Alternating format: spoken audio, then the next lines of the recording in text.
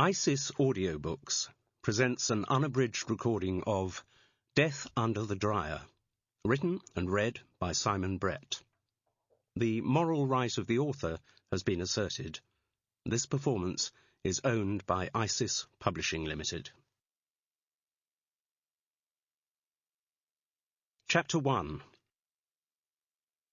If her hairdresser had not been killed, Carol Seddon would never have become involved in the murder at Connie's clip joint. Though she knew the salon well, and indeed had to walk past it every time she went along the high street to the inadequate local supermarket all-in-store, Carol had never before crossed its threshold. There was something too public about actually having her hair done in Fethering. Since she had moved permanently to West Sussex some 10 years previously, her reclusive instincts had favoured an anonymous salon in Worthing, where every 6 weeks her straight grey hair would be trimmed to helmet-like neatness by a taciturn man called Graham. The arrangement had suited her. She and Graham were polite, but showed no curiosity about each other, and their haircuts were blissfully silent. The first time Carol knew anything about his life outside the salon was when she heard that Graham had been killed in a motorcycle accident. This had happened when she rang to make her latest regular appointment. The emotion in the voice of the girl who relayed the sad news decided Carol that she needed to find another salon. She didn't want the perfect detachment of her relationship with Graham to be spoiled by the maudlin reminiscences of other hairdressers after his death. So the question then was, where should she go? She checked the yellow pages, but was paralysed into indecision by the sheer number of options available. Carol hated the hidebound nature that made her react like that, about everything. Why did she have to make an issue of things? She ought to have grown out of that kind of introspection by now. She was well into her 50s.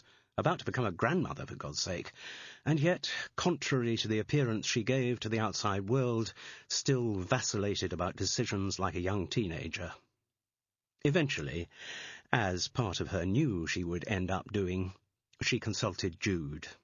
Her next-door neighbour's bird's nest style was probably not the best of advertisements for the art of hairdressing, but she must get it cut somewhere. Predictably, Jude turned out not to be that bothered where she went. Her haircuts weren't conducted according to a rigid timetable. She would just wake up one morning feeling that her blonde locks were getting a bit shaggy, or be passing a salon and go in on a whim. She did, however, say that Connie of Connie's clip joint on the high street was absolutely fine. Also, Fethering rumour had it, the salon wasn't doing that well, and so booking in there would be supporting local industry. These arguments, together with the unruly state of her hair, were enough to sway Carol. She seized the phone that very day, a Wednesday, and had a telling lack of difficulty in booking the first 9 o'clock appointment at Connie's clip joint for the following morning. As she stood waiting outside on the pavement at 9:10, she regretted her decision. Local people, lightly dressed for the soft September day, were walking past. She knew who they were, they knew who she was, some of them were even people she spoke to, and now they all knew that she was waiting to get her hair cut at Connie's clip joint.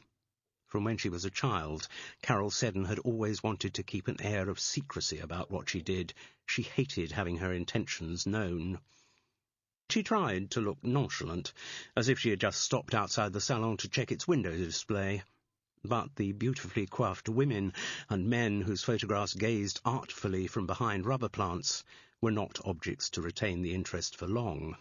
In spite of her pretences, Carol Seddon looked exactly what she was, a middle-aged woman locked out of the hairdressers. Discreetly, she drew up the sleeve of her Burberry and looked down at her wristwatch. Although the only other person in sight along Fethering High Street at that moment was a pensioner deep in his own thoughts and a duffel coat, Carol moved as if she was under the scrutiny of a prison camp watchtower. 9:12. Surely she hadn't got the time wrong. Surely the girl who answered the phone hadn't said the first appointment was 9:30? Such doubts were quickly banished. No, she had definitely said 9 o'clock, and Carol had planned her whole morning around that time. She had taken her Labrador Gulliver out for his walk along Fethering Beach, and after she had had her hair cut, she was going to do her weekly food shop at Sainsbury's. Oh, this was stupid, just standing about, trying to give the oblivious pensioner the impression that moving away from Connie's clip joint after precisely 17 minutes, being Carol, she had of course arrived early, was a long-planned intention.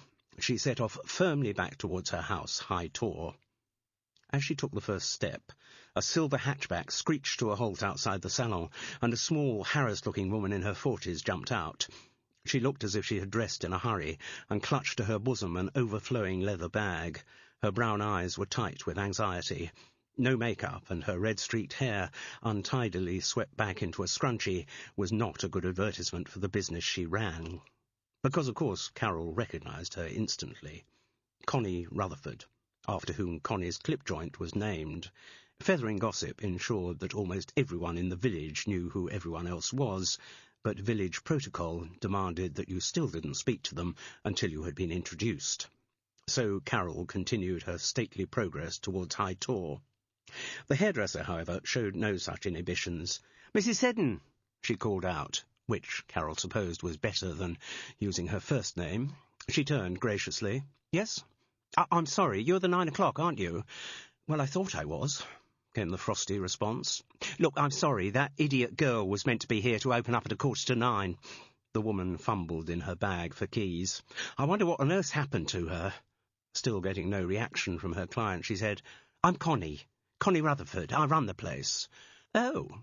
Carol received the information as though surprised by the identification. "I'm Carol Seddon." "Yes, I know. You live next door to Jude."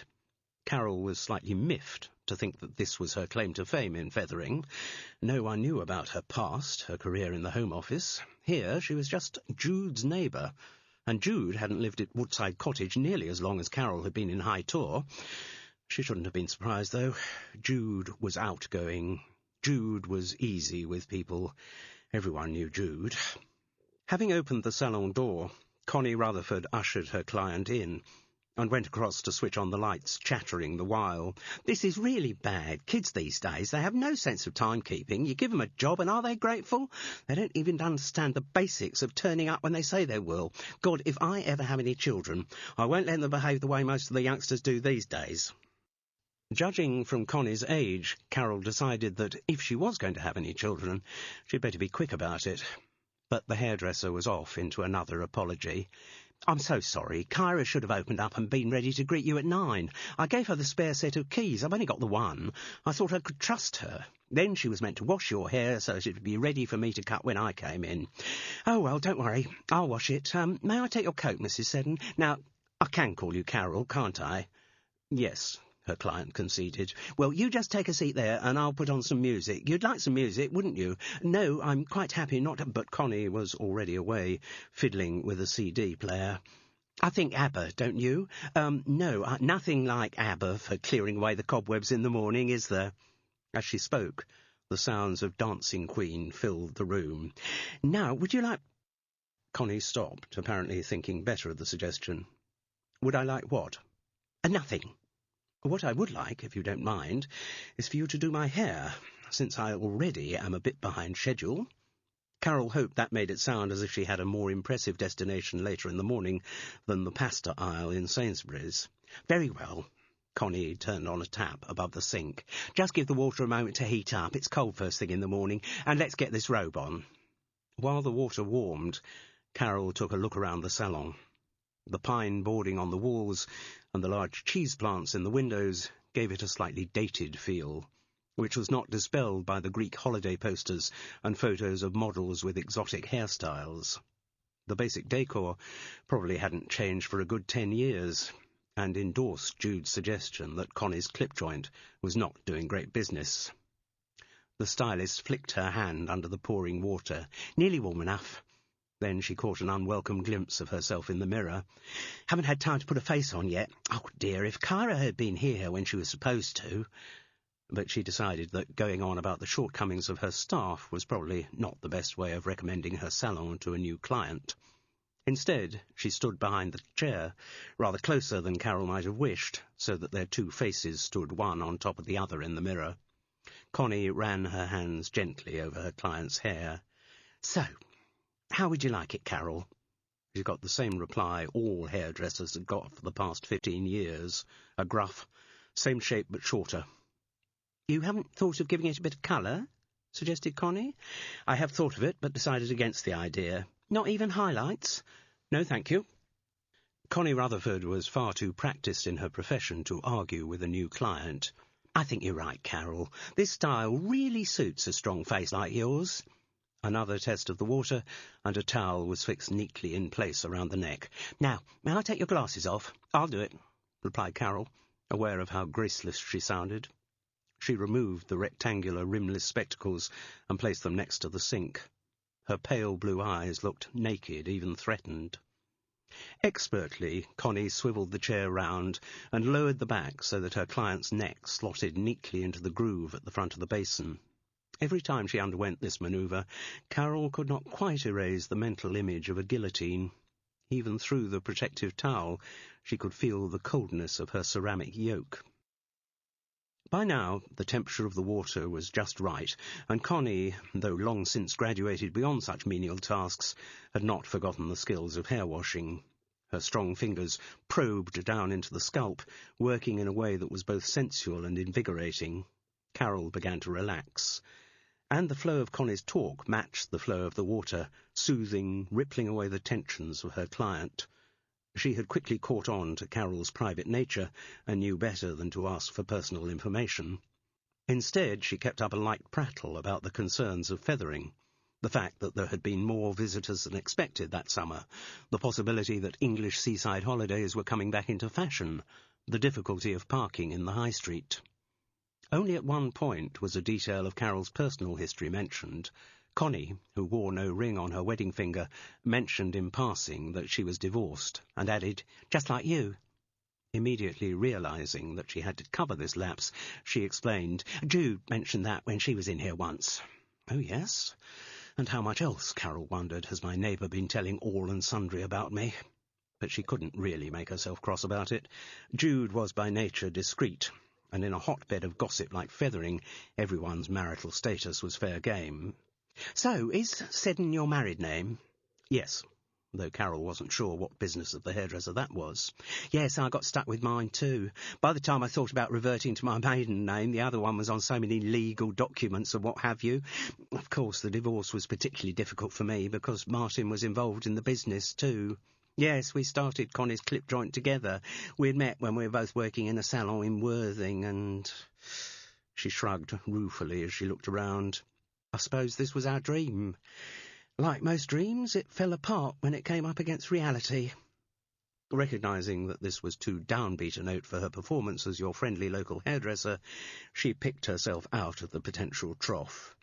"Anyway, let me tell you, any divorce is a nightmare, but one where you're trying to divide up business assets, well, I hope yours didn't involve that."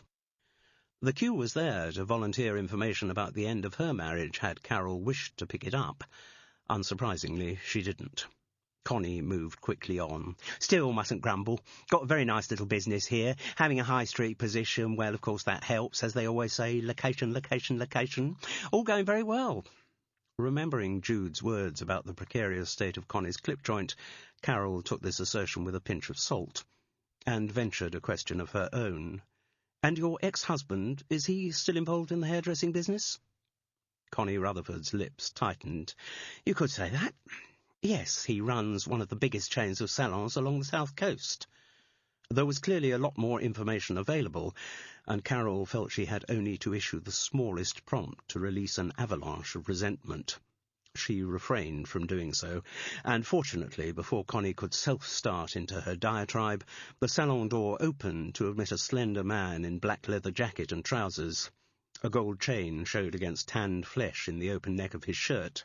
His neat, tobacco-coloured hair was highlighted in blonde, and his teeth were veneered to a perfect smile.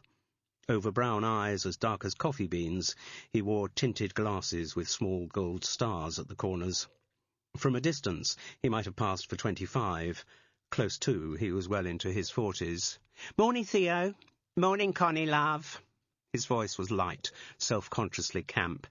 This is my 9 o'clock, Carol Seddon. First time she's been in here." "Really? I'm Theo." He gave a little wave. She couldn't have shaken his hand from under the robe anyway. But you do look awfully familiar, Carol. I live right here in Fethering, just along the High Street. Oh, then I must have seen you around. A hand flew up to his mouth in mock amazement. With a dog. Yes, I've seen you with a dog. Lovely big labby. He's called Gulliver. Oh, I'm such a dog person. I've got a little Westie called Priscilla. Ah. Connie's into cats, aren't you, love? I can never see the point of cats. Nasty, self-obsessed, spiteful little beasts. Takes one to know one, riposted Connie. Oh, you bitch! Their badinage was a well-practised routine. Insults batted back and forth without a vestige of malice. Carol Seddon got the feeling that for regulars it was as much a part of the Connie's clip-joint ambiance as the ABBA soundtrack. Theo looked around the salon. Where's the human pincushion? Late. She got the spare pair of keys and was meant to open up at 8:45. No sign of her. Probably stayed in bed for naughties with that young boyfriend of hers.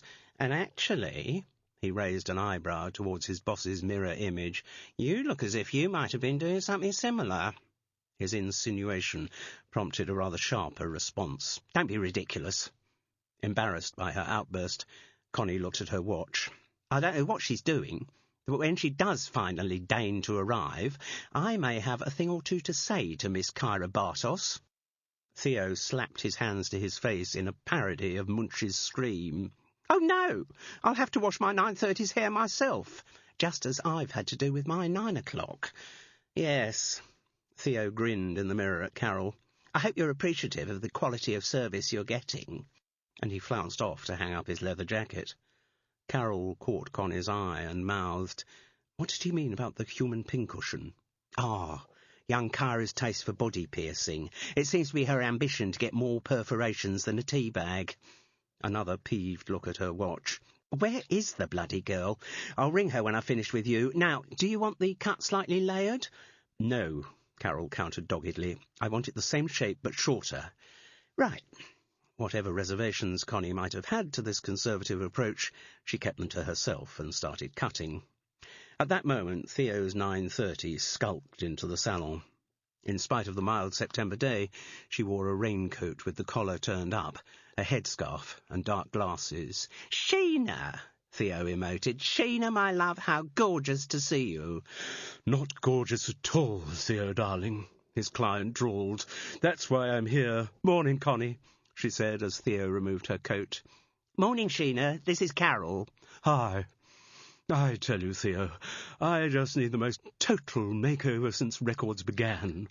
When I looked at myself in the mirror this morning, well, it took great strength of will not to top myself on the spot.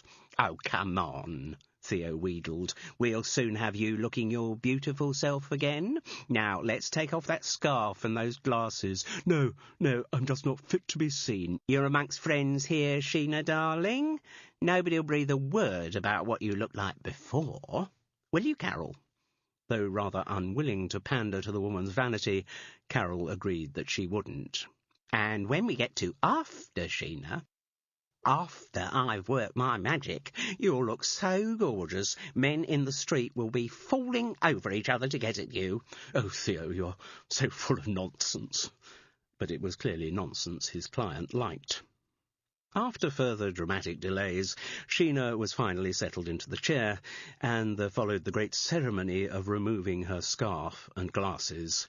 Carol, squinting at an angle into the adjacent mirror, wondered what horrors were about to be unveiled. What optical disfigurement lay behind the glasses? What trichological disaster beneath the scarf? After the build-up, the revelation was a bit of a disappointment. Sheena was a perfectly attractive woman in her late 40s, and what's more, one whose blonded hair appeared to have been cut quite recently. But she had set up her scenario and was not going to be deterred from playing it out. There, Theo. Now, that's going to be a challenge even for you, isn't it? Her stylist, who must have been through the same scene many times before, knew his lines. Don't worry, darling. Remember, Theo is a miracle worker. So, what are we going to do? We are going to make me so attractive, Theo, that I become a positive man magnet. Oh, too easy. You're a man magnet already. I wish. I don't understand. Sheena let out a long sigh. "There just don't seem to be any men in Fethering." "Oh, I wouldn't say that," he said coyly. "Are you saying you've taken them all, Theo?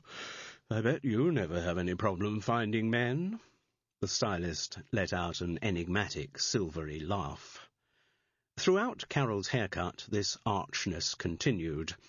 Connie, who had tried commendably hard to keep conversation going with her client, eventually gave up and joined in the false brightness of Sheena and Theo.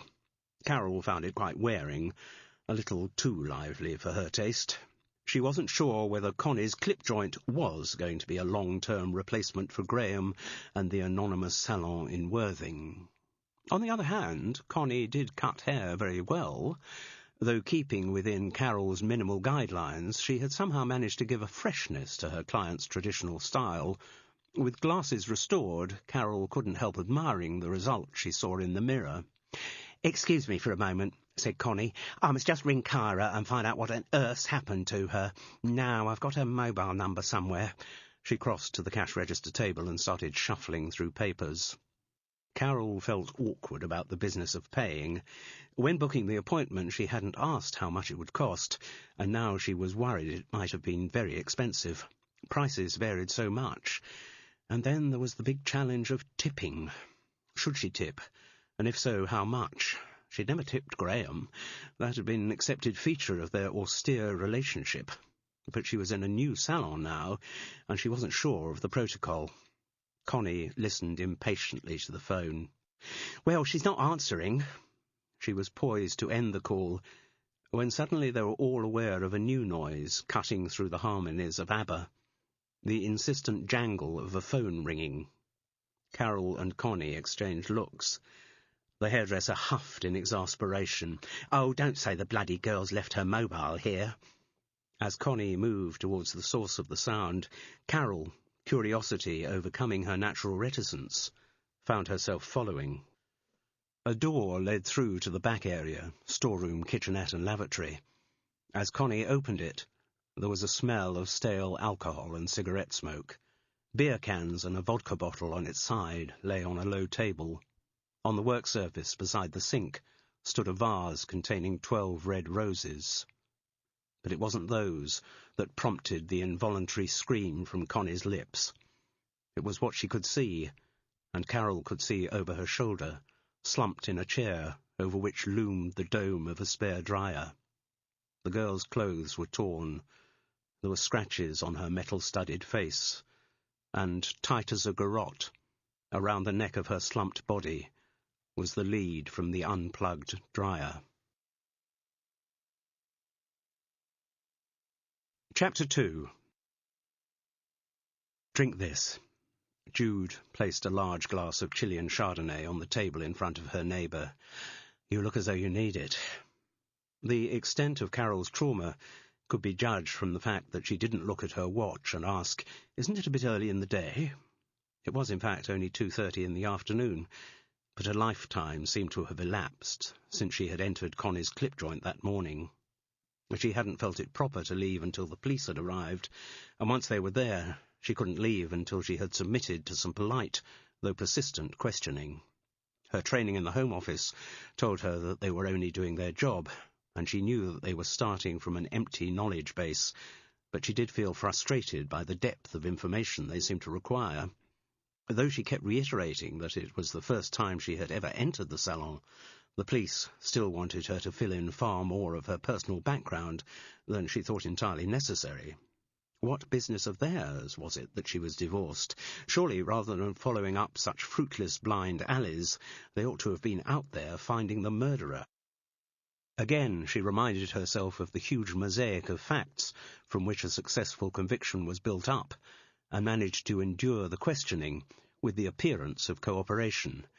But she hadn't enjoyed the experience. And it had all been made considerably worse by the presence of Sheena. Theo's client had taken the discovery of the girl's body as a cue for a full operatic mix of posturing and hysterics, Something like this was bound to happen, she had wailed. I knew when I got up this was an inauspicious day. I shouldn't have left the house. I should have stayed in bed. It's horrible. Though the poor girl may have deserved something, she certainly didn't deserve this. But through the woman's tears and screams, Carol could detect a real relish for the drama of the situation. Kyra's murder was the most exciting thing that had happened in Sheena's life for a long time. Eventually, Carol had managed to escape.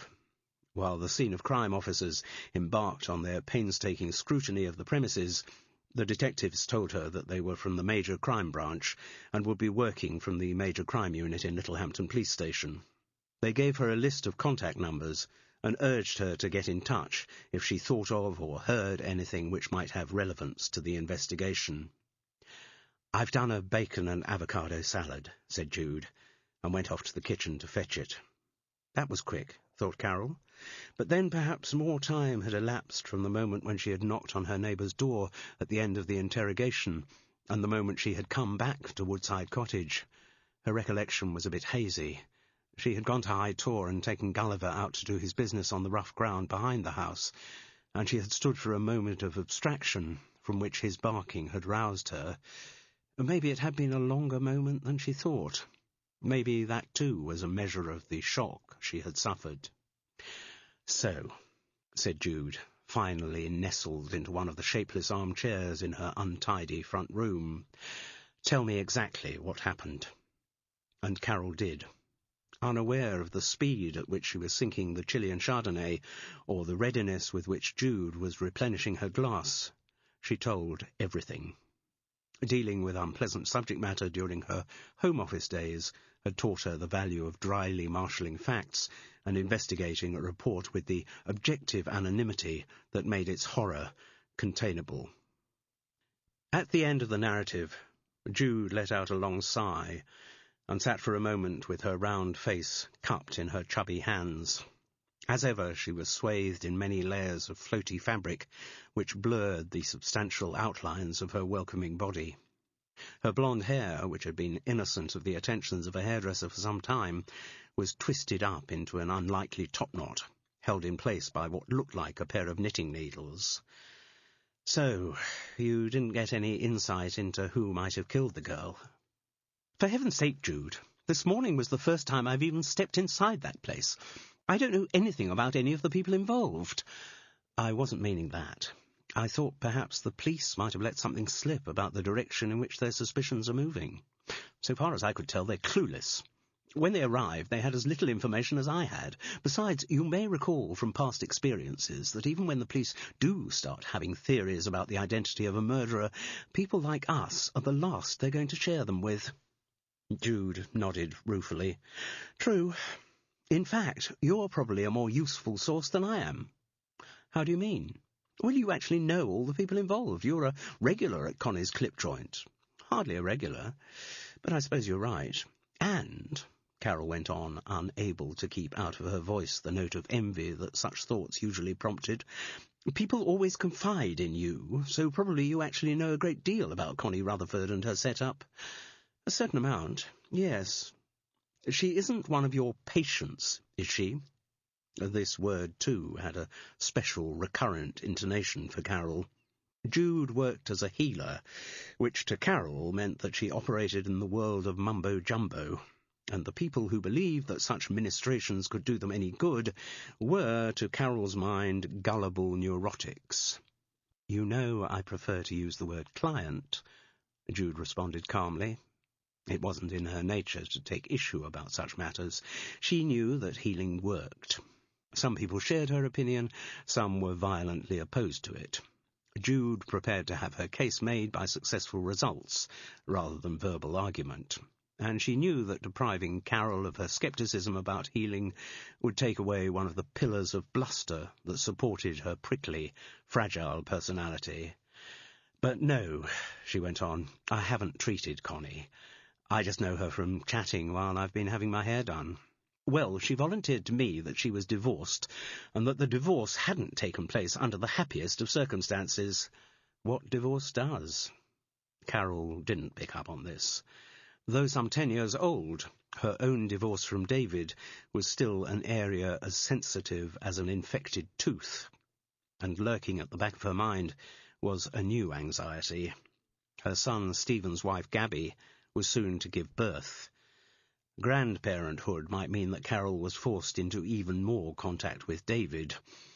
Resolutely dispelling such ugly thoughts from her mind, she went on, And I gather that she and, what was her husband's name? Martin, that's right, used to own Connie's clip joint together, and now he's got a rather more successful set-up. That's an understatement. He owns Martin and Martina. Oh, you must have seen their salons. Oh, yes, I have. I've never particularly paid attention to them, but they've got that big swirly silver logo, haven't they? There's one in Worthing. Worthing? Brighton, Chichester, Horsham, Midhurst, Newhaven, Eastbourne, Hastings. Martin Rutherford seems to have the whole of the south coast sewn up.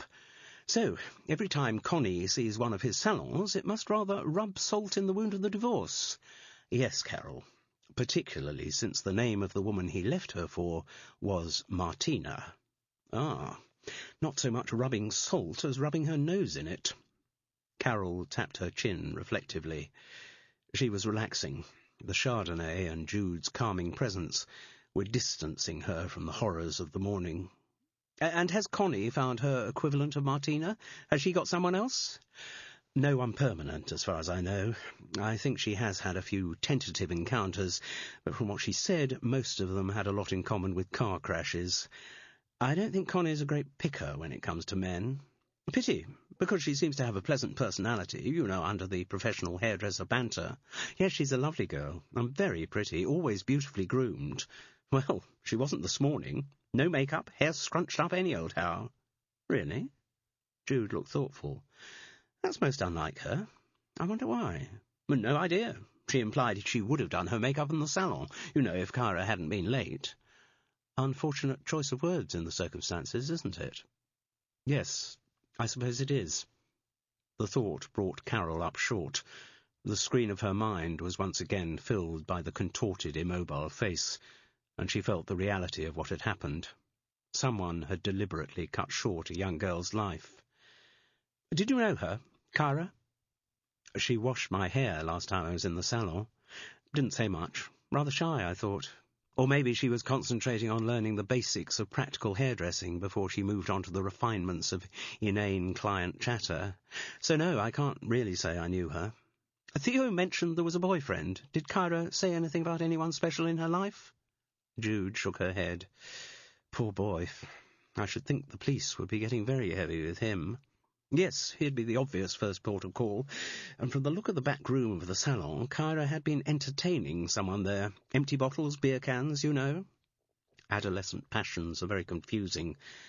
They can so easily get out of hand, said Jude with sympathy. Yes, Carol agreed without any. Jude refilled their glasses. Still, Carol made no demur.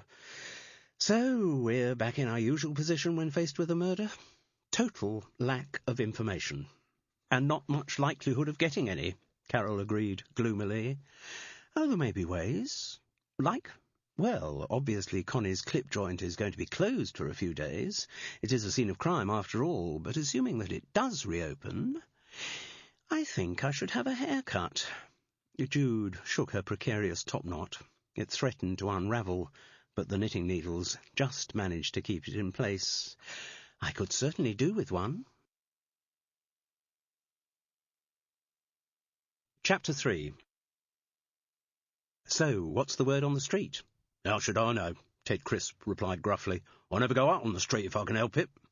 All right, said Jude patiently. What's the word in the Crown and Anchor? Ah, that's a different matter entirely.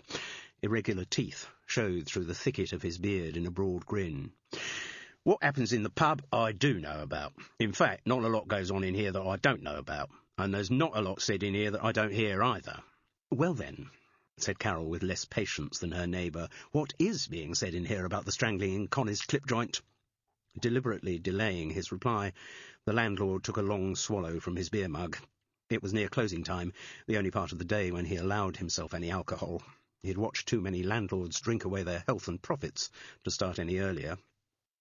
There is a general consensus, Ted began slowly, that the girl's boyfriend done it. And is that based on anything more substantial than speculation? Well, Carol, speculation is obviously the biggest part of what people are thinking, but there are a few other details that might point in the same direction. Like what? Asked Jude. We know nothing about the boyfriend, not even his name. That I can supply. Nathan Locke, 16, 17, still at college somewhere in Chichester. Parents live here in Fethering. I've seen him in the pub. With Kyra? Really can't remember. Those students tend to come in mob-handed. Hard to tell which one's which or who belongs to who. And I'm so busy watching out for which ones are underage that I'm not concentrating on much else. The photo of the girl they showed on the television news looked vaguely familiar, but whether I'd seen her with anyone particular I couldn't say. Certainly not as part of a regular couple. She looked rather different from the photo on the news. She'd had some piercing done on her lips and eyebrows, said Carol, for whom the image was uncomfortably recent. There was always something poignant about photographs of young murder victims, particularly girls, when they appeared in the media. Frequently they were out of date, posed school pictures of children who didn't look old enough to inspire adult passions, which only seemed to make their fate more painful. What was her surname? Asked Ted. I must have heard it on the news, but it was in one ear out the other. Bartos, Jude supplied. Oh, yes, I knew it was something foreign. Bartos. Now, where do you reckon that would come from? Spain, perhaps? South America? Originally, maybe, but there's such a variety of surnames in this country, it doesn't necessarily mean she's foreign. Ted took Jude's reproof on board. Yeah, OK, but it is an unusual name. So's Crisp. Nonsense. There's crisps everywhere. Behind this bar here I've got salt and vinegar, cheese and onion, barbecue, smoky bacon. The two women groaned as one, both aware of the huge blessing the world had received when Ted Crisp gave up being a stand-up comedian. Carol was quick to put such frivolity in its proper place. Bartos still sounds a foreign name to me. Everything sounds foreign to you, Carol. It was an uncharacteristically sharp response from Jude. Usually she let her neighbour's prejudices pass without comment. Well, it's true. Bartos doesn't sound English. Jude couldn't resist the tease. And does Seddon? And Carol couldn't resist the affronted knee-jerk reaction. Seddon is very definitely an Old English name. It's been around since at least the 14th century, and it's common in Lancashire. I thought you thought everything in Lancashire was common. Jude, if you... Ted Crisp was forced into the unusual role of peacemaker. Don't know what's got into you two tonight. Can we just leave it that Bartos is a slightly unusual surname and could possibly be of foreign origin? Very well, said Carol huffily. Jude just smiled. Anyway, Ted, Carol reasserted her position as a serious investigator, you said you knew something about the boyfriend, Nathan Locke. Only as I say that he did come in here sometimes. He must have been quite a regular for you to know his name, Jude observed. No, but one of my regulars does know him fairly well, lives down the street from his family. Who is the regular? Ted Crisp gestured over towards one of the pub's booths, in which an old man mournfully faced the last few centimetres of his beer. Les Constantine holds the Crown and Anchor all-comers record for the longest time making a pint last. Could you introduce him? Asked Jude. He may not want to talk to us, said Carol, her natural distrust of strangers asserting itself. You buy him a pint, and he'll want to talk to you all right. Buy him a pint, and he'll tell you anything you want. Haven't you called time, though, Ted? You can't serve him, can you? Listen, Carol, I'm landlord of the Crown and Anchor. I can do what I like. He lumbered across towards the booth. Oi, Les, couple of ladies want to buy you a drink. The old man looked up lugubriously. They're probably only after my body. Do you find that's what it usually is with women? Oh, yes. He moved daintily towards them. He was quite short, and his long-lasting pints of beer hadn't put any flesh on his thin bones. He wore a dark grey suit which shone here and there from too much ironing, and a broad 60s flowered tie and a neat Windsor knot under a frayed collar. But though the clothes had seen better days, everything was spotlessly clean. Ted made the introductions and set a full pint in Les's hand. Carol waited for a grateful mouthful to be downed before asking, "So you actually know Nathan Locke?" The old man looked disappointed. Oh, so you meant it wasn't my body you were after? Just a few questions first, then we'll get on to the sex. What do you fancy? A threesome with the two of us? Carol was appalled by the suggestion, but once again was forced to admire Jude's uncanny skill of hitting the right note with people. That kind of outrageous badinage was the response Les Constantine wanted. She had instantly tuned into his wavelength. All right, he wheezed. We'll sort out the fine-tuning later, you know, your place or mine. How's that? Sounds perfect. Sounds perfect to me too, Jude. He relished the taste of her name on his lips. So, what can I do you for? Presumably you're interested in the boy because of what happened down to hairdressers. Well, yes. You and everyone else in Fethering. Yeah, suddenly, just thanks to a geographical accident, living down the road from the boy, I'm very popular. He took another swig of beer. Not the first free pint I've got this evening for my inside knowledge, is it, Ted? The landlord guffawed agreement, and for a moment Carol wondered whether they had been seduced into a handy little scam between publican and customer. Then, with a wink, Ted Crisp wandered off to collect up glasses from the slowly emptying tables. I live in Marine Villas, Les went on. You know where I mean? Parallel to Beach Road, running down to the Feather. That's it. I've been there nearly 40 years now, with the wife, Iris. I was, till she passed away. 1999, that was. The recollection still caused him a pang. Anyway, the Locks moved in about a year after that. Nathan was, I don't know, 10, maybe younger. Nice kid. Not one of these that's always causing trouble and nicking your dustbins and throwing McDonald wrappers in your front garden and that. More interested in books and schoolwork, I gather. Whole family's a bit arty-farty from what I hear. So, do you actually know Nathan? Oh, just to say hello to. Not bosom pals, but in a street like Marine Villas, where you hear a bit about everyone's business, like I suppose most of them know about everything I get up to. That is, except for the torture chamber in the cellar and the dominatrix, obviously. Oh, I'd heard rumours about her, said Jude, again finding exactly the right level. Blimey, O'Reilly, you can't keep anything secret in a place like this, can you? He shook his head at the prurience of Fethering residents. Anyway, Carol pressed on, do you know anything about Nathan Locke's relationship with Kyra Bartos? She's a dead girl, isn't she? Yes. This time the headshake was more measured and regretful. Heartbreaking, isn't it? Kid like that, got everything ahead of her, could have been a mum, had lots of kiddies, and this, it kind of all stops, doesn't it?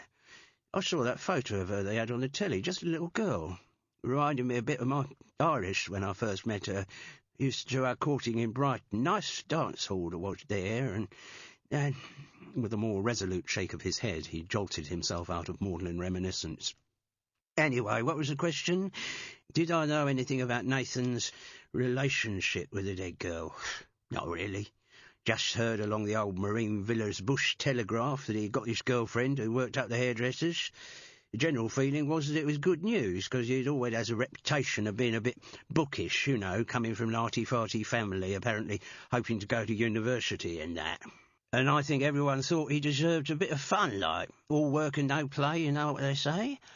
Do you know what he's hoping to read at university? Asked Carol. Read? I've no idea. I told you I didn't know him that well, so I don't know what books he reads. Carol meant, what does he want to study at university? Jude explained. Oh, right. I don't know, language or something like that. Not anything useful. What do you mean by useful?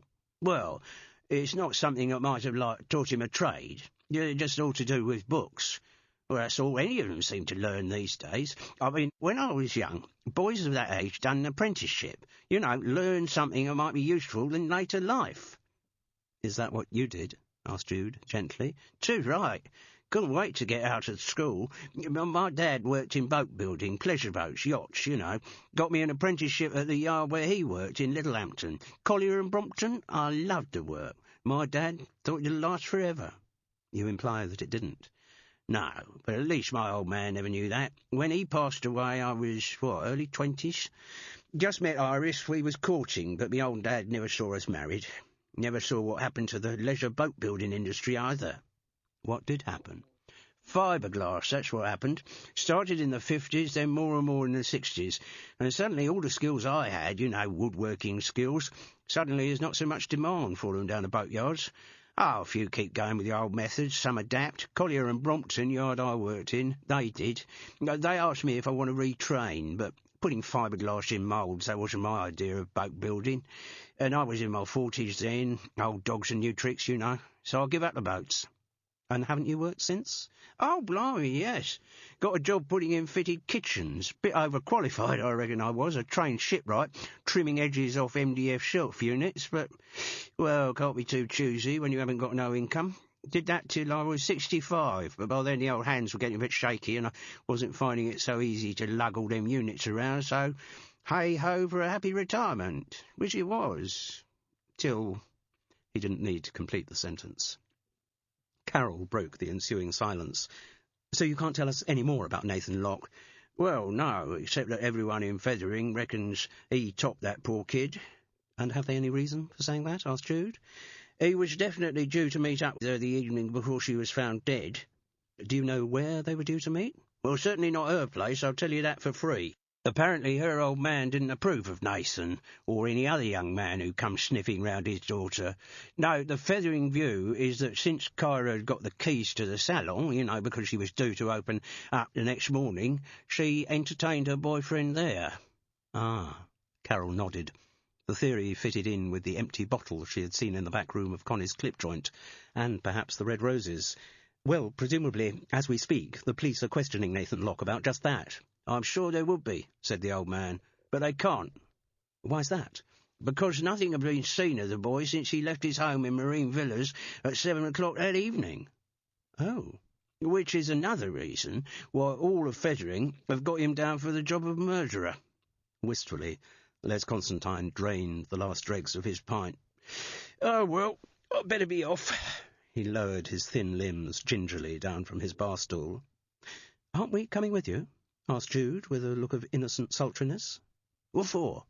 Carol found herself blushing as her neighbour replied, For that threesome.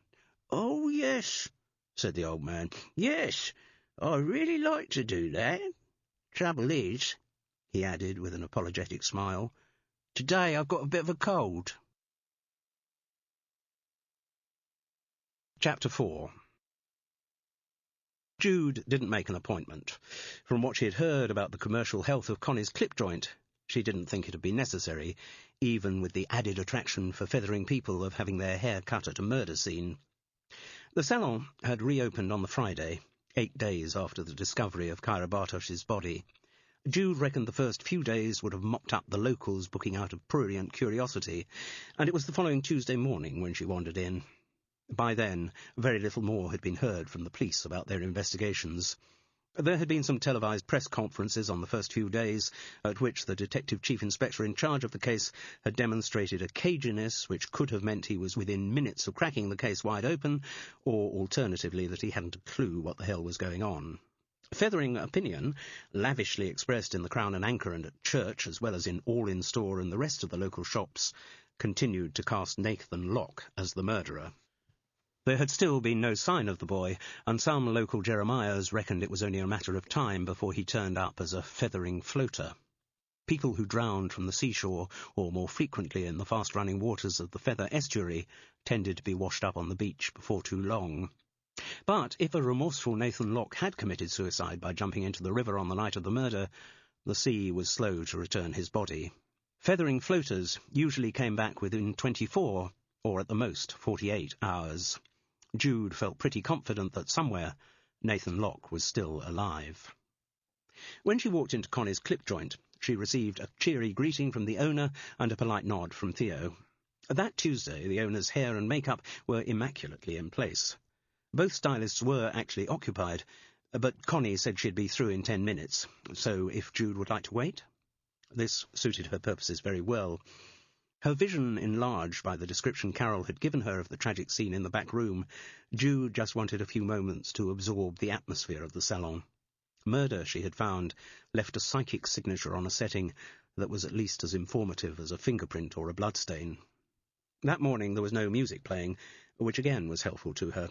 The less distractions, the better.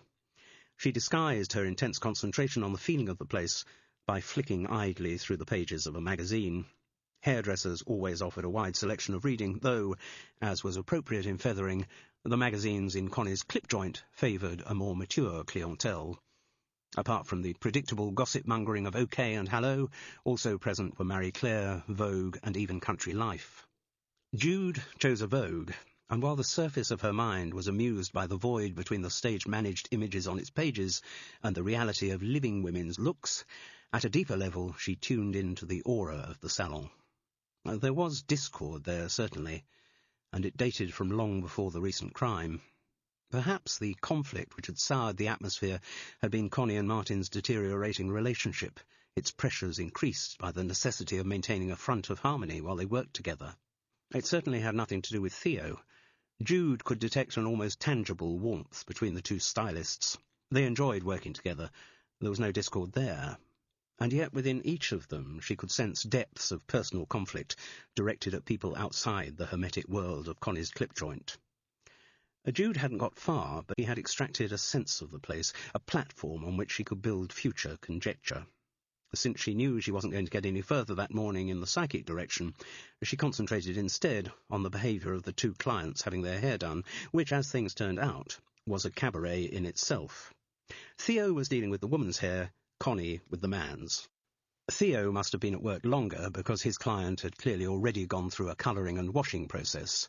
Now both had reached the same stage, as though there was a pre-arranged plan to make the two haircuts finish at the same time.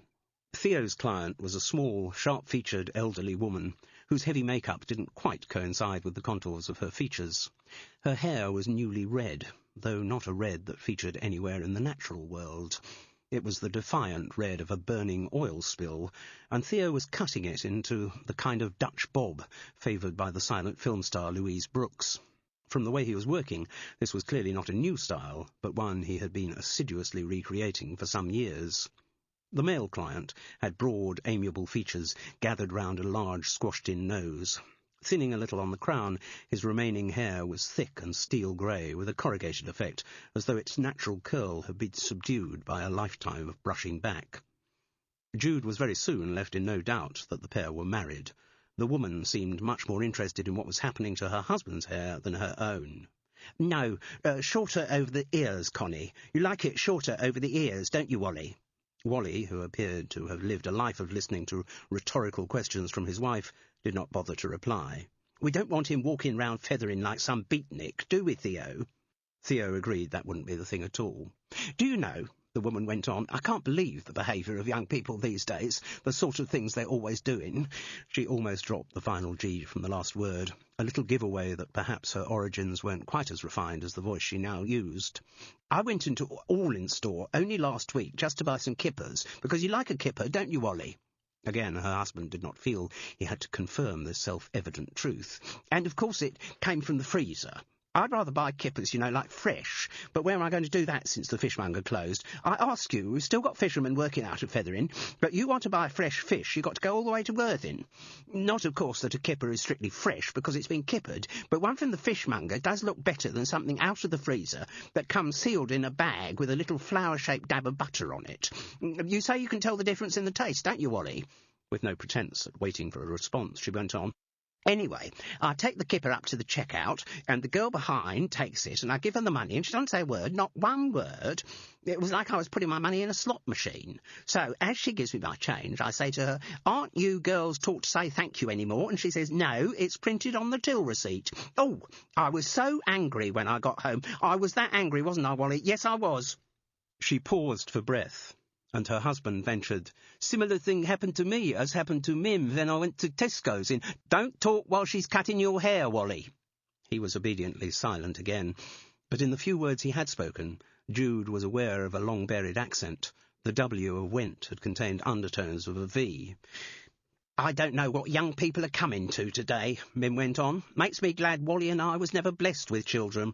Well, though I don't think blessed is probably the right word. Cursed with children might be a better word, the way some of them behave these days. Because, of course, you had that terrible business here, didn't you, Connie?" "Yes." If Mim was surprised by somebody actually responding to one of her rhetorical appeals, she didn't show it. "Drugs at the back of it," she announced knowingly. "Drugs at the back of most of this stuff, you know." "I don't think Kyra ever had anything to do with drugs, Mim," said Connie. "No, her old man wouldn't let her do anything like that," Wally agreed. "Was very angry when she had her ears and nose pierced. He always had standards, Joe." Mim looked a little miffed, as though allowing her husband space to inject 3 sentences into the conversation was somehow a failing on her part, and quickly resumed her monologue. "Yes, more parents should have standards than they don't. What are kids brought up on these days? Fast food, discotheques and video games. That's what they're brought up on, aren't they, Wally?" Her husband, still basking in the glow of his recent conversational triumph, didn't feel the need to respond. "I think bringing back national service would do them all a lot of good. Your time in the army didn't do you any harm, did it, Wally? Then these kids wouldn't go round smoking stuff and sticking needles in themselves and stuffing substances up their noses. Me and Wally worked in the music industry, where there was supposed to be lots of drugs going round, and we never saw any of them, did we, Wally? No. Whereas these days, kids can buy drugs as easy as ice lollies, and they don't think no more of taking them than they would have eaten an ice lolly. No wonder it all ends up with violence and murder." "But as I said," Connie repeated patiently, "Kyra didn't have anything to do with drugs." "I'm not saying she did, but the boy must have done. People don't go round strangling people for no reason. The boy must have been on drugs." "We have no means of knowing that," said Connie, trying to bring a little rationality into the conversation. "And nor indeed do we know that Kyra's boyfriend is the guilty party." But Mim's prejudices weren't so easily shifted. "Oh, come on. If he didn't do it, why's he disappeared? If he's innocent, if he's got an alibi, why doesn't he come forward and tell the police about it? No, I'm sure he was on drugs." "Now, let's blow it into shape, shall we?" said Theo, and started fluttering around Mim with the hairdryer. "On drugs," said Wally, taking advantage of the diversion to continue dramatically, "or in the grip of a passion that he could not control." Mim once again seemed to regret the lapse that had allowed her husband to get a word in. "Don't talk, Wally.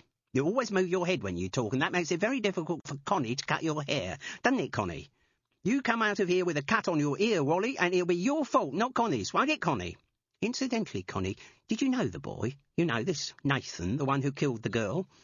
Jude, who'd been taking in everything, listened with even greater attention. Yes, I have met him," the hairdresser replied, "and you really must stop saying that he killed her. But that's what everyone else in Fethering is saying."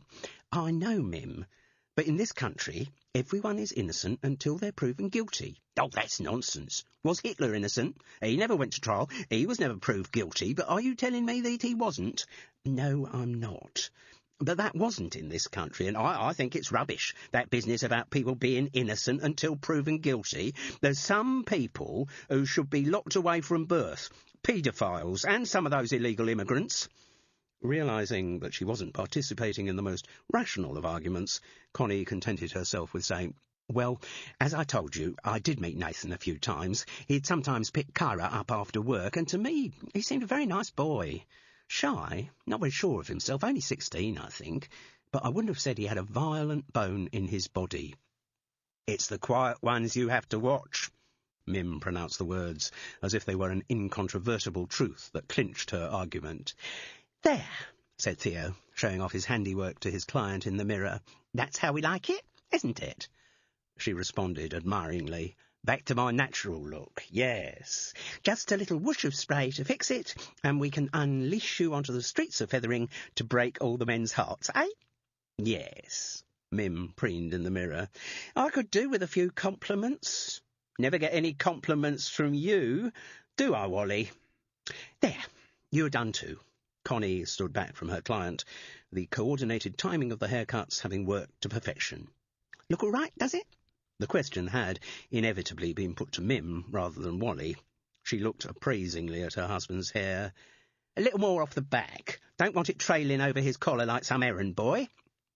While Theo made a big production of the final primping of his client, Connie duly did as she was told to hers. The couple were pampered into their coats. They paid their money, with Mim duly tipping both stylists. Jude wondered whether Wally was allowed to carry any money of his own. Then Connie crossed to the appointments book. "Usual 5 weeks, shall we say? The Tuesday again, same time?" "Oh, yes. So that'll be 9:30 for you and the 10:45 slot for the gentleman. Doesn't matter. We both come at the same time and you'll sit and wait, won't you, Wally?" Once again, long experience told her husband that no response was required. "Grenston's their surname," said Connie. "Wally and Mim Grenston. He was quite a successful musician, had his own band and did a lot of arranging, I believe. And she was a singer, also a very good career, but she gave it up when they got married, as women often did in those days. But she said they didn't have children. Well, maybe she didn't need them the way she treats Wally. They're absolutely devoted to each other, you know." "I could see that," said Jude thoughtfully. And Wally implied that he knew Kyra's father. CD 2 Chapter 5. Like Carol, Jude had the privilege of having her hair washed by the salon's owner. "I must get another junior soon," Connie had said, "but it seems, I don't know, so recent after what happened to Kyra." Yes. Will it be hard to find someone? God, no. Hundreds of girls still want to be hairdressers in spite of the rotten pay. I get a dozen letters a week from kids asking to be a junior here, some with a bit of training, some not even left school yet. But the problem is getting the right one who's going to take the job seriously and actually be of some use to me. Was Kyra one of those? I think she could have become quite good.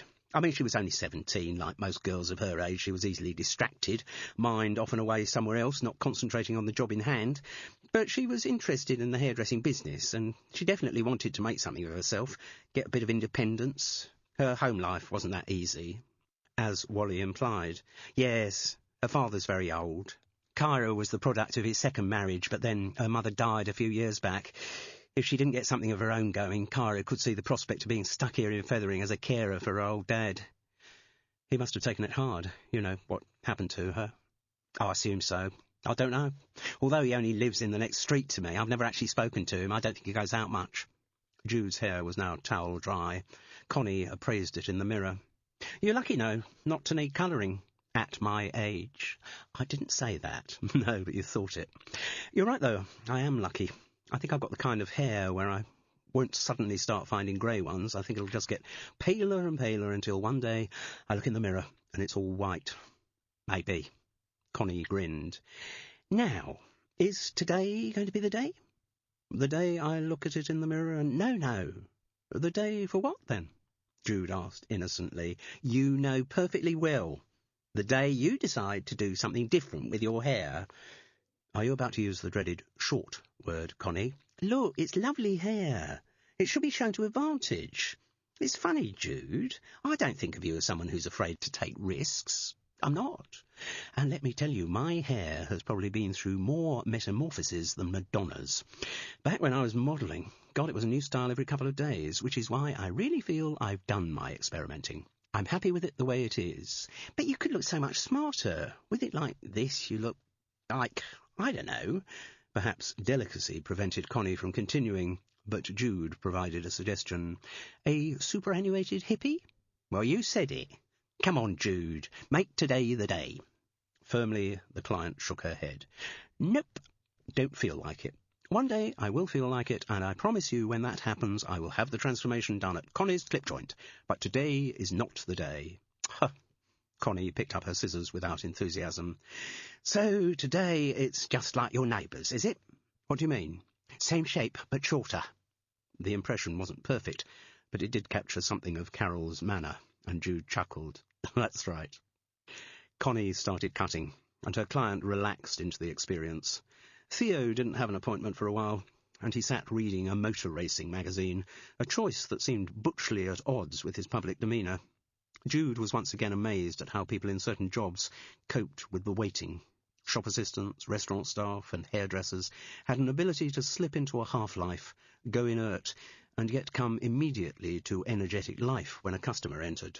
That was another part of the job she reflected that a salon junior like Kyra might have found hard to cope with. Oh, Jude, something I was going to ask you. Yes? You're into alternative therapies and that, aren't you? Well, to some extent, Jude replied cautiously. I'd really like to talk about that at some point. Why? Have you got some problem that you need help with? No, it's not that, not for me. It's just increasingly salons are offering other services apart from the straight hairdressing, manicure, ear piercing, massage, all that stuff. A lot of the modern salons are getting more like beauty spas, sunbeds, detox wraps, you name it. That's certainly the way Martin and Martina are going. She couldn't keep the resentment out of her voice when she mentioned her ex-husband's business. I just wondered if you were into any of that stuff, Jude. Not really. What I do is therapeutic, helping people feel better. Connie grinned. So, you're just like a hairdresser. I tell you, we are very definitely therapists for all the listening we do, apart from anything else. Yes, I'm sure you are. Well, if there were some service, that I could refer my clients to you for, we'd make it a business deal. Look, take one of my cards. That's got my mobile number on it too. And give me a call if you can think of a way we can make it work. I will. Jude couldn't envisage anything coming of it. She didn't want her healing services to become part of anyone's pampering regime, but discussion of the project might be another way of keeping in touch with the hairdresser, and maybe eventually finding out more about what had happened at Connie's clip joint. In the meantime, the best way of eliciting information remained the direct question. "Have you had any more contact from the police, Connie, since you reopened?" "No, thank God. The amount of questioning I had to go through in the first couple of days, it was pretty wearing. They wanted to know all kinds of things that I wouldn't have thought could be relevant in a million years, asking about my marriage and a whole lot of other private stuff." "Did they talk to your ex-husband as well?" "Yes, I gather Martin went through quite a grilling, but after the first couple of days they seemed to decide there was nothing more I could tell them." "Did they lay off him too?" She seemed about to make a different answer, but then said brusquely, "That I wouldn't know. Anyway, the good thing was that quite suddenly they seemed to lose interest in me. Maybe that was when they got more news about Nathan Locke disappearing, I don't know. The detectives in charge told me to stay in touch, but thank God, since then they've left me alone. Oh, they've given me lots of numbers to ring if I remember anything else or if anything happens that might have a bearing on the crime. But then I can't imagine that anything is going to happen that has a bearing on the crime. Unless Nathan Locke suddenly turned up on your doorstep one day. I can't think that's very likely." "Do you mean you share the general Fethering view that he's committed suicide? It would be an explanation, wouldn't it?" There was a silence, disturbed only by the snipping of Connie's scissors. Eventually Jude broke it. "You said you hadn't met Kyra's father?" "That's right." "But Wally Granston knows him. Talked about him as Joe, didn't he?" "Yes. When Wally was last in, he said hello to Kyra like he'd met her somewhere before, probably seen her round her old man's place. From what he says, he's one of the privileged few who's allowed in there. The Bartos place backs onto my garden, but I've never had so much as a how-do-you-do from the old boy." Jude looked thoughtful. "Do you still live in the house you did when you were married?" "Yes, part of my settlement. That and this place." She smiled ruefully, while Martin went on to greater things. After a few moments' silence, Jude said, "I'd like to talk to Wally Granston." She had no inhibitions about saying this. You could tell everything to a hairdresser. Whatever you said, they had always heard worse, and generally speaking, they were discreet about keeping things to themselves. "He's in the phone book." "Right. My dear Jude, if you're going to call him, I'd recommend you do it on a Thursday morning." "Oh? Why?" "That's when Mim goes out to her flower arranging club." Chapter 6. "Is that Mrs. Seddon?" The voice on the telephone was male, cultured, even slightly academic. "Yes?" "You don't know me. My name is Rowley Locke. I am the uncle of Nathan Locke." "Ah. And I'm sure I don't need to tell you that my nephew is currently the subject of a lot of local gossip." "No, it's hard to escape it. The fact is that without any evidence, without any trial, Nathan is being spoken of as the murderer of that poor girl in the hairdresser's." "I had heard that suggestion, yes." "Well, I apologize for troubling you, Mrs. Seddon." He was extremely polite in his approach. "But from the perspective of our family, this is very distressing." "I'm sure it is."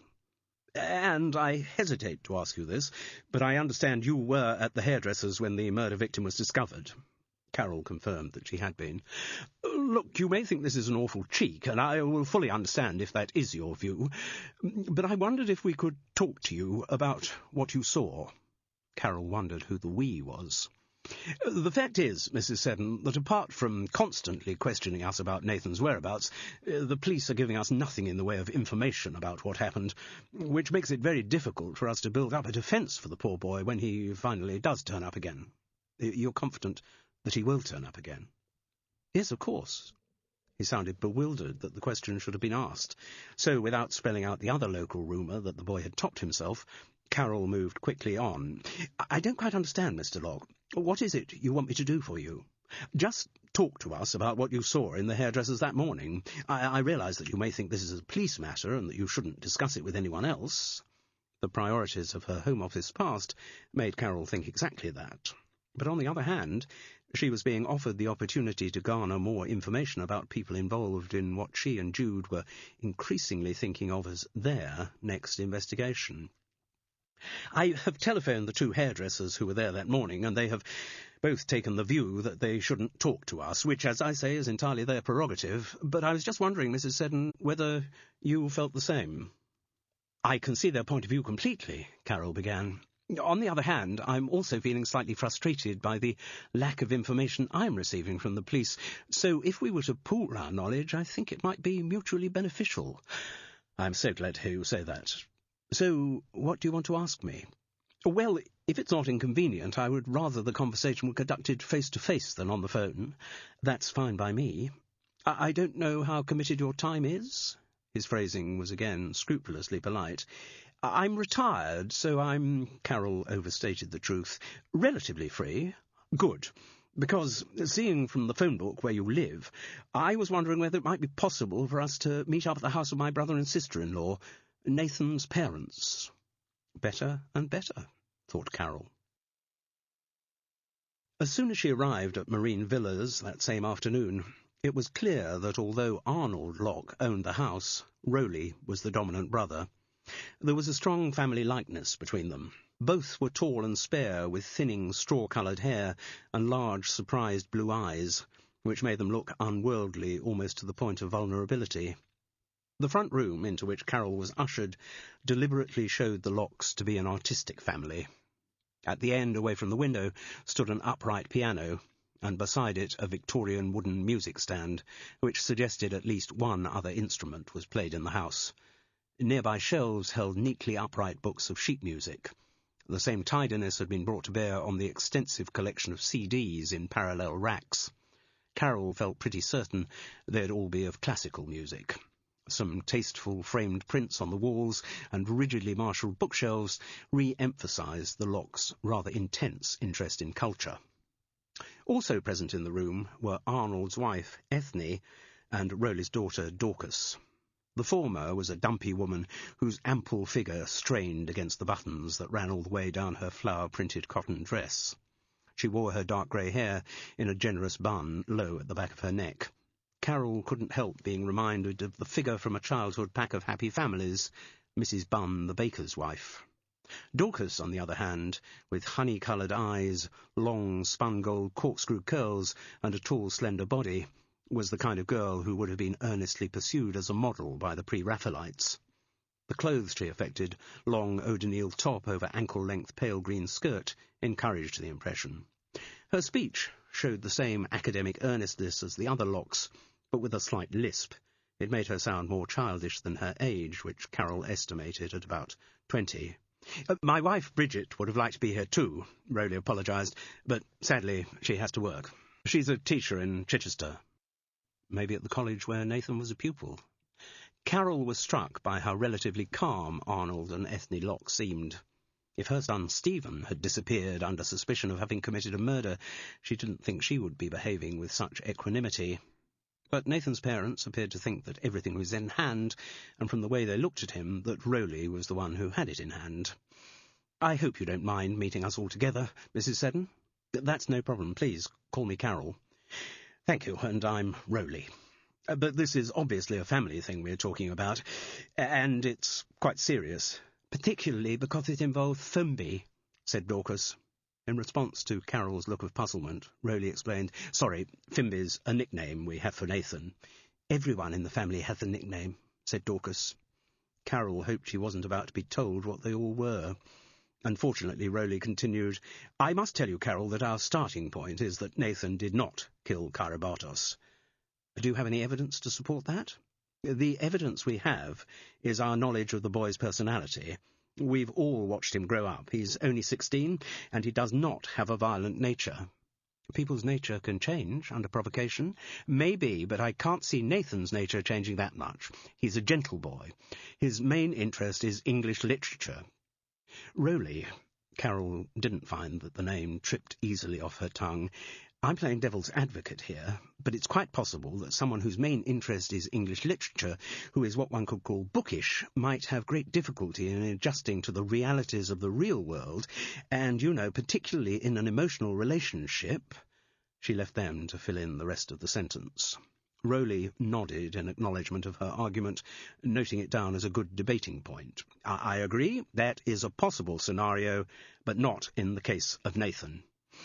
No, we really can't imagine him doing anything like what he's being publicly accused of, Arnold contributed, and the we he used seemed to encompass not just himself and his wife, but the whole family. But you don't have anything handy like an alibi for him at the time when he was supposed to have been with Kyra? No. After his brother's brief intervention, Rowley once again took up the reins of the conversation. And indeed, I'm telling you this, Carol, because I respect the fact that you've agreed to come and talk to us this afternoon, and because I trust you not to spread the information around. We are pretty certain that Nathan did actually see Kyra Bartos the evening before she died. You haven't heard that from Nathan himself? We've heard nothing from Nathan himself. And you don't think he's just run off for reasons which have nothing to do with the murder? Rowley was puzzled by the question. Why on earth would he do that? Well, young people do it all the time, you know, if they're unhappy at home. Nathan was not unhappy at home, said Rowley firmly. We are a very strong family, and he always enjoyed being part of it. This was spoken so much like an article of faith that Carol found herself wondering what it must have been like for any family member who questioned the party line. She knew she'd find such a setup impossibly claustrophobic. Maybe Nathan did too.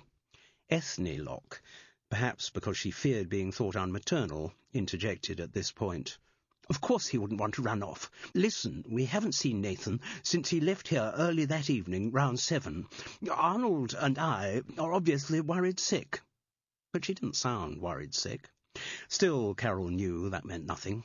The woman's surface calm might well be a coping mechanism for her anxiety. We are sure he will come home eventually, the boy's mother went on, but he must be aware that he's a suspect, and I'm sure he's terrified of the police getting hold of him. Our fine boys in blue, said Rowley Locke, clearly speaking from a long-held agenda, do not have the best reputation in the world for the way they deal with suspects. Human rights tend to cover only what can be seen. They frequently cease at the door of the interrogation room. We don't want Nathan to have to go through that. Carol, whose experiences in the Home Office had given her a less cynical attitude to the British police, did not think that this was the moment to take issue. Nor did she think it was the moment to raise the question of suicide with the boy's parents. It seemed to have entered their thoughts no more than it had Rowley's, and Carol was not about to create new anxieties for them. Have you any idea how the police's search for Nathan is going? Rowley Locke shrugged. As I say, we're not very high up the distribution list for police information. Join the club, thought Carol. They've asked us about where he might be, obviously. They even had the nerve, said Ethne, to search this house to see if he was hiding somewhere. Though they did ask our permission first, her husband pointed out. Yes, but only because they would have had to get a search warrant otherwise, Ethne added. And they looked out for him in our house as well, said Rowley. We, too, gave permission. We had nothing to hide. They even searched Trebotic. Trebotic? Oh, sorry, Carol. It's a place we have in Cornwall. They thought Nathan might have hidden himself away down there. Well, I suppose that's a reasonable suspicion, isn't it, if it's a family place? Rowley Locke was not temperamentally inclined to listen to any arguments in favour of our fine boys in blue. Anyway, he went on, the reason for wanting to talk to you, as I said on the phone, is because the police are telling us nothing. And it's very difficult for us to get a handle on what Nathan might or might not have done when we don't know exactly what it is he's been accused of. He hasn't been accused of anything yet. All right, what he's suspected of having done. And I just thought, because you were actually on the scene when the body was discovered, you might know something, well, more than we do, anyway. Carol nodded thoughtfully and looked around the room. She felt justified in taking her time. What the Lockes were asking could be considered as a major intrusion into her privacy. They weren't to know she was at least as desperate to find out everything about them as they were about her. The framed photographs on the mantelpiece and walls corrected an image of the family that she had received. Dorcas's prissiness had suggested to Carol that she was an only child, but the evidence negated that impression. All the pictures showed lots of children, and both sets of parents, in a variety of relaxed holiday settings. Both Nathan and Dorcas had siblings, one of hers being an identical twin. Carol got the strong impression that the Locke cousins did everything together, and no doubt, she thought with a mental cringe, they all had nicknames like Fimby. "I see you're looking at the photographs," said Rowley. "That's Nathan." The boy, he pointed out, had darker hair, but the same susceptible pale blue eyes. He was good-looking, probably about 13 when the photograph had been taken. The massed children were on a boat in a creek that looked Cornish, the Helford River, maybe. Presumably the setting was somewhere near Dribodic. The other children were taking up nautical poses for the camera like something out of Swallows and Amazons, a book which Carol suddenly felt certain the Locks would have read with enormous relish. But Nathan looked detached, almost embarrassed by the play-acting around him. Maybe it had only been a phase, an adolescent grumpiness which had afflicted him that one particular day, but Carol got the impression of the boy as an unwilling outsider in the claustrophobic world of the Lock family. "Thank you. I haven't met him, obviously," she said, "and I'm afraid I don't know much about the background or the history at Connie's clip joint. That morning was the first time I had been in the salon. It must have been a terrible shock for you. But do you mind telling us what you actually saw?" "No, not at all." "And is it all right if I take notes?" Carol shrugged permission. Rowley Locke took a small, plain, leather-bound notebook out of his jacket pocket, and then unscrewed a large fountain pen. He opened a page on which she could see neat italic writing in brown ink. She had a feeling that everything Rowley Locke did in his life would be balanced on that fine line between individuality and pretension. Her description of what she had seen in the back room at Connie's clip joint was delivered as impassively as she could make it. When she had finished, Rowley Locke completed his last note with a neat full stop. "Thank you so much, Carol. There were quite a lot of details there that we didn't know about." "Oh?" "Well, we knew how the girl had been strangled and what had been used to do the deed, but we didn't know anything about the vodka bottle and the beer cans, or the red roses. Those all seemed to suggest that Kyra had been entertaining someone in the salon that evening.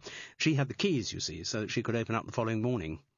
Carol remembered something Les Constantine had told her, and could see no harm in passing it on.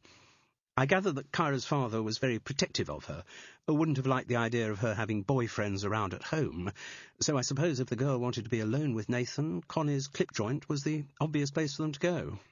Ethne Locke, interpreting this as some obscure slight on her as a parent, insisted that Nathan had always been welcome to bring Kyra to Marine Villas. "We made that very clear to him. Arnold and I have very liberal attitudes to that kind of thing. Diggo had one girlfriend virtually living here just before he went to university." Carol assumed this was another of the ghastly Locke nicknames, probably for Nathan's older brother, but she didn't ask for an explanation. Instead, she went on, "I haven't heard it as a fact from the police, but I had assumed that the vodka bottle and beer cans might have given them a direct link to Nathan, you know, through his DNA or fingerprints." "Yes, except that they don't have his DNA or fingerprints on file, and we refuse to let them take any samples from the house. We know our rights." Rowley Locke was mounting another of his human rights hobby horses. "I am aware that this government would like to have everyone's details on file from birth, but at the moment they can only keep such records for people who have actually been found guilty of a crime, and I'm glad to say that my nephew has never fitted into that category." "But you're not denying," asked Carol, "that it does look likely that Nathan spent some time with Kyra in the salon the evening before she was found dead?" "No, none of us are denying that. We think it very likely that he did spend time with her. What happened while they were together—" For the first time he looked embarrassed. "Carol, you didn't gather from the police whether there had been any sign of sexual activity on the girl's body?" "They're no more likely to have told me that than they are you." "No, I suppose not. I wasn't suggesting rape, or I was thinking of consensual sex." "Do you know whether Nathan and Kyra were sleeping together?" Instinctively, Rowley looked to the boy's mother to answer this question. "I can't actually be sure," said Ethne Locke, "but I would have thought it likely.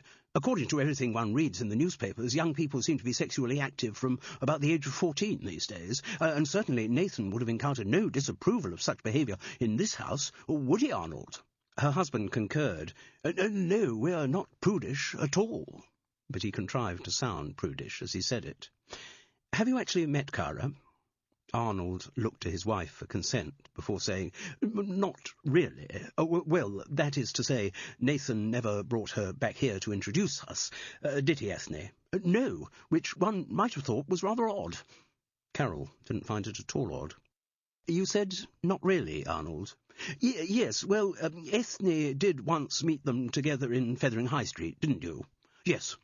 And it was a situation where Nathan couldn't avoid introducing the girl to me, though he didn't do it with very good grace, almost as though he were ashamed of her. Much more likely that he was ashamed of you, Carol thought. And neither of you ever met Kyra's father? Oh, no, said Arnold. Right. Carol turned back to the dominant, not to say controlling, brother. So, Rowley, your view would be that Nathan did spend some time with Kyra in the salon that evening, then, after he'd left, someone else came along and murdered her. That seems to me to be the most likely scenario, yes. Well, it looks as though all such speculations are going to be no more than speculations until the boy reappears and gives an account of himself. Rowley Locke agreed. And presumably, I'm sorry to ask you this, but I feel I have to, none of you have any idea where Nathan might have gone? They all confirmed that they hadn't. So, with assurances on both sides that they'd get in touch to share any further information that might come up, Carol left the house in Marine Villas and walked back the short way to High Tor, with an uncomfortable feeling that she had just been interrogated. Chapter 7. Jude had borne Connie Rutherford's advice in mind, and waited till the Thursday morning to contact Wally Grenston. She had been through various possible excuses for her call, but not being by nature a devious person, had opted finally for the truth. I was in Connie's clip joint on Tuesday morning when you and your wife were having your hair done. Oh, yes. You were waiting. A blonde lady, am I right? You are. Plumpish. Well covered, I would have said. You're a gentleman, Wally. So I like to think. Look, I'm going to be honest with you. I've got rather interested in what happened to Kyra Bartos, how she came to be killed. You and the rest of Fethering. Yes, and you said something about the girl's father, as if you knew him. Right. For the first time, there was a note of caution in Wally Grenston's voice. I just wanted to follow up on that, find out more, ask a few questions. Are you some kind of journalist, Jude? No, I'm just, as I said, interested, she finished lamely. Interested in protecting the boy who's supposed to have murdered her, or interested in finding out who really did it? Both. But why did you ask that question? I have my reasons. I tell you what, you want to talk? You can come round here, straight away, though. And you have to be gone by 11:45. Sounds good to me, said Jude. Hello. Carol was taken aback. Oh, sorry, I wasn't expecting anyone to be there. I was just going to leave a message. Then, aware of her daughter-in-law's condition, she asked anxiously, Are you all right, Gabby? Yes, of course, I'm not ill, I'm just pregnant. I know, but you being home in the middle of the day. Just taking a couple of days off to try and get the baby's room sorted. Steve keeps saying he's going to do it at the weekend, but his weekends seem to be as busy as his weeks at the moment. Yes. Not for the first time, Carol wished she understood more about her son's high-powered and extremely lucrative job. It was to do with money, and computers came into it too, but whenever Stephen tried to provide more detail over the subject, she found her mind glazing over. And how long are you going to keep on working? Plan is to go to the end of the month. That'll give me 4 weeks till the ETA. Sorry? Estimated time of arrival? Oh, yes, of course, 28th of October. The date was engraved on Carol's memory. That's assuming I can still reach across the desk to pick up my phones and deal with all those penny-pinching producers. Gabby worked as a theatrical agent. I'm getting absolutely massive. Well, I was no sylph to start with. The image of Gabby's chubby body came into her mother-in-law's mind. She hadn't been showing much when they last met. Carol realised that had been more than 2 months before. It'd be lovely to meet up, she said, rather guiltily. Yes, we were saying that only last night. You and Stephen? Well, and David. He'd come round for supper. Ah. Carol felt a pang of something that included jealousy. She had always worried about the post-divorce David being closer to Stephen than she was, and now being closer to Stephen and Gabby, soon perhaps to be the favoured grandparent to the forthcoming baby. He was actually saying it was daft we hadn't invited you last night as well. Sorry, we didn't think, but it would have been a great idea. No, it wouldn't. was Carol's immediate but unspoken reaction. I mean, you both managed so well at the wedding. David was saying how great it was that the two of you could at last be together again without any strain. Clearly, thought Carol, his recollection of the wedding was very different from hers. All that prolonged exposure to her ex-husband had made her think was what a good idea the divorce had been. If she'd had her way, she would have liked a written guarantee that she'd never have to see David again for as long as she lived. But she knew Gabby, and particularly Stephen, were very keen on a rapprochement between the estranged parents. She could see their point of view. With the baby coming, it would be so much nicer to have family harmony, both grandparents coming together every time they visited the new arrival. But if that was Stephen and Gabby's ambition, Carol was afraid they were going to be disappointed. "Well, it would be nice to meet up," she said. "Yes." Was she being hypersensitive to detect a lack of enthusiasm in Gabby's tone? Was she regarded as a difficult mother-in-law? In private, did Stephen and his wife giggle about her? Did Gabby groan every time he said that they really ought to see his mother? "That'd be great," the girl went on, still with not quite enough enthusiasm for her mother-in-law's taste. "I'll check with Steve. His diary's always so much busier than mine, and then we'll get back to you and sort out a date." "That sounds fine." After the phone call had finished, Carol felt restless. Though she had always loved Stephen, she still felt guilt for not being as maternal as she should have been, and now there was the challenge of forming a relationship with the next generation. She didn't feel she had been a great success with her own child. Would it be different if the baby was a girl? Though Stephen and Gabby had had the opportunity at various scans to know the gender, they'd chosen not to. For the millionth time in her life, Carol Seddon wished she could have a personality transplant. Wally Granston's old face creased into a grin as he handed Jude the coffee. It was in a bone china cup with a delicate design of shrimp pink and gold. On the saucer lay a small silver spoon whose thin handle ended in a wooden bead like a coffee bean. The sugar bowl and tongs were similarly decorated. The grin stayed as he sat back in his chair. "Let me enjoy this moment." "What do you mean?" "Mim, that's my wife. I saw her at the hairdresser's." "Yes. Well, she's gone through her life, imagining that the minute her back's turned, I am immediately entertaining some attractive woman." "Ah. And let me tell you, this is the first time it's happened." "Right." He leaned forward a little. "Could you tell me something, Jude? Are you wearing lipstick?" "No, I very rarely wear any makeup." "Oh, dash it," he said with mild regret. "What's the problem?" "Just if Mim came back and she found a second coffee cup here with lipstick on it, well, that really would set the cat among the pigeons." "Do you want to upset her?" He was affronted by the suggestion. "Of course not. I adore the old bat. But it doesn't do her any harm to be kept on her toes." This seemed to him disproportionately amusing, and while he chuckled, Jude took in the room around her. The most striking thing was the number of awards it contained. In purpose-built, chestnut-framed display cases stood cups, figurines, engraved glassware, abstract sculptures, and calligraphed citations, all naming Walter Granston as their winner.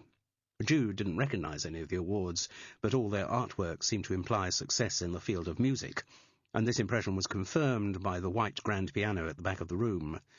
The rest of the decor was busy and fussy. Lots of little objects, photographs in elaborate silver frames, statuettes, vases, and animals made from swirling coloured glass were everywhere. Though her own sitting room at Woodside Cottage was equally cluttered, the impression could not have been more different. Every object in the Granstons' house looked as though it was dusted and had its alignment checked every hour on the hour. They lived in Shawlands, a large estate on the west side of Fethering, whose denizens had to comply with a daunting number of local regulations, policed by a committee of residents. People had to be extremely rich to live there, so clearly during his musical career Wally Granston had collected money as well as awards. The house was on one of the Shawland estate's prime sites, and its picture windows showed a perfectly maintained garden leading down to the sea. In fact, the openness of the English Channel seemed at odds with the claustrophobia of the overcrowded room, which might have been more suitably set in the depths of a Middle European forest. Having indulged his laughter to the full, Wally moved on to business. So, you wanted to know about Joe Bartosz? Yes.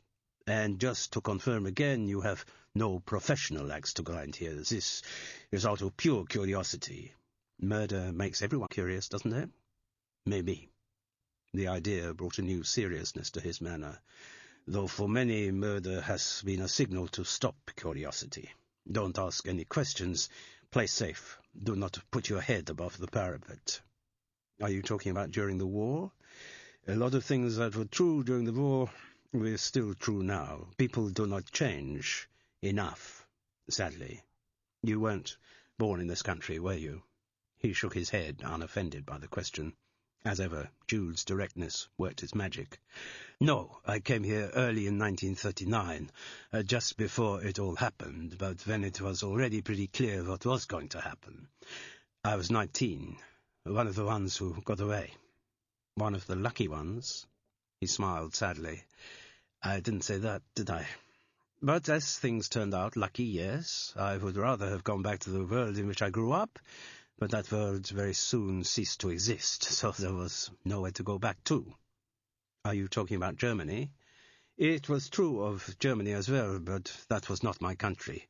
My country, though some would say that a Jew does not really have his own country, is Czechoslovakia. Have you been there? Jude nodded a couple of times before the, what do they call it, Velvet Revolution. They always have a new name for changes in my country. And they always have new changes. Once someone renamed my country the Protectorate of Bohemia-Moravia. I tell you, Czechoslovakia has had more invasions and occupations than you have had hot dinners. He chuckled, trying to shift himself out of an encroaching gloom. You wanted to know about Joe Bartosz. So, if you see yourself as an amateur sleuth... I didn't say that I did. Then why else are you so interested in this murder?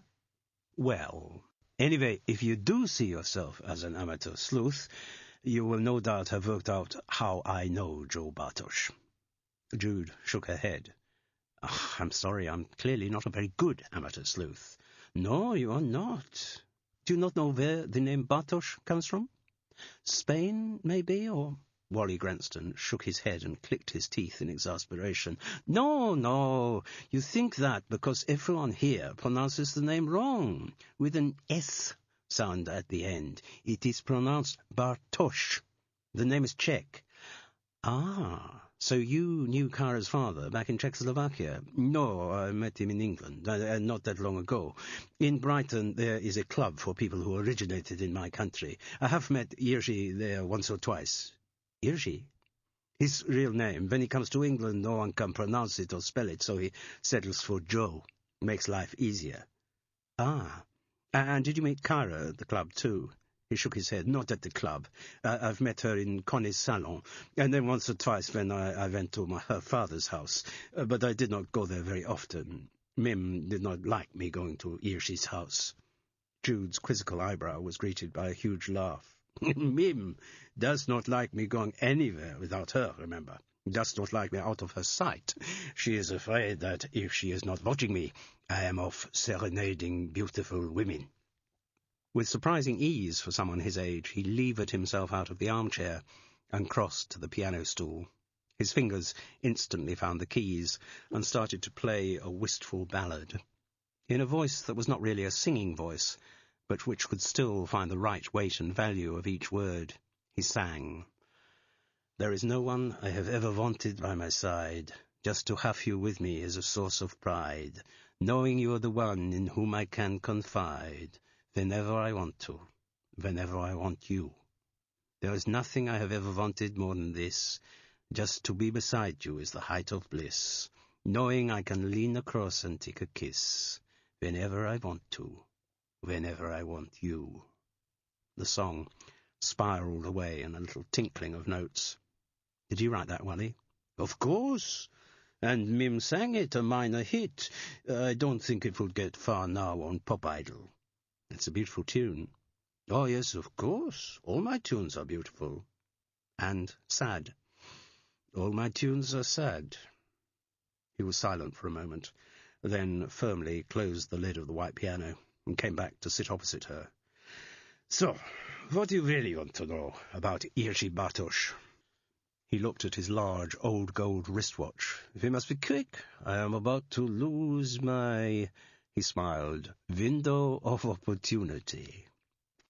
I really want to know about his relationship with his daughter. Someone suggested that he was quite a difficult father. Difficult? Strong? The old man opened his hands in a gesture of helplessness. Perhaps they are different words for the same thing. Irji, like most of my generation who come from Czechoslovakia, had quite a long history. He is an old man, older even than me. He was married when he lived in Czechoslovakia with children, I think. Then the war came, and I do not know what happened. He never talks about such things. But when he came to England, he was alone. His first family... Wally gave an expressively hopeless shrug. So, he was old, 70 perhaps, when he married again, to an English girl. Well, I say girl, but she was no chicken either. Old enough, though, to give him a child. A little girl, Christina. So Cairo was... Yes, the young always want to reinvent themselves, don't they? New names, new clothes, new body piercing... He sounded contemptuous, so Jude said in mitigation. They're only trying to find their own identities. Oh, of course. And that is something that people like Irji and me understand all too well. Grandstone? Do you think that is my real name? I think Grunstein might be closer to the mark. But who cares? What is a change of name if you feel happier with the result, if you fit in better because of the result? We all find our own ways of survival. He looked thoughtful, but a glimpse at his watch brought him out of introspection. Anyway, Christina is a good Czech name. Kyra? I don't know where Kyra comes from. The girl only changed her name to annoy her father. It was an adversarial relationship, was it then? It was not an easy relationship, but for reasons that came from outside the pressure of events. Christina's mother died when the girl was only 12, breast cancer. Not an easy time for a child to lose a parent, so she was left with Irji, who was not the most natural person to look after a teenage girl. Was he cruel to her?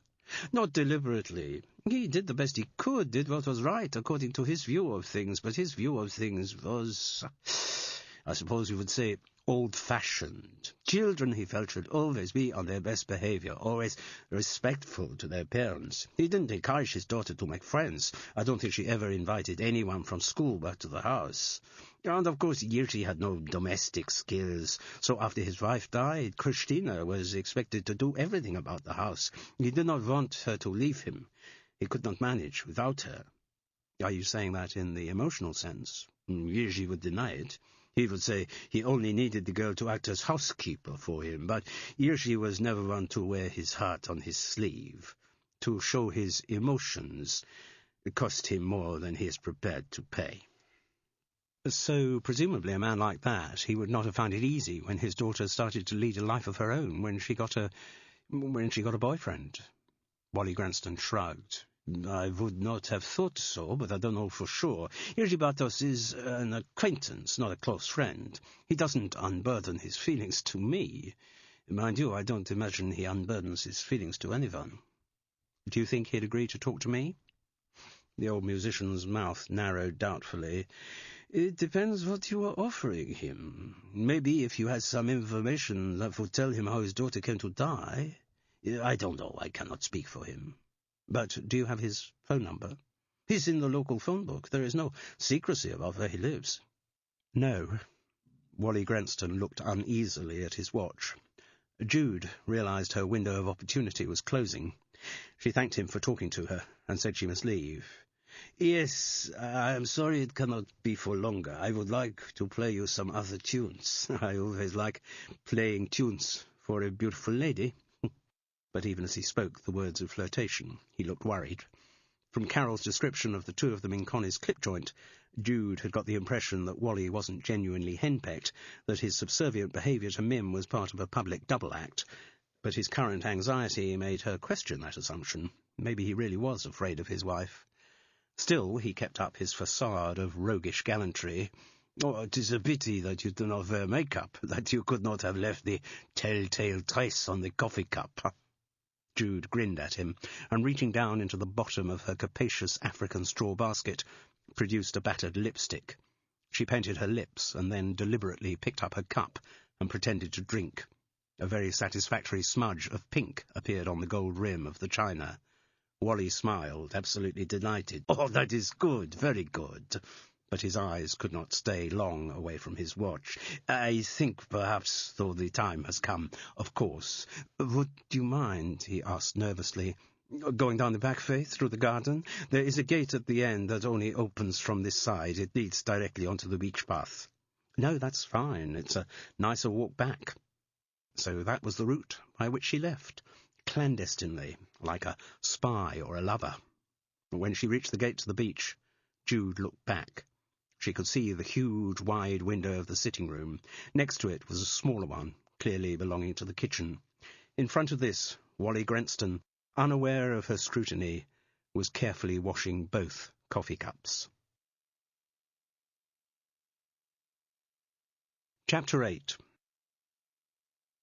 Jude looked up Jerzy Bartosz's number as soon as she got back to Woodside Cottage. She rang it straight away, and he answered. But before she had finished saying, "Mr. Bartosz, I wanted to talk to you about your daughter," he had put the phone down. Carol and Jude had agreed to meet for lunch in the Crown and Anchor that Thursday. They both ordered Ted Crisp's recommendation of local pork and leek sausages with mash and onion gravy, and while they waited for them to appear, sipped their Chilean Chardonnays and brought each other up to date on their investigations. What Jude had found out from Wally Grenston seemed pathetically little in the retelling. "Couldn't be more contrast between the two families," Carol observed when her friend had finished. "Joe Bartosz is very closed-in, just him and his daughter, though now, of course, just him, and it doesn't sound as though Cara had many friends, whereas the Locks seem to do everything as a pack. Did you find out how many children there were there? The way they talked, there seemed to be hundreds. Nathan's certainly got at least one brother, and Dorcas has an identical twin sister. Mind you, it's doubly confusing, because they've all got nicknames, and they have that quality close families often have of assuming that everyone knows all about them, so it wasn't easy to work out who was who. Did you discover whether the Locks had actually met Kyra Bartosz? Ethne had, but only by accident, and given how his parents kept going on about how liberal they were and how they wouldn't mind him having a girlfriend in his room, well, that might suggest the boy deliberately kept them apart. He wouldn't have been the first young man to have done that, Jude mused. A new relationship being seen as a new beginning, particularly if it represented getting away from a family where he wasn't particularly happy. The Locks would have denied stoutly that Nathan wasn't happy. They seem to have this... I'm not quite sure how to explain it. Pride, I suppose. Pride in themselves as a family unit, as if being a Lock was the highest achievement anyone could hope for. And they were at pains to give the impression Nathan subscribed to that view too. And yet from something you said, Carol, or something someone said, I get the feeling Nathan felt differently, that he found all that family stuff a bit claustrophobic. Suffocating, even. It's funny, I get that impression very strongly as well. They were interrupted by the arrival of their local pork and leek sausages with mash and onion gravy, which were delicious. Ted Crisp's recommendations always were. Carol looked across to the bar, where he stood, a bearded scruff in a colourless T-shirt, regaling late holiday-makers with more of his dreadful jokes. She still felt shock at the knowledge that they had for a time been lovers, but it was not a wholly unpleasant feeling. The local pork and leek sausages kept them quiet for some time, and it was only when they were mopping up the last of the mash and onion gravy that Jude returned to the subject of Nathan Locke. "And you say they didn't seem at all worried about where he was, or that he might have committed suicide?" "No, that's really the strangest thing about the whole morning." "Well, it would suggest one of two things." "Which are?" "Either they have no imagination at all, unlikely. I got the impression that all of the Locks lived quite vividly in their imaginations. Then it must mean that they've heard from Nathan since he disappeared. They know where he is."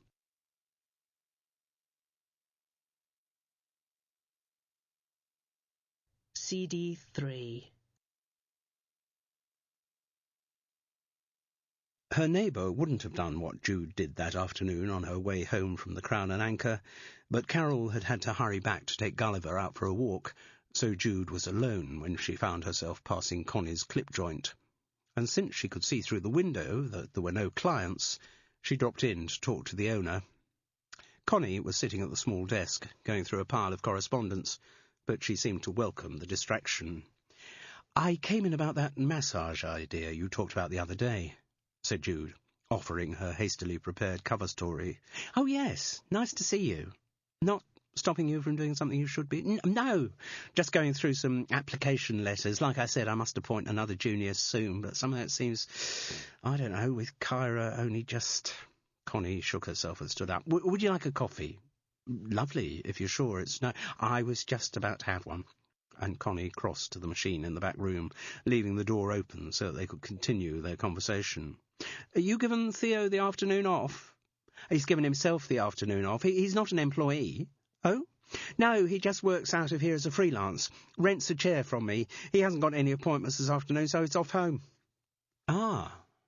Theo's independent status was perhaps another indication that business at Connie's clip joint was not exactly booming. Jude wondered whether she should begin by saying something more about her therapies, but since the girl's name had just been mentioned, there did seem to be a natural cue. "It must be strange for you, Connie, being here without Kyra." "It is, and sort of stranger as time goes on. You know, at the beginning there was the shock, and then I was busy with the police and everyone was talking about it, but now, as things have settled down, well, I'm more aware she's not here." "How long had she been working with you?" "Oh, only about 4 months. And we hadn't always seen eye to eye. I'd had to put her right about a few things. Youngsters starting out at work have often got attitude problems, but Kyra wasn't a bad kid. She certainly didn't deserve what happened to her. I don't think anyone would have deserved that." "No."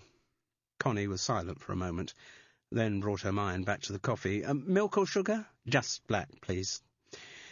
"You know, I think my insides must be totally coffee-coloured," the hairdresser said as she brought the cups across. "I hate to think how many cups I get through in a day. Live on the stuff." "Do you have lunch?" "No, if I'm busy there's no time, and if I'm not busy, well, I forget about it." Connie sat cosily beside Jude in one of the leather armchairs for waiting clients. "Was here Kyra's first job?" "No, it wasn't actually." The hairdresser's face clouded. "She'd started at a salon in Worthing. A Martina. Ah." Jude was fully aware of the subtext of those words. "But it only lasted a few weeks." "Why?" "She hadn't got on with the management." Jude stayed silent, hoping she was going to get more. And she did. "Well, not the management of the salon, the management of the chain." "Are you talking about your ex-husband and his new wife?" "Yes." "You don't think he's got anything to do with her death, do you?" "What?" Connie looked totally incredulous. "Martin? But why on earth—" "Don't know. Look, he may have done me wrong, but there's no evil in him. He's basically a good man." "Are you defending him now?" No, You sound a bit as if you are. Do you still see each other?" "Only when we can't possibly avoid it," Connie replied fervently. She looked confused for a moment. Then she seemed to reach some decision and said, "Martin never comes over this way. The Worthing branch is his base, really. That's where he has his office." Her bright brown eyes were thoughtful for a moment, assessing how much she should confide. Fortunately, Jude's presence worked its usual magic, and Connie decided she could tell everything she wanted to. Her words came out like a prepared speech. The fact is, Martin has never behaved very responsibly with the junior staff. I don't think he ever did, even when we were working together. Shows how naive I was. Didn't even notice how he was chatting up the girls, and touching them up too. He seemed to think because he was their boss, it gave him some sort of right to, I don't know, droit de seigneur, Jude suggested. I've never heard of that, but if it means a boss thinking he's got a God-given right to come on to any of his female staff, that's exactly what it means. Well, I must remember the expression. Suddenly, Connie felt the need to defend herself. "Look, I'm not just saying this to bad mouth, Martin. It's true. I believe you. Well, good, because I know women talking about their ex-husbands aren't always the most reliable witnesses. When I first suspected what he was doing, I thought I must have got it wrong, must be making things up in my mind. But the more it went on, and on more than one occasion, the girls would complain to me, when Martin wasn't there. You mean he used to do it when you were working together in this salon? Oh, yes. As I say, at first I didn't believe it, made excuses for him. Amazing what you do when you're in love, isn't it? Yes, Jude agreed. She had done some pretty stupid things in her time, too. But I thought when you two split up, Martin remarried. To Martina, yes.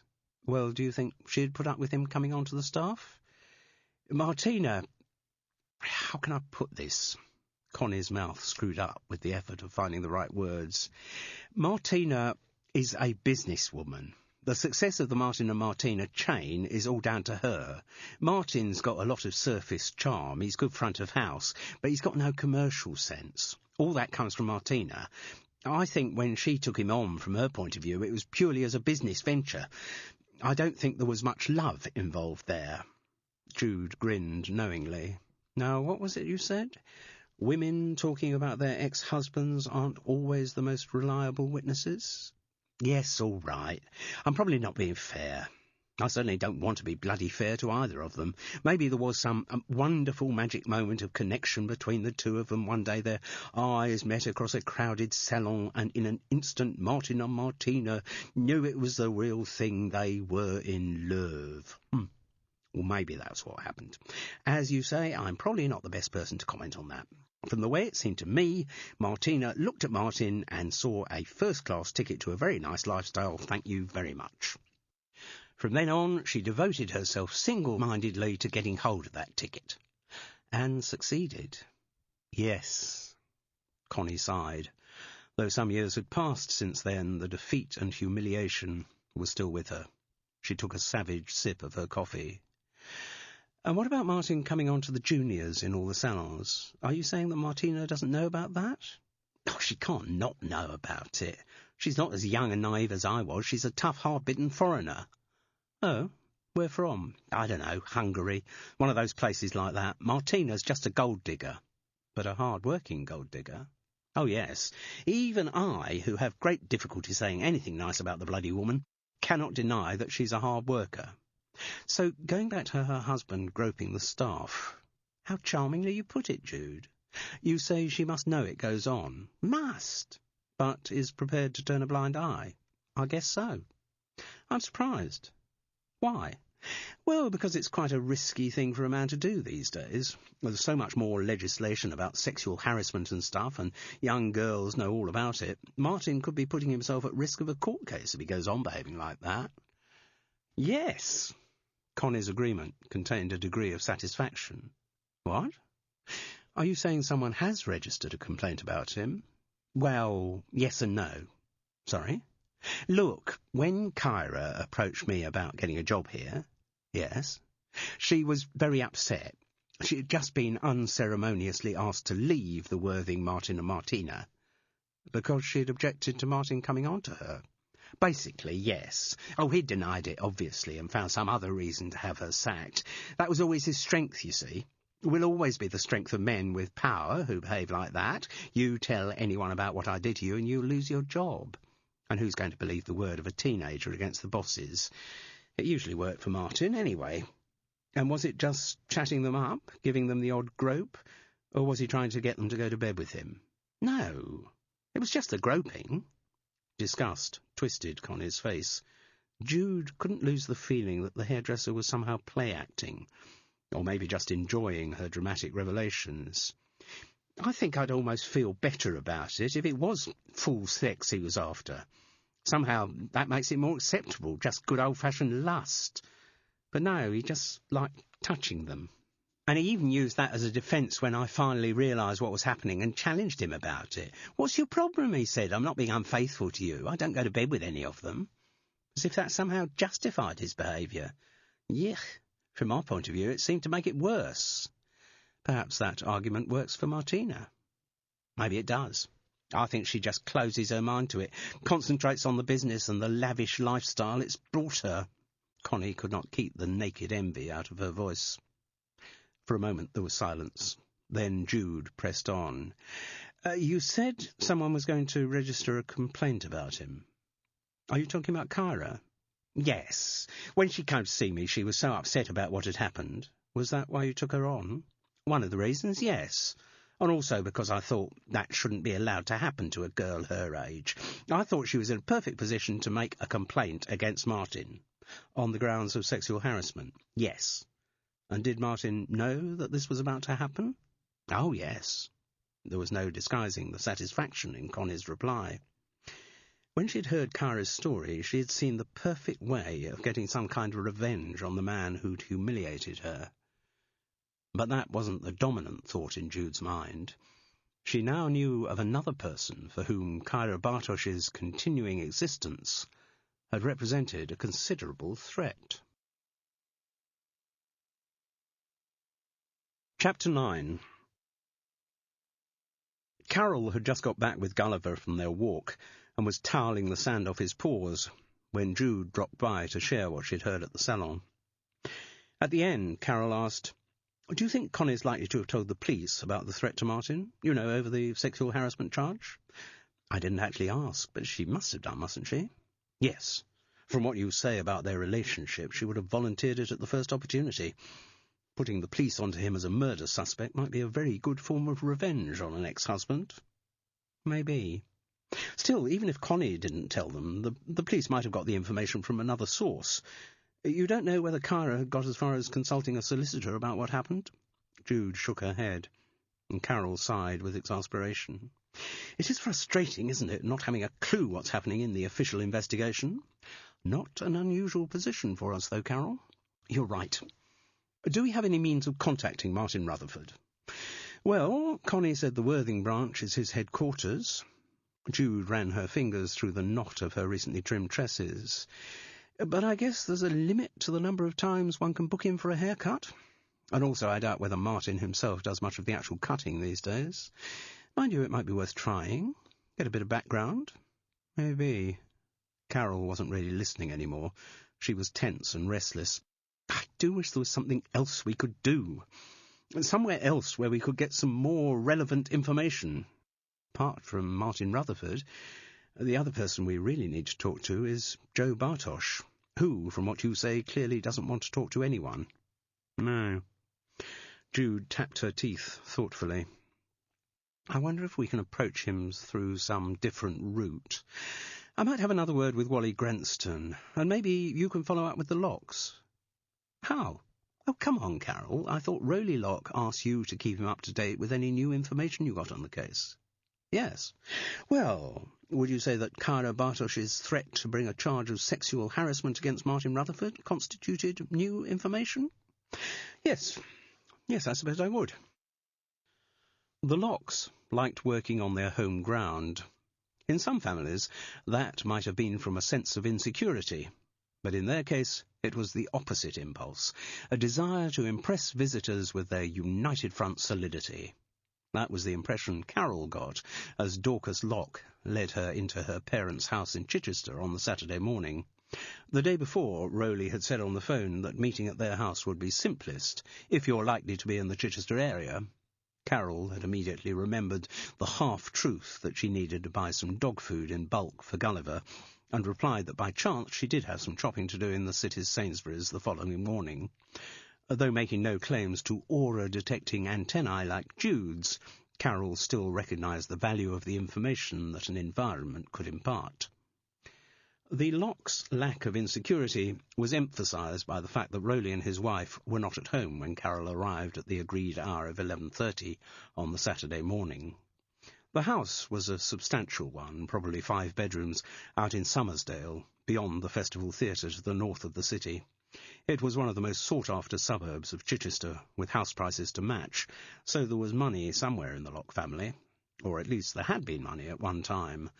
The weeds poking up through the gravel of the drive, the blistered paint on the fascia boards and sagging window frames suggested that no routine maintenance had been done for some years. Or maybe the priorities of an artistic family like the Lockes lay elsewhere. "Mummy and Daddy won't be long," said Dorcas. She was dressed in a long skirt and top of pale coral cotton, which again emphasized the red gold of her outward spiralling hair.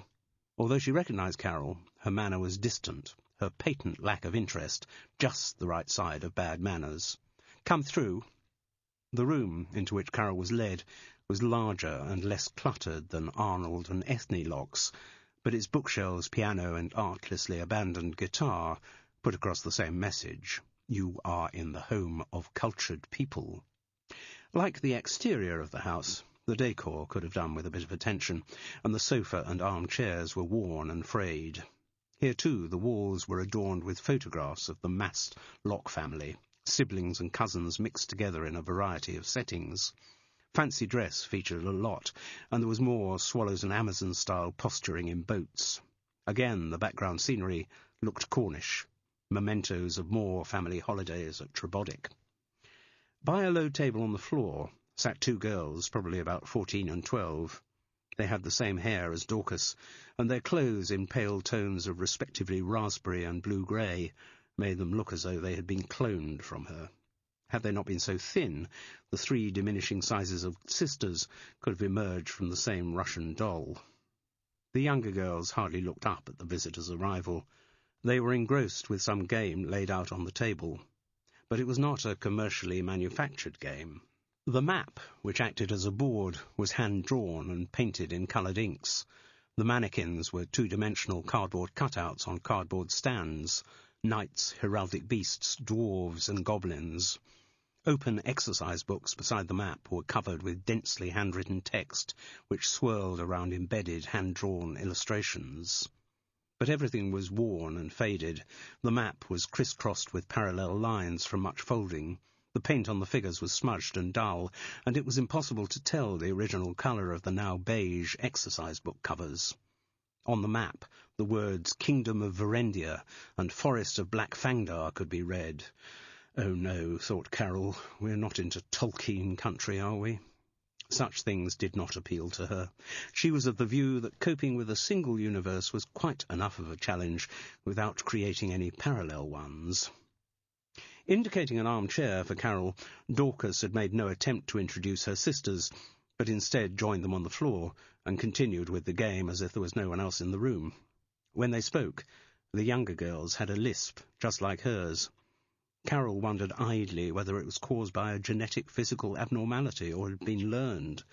Maybe the unmet Bridget Locke would turn out to have the mother of all lisps, which had been passed down to her daughters. Though to an outsider incomprehensible, the rules of the game the girls were playing made sense to them, and there was a high level of excitement in their playing. For a few minutes Carol tried to follow what was happening, but soon gave up. After a time she had almost got used to cries from the floor of, "I challenge thee to the ordeal of Fermanagh, vile Trichbacker. Your egret magic has not the power in the vales of Aspinglad." Or, "Let not the valiant offspring of Leomund cross swords with one of the blood of Mercurin." She was just sneaking a look at her watch to discover that the Locke parents were nearly a quarter of an hour late, when Dorcas clapped her hands and said, "One last sortie, girls, then you must do your music practice." Though deeply engrossed in the game, her sisters did not complain. They each had a thoughty, which, so far as Carol could tell, was like the roll of a dice in any other game. But there was nothing looking like a dice in evidence, and she had no idea what force dictated where on the map one of the figures should move next. When their thoughty was finished, both little girls obediently rose to their feet. "Will you leave it out, so as we can have another Grail search tonight?" asked the younger one. "No, sorry, Tarnil. Daddy says it must always be put away, so that each Grail search starts anew." Tarnil, thought Carol. Must be another of those wretched nicknames like Fimby and Diggo. But then again, parents who called their eldest daughter Dorcas were quite capable of having another one actually christened Tarnil. The two smaller girls made no further argument, but left the room. Carol heard their footsteps clumping up the stairs, and later the sounds of distant music wafting from their bedrooms. One appeared to be learning the oboe, the other the clarinet. As she gathered up the pieces of the game and placed them in a long-remembered sequence into an old flat biscuit tin, Dorcas felt no need to apologise for her parents' lateness, or indeed to say anything else. Carol, inept as ever at making small talk, asked what the girls' names were. "Their real names are Chloe and Sylvia, but they're called Zebra and Tarnil." The assertiveness of Dorcas's tone put Carol off asking the obvious question, why? Instead, she observed that the girls had been playing what looked like an interesting game. Dorcas did not think the comment worthy of response. "Is it something you're going to develop commercially?" "What?" The girl stopped packing the game away, and for the first time looked directly at her visitor. The eyes, which Carol had previously noted as honey-coloured, were close to more complex than that, a very pale hazel flecked with black. "Well," Carol explained, "you keep reading in the papers of people who've made huge fortunes from devising computer and—" "This is not a computer game," Dorcas snapped. "It's a board game. Daddy wouldn't have a computer game in the house." "No, but hearing you playing it, it sounds very similar to a computer game." "It is nothing like a computer game." The girl's pale face was now red with anger. "All I'm saying is that kind of game can be very lucrative. If it's a good idea you've got there, you could—" "Nobody wants to make money out of the wheel quest." "But just think about it. You know, when all that fantasy stuff is being so successful, Lord of the Rings, Narnia, Harry Potter, there could be quite a demand for—" Dorcas Locke was deeply affronted by the suggestion. "We don't want to have other people playing it." Her indignation was so strong that she might have said a lot more, had she not heard the sound of a car scrunching to a halt on the weedy gravel outside. Carol turned to the window to see a beat-up Volvo estate, out of which Rowley Locke and his wife were emerging. Bridget Locke was a good-looking woman, nearly as tall as her husband. Her hair was shoulder-length ash blonde, with a well-cut fringe. The dark trouser suit gave her an aura of efficiency, separating her from the feyness of her daughters. Indeed, they didn't appear to have inherited any of her genetic makeup. She unloaded Waitrose carrier bags from the back of the estate, while her husband came straight through into the sitting room to greet Carol. "Good of you to come," he said, with no apology for his lateness. "Has Dorcas offered you coffee?" The girl gave her father a look which implied that was the last thing she'd have done. "No, but it's fine. I don't want any, thank you." Dorcas put the biscuit tin containing the wheel quest in its regular place on the shelf and announced, "I'm going to read." "All right, Flops," said her father. Oh, God, another nickname, thought Carol. Bridget Locke had by now come in through the front door and was presumably taking her shopping to the kitchen. "How old is Dorcas?" asked Carol. "She's 21, just finished at uni." It was surprising to hear the abbreviation from a man of Rowley's age. "Has she got a job lined up?" He shook his head. "No, she needs a bit of time to chill out. She's worked hard the last 3 years. What was she studying? English with drama. That figures, thought Carol. At Reading. So you just have the 3 girls? No, there's a 4th. Flops. Dorcas has a twin, Mopsa. She's working in Cornwall at the moment, arranging holiday lets. Ah, Mopsa. You wouldn't need a silly nickname if you were called that, though in the Locke family Carol would have put money on the fact that Mopsa had one. Is that near your own place? Sorry? When we met before, you said you had a family place in Cornwall called Trebodick. Oh, well remembered, Carol. His tone was patronising, the omniscient teacher to the aspiring student. Yes, the cottages are in Trebodick. Mopsa's staying down there for the duration. So you have 4 girls? Yes, said Rowley, with pride. I do girls, Arnold and Ethne do boys. How many have they got, apart from Nathan? She thought it might be intrusive to call him Fimby, and she couldn't have brought herself to do so anyway. Just the one, his older brother, Julian. Diggo, thought Carol. I'm getting the hang of this. Arnold never had my sticking power. It was delivered as a joke, but Carol got the feeling that there was some truth behind it as well.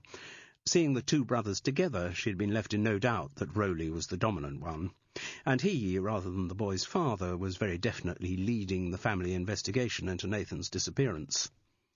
Further revelations of sibling rivalry were prevented by the arrival of Bridget Locke from the kitchen. Carol was immediately impressed by how sensible she seemed, a beacon of sanity in the midst of her flaky family. Maybe to allow the family to be as flaky as they seemed, someone had to be in touch with the real world. "I'm sorry I wasn't able to meet you the other day in Fethering," Bridget apologised. "One of us has to work, I'm afraid." The words weren't spoken viciously, but there was no doubt they represented a dig at her husband. Carol wondered what Rowley Locke did for a living. Not a lot, was the answer implicit in his wife's remark. Don't worry, I did seem to meet quite a lot of the family. That's always the case when you mix with the Lockes. Rowley Locke spoke as if Carol were the recipient of a privilege, but his wife's yes again suggested less than full-bodied support for his view. Have you come here because you know something about Nathan's whereabouts? Carol realised that this was the first time she had heard anxiety about the boy's fate from any member of the family. Bridget Locke was not the sort to give in to panic, but she was obviously deeply worried about Nathan. No, sadly I don't know anything about that. Don't worry about it, Bridget. The boy's just lying low for a while, Rowley said.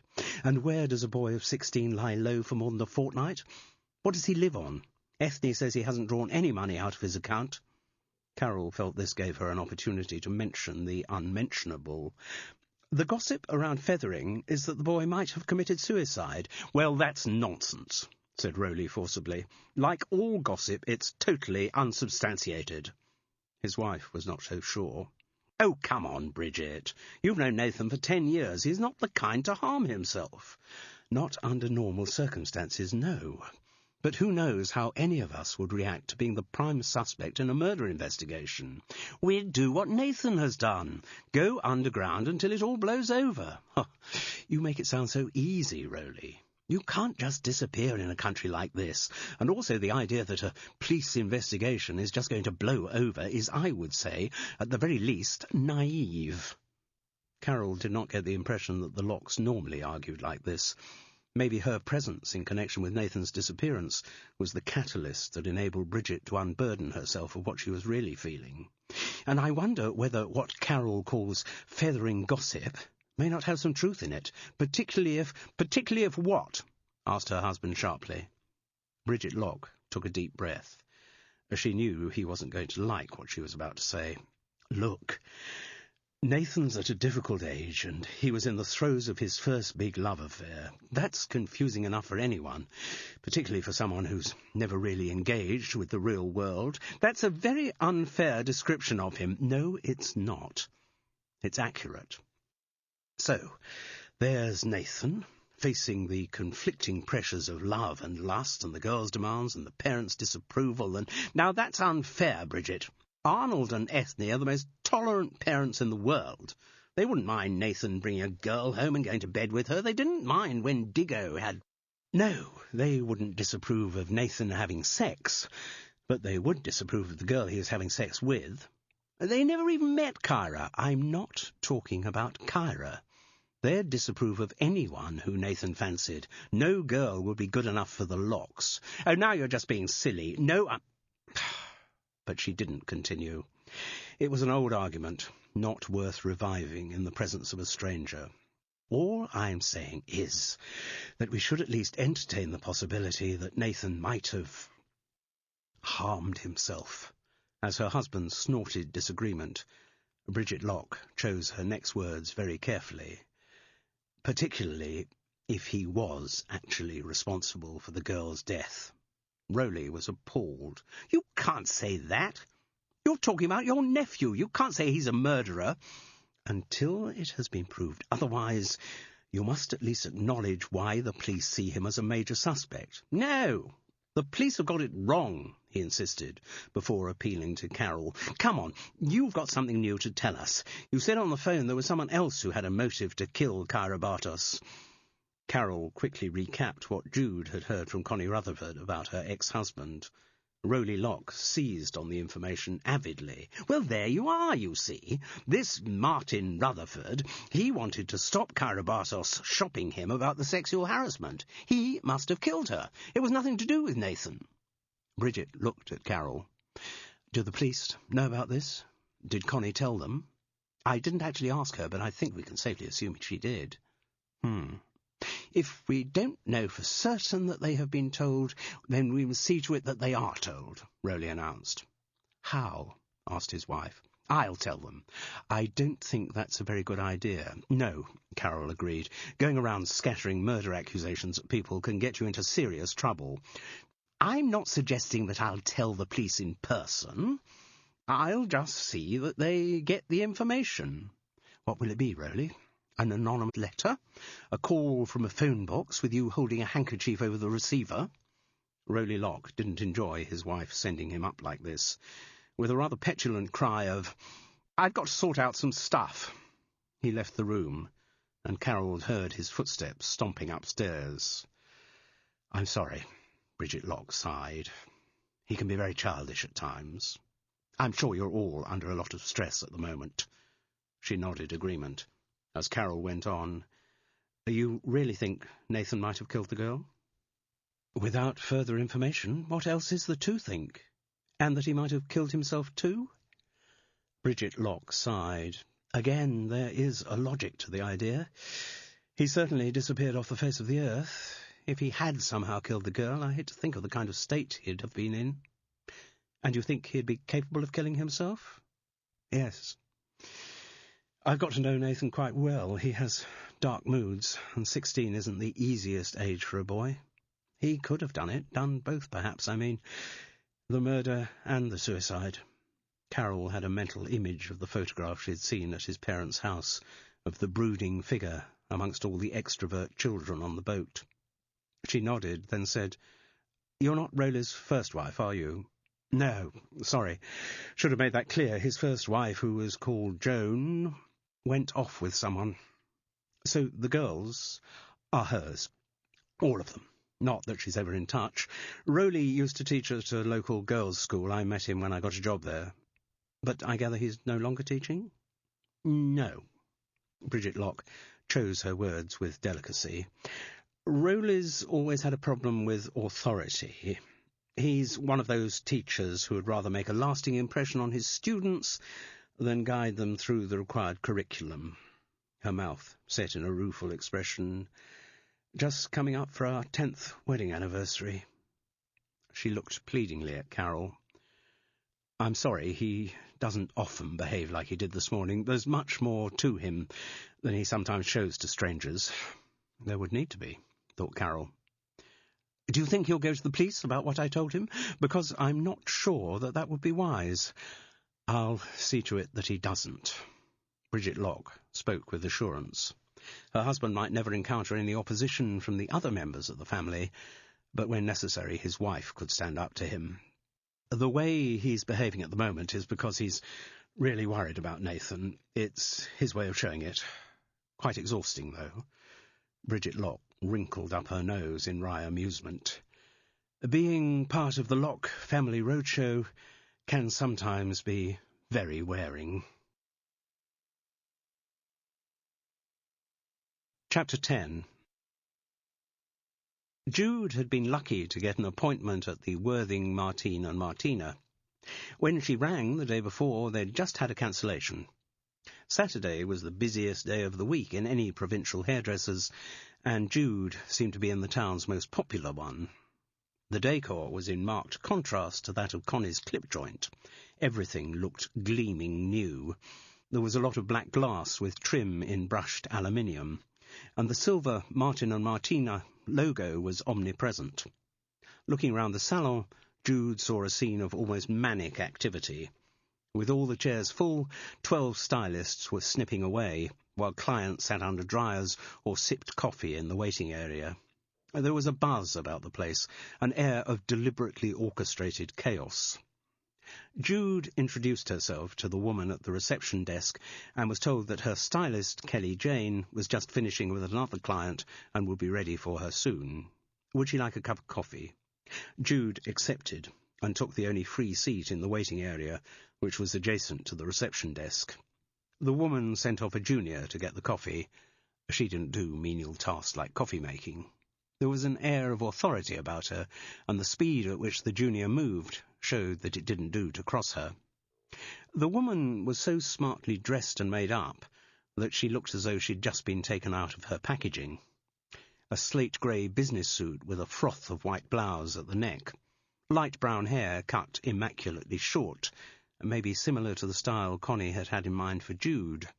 Blue eyes above Slavic cheekbones and full red lips. But the eyes were cold, and the line of the mouth was hard.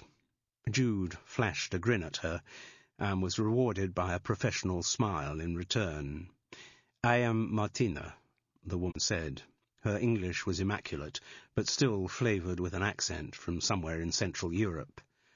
"Martina of Martin and Martina?" "Yes, Martina Rutherford. My husband and I run the chain." "Oh, congratulations. It seems to be doing very well." "Yes, we have put a lot of work into the business, and I'm glad to say it is now paying off. We are opening a new salon in Folkestone soon, moving all the way along the south coast. We hope in time to go north to some of the big towns nearer London. And then throughout the whole country?" She took the question at face value. "Why not? Our standards are higher than most of the opposition. We are very successful." "Well, it certainly looks that way." Jude knew she must take advantage of the situation in which she had so serendipitously arrived. She had come hoping to find out more about Martin and Martina, and here she was being offered one half of the partnership on a plate. "This is my first time in one of your salons," she began cautiously. "I know. I have not seen you before." "Do you remember all the clients in all the branches?" "Pretty well. I move around a lot, but we have our main office here. Previously, I've had my hair done at Connie's clip joint in Fethering." "Ah." Clearly Martina knew the name, but she responded without a flicker of any other intonation. "Presumably you heard about the dreadful thing that happened there?" "Of course." The phone interrupted them. Martina answered with practised charm, booking someone in for highlights the following Wednesday. When she had ended the call, she looked across at the row of stylists. "Kelly Jane has nearly finished. She will be able to look after you soon." "Thank you." "So, the death at Connie's clip joint?" "Yes." Martina was too much of a professional to change the subject when a client was talking, but she seemed to have little interest in what had happened at the Fethering salon. No doubt, being so close, the event had already been the subject of a lot of gossip amongst her clients, and she was sick of it. "I gather that the girl who died had worked here?" "Yes, very briefly." "Oh?" It was the lightest of interrogatives, but it asked for an explanation. Martina shrugged. "Not everyone is suited to this business. It takes a special kind of personality to be a hairdresser, a special attitude. A lot of young girls start without having really thought about what the job entails. But in the case of Kara Bartosz, here is Kelly Jane." A lanky girl in her late 20s, with jet-black hair rising in little spikes over her head, came across with a welcoming smile. "This is your client, Jude, is that right?" "Yes."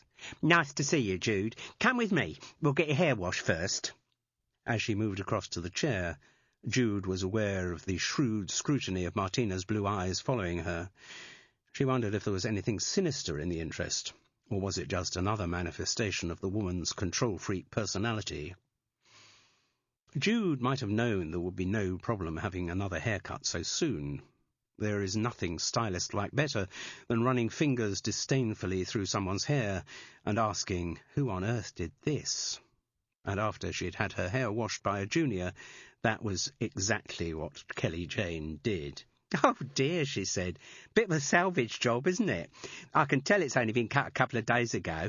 Normally I wouldn't mention how badly someone's hair's been cut," the girl lied. "But since you come in here so quickly after, I'm not telling you anything you don't know already." The stylist trailed despairing fingers through the blonde tresses. "Dear, oh dear. Now do tell me where this was done." "No, I'm sorry, I can't." Although she had already mentioned the salon to Martina, Jude had too much loyalty to betray Connie to Kelly Jane.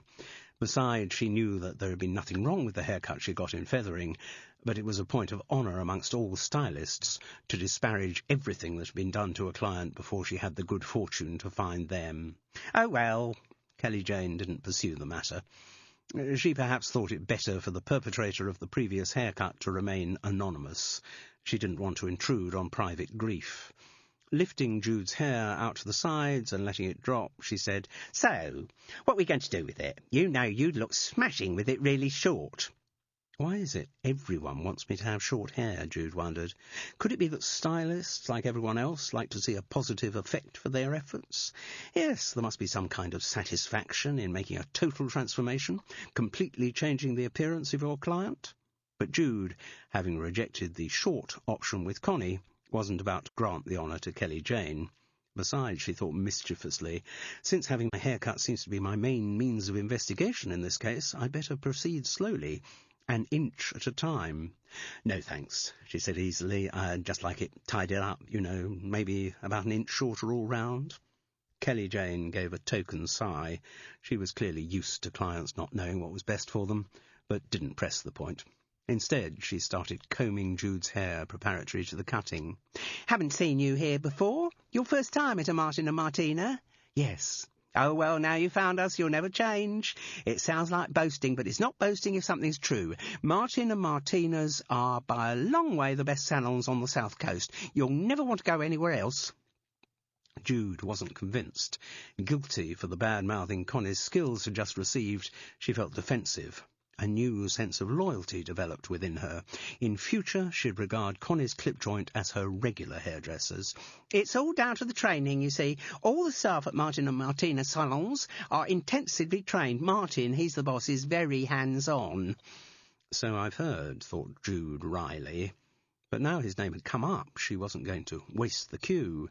So he's a good person to work for? Oh, yes. None of the staff ever want to leave, and if that's not the measure of a good boss, I'd like to know what is. Kyra Bartosz had wanted to leave. For a moment, Jude wondered whether Connie's account of the circumstances of that departure had been entirely accurate, or had it just been embroidered by the venom of a spurned wife. And do you actually see a lot of Martin? Oh, yes. As I said, he's very hands-on.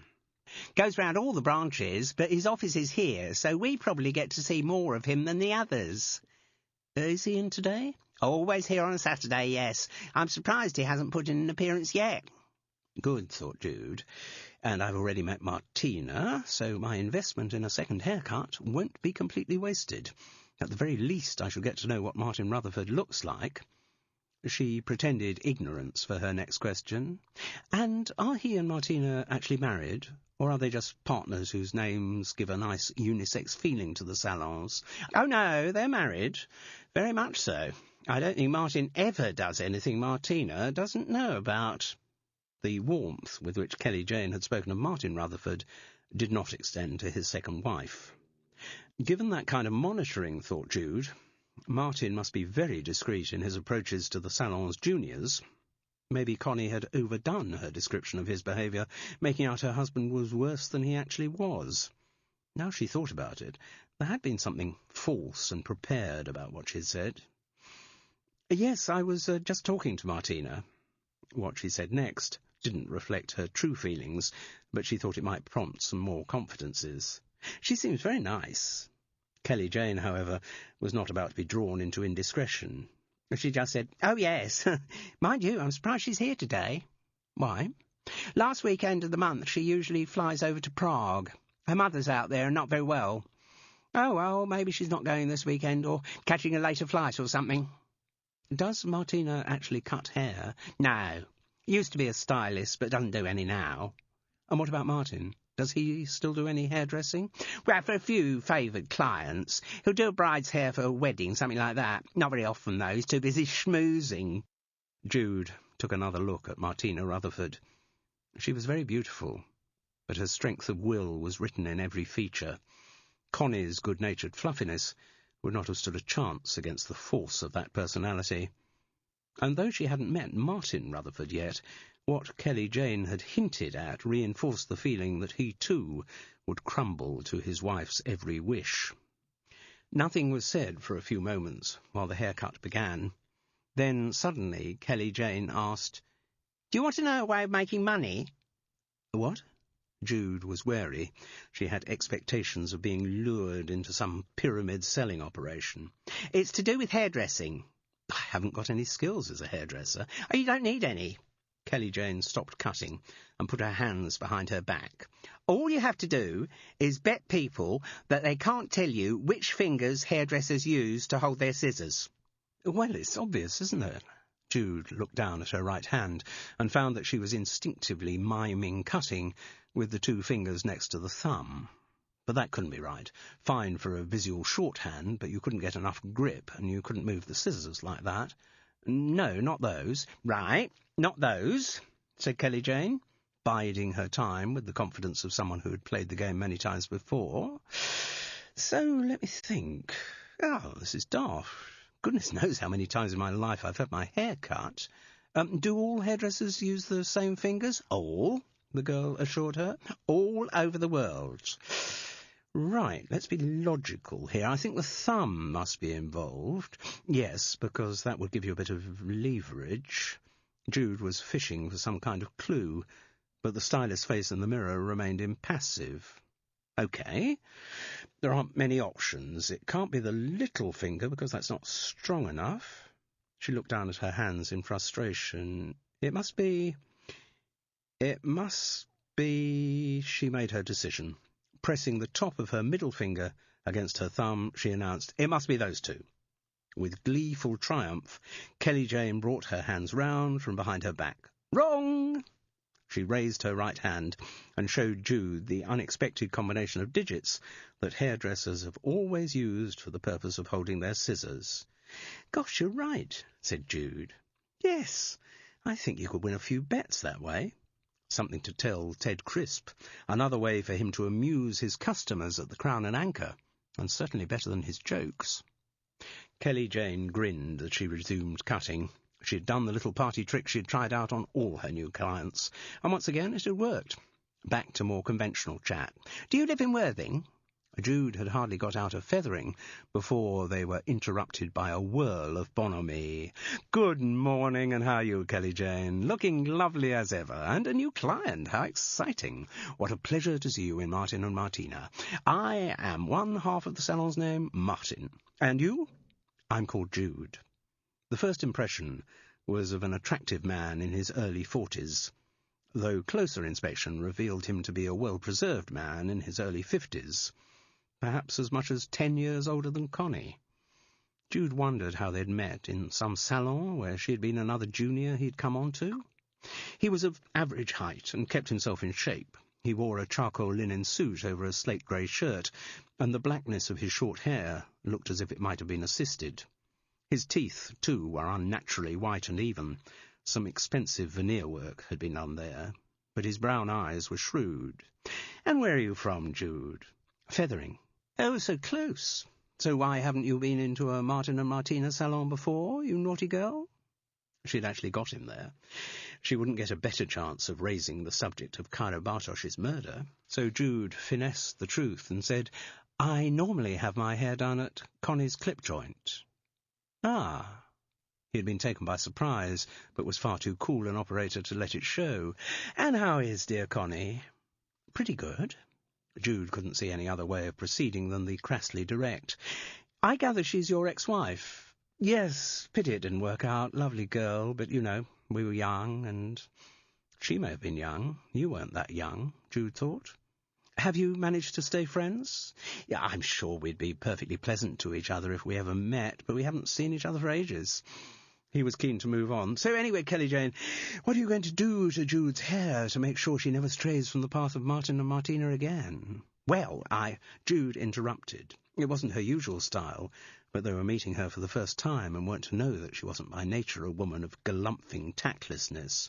"Of course you heard about the dreadful thing that happened at Connie's clip joint. You know, that girl who was strangled." "Yes, of course. It was all over the television news. You couldn't miss it. Apart from the fact that none of the clients in the salon talked about anything else. Horrible for poor Connie. I was going to ring her to offer my sympathy, but, you know, never seems to be any time for..." Having taken on the persona of a diplomatic rhinoceros, Jude stuck with it. "Connie said that Kyra Bartosh used to work for you." Yes, she was in this salon briefly." But he didn't want to be drawn on the subject. I really must be checking other clients," and, finding new extremes of crassness, Jude announced, "Connie mentioned that there was something funny about Kyra's dismissal from here, that the girl had been consulting a solicitor about the rights and wrongs of it." This time there was no mistaking the shock in Martin Rutherford's face, even though he managed quickly to cover it up. "Well, it's been such a pleasure talking to you, Jude. Welcome once again to Martin and Martina. Now, excuse me."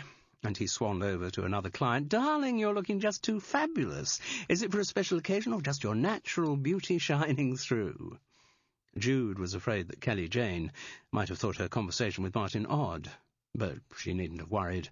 The stylist had gleaned one piece of information, though, and that was all she wanted. So, it was Connie who did your previous haircut, was it?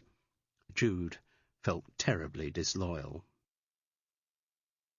I just don't know why I behaved like that.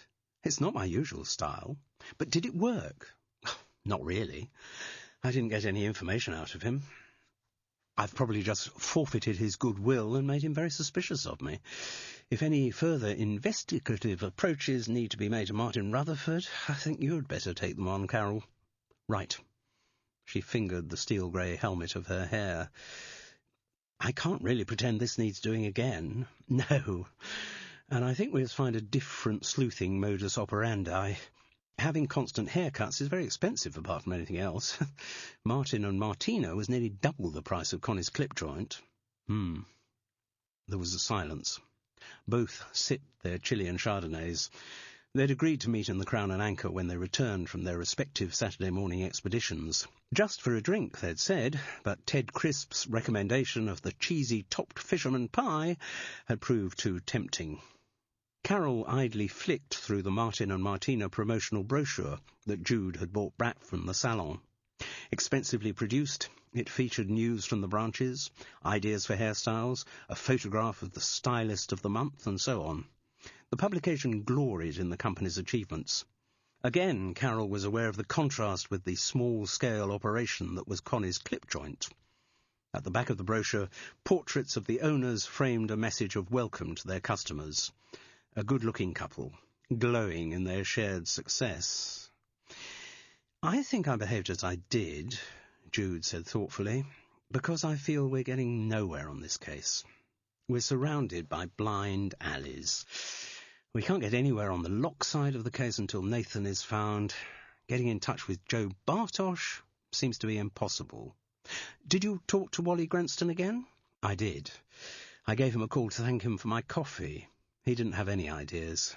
I think he got rather protective of his friend Joe. The old man's mourning the death of his daughter. Wally implied that if he doesn't want to speak to us, that's his right and his wishes should be respected. Which is, of course, true. Yes, so I suppose I just wanted to shake things up. I thought maybe being rude to Martin Rutherford, possibly even frightening him with reference to Kyra's proposed legal action might, I don't know, make something happen. Rather a risky strategy, said Carol primly. Yes. Jude looked contrite and uncharacteristically down.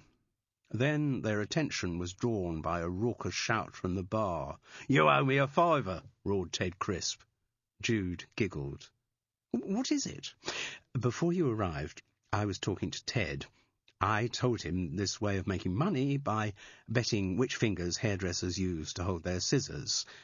"Really?" Carol looked down at her hand and moved the digits around. "So, which fingers are they?" "Ah," said Jude, "that'd be telling."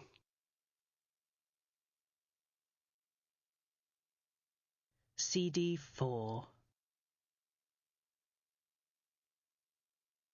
Chapter 11. There were a lot of dog owners in Fethering, but Carol Seddon prided herself on usually being on the beach with Gulliver before any of them. Waking early was a habit dinned into her all her life, to be ready for her daily train journey to school, and then her commute to the Home Office.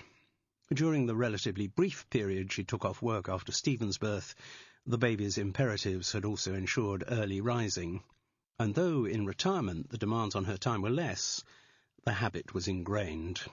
For Carol, rising late would have been an unacceptable indulgence, on a par with watching breakfast television, and getting up early on a Sunday when most of the world was having a lie-in gave her an even greater sense of being on the moral high ground.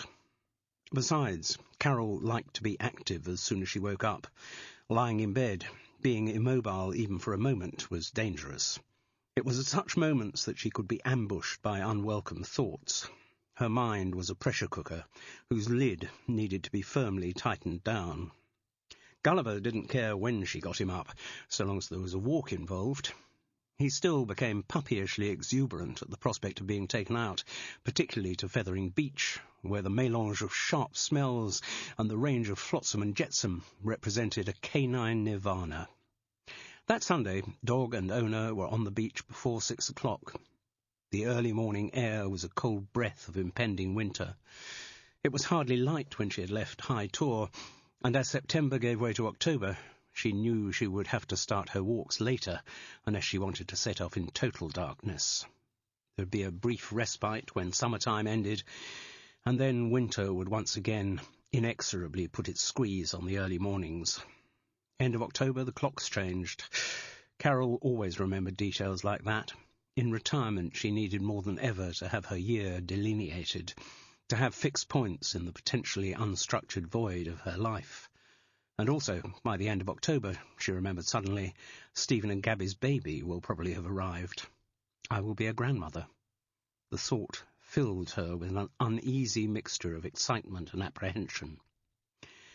Gulliver had the personality of all Labradors, which meant that at times he could be exceptionally soppy. But on Fethering Beach he became a hero, beleaguered on all sides by potential attacks from waves, stones, swathes of bladder-wrack, ends of rope, water-smooth spars and broken plastic bottles. He triumphed over them all, scampering off in sudden sallies, only to return breathless to his mistress's side with the gleam of victory in his eye. King Arthur never had a more gallant knight-errant than Gulliver on Fethering Beach. Carol didn't always take him on the same route. Like all creatures of habit, she hated to be thought of as a creature of habit. Where the road met the beach, she would sometimes turn left towards the yacht club and the mouth of the Feather. Other times she would go right, where the dunes stretched as far as the eye could see. Coming back, too, there were alternative routes possible. They could either take the High Street directly to High Tor, or they could walk back along the bank of the river and cut back along one of the little roads parallel to the sea. Or then again, if she felt like it, having curtailed Gulliver's freedom by putting his lead back on, Carol could take him along the little service road which ran behind the High Street shops. For no very good reason, this was the route she chose that morning. Though busy with deliveries during the week, the road was virtually unused at weekends, because there were no houses there.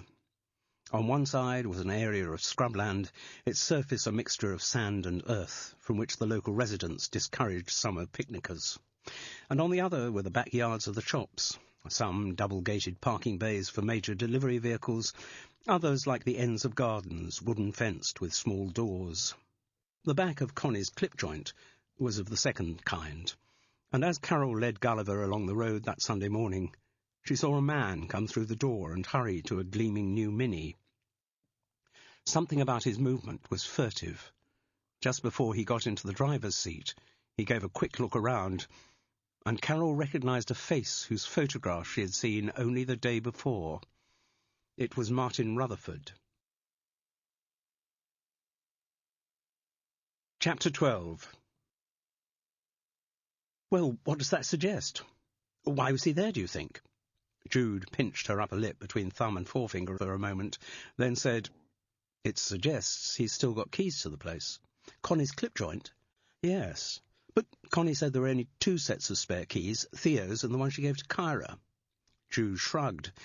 Maybe Martin copied a set before he handed them back to her. Maybe he handed over the keys to the front but hung on to the ones for the back door. So what would he have been doing there this morning? I don't know, but given the state of armed conflict between Connie and him, I can't think he was paying a social visit. A thoughtful smile came over Jude's features. Maybe my clumsy approach had some effect. How do you mean? Remember I mentioned to him that Kyra had been planning legal action about her dismissal from Martin and Martina in Worthing. Maybe he was checking out Connie's clip joint to see if any incriminating evidence had been left there. Pretty unlikely that there would have been. And if there were, you'd have thought the police would have found it, and then surely they'd have been on to Martin pretty sharpish to find out what had been going on. The police must have spoken to him since the murder, mustn't they? Yes, Connie said they did. You know, when I went to have my hair cut before last. She said the police questioned her and Martin quite extensively for the first couple of days, and then seemed to lose interest in them. Well, in her, anyway. Right. Carol sipped at her coffee. It was nearly cold. They'd been chatting too much since she arrived at Woodside Cottage. She had taken Gulliver back to High Tor after his walk, and then gone straight next door. It was early, but the news she had to impart couldn't wait. Of course, she went on, if Martin Rutherford does have keys to Connie's clip joint, yes, then he could have got in there the night Kyra Bartosz died, couldn't he? He could. Because there was no sign of forced entrance, was there? So far we've been assuming that's because Kyra invited her killer into the salon. But if Martin had keys... Yes. Jude looked at her watch and picked up the card the hairdresser had given her. As soon as it's a reasonable hour, I'm going to ring Connie. The hairdresser did not seem particularly surprised when she answered the call just after 10, but she did sound sleepy, and Jude felt guilty that the phone had probably woken her. I'm sorry to be calling so early. Don't worry, I should be up. I overslept. Connie sounded snugly drowsy. It's just always worked out at the end of the week. Well, as I say, I'm sorry. It's fine. But I thought I ought to ring you because something's happened that might have a bearing on the case. Case? Kyra's murder. Oh, yes, of course. My friend Carol, do you remember her? Certainly. Same shape but shorter. Again, the impersonation was spot on. Yes, her. Anyway, she was taking her dog for a walk on the beach early this morning, and she came back via the service road, behind the shops. Suddenly Connie was alert, the drowsiness gone from her voice. And she saw your ex-husband leaving from the back gate of Connie's clip joint. Ah. There was a long silence. When she broke it, Connie sounded hesitant. And what's she going to do about it? Well, tell the police, presumably. Why? Is it a police matter? Surely it is. If Martin had keys to the back of Connie's clip joint to get in there this morning, then he probably would have had them if he'd wanted to get in on the night Kyra was killed. Right. Now it made sense to Connie. Sorry, I was half asleep. Yes, of course, I hadn't thought of it that way. No, the police must be told. But, Jude, can you think of any reason why Martin might have been round to Connie's clip joint? Well, if one were to go to the extreme hypothesis that he was actually the murderer... Oh, I don't think so. Instinctive loyalty for her ex-husband prompted Connie. I can't imagine Martin ever doing anything like that. He had a motive. Did he? I'm sorry, I'm being very slow this morning. I'm not properly awake yet. You told me about it, that Kyra was threatening to sue him for constructive dismissal over the sexual harassment business. Oh, yes. Well, it could be argued that he therefore had a very good motive to get her out of the way.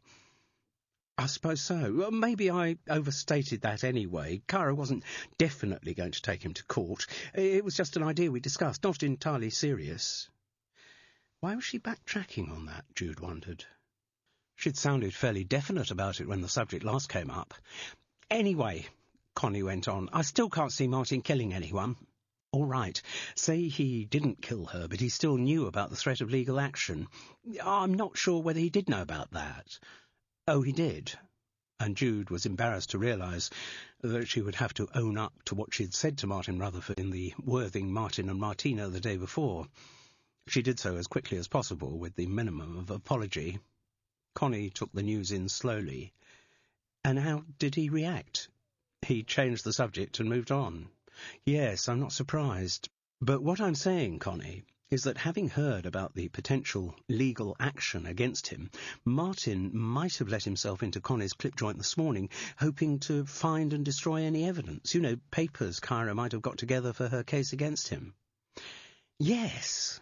Connie seemed very relieved to have a possible explanation for her ex-husband's appearance at the salon. Yes, that would make very good sense. But whatever his reason for being there, I think the police should be told about it. Even if it's not criminal, it is at the very least rather odd behaviour. I mean, that is assuming that you didn't know he was going to be there. Good heavens, no, Connie responded vehemently. Well, I suppose Carol could talk to the police. She has got a connection with the case after all, having been there when the body was discovered. They did give her contact numbers, but there's always a danger that the police will treat her as some nosy local crank. Alternatively, you could do it. That'd make much more sense, said Connie firmly. It was my premises he was making an illegal entry into, after all. No, leave it with me, Jude. I'll speak to the police. And she sounded relieved that that decision had been made. Chapter 13. The question is, said Carol, do I share this information with the Locks? Ah, I hadn't thought of that. Rowley asked me to pass on anything I found out that might be relevant to the case. Yes. On the other hand, to tell them I saw Martin Rutherford coming out of Connie's clip joint this morning would be tantamount to making an accusation against him, which I'm sure the Locks would seize on. Anything which offered a suspect apart from their precious Nathan. Again, you know, Jude, it struck me as odd yesterday how little Rowley Locke seemed to be worried about Nathan. Well, I suppose the boy's not his son, he's only his nephew. Yes, but when I met the parents, they were equally unruffled about it. Even though her own maternal skills might be open to criticism, this still seemed odd to Carol. Not natural. People hide their emotions. Oh, of course they do. But I still have a sneaking suspicion that the reason they're so calm about it is that they know Nathan's all right. They're in contact with him. They know where he is. Jude grinned ruefully. I don't think I can help you much in following up on that. You're the one with an open invitation to the Locks camp. Maybe you should tell them about seeing Martin this morning. It'd at least maintain the continuity of contact. Yes. But Carol felt disinclined to pick up the phone in a hurry. A little of the Locks she had found went a long way.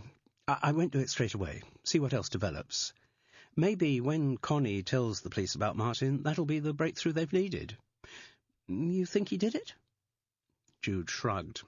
I've no idea. But what Connie said about Kyra and the sexual harassment thing does at least give him a motive, though there's still something odd about the way she told me that. I still can't quite put my finger on it. The whole story came out too pat, as though she'd prepared it. I don't know. Anyway, Connie and Martin's does seem to have been a very bitter divorce. Out of sensitivity towards Carol, she restrained herself from adding, like most divorces. Maybe there's another motive out there of him trying to sabotage the business prospects of Connie's clip joint. I'm not sure that he needed to do that. From what you were saying, the salon's not very healthy anyway. No. Jude screwed up her face in puzzlement. I get the feeling we're missing something. I get the feeling we're missing everything, said Carol tartly. Our investigation can't really be said to be making much headway, can it? But I'm sure there's someone else we should be talking to. Someone we've forgotten about. Well, there's Joe Bartosh.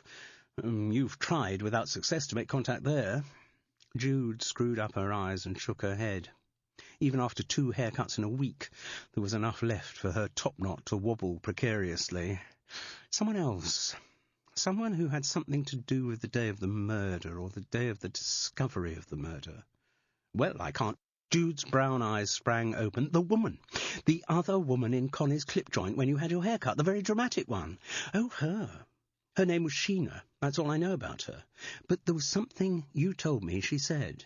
I can't remember. She was behaving so hysterically. She said all kinds of things. No, there was one thing. Something about Kyra deserving her fate. Carol's memory cleared, and the words came back to her exactly as she had heard them that morning. Yes, though the poor girl may have deserved something, she didn't deserve this. Well, wouldn't that suggest to you that this Sheena knew something about Kyra or her background? Yes, it would. In that case, said Jude, I think we ought to see if we can get in touch with Sheena. And how do you propose to do that? I'll ring Connie back. She'll have the number. Hello?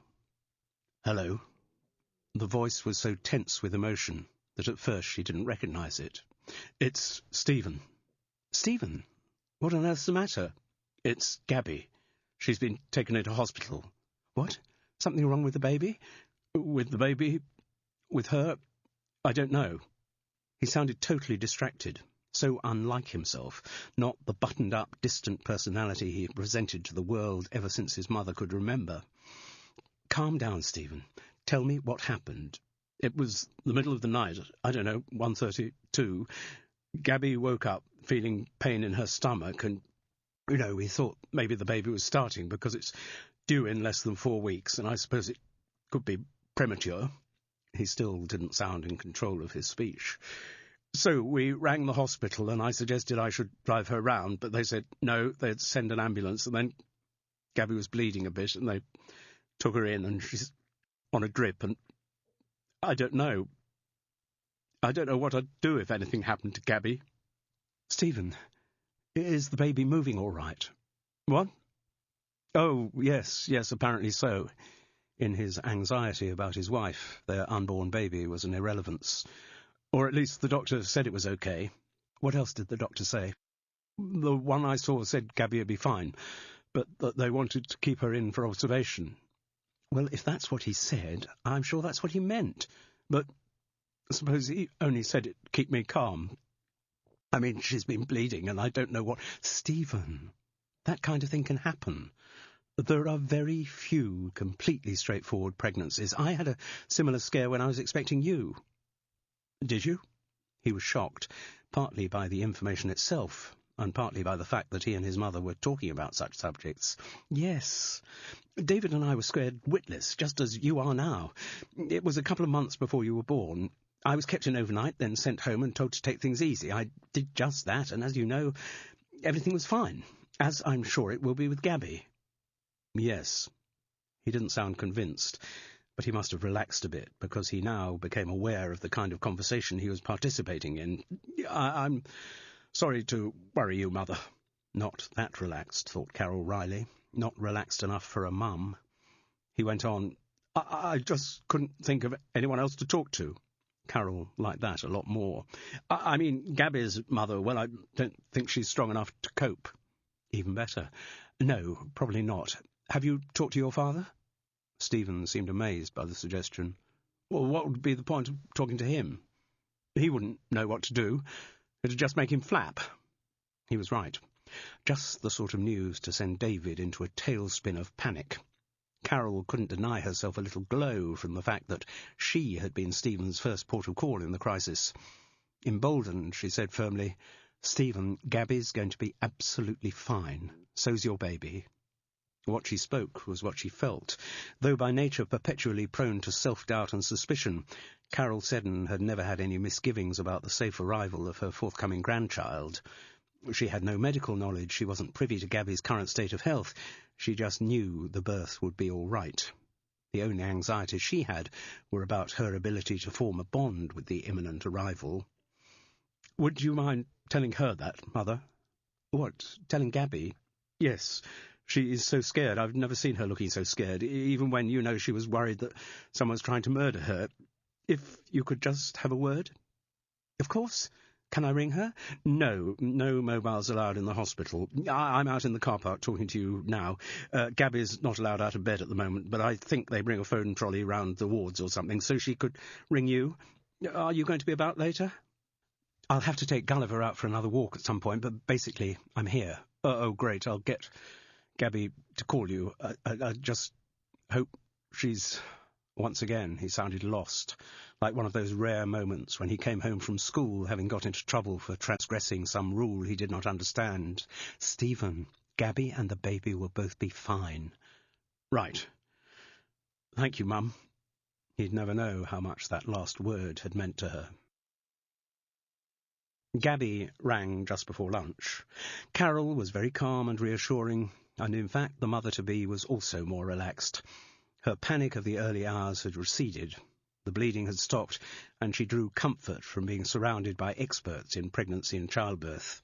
Gabby had sent Stephen home to catch up on some sleep, and she thought she had probably dozed through the afternoon herself. She was definitely going to be kept in overnight, but she'd know more after her consultant had done his rounds in the morning. Carol was surprised how easily she found herself sharing her own comparable experience with Gabby.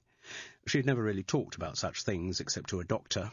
Carol Seddon had never been part of a group of female friends who discussed their entire gynecological history. Finding herself talking to her daughter-in-law about such things, building on the bond of their mutual gender, was a novel experience, but a rewarding one. When she put down the phone at the end of their conversation, she felt she had really been of use to Gabby. and she tried to keep at bay the insidious thoughts that maybe her uncharacteristic confidence was misplaced, that there really was something wrong with the pregnancy. She contemplated steeling herself to ring David. He was secure in his little flat in Swiss Cottage. Maybe he ought to be informed of the family crisis. Oh dear. That would mean talking to him, something she had pretty thoroughly avoided since they'd both put on such a good show of being civilised to each other at the wedding. It would also mean looking up his telephone number.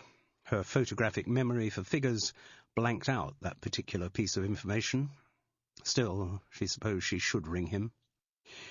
But then she thought, why? As Stephen had said, hearing the news about Gabby's scare would just make him flap. David had always been prone to flapping. When her son needed a rock in his life, it was his mother he turned to, not his father. The knowledge gave Carol a surge of guilty pleasure. Chapter 14. Jude was a shrewd judge of character, and even though they hadn't met, Carol's description had made her certain Sheena was the kind of woman who would seize any opportunity to talk about herself. So it proved. In response to a phone call from a complete stranger who wanted to talk about what she'd seen at Connie's clip joint, Sheena was more than ready to fix a meeting. Soon as you like. Friend was going to come down and see me today, but he's cried off. Apparently has to spend the weekend with his wife. What a feeble excuse. Bloody men, eh? So a rendezvous at the Crown and Anchor, when it opened at noon, was easily arranged. Sheena must have been waiting there before Ted Crisp unlocked the doors, because she was well into a large gin and tonic when Jude arrived only a couple of minutes after 12. "Oh, I should have got you a drink, Sheena. I set this up." "Don't worry, darling. You can get the next one. What are you having?" Sheena managed to get Ted's attention away from the customer, whom he was asking which fingers hairdressers used to hold their scissors, and bought a large Chilean Chardonnay for her interrogator. Jude had instantly recognised the woman from Carol's description. As when she'd made her entrance that morning at Connie's clip joint, Sheena was wearing dark glasses and had her hair swathed in a scarf. She was maintaining that illusion of unobtrusiveness so often affected by people who liked to be the centre of attention. Her silk top and linen suit were expensive, showing just enough fussy decoration to be designer garments. "There you are, darling. Cheers." It was still warm enough to sit outside, and that might have been a justification for the dark glasses, but Sheena had selected one of the pub's shady individual booths. Again, the attempt at self-effacement had had the reverse effect, exacerbated by the loud, husky whisper in which she insisted on talking. Any casting director looking for someone to play a spy would have rejected her as too obvious. "Jude, I'm so glad you got in touch, because I must confess I'm still traumatised by what I saw that morning at Connie's. I keep wanting to talk about it, but holding back. You know, a shock on that scale is not something you can talk about to just anyone." But evidently, and fortunately for Jude, something she could talk about to an unknown woman who had rung her up out of the blue that morning. "I mean, let me tell you, mine has been a life not without incident. I've had a few shocks in my time, particularly where men have been concerned, but nothing like this. Actually, to have been present at a murder scene, it's the last thing in the world I would have wanted to happen to me." Even though the opposite was clearly the case, this was spoken with great vehemence. "And the thought that the perpetrator of this awful crime is still at large, well, it's too ghastly even to think about. I mean, when I wake up in the middle of the night, I am positively terrified. I am currently living on my own, and I get these appalling fantasies. Suppose the murderer wants to silence all the people who are witnesses to his crime." She left a pause for this awful thought to sink in, thus giving Jude the opportunity to interject. "But you weren't strictly a witness to the crime, were you?" "I was a witness to the effects of the crime. I saw the poor girl with that flex around her neck. I tell you, the image of her face is one that I will keep with me to my dying day." She attempted to punctuate this line with a dramatic swallow from her gin and tonic glass, but found it to be empty. Jude went up to the bar for refills. Ted Crisp was betting another customer a $5 that he couldn't say which fingers hairdressers held their scissors in. When she returned with the drinks, further discussion of Cairo Bartosh's murder was delayed by Sheena saying, "I see you don't wear a wedding ring, Jude. Have you had trouble with men?" "Yes, sometimes," came the even reply. "I have also had more pleasure with men than with anything else in my life." "Oh, yes, me too," Sheena hastened to assure her.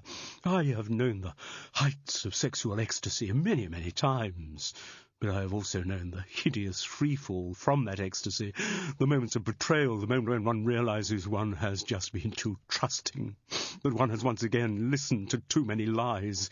It's heartbreaking, but it's the fate which we women are born to." This did not coincide exactly with Jude's view of relationships with men, but she didn't want to break the growing mood of complicity, so let it pass with a casual which Sheena, of course, took as agreement. "Have you ever been married?" "Yes," Jude replied, rightly confident that she would not be asked for any more details. Very few people knew about her marriages or indeed her divorces. Jude's soothing company drew confidences from people about their own lives, rather than questions about hers, which suited her very well. And so it proved in the current situation. It was her own experiences Sheena wanted to discuss, not anyone else's. "Oh, I was married for 12 years. I thought we loved each other. I thought he loved me, but suddenly, after 12 years, he said he wanted it to end. Now, why would he do that?" Emotional exhaustion was the answer that offered itself to Jude, but she kept it to herself. Anyway, the question turned out to have been only a rhetorical flourish. "I'll tell you why he did that. Because he had another woman. For 7 of the 12 years we had been together, he had been seeing another woman. A stupid girl in his office, hardly out of her teens. She couldn't offer any of the things I could offer him." Like bent ears, thought Jude. "Now he's gone and married her, and serve him bloody well right." "You don't know whether they're happy together?" Sheena let out a derisive laugh. "I can hardly think they would be. The girl's total number of brain cells is in single figures." "There's no logic to who gets on with who." "There certainly isn't. Otherwise he'd still be with me. God, the adjustments I've had to make in my lifestyle since the divorce." "Were you left very hard up?" "Well, I got a house down here, but that's not nearly as big as the house we used to live in, where Miss Pinhead is currently doing her impression of the Lady of the Manor." "But have you had to work hard to make ends meet?" "No, not work as such. But my house has only got 4 bedrooms, hers has got 6. I'm not nearly as well off as she is." Jude's sympathy for the divorcee's plight was waning. From what she'd said, and from the clothes she was wearing, she hadn't done at all badly out of the settlement. Her feelings might not yet have healed, but in material terms she was okay. Time to move the conversation on. Going back to that morning in Connie's clip joint. Fat chance of getting Sheena off her favourite subject, though. "Since the divorce," she went on, "I've had many attempts to find love again, but they've all ended in disappointment. Men are such bastards. Why do we love them so much?" Jude didn't offer an opinion. She reckoned she'd have to ride out the tide of anti-men hatred before she got back to investigation. "I mean, this man I was meant to be seeing this weekend, usual thing. We meet, it's all magical, the sex is just stunning. He's never met anyone like me. And then it slips out that he's married. OK, I've been there before, but his marriage is a sham. He hasn't made love to his wife for years, and everything's so wonderful with me. He never wants to see his wife again. And I say, OK, divorce is a possibility. You know, people do it. I'm living proof that people do it. And he says, yes, great, he'll talk to his wife. But time passes, and he hasn't got round to talking to her. And then I discover they've got children. And, of course, he doesn't want to hurt his precious children. So I say, well, look, you've got to make some choices here. And he says, yes, he will, because he adores me, and he's never known sex could be like that. And still he doesn't do anything. But this week he promises he's going to talk to his wife. And does he? Does he? Hell. No, instead the bastard rings me and says he still loves me and he can't wait to be with me, but this weekend, no, sorry, he can't make it. His wife's ill and he's got to stay at home with her and look after the children. Ha! Jude hoped the pause for breath would be an opportunity to get back to the murder, but Sheena hadn't finished yet. And how does that leave me? Washed up on the shore once again like some piece of rubbish that's past its sell-by date? Oh, he was younger than me, of course. Men of my own age just don't seem able to keep up with me, and I suppose he was immature, didn't know when he was well off, thought opportunities of being with a woman like me would keep cropping up for him. Huh, he'll find out. Serves him bloody well right. Her hand moved instinctively up to the scarf covering her head. I'll go to Theo tomorrow. Get a completely new style. I can't stand the sight of myself in the mirror with this one. Jude did the sum. Another restyling so soon after the previous one. If Sheena used a visit to Connie's clip joint to resolve all her emotional crises, it could be an expensive business. Mind you, Jude thought, I'm a fine one to be criticising. Me with my 2 haircuts in 5 days. But mine, she reassured herself, were in the cause of investigation. Still, Sheena had at least brought the subject back to the murder scene. Better grab hold of that before she flitted off again. The morning Kyra Bartosh's body was found, June began firmly. Yes. Oh, it was terrible. I was just sitting there having my hair done when I do know everything that happened. My friend Carol told me. Carol? What Jude had said on the phone that morning, her minimal justification for getting in touch, had already been forgotten. Sheena didn't care about the reason people wanted to talk to her, so long as they did want to talk to her. Yes, I've heard all the circumstances of what was actually seen, but I was interested in something you said at the time. How do you know what I said? You weren't there. No, but as I explained, my friend Carol was there, and she told me everything that happened. And she actually remembered everything I said? Sheena was quite impressed. She remembered one thing in particular. You said that Kyra Bartosh deserved something, but not something as bad as what had happened to her. Did I? I honestly can't remember. I was in such a terrible state. I mean, I'd left home that morning feeling sort of doomy, like it was going to be a bad day, and suddenly I'm at a murder scene and I'm being interviewed by the police, and... Oh, it's too ghastly, she announced with relish. What you said, Jude persisted, implied that you knew Kyra. I'd seen her around in the salon. She'd washed my hair a few times. No, that you knew more about her than that. How do you mean? Either Sheena was very stupid, or she was deliberately prevaricating. You said, though the poor girl may have deserved something, she didn't deserve this. Now, to me, that implies that you knew something about the girl's past, something about her behaviour, which meant that she deserved some kind of punishment. Oh, I see. Well, I didn't know her well. As I say, she just did my hair. But you know, you often get chatting to the girls who wash your hair. Yes, and we were talking about men. I bet I know who was doing most of the talking, thought Jude. And she was saying that she'd got this boyfriend called Nathan Locke. I don't remember her saying the name at the time, but from what I've heard since, that must have been who she was talking about. Anyway, she said she didn't know how serious it was, and she didn't want to get involved if it was all likely to go pear-shaped, and she didn't want to raise the boy's expectations if the relationship wasn't going to go the distance. Well, that sounds eminently sensible. She didn't deserve punishment for that. No, I agree. But we're only talking about what she told me. You may change your mind when I tell you what I heard from another source. She held her hands dramatically apart, asking Jude to let her pace her own narrative. Anyway, I said to Kyra at the time that the only real test, or at least the first test of a relationship, has to be... Is the sex any good? And you know, she was amazingly reticent about that. I mean, I thought these kids nowadays were screwing everything in sight from the first flicker of puberty. But you wouldn't have believed it from the prim way that girl Kyra talked about sex. Again, nothing wrong with that. Jude, will you please let me tell the story my way? Yes, of course. Sheena was not a woman used to being crossed. Maybe another reason why her relationships with men hadn't worked out. All right, that was how Kyra talked to me, playing the little shy butter-wouldn't-melt-between-her-legs girl. I heard a rather different story from Theo. Oh? Well, she was actually out of the salon when he was doing my hair. I was trying strawberry blonde that time, and he said that young Kyra was a right little cock-teaser. Did he? Yes. Which was quite strong language from Theo. He usually hasn't got a harsh word to say about anyone, but he said Kyra was leading this boyfriend of hers a terrible dance, you know, blowing hot and cold. Ooh, unfortunate turn of phrase there, perhaps. Theo said the boy was really nice boy, yes, Nathan, he did mention the name Nathan, and that he deserved better than being messed around by a right little cock-teaser. She seemed to relish repeating the phrase, and her penetrating whisper of it had prompted some uncomfortable reactions from the worthy Fethering pensioners enjoying a Sunday drink at adjacent tables. So Theo knew Nathan. Well, he'd at least talked to him. I can't think that Kyra was going to describe herself as a right little cock-teaser. The whisper was even louder this time. Old men cleared their throats and tried to avoid the eyes of their wives. No, Theo clearly felt sorry for Nathan.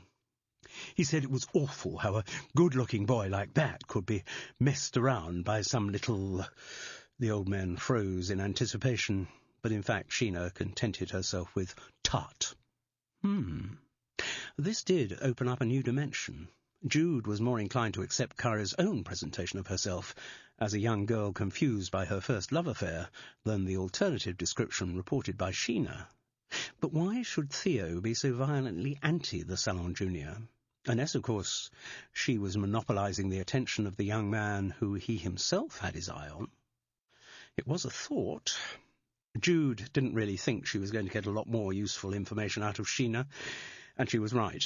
But that realization did not allow her to escape another hour of the woman's self-dramatizing moaning. And keeping pace with Sheena's drinking meant that she left the Crown and Anchor with an annoying and unnecessary headache. As she walked back via the beach to get some air, Jude reflected that she couldn't have asked for a more indiscreet witness. Anything that Sheena knew about the case, however confidential, she would have been happy to blurt out. The trouble was that she didn't know very much.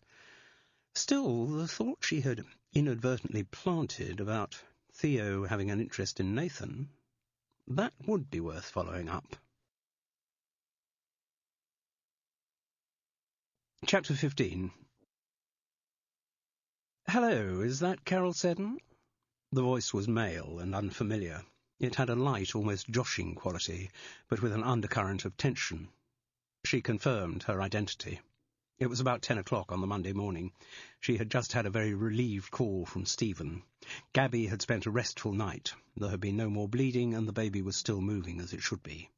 The only small cloud on his sunny horizon was that there were some worries about her blood pressure. The consultant wanted to keep her in for another 24 hours. The news had come as a relief to Carol too, but after she had put the phone down, she felt restless. The day stretched ahead of her, without enough to fill it. A bit of housework, a light lunch with the Times crossword, another walk with Gulliver. She was a woman who needed things to fill her time. Even after all these years, she missed the imperative of setting off every morning to her job at the Home Office. She didn't dare hope that the arrival of her grandchild would give her much more to do. In spite of their oft-stated intentions to move to West Sussex, Stephen and Gabby still lived in London. Carol couldn't see herself being used by them for childcare on a frequent basis.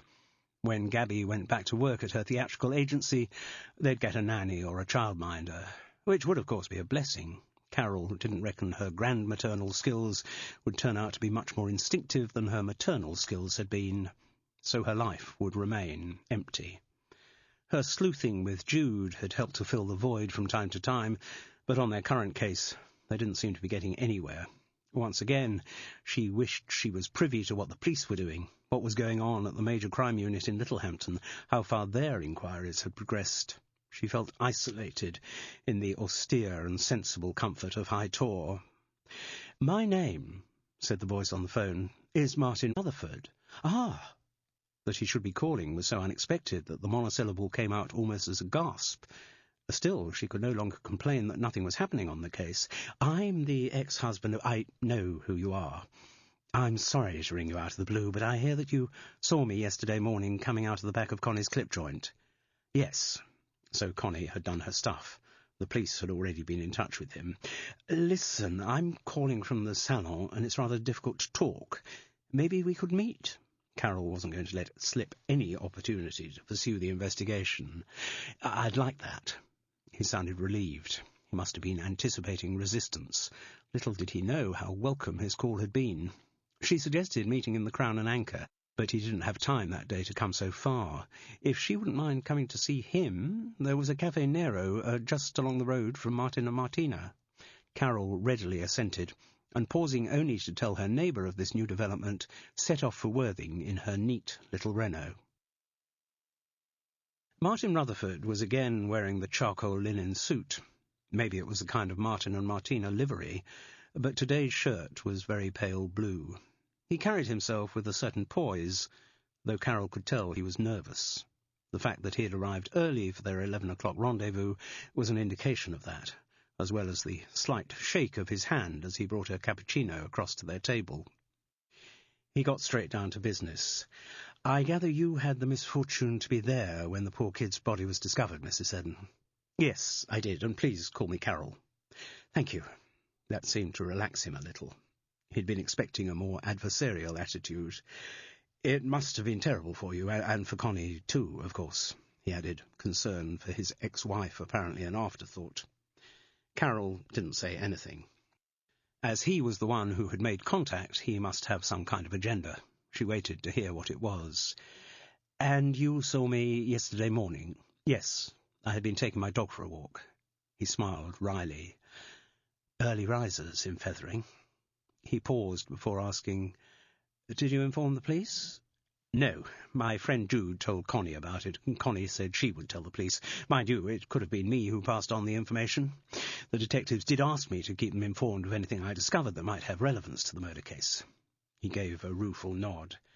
"Yes, of course. And you would have been absolutely right to do so. Though, as it happens, what I was doing at Connie's clip joint had nothing to do with the murder case. I'm sorry, I could only react to what I saw, and I'm afraid to me it seems suspicious. I know the state of affairs between you and Connie since the divorce." "Do you?" He looked surprised.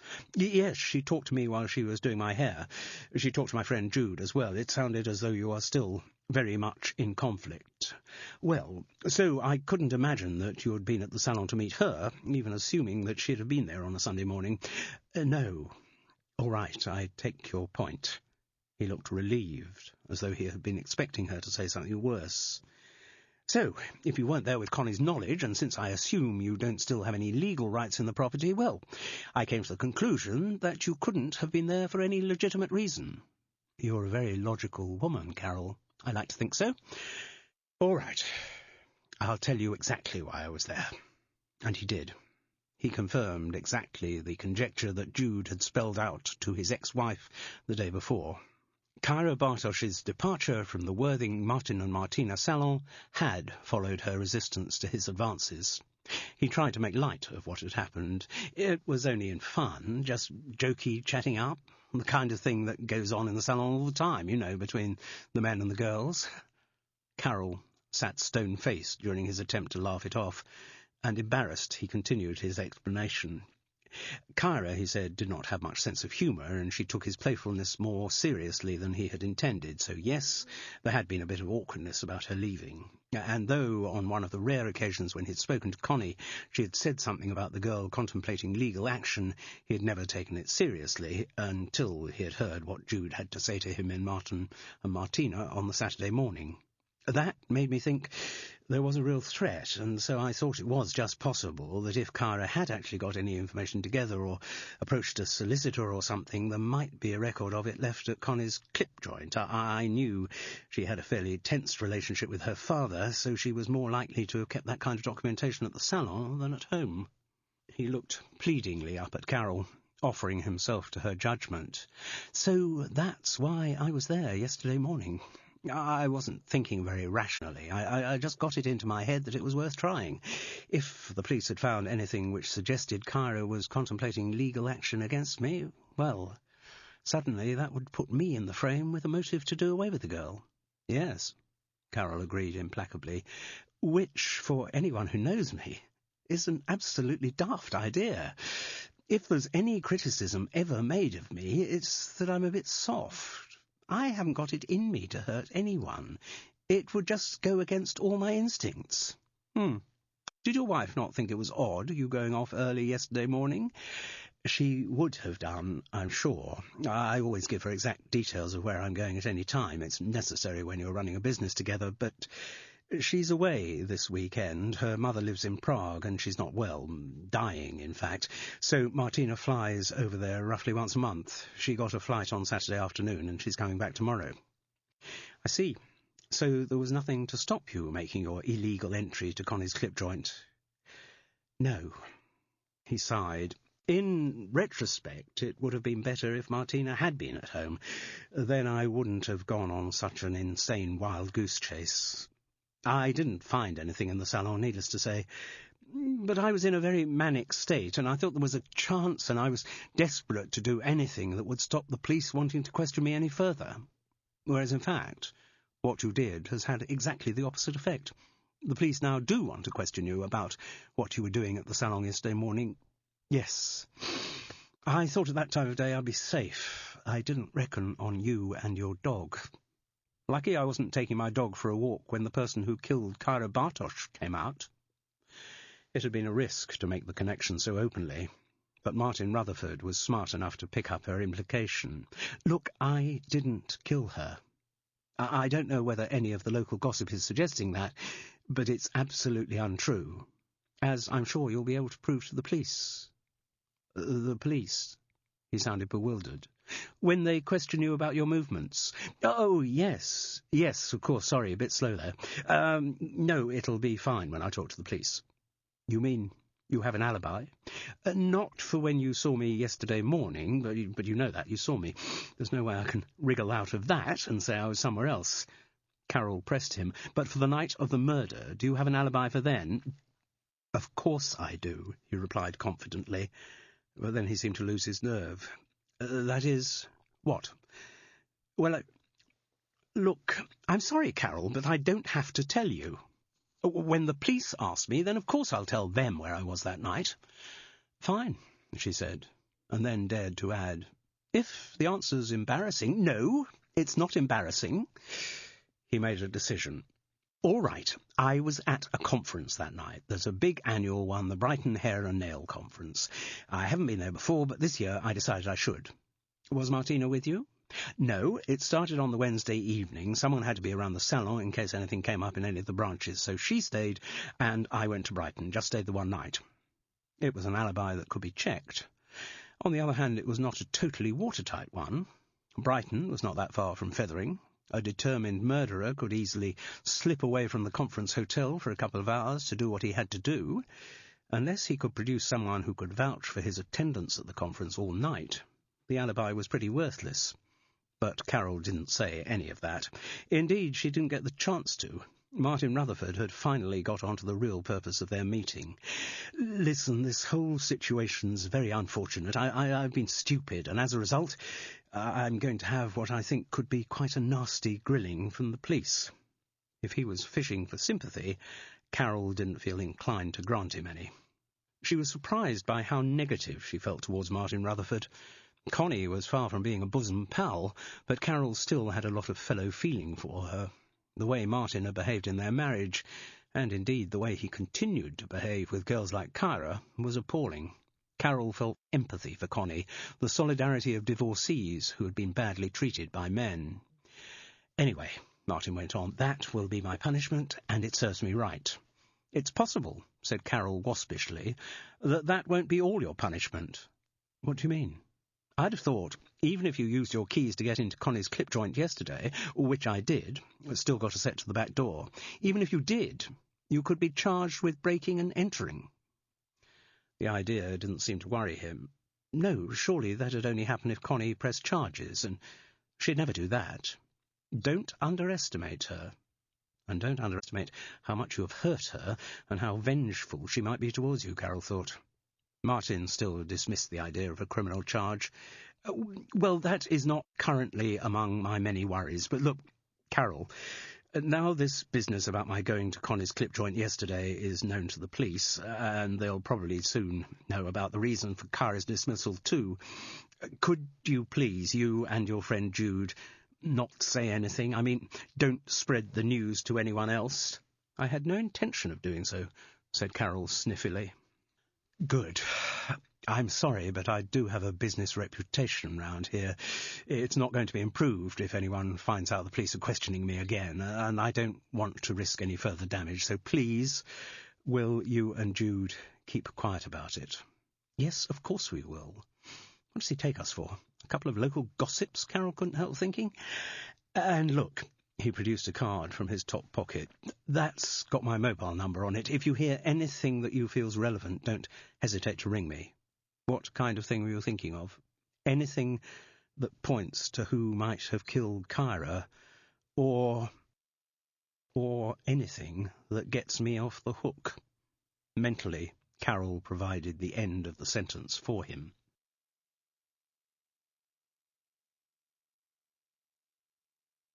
CD 5. Chapter 16. There was one thing at least that she could check right away. As soon as she got back to High Tor, Carol got out the yellow pages and made a list of the main conference centres and hotels in Brighton. She started to ring round, asking if they had recently hosted a hair and nail conference. On the third call, she got lucky. Yes, they'd had some 400 delegates there just over 2 weeks ago. The dates tallied with what Martin Rutherford had said, so the conference certainly existed. Whether he had been at it, of course, was another matter. Carol asked for the name of the organiser of the Brighton Hair and Nail Conference. The girl on reception couldn't tell her, but put her through to someone in the relevant department, who very efficiently provided her with the name and contact numbers of the events company who had staged the conference. Another call confirmed that a Martin Rutherford had indeed been booked in as a delegate, and he had booked in for the dinner on the Wednesday night. What's more, he had been there. By chance, the girl at the end of the line had sat next to him during the dinner. He had been very charming and amusing. No, she didn't know where he'd gone after the meal. Now she really must be getting on with some work. Carol was digesting this information when her phone rang. It was Stephen. He sounded tense again. "What's up?" she asked. "Gabby, they want to keep her in a few more days. Any reason? Has there been more bleeding?" "No, they just want something to do with blood pressure. They think she'll be safer there." "Then I'm sure they're right." "Yes." He didn't sound convinced. "Listen, Stephen, it's only about a month till she's due. If the baby was born tomorrow, it'd be absolutely fine." And the baby's still moving around all right, is it?" Yes, it's not the baby they're worried about. It seems to be Gabby." "Stephen, lots of women have problems with blood pressure when they're pregnant. The hospital is just observing sensible precautions, that's all. You should be grateful that they're doing so." Yes, I am." But he still didn't sound at ease. "What is it?" "Mum." She was warmed by the word. "I'm worried. You wouldn't be human if you weren't. But I'm sure there's no need. Gabby and the baby will both be fine." "Yes. Well, what worries me, I'm so concerned about Gabby that I don't really care what happens to the baby." The admission cost him a lot. For a moment Carol lost her nerve. She couldn't find the right response to what he had just said. Jude would have done it instinctively, immediately come up with the right formula of words. Carol didn't have those skills. But somehow she managed to swallow her anxiety and found herself saying, "That's a natural thing to think, Stephen. You shouldn't feel guilty about it. You know Gabby, you love Gabby. If there's any threat to her, you don't care about anything else so long as she's all right. But you will get to know and love the baby just as much." "Will I?" He still sounded uncertain, pleading. "Yes, you will." After the phone call ended, Carol was assailed with doubt.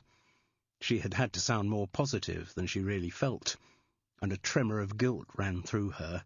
Easy enough for her to tell Stephen about the love he would feel for his child when it was born, but had she ever had that instinctive reaction to him? There were a lot of things Jude cared about which came under Carol's definition of fads. Her work as a healer headed the list. To Carol's mind, that was a fad, or at least the people who indulged in it were faddish. Healing was just a craze.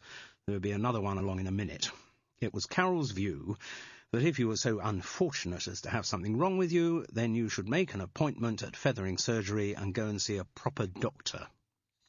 She also thought a lot of the decor at Woodside Cottage was faddish.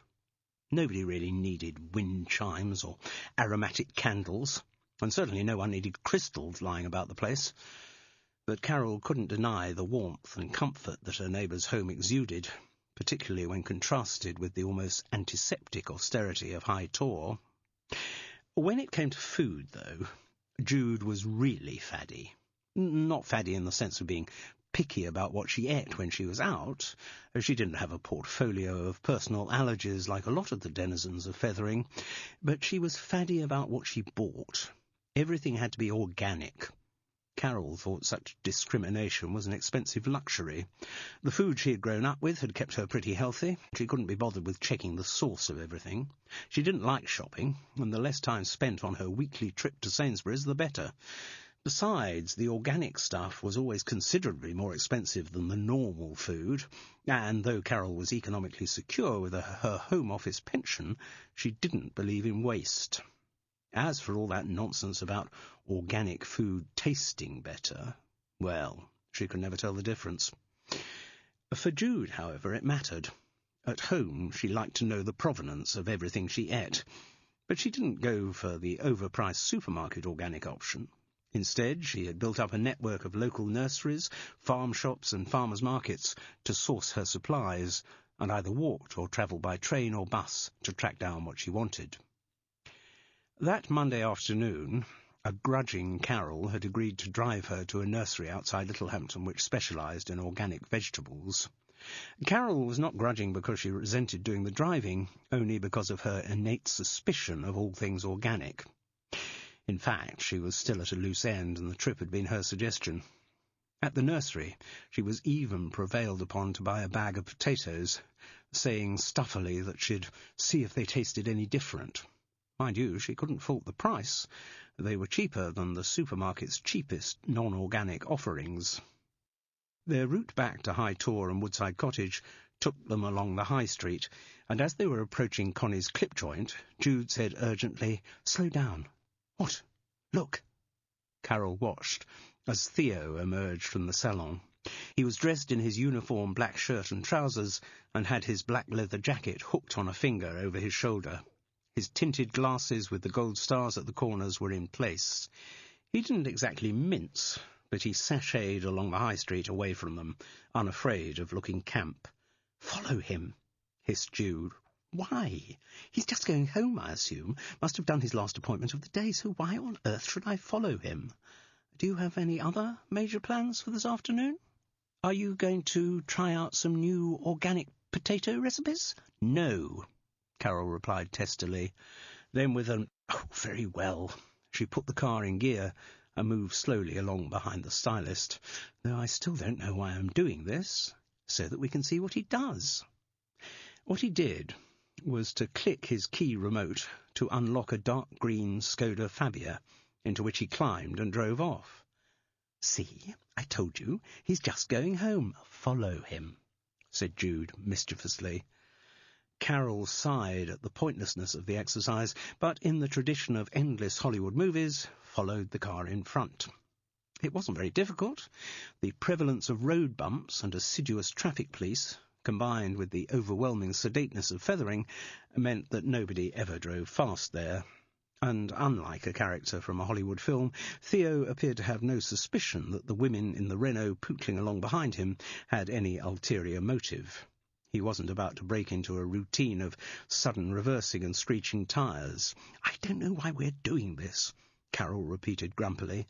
"Just a hunch, but if you'd rather be making an organic potato salad—" The route Theo's Fabia was taking led out of Fethering in the direction of Bognor Regis, which was a mild surprise. Because of his gayness, Carol and Jude had expected him to gravitate towards Brighton. But fair enough, there are gay men in Bognor Regis too. That wasn't where he was going, though. He suddenly indicated and turned right off the A259 towards Yapton. No reason why he shouldn't.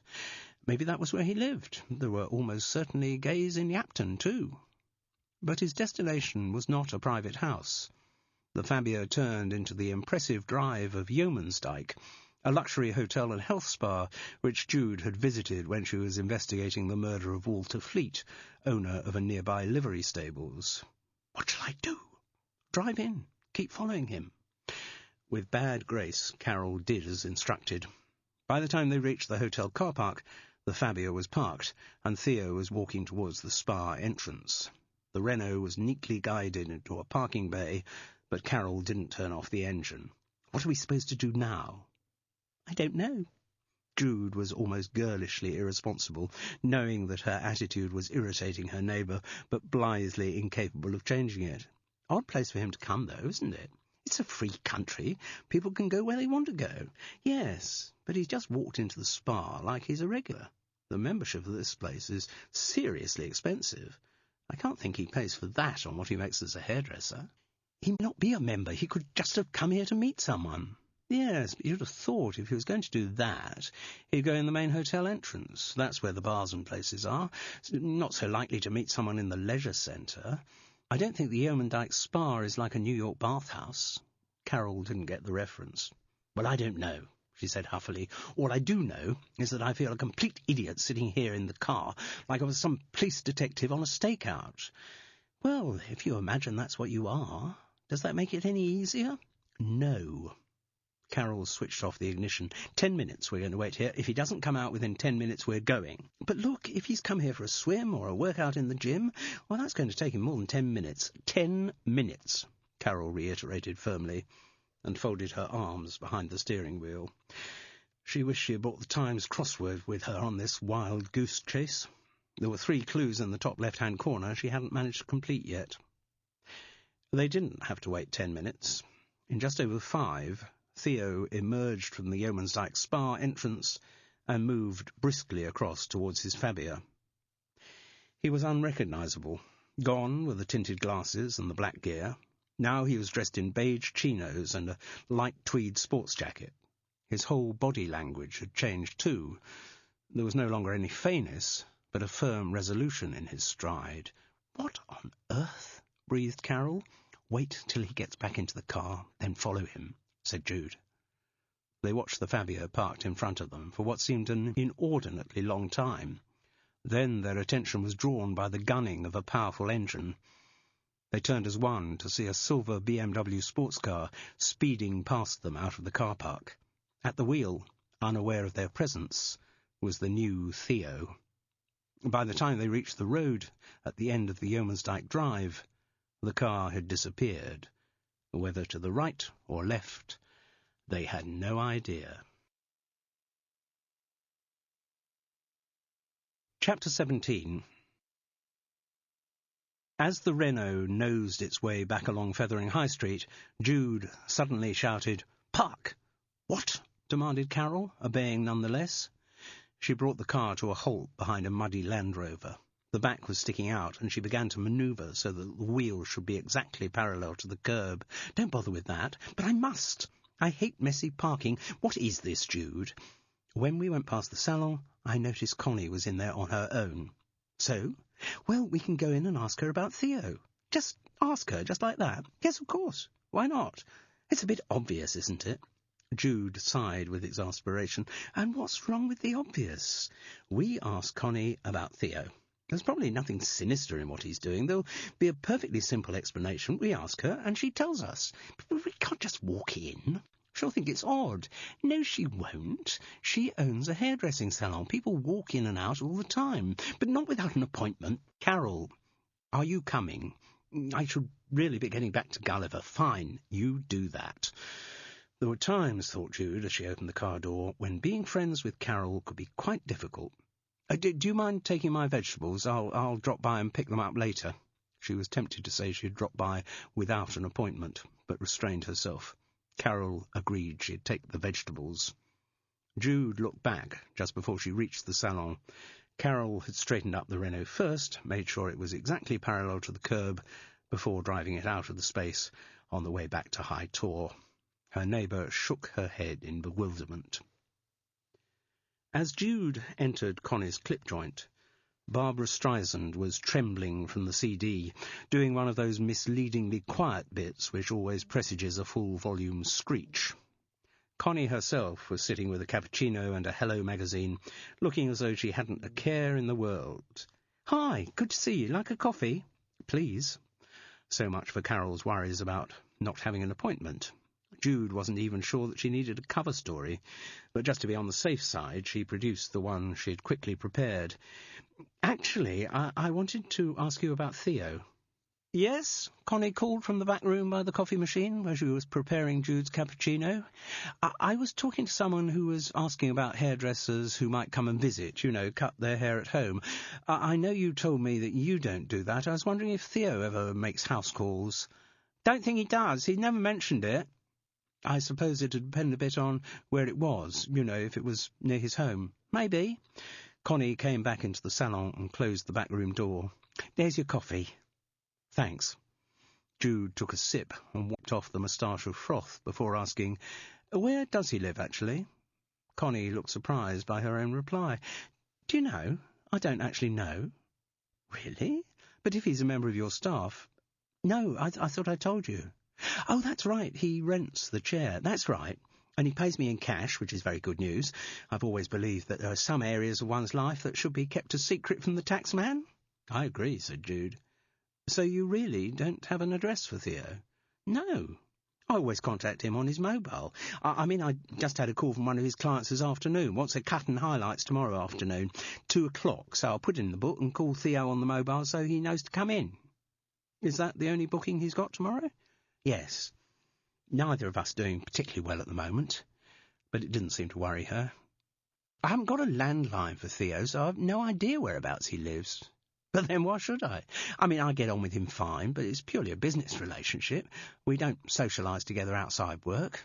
Connie Rutherford pulled a lugubrious face. I may be looking for a man, but Theo wouldn't be highest on my list of possibles. No. Oh, he'd be very good for my ego. Keep telling me how wonderful I look, but in other departments... She giggled ruefully. I think I might be disappointed. I think you might. Jude took a sip of cappuccino. So you don't know whether he's in a relationship? I don't know anything about his private life. Theo's a great one for gossip. He loves earwigging on everything all the women who come into the salon talk about. He really encourages them. They open up to him, but now I come to think of it, he never gives away anything about himself. Good trick if you can do it, said Jude, who could do it and recognised the technique. She asked a few more questions about Theo, but got similar answers. Connie had no idea about his private life. He didn't volunteer any information, and few of his clients wanted to probe. Many Fethering women got quite a charge out of having their hair cut by a gay man, but they didn't want too much detail, and Connie seemed equally incurious. One thing Jude felt pretty sure of after she had finished her questioning was that Connie had no idea about the change of persona that Theo had effected at Yeomansdyke. If you like, the hairdresser concluded, I'll ask him in the morning. Ask him what? Asked Jude. Whether he does visit people's houses to cut their hair. Oh, yes. She'd completely forgotten her cover story. Don't worry, it's not important. I think my friend has a lead to someone else anyway. She looked around the salon. So did neither of you have any bookings this afternoon? I had a 2:00 shampoo, one of the old dears who's never washed her own hair in her life. There are still a few of them around. And that was it? Yes, might get someone else wandering in later. After school finishes, quite often get girls in with their mums, which is usually quite entertaining. Why? Well, the mums want them to look like innocent little cherubs. The girls want shocking pink colouring and razor cuts. Ah, yes, of course. Don't you get frustrated when you're just sitting around? Connie shrugged. Yeah, you get used to it. Part of the business. But not a very lucrative part of the business. Nah, you get used to that too. Business comes and goes. That's just part of being a freelance. I suppose so. But Jude was surprised how laid back Connie seemed about the salon's lack of success. Fethering gossip said that the business was in a dire state, and bets were always being taken on how long it could survive. But the proprietor seemed unbothered. Indeed, she was as relaxed as Jude had ever seen her. The habitual restlessness that accompanied her every movement was no longer in evidence. Her makeup was perfectly in place, and her hair hung neatly, its red highlights recently done, a fine advertisement for her skills. Around her glowed an aura of fulfilment, which made Jude think of a time when Connie had not looked quite so soignée. Gently, she moved the conversation back to the morning that Kyra Bartosh's body had been discovered in the back room. Seems a long time ago, said Connie. You haven't got around to getting another junior yet? No, She gave the impression that she hadn't thought about the subject for some time. No, I must do something about it, but... She shrugged, a gesture that took in the empty salon. No great need when business is like this. Saves him a bit of money, too. But she didn't make it sound as though saving money was that important. And have you had any more contact with the police? Nothing. Presumably they're still trying to track down that boy Nathan. Maybe. They didn't give you any indication of how far they'd got with the investigation when you spoke to them yesterday? Connie Rutherford looked puzzled. Sorry? When you spoke to them yesterday? About Carol having seen Martin skulking round the back of this place? Ah, yes, of course. It all came back to her. Sorry, I'd forgotten, because it was all over so quickly. I rang through to the number the Detective Chief Inspector had given me, told him my piece, and that was it. Hardly even a thank you, let alone any useful information about how the murder case was proceeding. And you don't know whether they've been in touch with Martin yet? Jude, Martin and I are divorced. We contact each other as little as is humanly possible. Yes, I'm sorry, I wasn't thinking. So, unless they suddenly arrest him for Kyra's murder, which is very unlikely, I can't really think it likely that I'll hear anything about his encounter with the police. No. Jude felt duly chastened. Thinking back to that time, though, Connie. You know, the morning when Kyra didn't open up the salon as she should have done? Yes. The hairdresser looked wary. She had recovered a degree of equanimity since the tragedy, and apparently didn't want to have the memory brought back. Carol Seddon gave me a blow-by-blow account of what happened. I'm not surprised, said Connie with some edge. Probably the most exciting thing that has happened in her life for some time. But she at least was quite restrained while it was all happening, unlike that woman Sheena. Yes, I heard. Not necessary to mention her recent encounter with the drama queen. But it did remind her of something Sheena had suggested. Sorry, Connie, going off at a tangent. Back to Theo. The hairdresser sounded more enthusiastic. She hadn't liked reviving the images of discovering Kyra's body. Discussing her fellow stylist was much more appealing. I mean, presumably he is gay. Oh, come on, Jude. Is the Pope Catholic? Yes. OK. Well, you never saw any sign of Theo coming on to anyone, did you? No.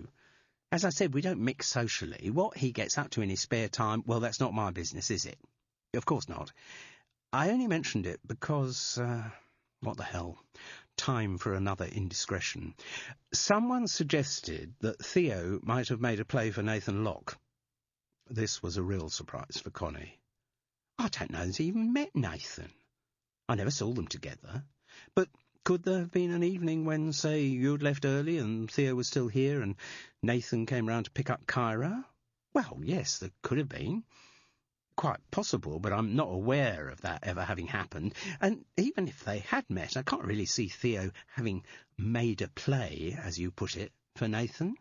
He's a very professional stylist. I've met a lot of gay men in this business. It goes with the territory, and they're all very camp with the clients, but I've never met one who came on to anyone in the salon. No. Jude was being tarred with the brush of homophobia, but it wasn't the moment to correct Connie's misapprehension. Sorry, it was just something someone said. Everyone in Fethering's got something to say about Kyra's death, and I wish they'd stop it. Nobody really knows anything except perhaps the police, and they're keeping anything they know very firmly to themselves. Yes, their recent conversation had spoiled the serenity of Connie's mood. Look, there are some things I've got to sort out, Jude. Yes, of course, I must be on my way. Just a minute. Jude stopped on her way to the door. What? Connie was looking curiously at her hair. You haven't had it cut again since I did it, have you? No, of course not, came the guilty reply. But Connie was not deceived. Looking closely at the hair, she echoed exactly the words of Kelly Jane at Martin and Martina. Dear, oh dear, now do tell me where this was done. No, look, I can't. Sorry, I must be on my way. It took a lot to fluster Jude, but this had achieved the feat. She realised she had overstepped a diplomatic boundary. Having another haircut by another stylist at another salon within a week is probably about the most offensive insult you can give a hairdresser, and Connie's face reflected the affront she had just received. Jude opened the door, but before she went out, turned back and said, "There was one other thing I wanted to ask you." "Oh?" Connie wasn't a natural at being frosty, but the welcome had definitely gone from her voice. "Something Carol told me the morning Kyra's body was discovered." "Yes?" The hairdresser had already had quite enough of that subject. "Well, I'm sure she must have got it wrong, because you always take such care of your appearance. But Carol said that morning you weren't wearing any makeup and you hadn't done your hair." "No, I hadn't. I sometimes do all that after I've arrived here. Go through—" She corrected herself. "Do it in the mirror here." The image did not match the picture of the woman that had formed in Jude's mind. Connie had her standards as the owner of the salon. She wouldn't do her makeup in the mirror when she had a client present. She didn't say anything, but Connie seemed to feel she needed further self-justification. I just got delayed that morning, that's all." "Do you remember what delayed you?" "The fact that my alarm clock didn't ring, with the result that I overslept." Jude's welcome was in danger of being outstayed. "Now, I really do have things to do." "Of course. Thanks for the coffee. See you." As she walked back to Woodside Cottage, Jude felt certain that whatever had delayed the owner from reaching Connie's clip joint on the morning after Kyra Bartosh's murder, it wasn't just that she had overslept. Chapter 18. "But would you do that, Carol?" "I'm not sure that I'm the best person to ask. I'm not one of those women who kicks herself in makeup every time I leave the house." "I know you're not, but you always look smart when you go out, don't you?" Carol wasn't sure whether or not what Jude had said was a compliment. She hadn't had much practice with compliments, and did not receive them naturally. "I don't know," she conceded. "I certainly don't like to look a mess. No, none of us do. It's a feminine instinct. You check you look okay before you leave the house." "Surely you don't?" Carol was tempted to ask. Jude always looked as though her hair and her clothes had just been thrown together on a whim. But maybe she had to work at that look just as carefully as Carol had to check that the belt of her Burberry wasn't twisted. Anyway, it certainly did the business for Jude. Wherever she went, men drooled. "Well," she said, "imagine how much stronger that instinct must be for someone in what the broadest sense can be called the beauty industry. Connie Rutherford has to be a walking advertisement for what she's selling. If she looks a mess, she's going to discourage customers to Connie's clip joint. So we come back to the same point. What made her late that Thursday morning?" "She didn't give you any answer?" "Not a detailed one. Just that she had overslept. I'm afraid once she noticed that I'd had my hair cut somewhere else, I ceased to be a welcome guest. I don't think I'm going to get a lot more information out of her now. Perhaps it's as well that I didn't come in with you then. At least she doesn't have anything against me, except that you're a friend of mine, maybe, and a fellow lover of organic vegetables. I only bought these as an experiment, to see if they taste any different." This was said very sniffily. Carol had low expectations for the results of her taste test. "I was only teasing." Oh. From school days onwards, Carol had never been very good at recognising when she was being teased. "There's another thing, though, Carol." "What?" "Well, OK. Let's say Connie does sometimes leave the house in a hurry in the morning for whatever reason. One of her car crash encounters with a man, perhaps. And so she gets to the salon and she hasn't done her hair or makeup. Like on that Thursday." "Yes." "Well, she couldn't do her makeup then because I was waiting to have my hair washed and cut. But I'm sure if all had gone to plan, if Kyra had opened the salon at 8:45 as she was meant to, and had already been washing your hair when her boss arrived straight from bed, there's no way Connie would have done her makeup in the mirror where you could see her. No, I'm sure she wouldn't. So she would have put on her war paint in the back room. She virtually said that to me. She said she'd go through, and then she stopped herself and said she'd do it in the mirror at the front. Except that morning she couldn't do what she'd normally do because I was already there waiting for my appointment." "Exactly." Jude had a hand up in the bird's nest of hair and was tapping her skull reflectively. "Every time I've gone into that salon, the first thing Connie's done is to offer me a cup of coffee. Did she offer you coffee that morning?" "No, she didn't. I wouldn't have accepted it because she was already late and it would have just taken more time. And are you sure she didn't offer you any coffee?" "Yes. I remember thinking it was quite odd, because it sounded as though she was about to offer me something, and then she stopped. You know what the reason for that could be? No? The coffee machine's in the back room. It's possible that Connie didn't offer you coffee because she didn't want to go into the back room, because she knew there was something she didn't want you to see back there. The following morning, the Tuesday, Jude was on the way down the high street for a walk on the beach when she saw someone she recognised. Sitting in a parked car, looking patiently out towards the sea, was Wally Grenston. The day was warm, and his window was down, so she greeted him as she passed. After the customary pleasantries, she said, "So, Mim's let you out on your own, has she?" The grizzled head turned nervously at the suggestion and nodded towards the building outside where she was parked. "She's in at the chiropodist. A martyr to her feet, Mim. I tell her it's down to all those ridiculous stiletto things she wore when she was a singer.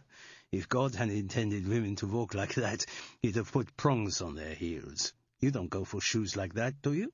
Jude laughed and lifted up one brown sandal foot. "Very sensible. If Mim had worn shoes like that all her life, she wouldn't have her current trouble." "I haven't worn shoes like this all my life, Wally. I've had my time in stilettos." "Well, clearly not as much time as Mim." Again he looked with some anxiety at the chiropodist's door, but he was all right. She hadn't come out yet. "And are you still doing the amateur sleuthing, Jude?" "Still trying to work out how Kyra Bartosz died, yes." He nodded, mulling over an idea, then said, "I had a call from her father yesterday. Joe, Hirschi, yes. There is a meeting of the Czech Club in Brighton tomorrow night. He asked me if I was going." "You mean he is?" He caught the eagerness in her voice. "Yes, he is going. I know, Jude, there is no chance that you could go there too to meet him. The club is members only." "Ah," she said, disappointed. "And what do you do when you're there?" "Visit and drink." He smiled fondly. "Some drink beer, some Slivovitz. I drink Becherovka, and we talk about times." There was a catch in his voice. "About times that will never come back." "Does the club have its own premises?" No, we meet. Sometimes in a hotel room, a pub, sometimes at the house of one of the members. 2 times a year we have big dinners, socials, with food from Czechoslovakia. Kap. He smacked his lips nostalgically. Guests come then to those dinners. They are good evenings. "Maybe you'd invite me to one day," Jude joked. Wally Grenston chuckled. "Nothing that I would like more, nothing, though, that Mim would like less." "Ah." He smiled and lightly whistled a couple of bars of a lilting but melancholy tune, almost definitely one of his own. Then he announced, "I think it is good that he or she rang me." "In what way?" "It means perhaps he is coming out of his grief a little. Since Christina died, so far as I can tell, he has hardly left the house." Bereavement is a terrible thing. Suddenly Jude had an idea for another approach to the old man. "I have actually done work with the bereaved." "Work? How do you mean?" "I do healing, like counselling. It has proved very effective. Maybe Joe Bartosz would—" But her suggestion was cut short by a wry laugh. "You couldn't have chosen a worse idea for Hirschi. He does not believe in asking help from anyone, and certainly not help of the kind that might be called psychological. Joe is very much of the old suffer-in-silence school. He has never talked about his emotions to me, or I'm sure anyone else. No, he will sort himself out. And in fact, that he is talking of going to the Czech Club, this, I think, is good news. He is, as you say, coming out of himself." "You think that means he's more likely to talk to me?" The old man shrugged. "Who knows? It's quite possible that he doesn't want to talk to anyone about Christina, that the reason he wants to go to the club is to talk about other things. I will only know when I see him." "Well, if he does want to talk—" Yes, I have your number. I will tell him." But Wally Grenston didn't sound optimistic. "I don't want to put pressure on him to—" But Wally was frantically shaking his head and gesturing for her to leave. He had seen something through the chiropodist's window. Jude moved off just as she heard the door opening. By the time Mim had emerged onto the pavement, Jude was 20 yards away. Once again, Wally Grenston had lived dangerously and survived. The landline was ringing when she returned to Woodside Cottage after her walk. "Hello? Is your name Jude?" A woman's voice, cultured, confident. "Yes. My name's Bridget Locke." "Ah. A coincidence?" Except Jude didn't really believe in coincidences. There was an intention and synchronicity to everything that happened, nor had she any doubt that the Bridget Locke on the phone was the one married to Rowley Locke. "I was given your name by a friend called Sonia Dalrymple," a horse-owning client with whom Jude had had some recent dealings. "She said you do healing and stuff." "Yes." "I've suddenly done something to my back. I don't know if you do backs. Maybe I should be talking to an osteopath." "I do backs." "Well, mine's suddenly gone, and gone in what way?" "Sort of seized up down in the small of my back, but the pain comes all over the place if I try to turn my head round or lift my legs in a certain way." Lower back pain. So you'd like to make an appointment?" "Please." "Well, I live in Fethering, just on the high street. I'm fairly free at the moment, so if you name a time..." "The trouble is, I can't drive. I mean, I can drive normally, but at the moment I can hardly move off my bed, and even just lying there's terribly painful. I certainly can't bend my body to get into the car. It's agony. Look, I'm sorry, but would it be possible for you to come and see me?" Jude needed no second invitation. She had heard enough from Carol about the Locke setup to want to see it at first hand. If she could cure Bridget Locke's back pain, and she had a high success rate in such cases, then good. And if she could find out any more about Kyra Bartosh's murder and the disappearance of Nathan Locke, then even better. "Yes, of course I could come to you." "Where do you live?" she asked, knowing the answer full well. Chapter 19. Jude fixed to go to Chichester that afternoon, after 4, when the little girls were back from school and could let her in. She could do the journey by rail. The coastal trains on the Brighton to Portsmouth Harbour line were slow and kept stopping in the middle of the bungalowyed sprawl at numerous stations with Wick in their names, but they'd get her there eventually. Then a taxi from Chichester Station to Summersdale. She knew Carol would have driven her, but Jude didn't want that for a couple of reasons. First, the Lockes were presumably unaware of the connection between the two women. The sight of Carol's Renault outside their house could ruin that.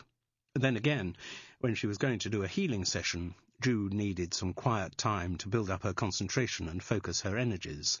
That would be difficult to achieve in a car full of Carol's scepticism. Anyway, as it turned out, she couldn't have got a lift from her neighbour. The immaculate Renault and its owner were elsewhere. Carol wasn't at home because she was on a mission of her own. An only child of borderline paranoid tendencies, she had never been good at sharing.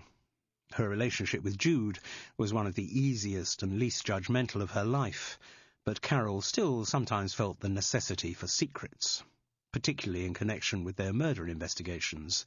She could never quite suppress the pleasing fantasy of her doing something very successful on her own, of her finding the link of logic that brought together two apparently unrelated elements in a case, and the fantasy always concluded with the image of her casually presenting the vital new development as a rich gift to Jude.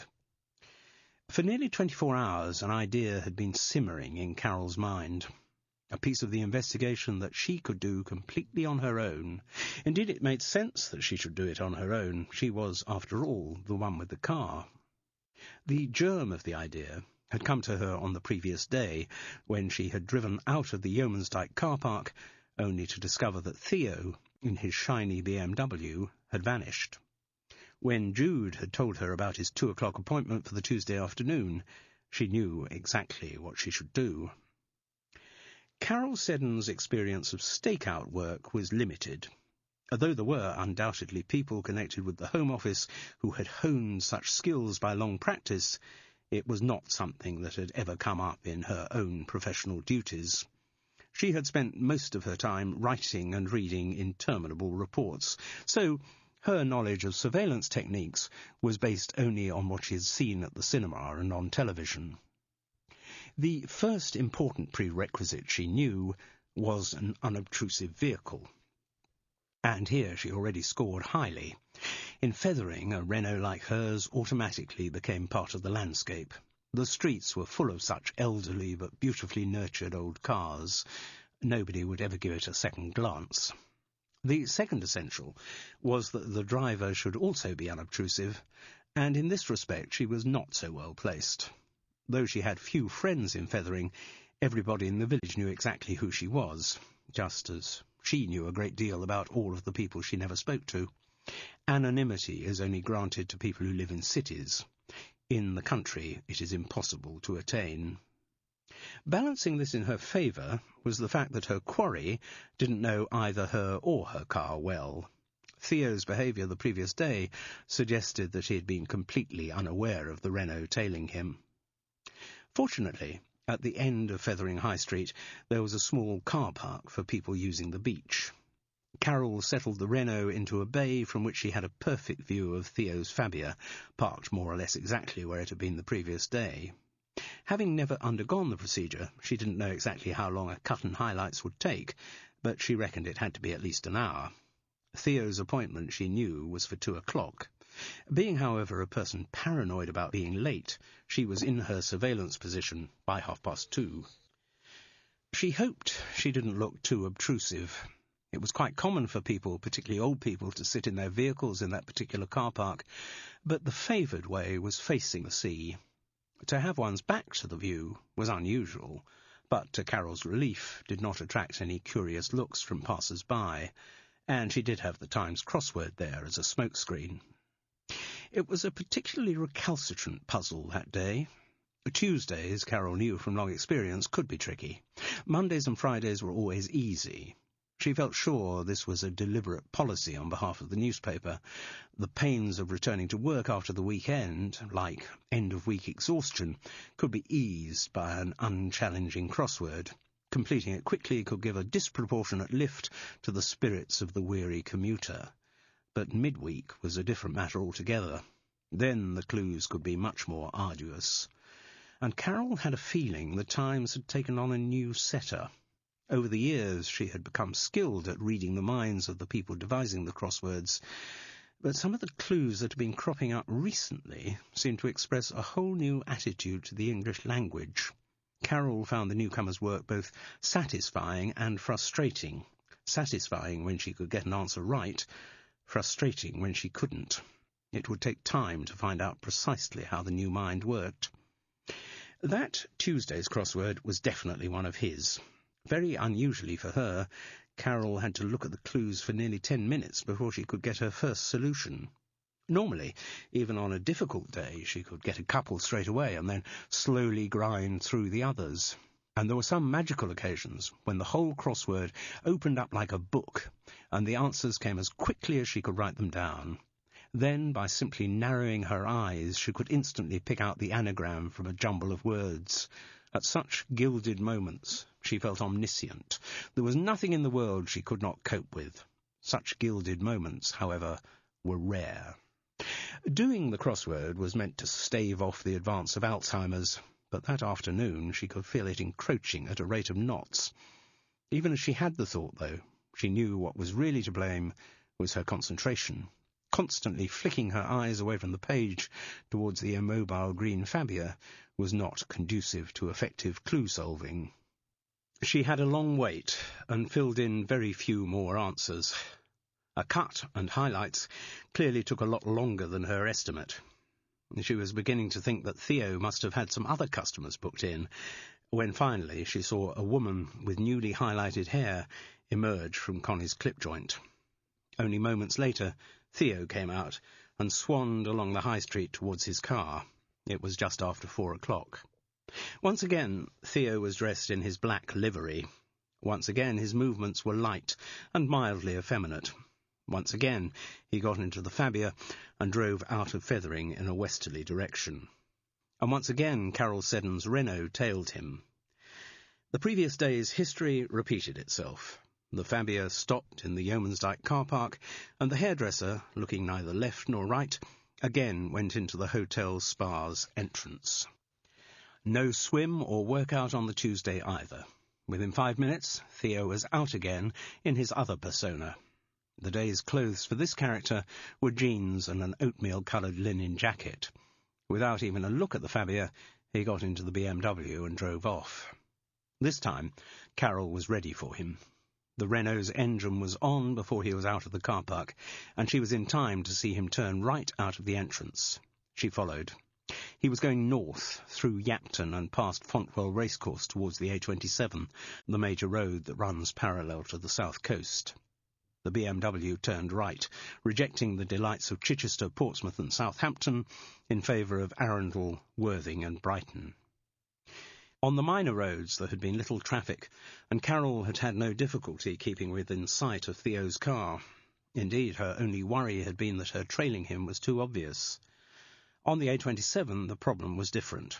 There were many more vehicles, and an open stretch of road would give a car like the BMW opportunities to let rip and lose the more sedate Renault, not to mention the even more sedate Renault's owner.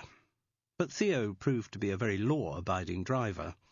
He rarely took the car above 50, and Carol had little difficulty in keeping no more than 1 or 2 cars away from him. Where the traffic slowed to a crawl through the outskirts of Worthing, she found she was directly behind. Rather belatedly, she put on a pair of dark glasses from the Renault's neat glove compartment. It was unlikely that Theo would show any interest in the driver of the car behind. He was probably lost in a radio programme or music CD, but Carol still thought putting the glasses on was a prudent move. The action also gave her a frisson. She was behaving like a real private investigator. Worthing left behind, the BMW showed no signs of stopping. It didn't take long before Carol started to feel less like a real private investigator and more like the middle-aged owner of a dog who would soon be needing a meal and a walk. She had no idea how far Theo was going. His destination could be anywhere. London, Canterbury, Folkestone. Yes, he might even be going through the Channel Tunnel. Paris, Lille. He could be going to any place in Europe or beyond. With difficulty, she curbed her imagination and made a decision. Brighton would be the extent of her surveillance. If he went beyond Brighton, then that was it. End of adventure. She'd go back and feed Gulliver. The possibility of a destination in Brighton or nearer was boosted by the fact that after leaving the magnificence of Lancing College to his left and climbing the steep incline above Shoreham-on-Sea, Theo left the A27 in favour of the A2770. While the major road led up through a tunnel to all kinds of distant places, the one he had selected led through a variety of overlapping small towns until it reached Brighton. The traffic was still heavy and slower on the minor road, so keeping the BMW in sight was again no problem. The 2 cars stopped and started through the suburban sprawl, then took a right turn down towards Hove. Where the road met the sea, Theo turned left, along the magnificent frontage towards Brighton. Carol knew it didn't really make sense, but she seemed to feel a relaxation in his driving now, as if he were on the home straight. And so it proved. Taking his tail by surprise, Theo's BMW suddenly swung left up into a magnificent Regency Square of fine houses, frosted like wedding cakes. Carol almost overshot the junction, but to a chorus of annoyed hooting from behind her, managed to manoeuvre the Renault up the same way. At the top, on the side facing the sea, Theo bedded the car neatly into a reserved space. The lack of other parking left Carol with no choice but to drive past him. She juddered to a halt on yellow lines beyond the row of residents' cars, and looked ahead, trying to find that rarest of phenomena, a parking space in Brighton. She was so preoccupied with her search that she didn't look behind her. The tap on her window took her completely by surprise. She turned in the seat to see Theo looking down at her. Sheepishly, she lowered the window. "So, Carol," he asked, "why have you been following me?" Chapter 20. Jude was let into the Summersdale house by one of the little lot girls, dressed in a green school jumper and skirt. Whether it was Chloe or Sylvia, or indeed Zeba or Tarnil, she had no means of knowing, and the information wasn't volunteered. All the child did, when the visitor had identified herself, was to say lispingly, "Oh yes, Mummy's expecting you. She's upstairs." Then, turning on her heel and announcing, "I'm playing," she went back into the sitting room. As Jude climbed the stairs, she tried to tune in to the atmosphere of the place. Beneath the surface chaos of lovable family life, she could feel strong undercurrents of tension and anxiety. Those might be natural, given the Locke's current situation, but the impression she got was that they predated the disappearance of Nathan from Marine Villas. At the top of the stairs, she paused, and a weak voice said, "I'm through here." Bridget Locke was wearing a plain white nightdress and was propped up high on pillows in a single bed. But before Jude had a chance to process this information, she was told that this was the spare room. "I'm so uncomfortable in the night that I can't share a bed with anyone. Rowley wouldn't get any sleep if I was in our own room." Jude, as usual with a new client, she preferred that word to patient, began by asking a few general questions about Bridget's medical history. Apparently back pain was not a recurrent problem for her. This was the first time it had happened, or at least had happened so badly that she needed treatment. "Why did you come to me? Most people's first port of call would have been their GP." "Yes." The woman seemed slightly confused by the question. "The fact is, I've always favoured alternative therapy over conventional medicine. My experience of doctors has been that whatever your complaint is, they reckon a drug prescription will sort it out. I'm rather reluctant to cram my body full of chemicals." While Jude entirely agreed with the sentiment, she wasn't convinced that Bridget Locke was telling the truth about her reasons for approaching her. "You said it was Sonia Dalrymple who suggested you call me." "That's right." "How is she?" A bit of general conversation might relax the woman. Even Jude found herself thinking, for some reason, put her off her guard. "She's fine. Well, I say that. I think the marriage has broken up. Difficult man, Nicky." Jude, whose investigations with Carol into a murder at Long Bamber Stables had found out some interesting secrets about Nicky Dalrymple, might have put it more strongly, but she wasn't about to say more about that. "So, if this is the first time your back's gone, Bridget, what do you think's caused it?" "I don't know. Lifting something out of the car, perhaps? Standing at a funny angle?" "Was there a moment when you suddenly felt it go?" "No, it sort of happened gradually." You know, a lot of back pain isn't primarily physical." "Are you saying it's psychosomatic?" The reaction was a common one. No one wanted to have their suffering diminished by being told it was all in the mind. "That's a word you can use if you want to," Jude replied soothingly. "The mind and the body are very deeply interrelated, and whether the cause is something mental or something physical, it doesn't make any difference to how much your back hurts." "No." Bridget Locke sounded mollified. "What are your normal stress reactions?" "Sorry?" "Most of us have some kind of physical response to stress. With some people it's headaches, stomach upsets, insomnia." Bridget Locke seized on the last word. I don't sleep that well. I suppose that is my normal stress reaction, yes." "And presumably with your back like this, you're sleeping even less." The woman nodded. She did look exhausted. Under the neatly cut hair, the skin of her face was tight with tiredness, and there were dark hollows beneath her eyes. "You're worried about Nathan?" "Oh, you've heard about that?" Again, something didn't ring true with Jude. Bridget knew she lived in Fethering. She must have known the level of village gossip that an event like Kyra Bartosh's murder would have generated in a place like that. Surely she would have assumed that Jude knew about it. But this was not the moment for a challenge. "Yes, dreadful business. It must be hard on you. Quite tough. And, of course, the rest of the family." Though from what Carol had said, Bridget was the only one who seemed worried about the boy. "Yes." "I gather, Bridget, you're not Roland's first wife?" "No. How did you know that?" "No point in lying. A friend of mine told me. Someone you've met. Her name's Carol Seddon." "Ah, yes." Was Jude wrong to detect a note of satisfaction in the response? Can I ask you, I'm sorry, you may think it's being nosy, but it's a question anyone from Fethering would ask, because everyone from Fethering has now become an amateur detective? If you like. Including you and your friend Carol? Maybe. We can't help being interested. No, only natural. So what was this question that everyone in Fethering would ask me? Do I know who killed Kyra Bartos? No, and not that one. They might be intrigued, but the question they'd ask is one that you might be more likely to have an answer to. Which is? Jude looked the woman firmly in the eyes. Do you have any idea what has happened to Nathan? This time she had no problem in believing the response. A weary shake of the head and, No, I wish I did. I feel very close to him. Oh? As ever, the gentle manner promised to elicit confidences, and it did. The fact is, this family, when I met Rowley, it was him I fell in love with. I didn't realise to quite what an extent, by taking him on, I'd be taking on the rest of the Locke clan too. Jude stayed silent. She knew more would come. They are very all-enveloping.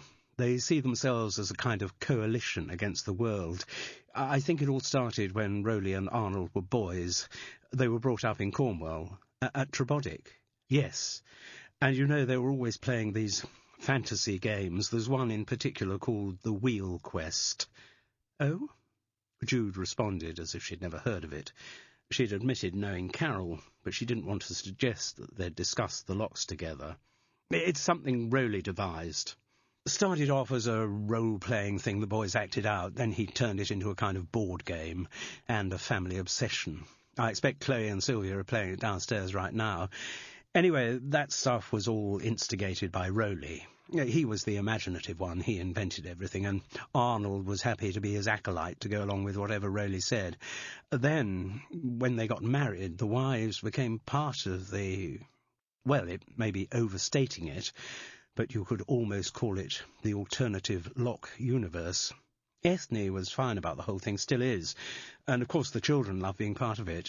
Joan, that was Rowley's first wife, well, the impression I get is that she went along with it quite enthusiastically at first. She had been an only child, and suddenly being part of this huge, hermetically sealed comfort zone, she loved everything about it. But as the years went on, I think she got a bit disillusioned with the whole setup. It can be difficult for an outsider. Ignoring the implication about Bridget Locke's own position, Jude asked, And was Nathan something of an outsider too? She'd got it right. Yes, I suppose that's why I bonded with him. Neither of us swallowed the whole Trebodyc and Wheel Quest business quite as much as we should have done. We liked it. We loved the individual members of the family, but both of us, I guess, had a kind of independence in us, something that meant occasionally we didn't want to do everything as a pack. At times it could all feel a bit claustrophobic. We both liked some level of solitude, which is very difficult to achieve in this family. And that's the bond between you and Nathan. Jude was rewarded by a nod. So is it worry about him that has got you in this state, and probably brought on the back trouble? Maybe. Yes, probably. Here was a slight dilemma. By asking what she wanted to ask next, Jude would be admitting that Carol had reported back every detail of her visit to the Summersdale house, and there were some people who would find that an invasion of privacy. Still, it was worth the risk. Another thing my friend said, Bridget, was that, having met you and your husband, and Arnold and Ethne, yes, you seemed to be the only one genuinely worried by what might have happened to Nathan. There was a silence, and Jude feared she might have made a misjudgment. But Bridget proved to be more concerned about the boy than about having her affairs discussed by total strangers. I know what you mean, but that's very much a Locke way of doing things. With their solidarity there also comes a huge confidence, so they really can't imagine that anything dreadful's happened to Nathan. He's a Locke. He'll be all right. I don't suppose you think it's possible, again Jude was treading on potentially dangerous ground, that they're confident because they actually know where he is? They know he's all right? No, absolutely not. But then came a concession. I did actually suspect that at first. Not very loyal of me, was it? But straight after the murder was discovered, my immediate thought was that Nathan had taken himself off to Trebotic and was lying low down there. That would have been a very lock situation to the problem. Whatever goes wrong with anyone in the family, a few days at Trebotic is always reckoned to be what's required. That's the universal panacea. So I was suspicious. But the police were also suspicious, and they went down to Trebotic, searched all the cottages and found nothing. It was a lot of cottages down there, a sort of terrace of 4.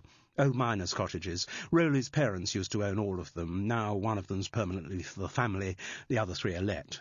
During the summer holidays, and any other time of year anyone will take them. Mopsa lives down there, and she's supposedly in charge of organising the lets. She didn't sound overconfident of her stepdaughter's organisational skills. Anyway, once I knew that the police had searched Trebotic, I stopped being suspicious of the rest of the family. They don't know where Nathan is. They've just convinced themselves that because he's a lock, nothing bad can happen to him. It must be rather wonderful to have that kind of confidence.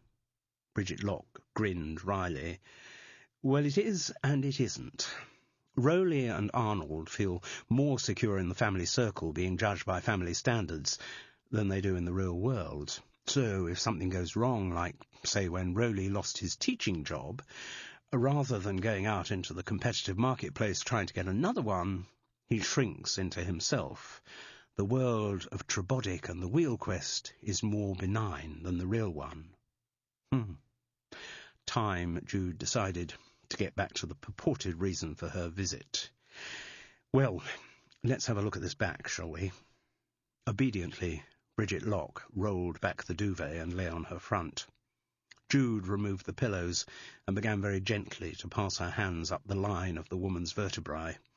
Not actually touching the skin, she waited to feel the angry energy of pain rising from the body. After the scan, she asked Bridget to perform various movements and tell her which ones hurt.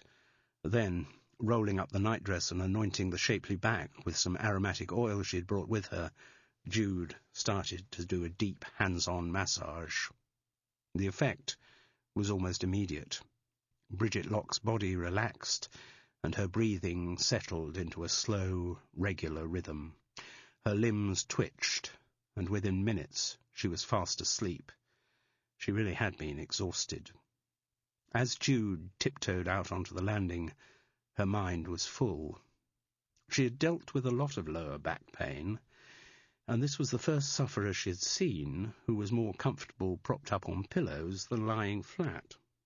Nor had she seen many who could shake their heads and throw off duvets with quite such abandon. Whatever Bridget Locke's reason had been for calling Jude to the house, there certainly was nothing wrong with her back. End of CD 5.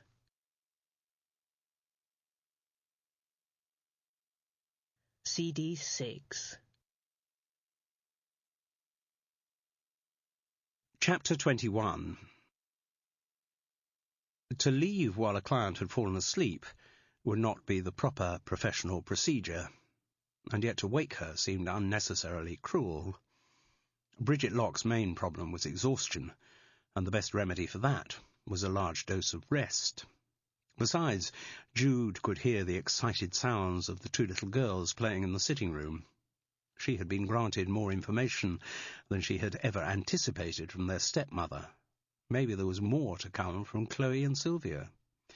"Your mother's asleep. I'll just wait here until she wakes up." The girls hardly reacted to Jude's words as she settled herself into an armchair. They seemed to share the Locke lack of interest in people outside the charmed circle of their own family, and as their stepmother had predicted, they were deeply absorbed in their game. Jude sat back to watch and listen to the 2 little uniformed pre-Raphaelites. From their conversation she deduced that the one who had let her in was Chloe, a.k.a. Zeba, and the smaller one, Sylvia, a.k.a. Tarnil. Carol's description left her in no doubt that they were once again playing the Wheel Quest, and she found the mechanics of the game quite as puzzling as her neighbour had. The action still took place between the kingdom of Varendia and the forest of Black Fangdar, But with more time to look at the board, Jude could now see that the main port of Varendia appeared to be Carmenka, over which loomed an extensive castle called Bidit Rock. Though she could not possibly understand the detail of what was happening, she did after a while work out that the game concerned a battle between Varendia and Black Fangdar, and that the two powers represented, surprise, surprise, good and evil. Chloe was playing for Varendia and Sylvia for Black Fangdar. They moved their cardboard figurines around the map with great speed and no discernible logic, and they talked in the incomprehensible language Carol had described. The ordeal of Fermanagh was again referred to, as were the veils of Aspinglad and the blood of Mercurin, and there was a lot more where that came from. So far as the confused spectator could piece together the action, the forces of good, in the person of Prince Fimbador, were being pursued by the evil hordes of Gadrath Pezican, who of course represented evil. Prince Fimbador had suffered a heavy defeat at the Battle of Edras Helford, and was now being hounded by the enemy army of Gedros, Jarks, Monitukes, and various other monsters. He, cut off from his comrades, had retreated to the stronghold of Bidit Rock. His ghastly opponents were at the gates of the castle, and about to break them down. "Yield, Prince Fimbador," lisped Sylvia. "You cannot resist Gadrath Pezican and the power of Black Fangdar. Hand over the Grail, and your life will be spared." "My life is worthless," Chloe lisped back, "if the Grail ends up in the evil hands of the Mercurin. I defy you and your false accusations. You have not yet defeated me, Gadrath Pezican." "Oh no? You are alone. Your army is vanquished. You are outnumbered by thousands to one. And now you are cornered in the castle of Bidit Rock like a rat in a trap. There is no possible escape for you, Prince Fimbador. Yield the Grail to me." "Never. Bidit Rock still has its secrets. Pursue me if you will, but you will never find me in the labyrinths of the Wheel Path. No one has ever found anyone in the Wheel Path. No one has even found the key of Clove's halo, nor used it to open the Faith Peril Gate, which is the secret entrance to the Wheel Chamber. There I will go, carrying the Grail with me for safekeeping, and from there I will escape and come back to vanquish you another day, Gadrath Pezican." "You're bluffing, Prince Fimbador. Already my Jarks have broken through the flimsy gates of—" Quite how that particular Grail quest might have ended, Jude never found out, because at that moment Bridget Locke, yawning, and with a toweling robe wrapped around her, entered the sitting-room. As if a switch had been flicked, Chloe and Sylvia were instantly silent. "Sorry, Jude," said their stepmother. I do hope the girls have been keeping you amused. You could say that. I'm so sorry, though. I just passed out. Best thing that could have happened to you. Lots of sleep, that's what you need, Bridget. How does the back feel?" "Amazing. I don't know what you did to it, but it feels completely back to normal." Hardly surprising, since there was never anything wrong with it. "Now tell me, what do I owe you?" Jude's charges for her healing services were very flexible. Some people she treated free. Those who she thought could afford it, she billed for whatever figure came into her head. Even though the Locks were not well healed, she charged Bridget at something near her highest rate. Jude was very sympathetic to psychosomatic sufferings, but not to non-existent ones. She called on her mobile for a taxi, and exchanged conversation of little consequence with Bridget until it arrived. The two girls sat silently on the floor, in suspended animation until they could resume their game. A stranger's presence hadn't inhibited them at all, but their stepmothers did. Jude wondered how they'd react if it had been Rowley who came into the room. She got the feeling the wheel quest would have continued uninterrupted. When the cab arrived, Bridget Locke escorted her to the door. Her farewell words were, "Do give my good wishes to Carol." This possibly answered the question that had been building in Jude's mind since she arrived at the house. Why had Bridget summoned her there? Could it be that all the Locks had wanted to do was confirm that there was a connection between Carol and Jude?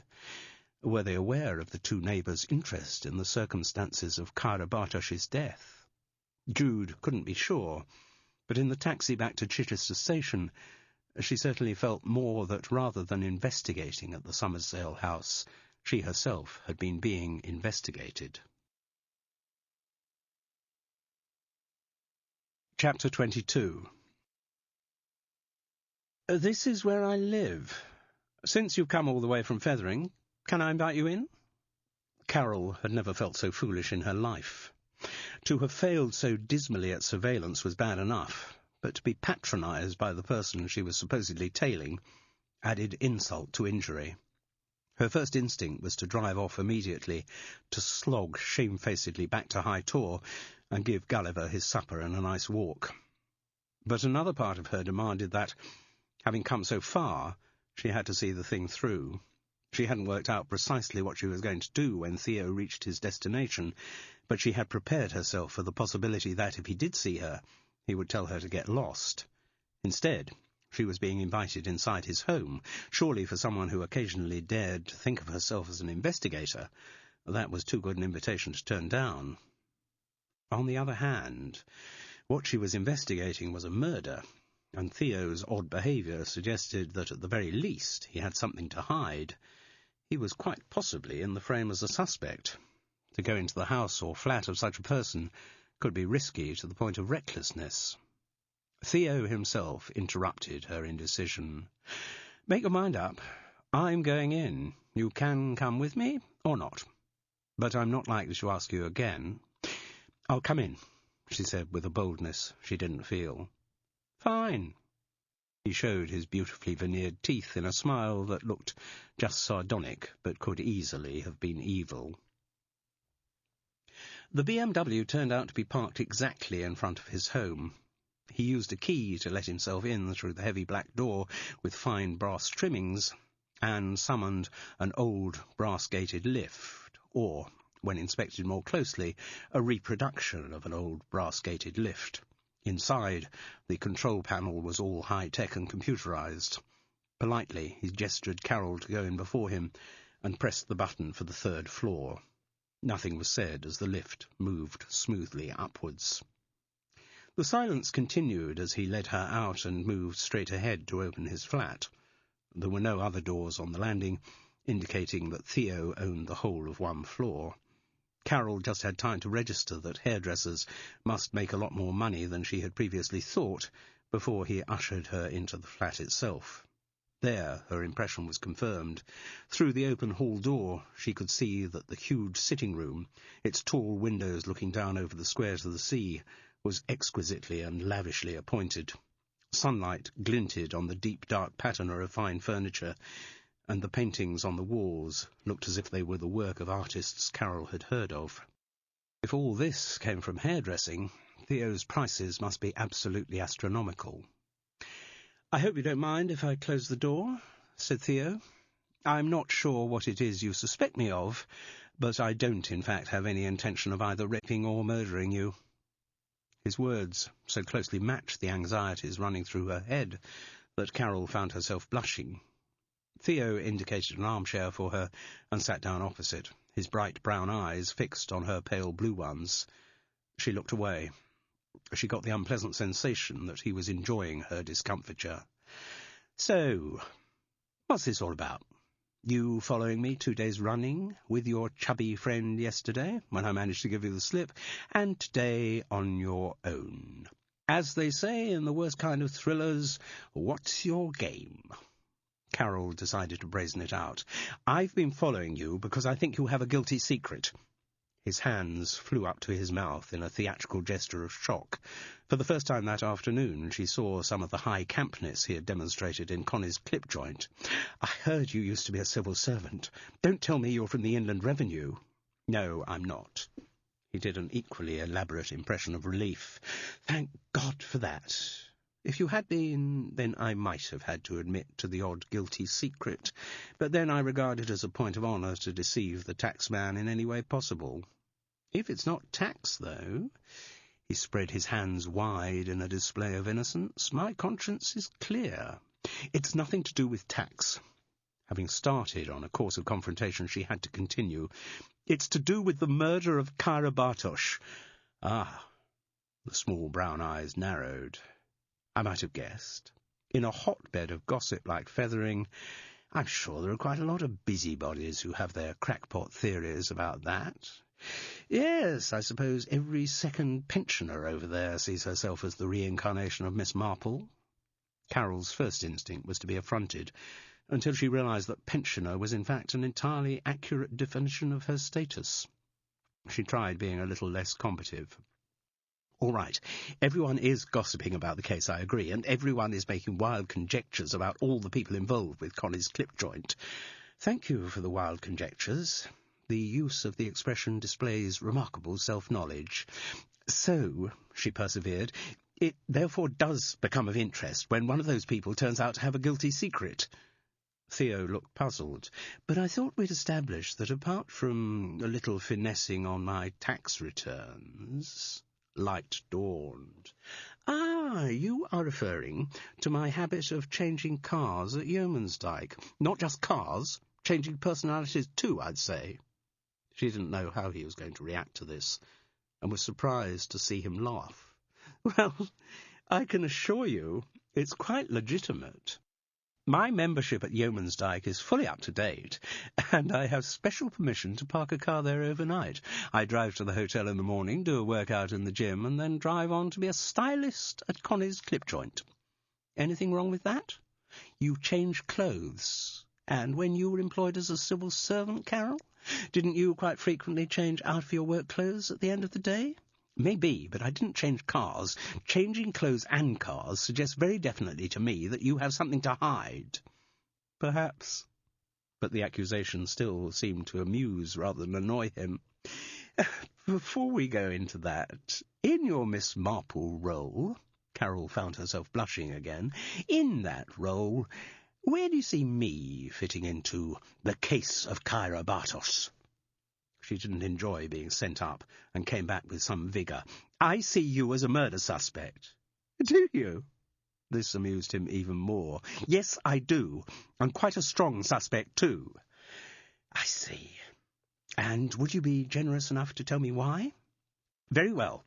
First, you work at Connie's clip joint, which was the scene of the crime. He slapped the back of his hand onto his forehead in a foiled-again gesture. How on earth did you work that out? Carol wasn't to be deterred. What's more, you presumably have keys to the place so you could get in and out at any time of the day or night. That, too, I can't deny.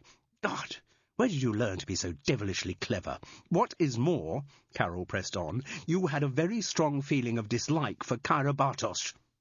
Did I? Where did that come from? It arose because she was the one who had got Nathan Locke to fall in love with her, and you loved him. Her previous statements had tickled his sense of humour, but this one reduced him to uncontrollable hysterics. Carol sat rigidly still and deeply embarrassed until the paroxysms died.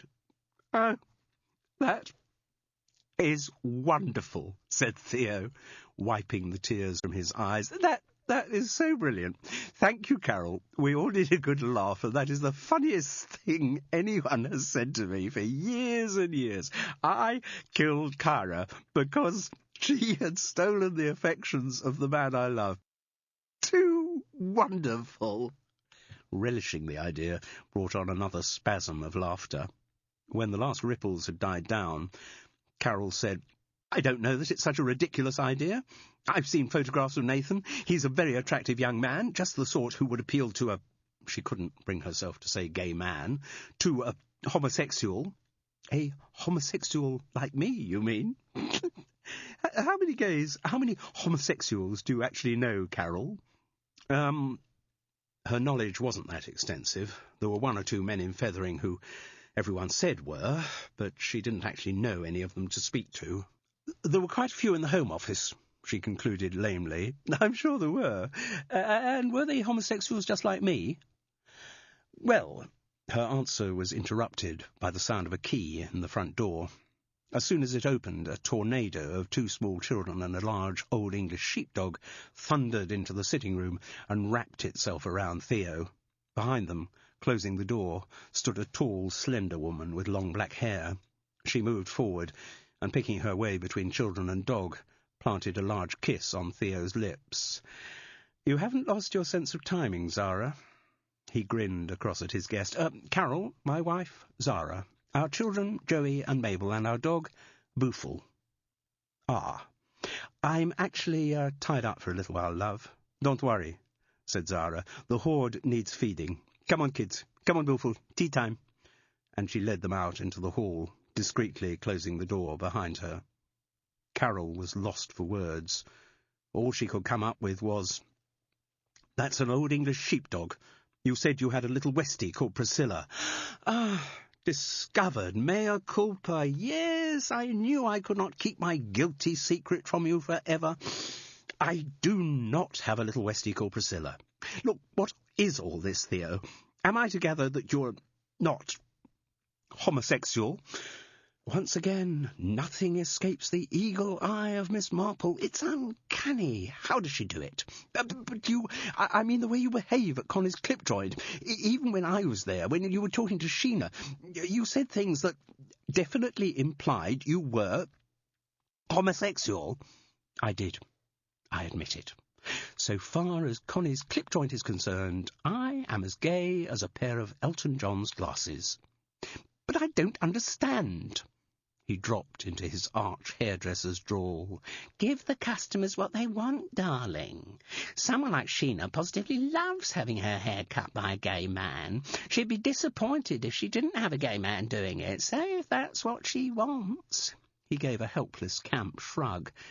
There must be more to it than that. Oh, there is, yes. It's also self-protection.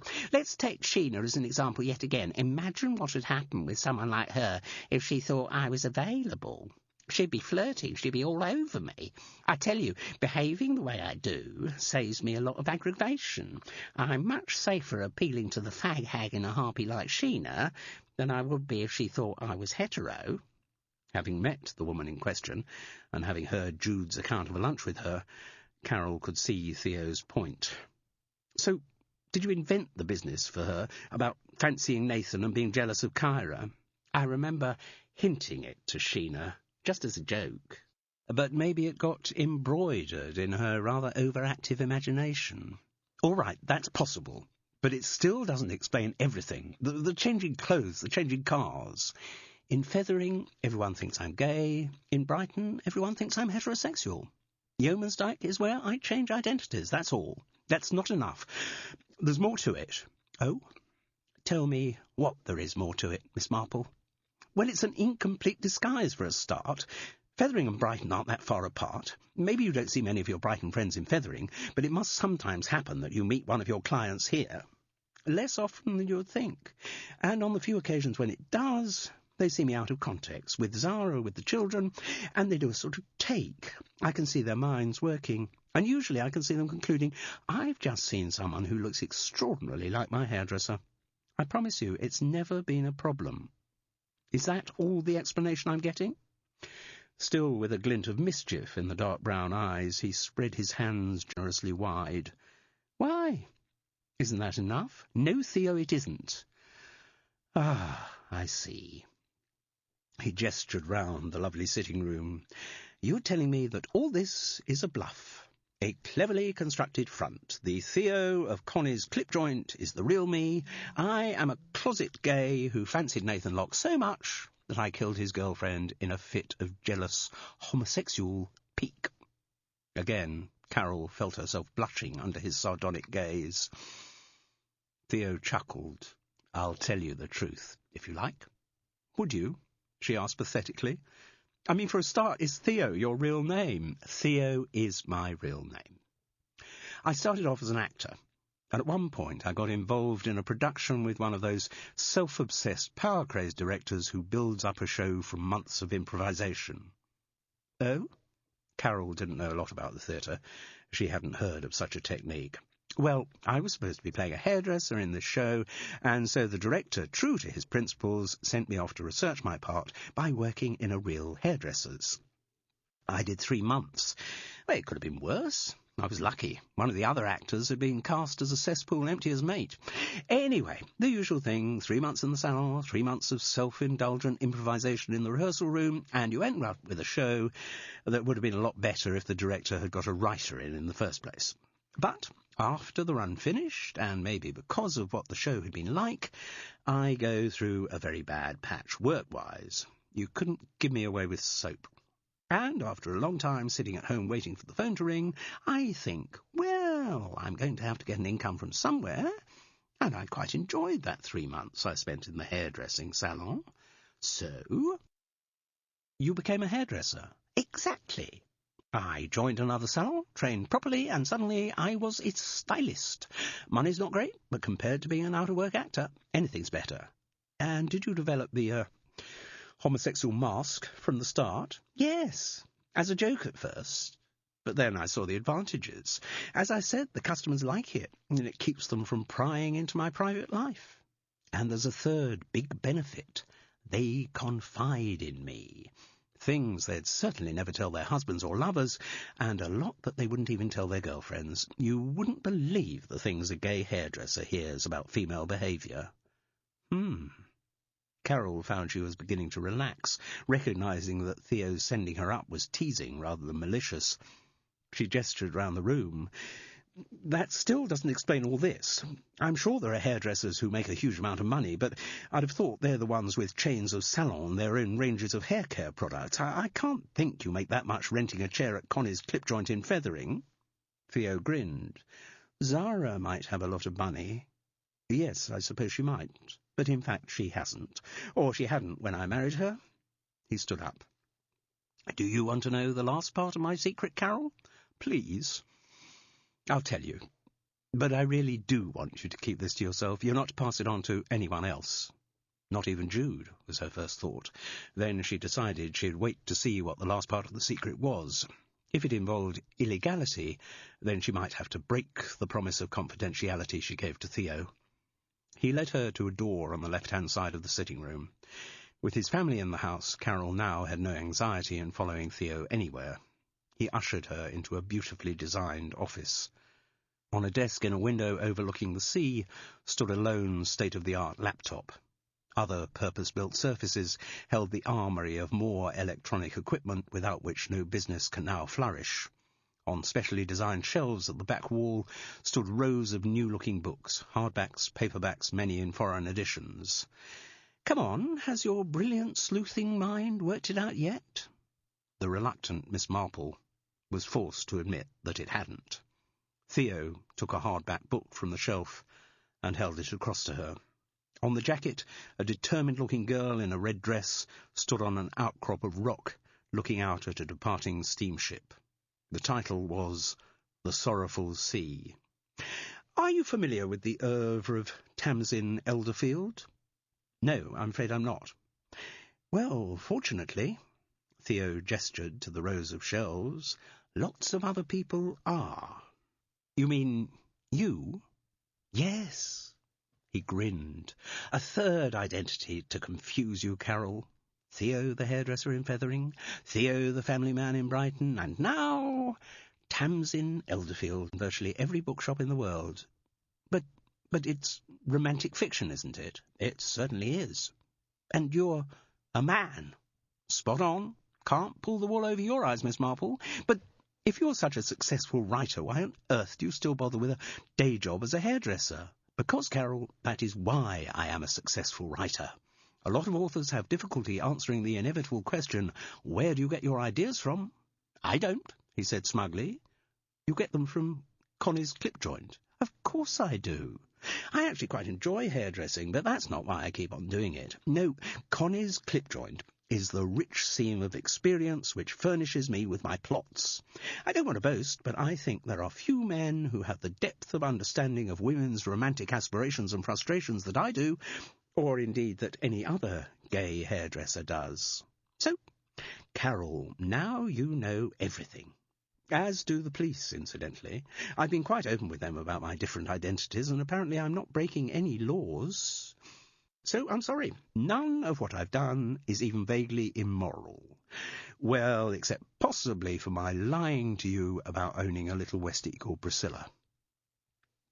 There was a long silence, as Carol tried to balance her feelings of surprise and embarrassment.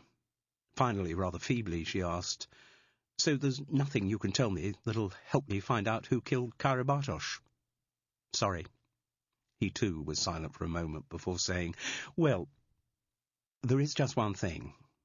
I don't know whether Nathan Locke killed the girl or not, but I would think finding the boy alive and talking to him might be the best way of getting to the truth. Do you know where he is?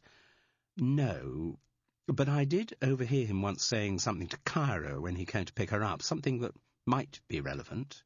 What was it? I also told the police this, so it's no great secret. Whether they acted on what I said, I've no idea. It's just, I was in the back room at the salon one evening tidying up, and Nathan came in to fetch Kyra, and she was getting her stuff together, and he was talking rather romantically of how he'd like to take her away for some time, spend a few days with just the two of them. And he said he knew a lovely place, a secret place he'd been longing to show her ever since they'd met. Where was it? Breathed Carol. In Cornwall. She still felt sheepish when she got back to the Renault. Theo had compounded the impression that he was patronising her by giving her a copy of one of Tamsin Elderfield's paperbacks, The Roundabout of Love. With some force, Carol threw it onto the back seat, before starting on the rush-hour crawl back to Fethering. Chapter 23. Jude was round at the front door as soon as she saw the Renault slide neatly into the High-Tor garage. Unaware of how Carol had spent the afternoon, she had her own news to impart. So while her neighbour dropped her Times on the table and tried to regain favour with an aggrieved Gulliver by feeding him, Jude opened a bottle of wine and supplied edited highlights of her visit to the house in Summersdale. But, she concluded, I still don't know why I was summoned there. Bridget Locke had nothing wrong with her, but she was very determined that I should go over. I wonder what she wanted. I should think it was more a matter of what her husband wanted. Even though Bridget seems to be a strong woman, I get the impression Rowley dictates what happens in that household, and in the whole family come to that.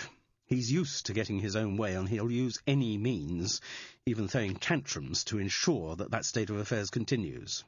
All right. Say she was only following orders. What was Bridget trying to find out? I imagine she must have got what she wanted before she fell asleep, because she didn't ask me any supplementary questions afterwards. Carol was practical as ever. Well, just go through everything she said to you again. There must be something that had a special meaning for her. Screwing up her face with the effort of recollection, Jude reassembled the conversation that had taken place in Bridget Locke's spare bedroom. At one point, Carol interrupted her. Well, that's it. What's it? She effectively asked you whether you and I were investigating the case. I suppose she did. I think that's all she wanted, or all Rowley wanted, confirmation that you and I were working together trying to find out who killed Kyra. And it would also tie in with the way Rowley's kept insisting that I should tell him any new developments I found out about.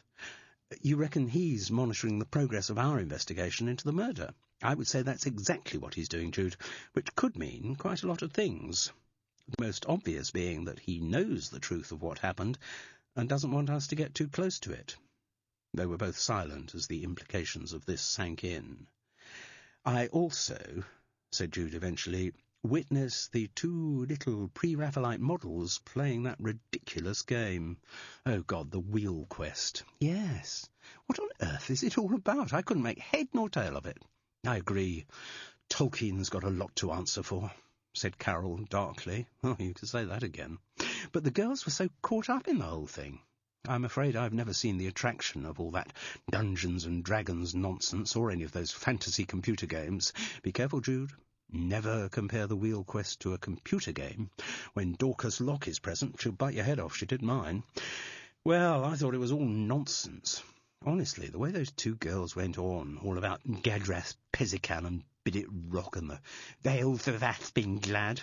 Just a load of meaningless words, like today's Times crossword. Sorry? I've got almost nowhere with it. Couldn't even do the anagrams, and I can normally spot those a mile off. Today the clues were like a jumble of nonsense words. Well, maybe the answers are too, Carol. Try putting in some of that stuff from the Wheel Quest, Ordeal of Firminal, Prince Fimbador, or Fimbador? Yes, that was the name of one of the characters, the hero, so far as I could gather. Why? Jude looked curiously at her friend's puzzled face. It's just something, Prince Fimbador, there's something at the back of my mind that... She suddenly clapped her hands together. Fimby! The family nickname for Nathan is Fimby. And you think that's short for Fimbador? Yes. Jude was less than convinced. Well, it could be, I suppose, but oh, come on. Was there anything else the girl said that could have applied to Nathan? Well, only... Let me think. Oh, they did say, that is, Chloe, in the character of Prince Fimbador, said, I defy you and your false accusations. Did she? Carol's pale eyes were sparkling with excitement. And just a minute, what did you say the name of the castle was? The castle where Prince Fimbador was going to escape by the wheel path? Bidit Rock. How many Ds? Quick, write it down. Jude found a pen and scribbled the letters down in a space next to the crossword. It was a measure of her neighbour's excitement that she made no comment. Normally she hated anyone touching her copy of the Times. Carol narrowed her eyes and focused on the letters of Bidit Rock. Tribodic, she shouted, Tribodic. Bidit Rock is an anagram of Tribodic. You know, said Jude, I've a feeling we could be on our way to Cornwall. Jude had inherited a laptop from a former lover, Lawrence Hawker, who had died of cancer a few years back at Woodside Cottage. It was connected to the internet, though she had never mentioned this fact to Carol. Partly this was because the subject had not come up in conversation, and also her neighbour was of the view that, having managed this far through her life without the new technology, there was no need to embrace it in her 50s. Another reason for Jude's reticence was the fact that she used email a lot to keep in touch with a wide variety of friends and lovers from her varied past. Knowing Carol's exclusive and jealous nature, Jude did not want to complicate matters by bringing to her friends' attention the life she had outside Fethering. But for the task they faced that Tuesday evening, the internet was the perfect tool. So they adjourned next door, where Jude immediately led her neighbour upstairs to the nest of a bedroom which spread across the whole frontage of Woodside Cottage. Carol had rarely been in this inner sanctum, and she could not help thinking of the lovers who had shared that broad bed. Lawrence Hawker for certain, but also many others, most of whom, it has to be said, existed only in Carol's fevered imagination. I don't know what you think this is going to achieve, she said stuffily. It's not as if we even have an address for this place the Locks have in Cornwall. We have a name, though. That'll be enough. How do you mean? Shh, let Google work its magic. Carol watched in silence as Jude summoned up a screen and typed into a dialogue box the single word, Tribodic. Within seconds, a list of references appeared. Well, that wasn't so hard, said Jude. Got the right one first time. Just like that. Carol looked curiously at the screen. Yes, well, I don't think Tribodic is that common a word. Quite possible the one in Cornwall is the only one there is. She scanned down the listings. Here we are.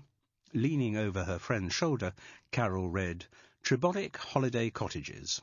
Perfect tranquility in exquisitely renovated miners' homes in one of the most beautiful seaside settings in the British Isles. There was a colour photograph of a terrace of stone buildings capped with slate roofs. Nearby were picturesque ruins of chimneys and outhouses, presumably vestiges of the mine workings. The position certainly was stunningly beautiful. Beneath the illustration were contact numbers. So what do we do? Ring up the unfortunately named Mopser and see if we can book in? Let's make email contact first. Don't want to risk the phone being answered by Rowley Locke and him recognising our voices. But he's not down in Cornwall, is he? Who knows?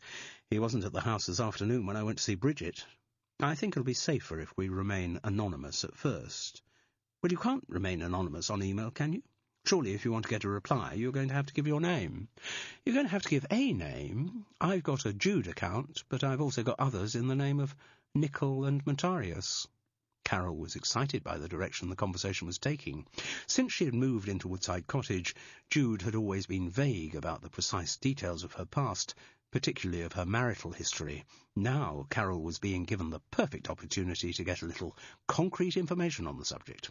She had heard the names from Jude before, but never had their provenance defined. Now, one of those is your married name, isn't it? She asked. They're both married names, said Jude, muddying the waters even further. So you mean you have a third name, too, the one you were born with? That's right.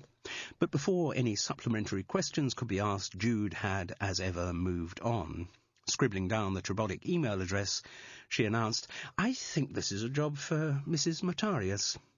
As she made her way into the relevant account, she continued, just a general inquiry first.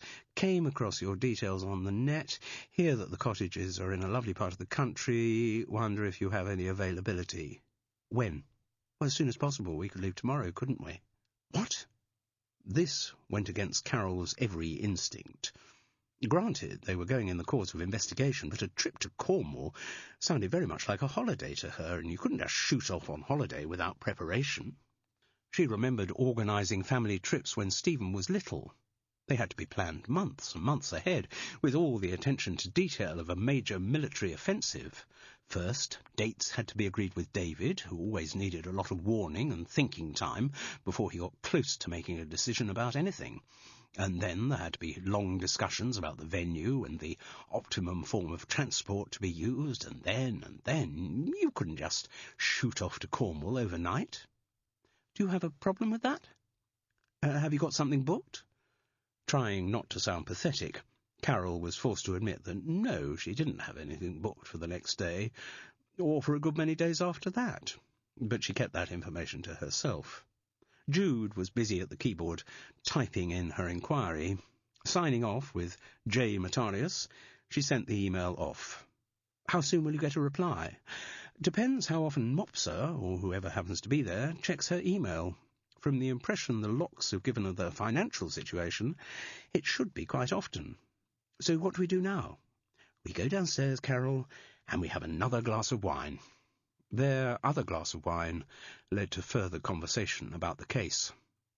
Carol had missed the opportunity to get back onto Jude's marriage or marriages, but she did somewhat shamefacedly describe her encounter with Theo. She couldn't see any reason to abide by the confidentiality he had demanded. When she heard what had happened, Jude was very good and just managed to stop herself from laughing. After the update, they went upstairs to find that there had already been a response from Trebodic cottages. Mopsa was being appropriately vigilant. Yes, there was current availability. Maybe J. Matarius would like to email back a more specific inquiry. Or telephone. Telephone, said Jude firmly. I'll use the mobile. A Fethering dialing code might be a bit of a giveaway. She got through to the number on the screen. Oh, good evening. My name's Matarius. I've just received your email. Hello. So glad you got in touch, lisped the voice at the other end of the line. Had Jude met Dorcas, she would have recognised that Mopsa's voice was identical. Can I ask who I'm speaking to? Yes, of course. My name's Mopsa Locke. I'm in charge of the lettings of Trebodic cottages. Oh, good. I'm glad I've got the right person. Now, the fact is that a friend and I suddenly have some free time, and we were wondering how soon we could book into one of the cottages. As soon as you like. They're all empty. Mopsa decided that this last comment made her business sound too needy, and went on, That is to say, they're all currently empty, between bookings, but we could fit you and your friend in. When would you like to come? Tomorrow would be ideal. And how long would you be wanting to stay? Well, till after the weekend, at least. I can't suddenly go off and leave Fethering for nearly a week, was Carol's instinctive reaction. But when she thought about it, she realised that there was nothing at all to stop her. She couldn't even pretend to be restricted by Gulliver. The dog could come with them. There's nothing he'd like better. Gambling over Cornish cliffs would be his idea of heaven. On the other hand, she wouldn't tell Jude that yet. She'd keep the potential problem of Gulliver up her sleeve in case she needed a get-out. Normally, our minimum booking is for a week, said Mopsa. Well, that's fine, Jude responded airily. We'll book it for a week. What? Thought Carol. And where's the money coming from? Although her Home Office pension and prudent savings habits meant she could easily have booked a round-the-world cruise at that very moment, a week in a cottage in Cornwall still sounded like an unwarranted extravagance. I'm not sure, Jude went on, exactly what time we'll arrive tomorrow evening. Is there some arrangement we should make about picking up the key? It's fine. I'm here all the time. I'll be able to let you in. Good. And then there will be a welcome pack of basics in the fridge when you arrive, bread, milk, butter. That sounds fine. Oh, one thing. Is it all right if we have a dog with us? The question showed that Jude was ahead of Carol. Gulliver wasn't going to be allowed as an excuse to get out of the trip. Yes, that's fine. Lots of our guests bring dogs. There are some lovely walks along the cliffs. Great. Now, which of the cottages is free, Mopsa? Which one would you recommend? As I say, they're all free. Just briefly. I live in number 1. 2 and 4 are really one big double room and one small single. Since there are 2 of you, 3 would be best. That's got 2 large single bedrooms. There was a slight hesitation at the other end. That is, if you don't want the double. Well, these days you had to ask. Jude suppressed a giggle and decided she wouldn't pass on that part of the conversation to Carol. Her neighbour was clearly already having difficulty accommodating the idea of the 2 of them swanning off to Cornwall for a week. The suggestion that they might be mistaken for a lesbian couple was probably more than she could cope with. No, number 3 sounds the right one for us. Now, are you going to need my address? If you can just give me a credit card number, that'll be fine. You can fill in the forms when you arrive. We take a non-refundable £100 deposit, and that'll come straight off your card. I'm sorry, but we have had unfortunate experiences in the past. I'm sure you have. Can't trust anyone these days, can you? Just a sec. I'll get the card. Jude reached into a capacious handbag and took out a battered wallet, from which she extracted one from a choice of credit cards. Carol saw the name, J. Matarius. Do you have another in the name of Nickel? She whispered. Yes. And in your birth name? Yes. But Jude wasn't about to elaborate. Hello, Mopsa. It's a MasterCard, and I'll give you the number. When the call finished, Carol was about to go into a long diatribe about how rash and extravagant they were being, but she was prevented by Jude immediately keying in another number. Who? The Locks, in Chichester. Shh. Carol watched in frustrated silence while her friend spoke. Hello, who is that? Ah, Mr. Locke, my name's Jude. Yes, I came to see Bridget this afternoon about her back. That's right. Just ringing a sort of after-service call to see if she's still feeling better. Oh, good. That's excellent news. No, don't bother her. If it's still fine, I don't need to talk to her. And if she gets any more trouble, well, she's got my number. Thank you so much. Goodbye. She switched off the phone. Do you give after-service calls to all your patients? Asked Carol sourly. Jude didn't bother to argue with the choice of word. Her neighbour knew she preferred to call them clients, and was only being annoying. Not all of them, no. Then what was the purpose of that? The purpose of that was to find out from Bridget whether her husband was around, but he saved me the trouble by actually answering the phone himself. Ah, Carol understood, because if Rowley is currently in Chichester, then we know he's not at Trebotic. Exactly, said Jude. Now, one more glass of wine, and then, I guess, we should do some packing. Chapter 24. There was one call Carol had to make when she got back to High Tor. Her affront about the idea of suddenly swanning off to Cornwall, as she still thought of it, had now been replaced by a sensation that came quite close to excitement. Since the break-up of her marriage, she hadn't really done holidays. Partly this was due to the instinctive frugality of her nature, but she also had to admit to herself that she didn't like the idea of setting off somewhere to have a good time on her own. The prospect of booking into a cruise ship and being thrown in with all kinds of people she had never seen before was her worst nightmare, and there were no friends with whom she felt relaxed enough to risk exposing her personality to them over a sustained period. Jude was probably the person to whom she was closest, but the parameters of their relationship would not, to Carol's mind at least, encompass the suggestion of their holidaying together. So the forthcoming trip to the West Country, although in the course of their murder investigation, had suddenly become rather an attractive proposition. As soon as she heard they wouldn't be sharing a room, Carol had become quite keen on the idea. To her surprise, Stephen answered the phone. She hadn't expected him to be in his Fulham home, and had anticipated having to call his mobile number. Carol still felt a little old-fashioned about mobiles, as if they were new and experimental technology. She was never confident that a message left on a mobile didn't immediately vanish into the ether. Jude kept saying she ought to get one, but Carol didn't feel the need. She didn't get many calls on the landline at High Tor.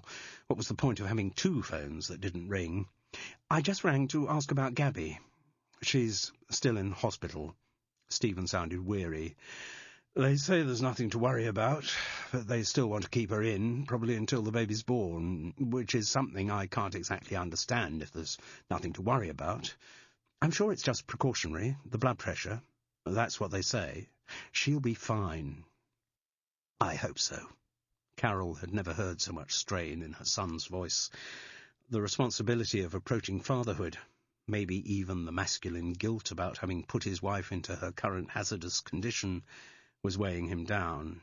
"In a month, you'll have a lovely little baby, and you won't remember any of the anxieties you went through." Stephen didn't reply to this. Perhaps he didn't think it was worthy of reply. "Look, I'm ringing because I'm going to be away for a few days." "Oh? How long?" "Well, it could be as much as a week," though somehow she didn't think it would be. That had been another reason for her shock at Jude's extravagance. Her neighbour seemed unthinkingly to write off a week's rent for an investigation that might only last a couple of days. And come to think of it, what were they investigating? Because of some extremely iffy clues, they were hoping to find Nathan Locke at Trebodik. But given the fact that the police had already searched the place, how small were their chances of success? "Where are you going, Mother?" Oh dear, he was back to formality. "Cornwall," she replied. "Good." "Why do you say good?" "Because you could do with a break." A break from what? Was Carol's instinctive reaction. Since the Home Office had decided to dispense with her services, she had never quite lost the sensation that she was totally unproductive. The work ethic remained strong within her, and she still felt people without work were at some level worthless.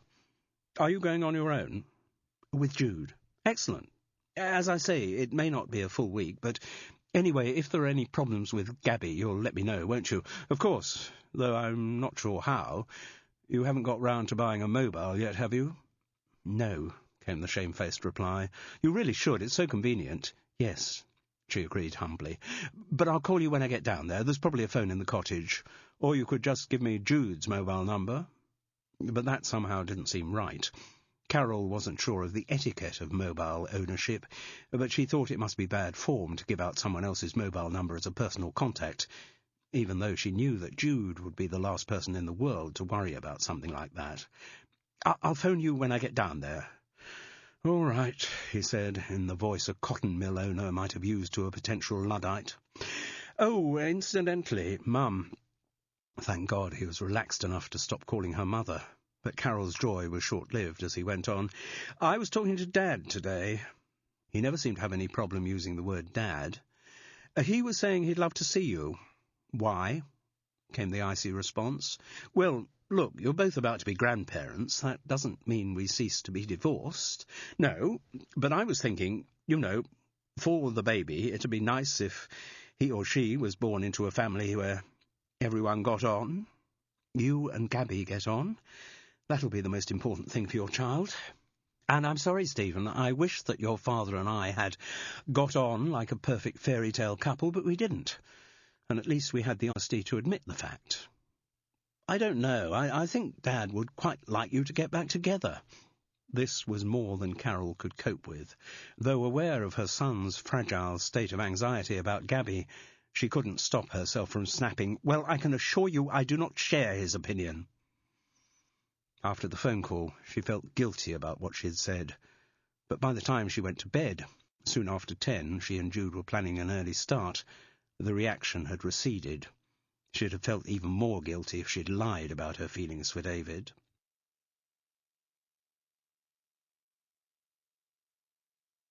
CD 7. There was a feeling of holiday about their journey down to Cornwall.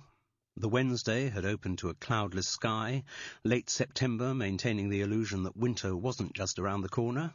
And even as they drove along the M27 past Portsmouth and Southampton, they got a feeling of life opening up.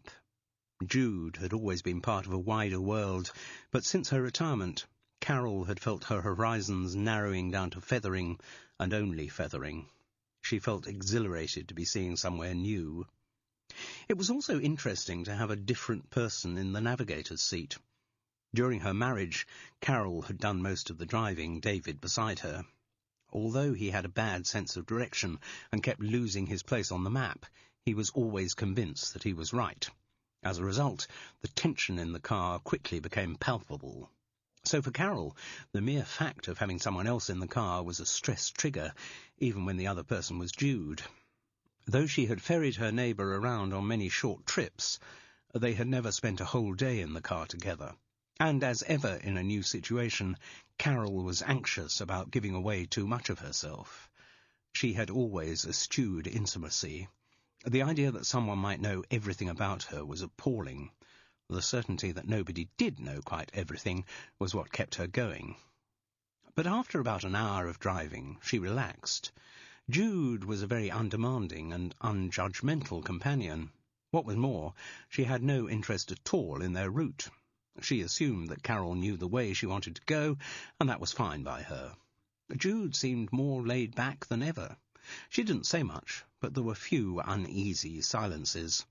Indeed, Carol found herself talking quite a lot, even confessing the fears that she could never voice to Stephen about the health of his wife and their unborn child.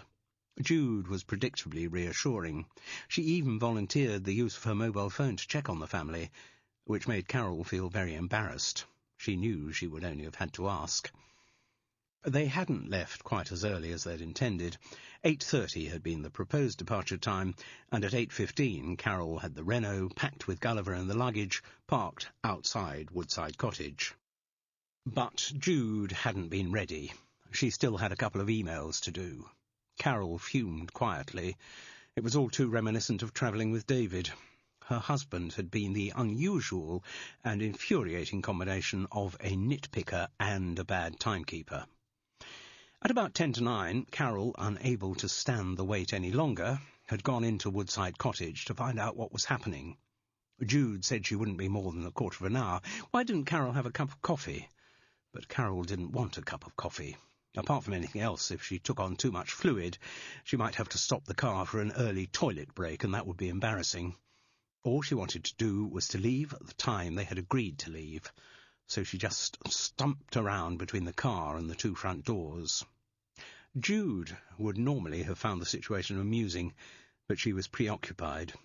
She was sending an emotionally complicated email to a client who had just had breast cancer diagnosed, but she didn't tell Carol that. Eventually they left at 9:30, exactly an hour after we intended to go, Jude. Only a couple of hours into their journey, however, there was already talk of stopping for lunch, from Jude, inevitably. This, too, went against everything Carol had grown up with. She was used to journeys during which you pressed grimly on until you reached your destination. If nourishment was required, you took sandwiches in Tupperware boxes.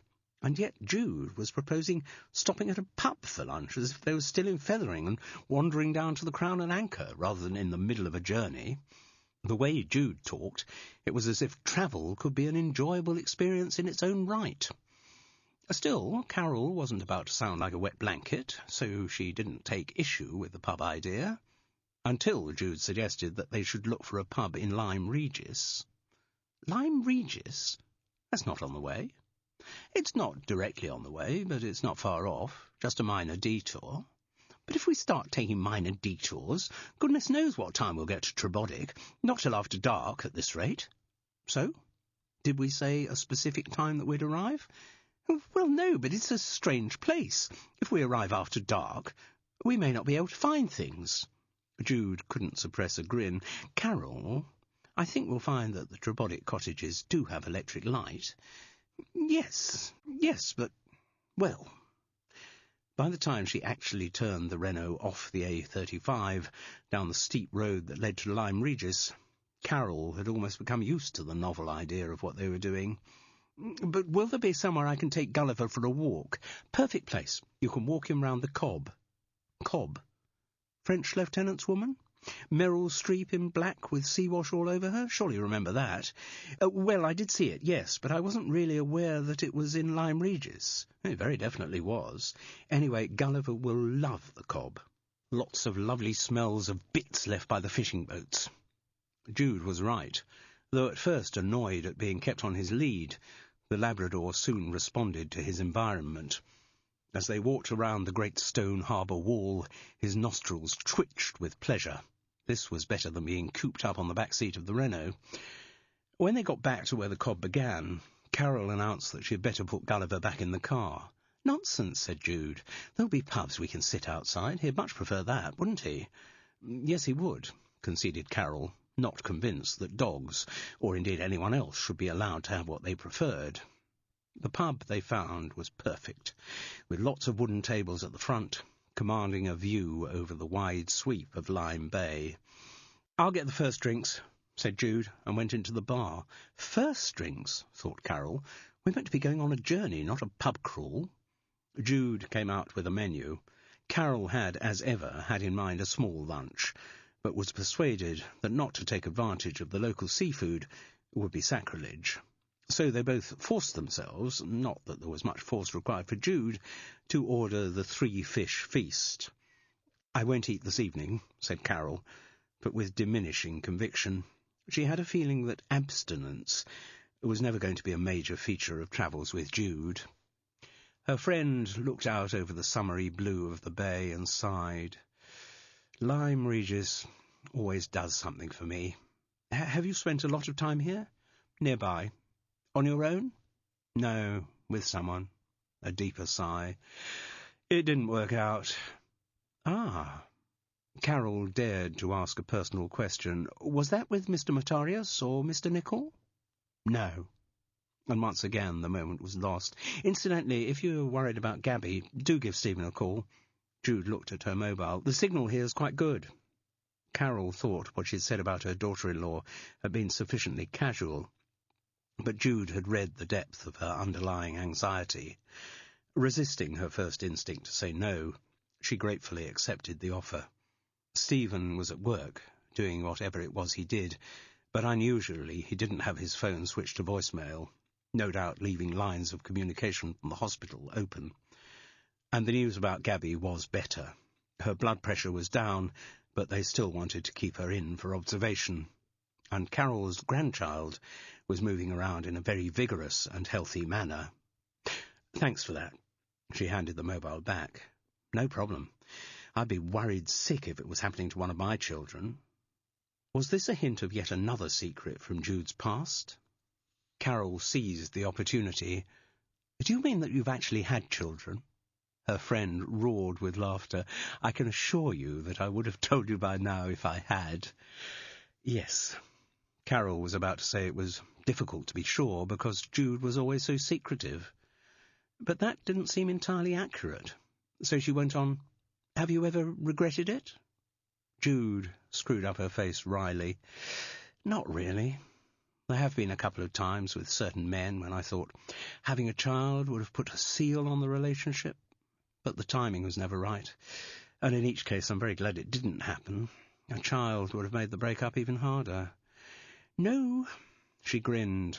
"I can't say I feel unfulfilled as a woman." She dropped into a New Age Californian accent for the words. Then she laughed, and before Carol could pursue the subject, said, "Daft, aren't we?" "What do you mean?" "Two middle-aged women wasting our money on a wild goose chase to Cornwall.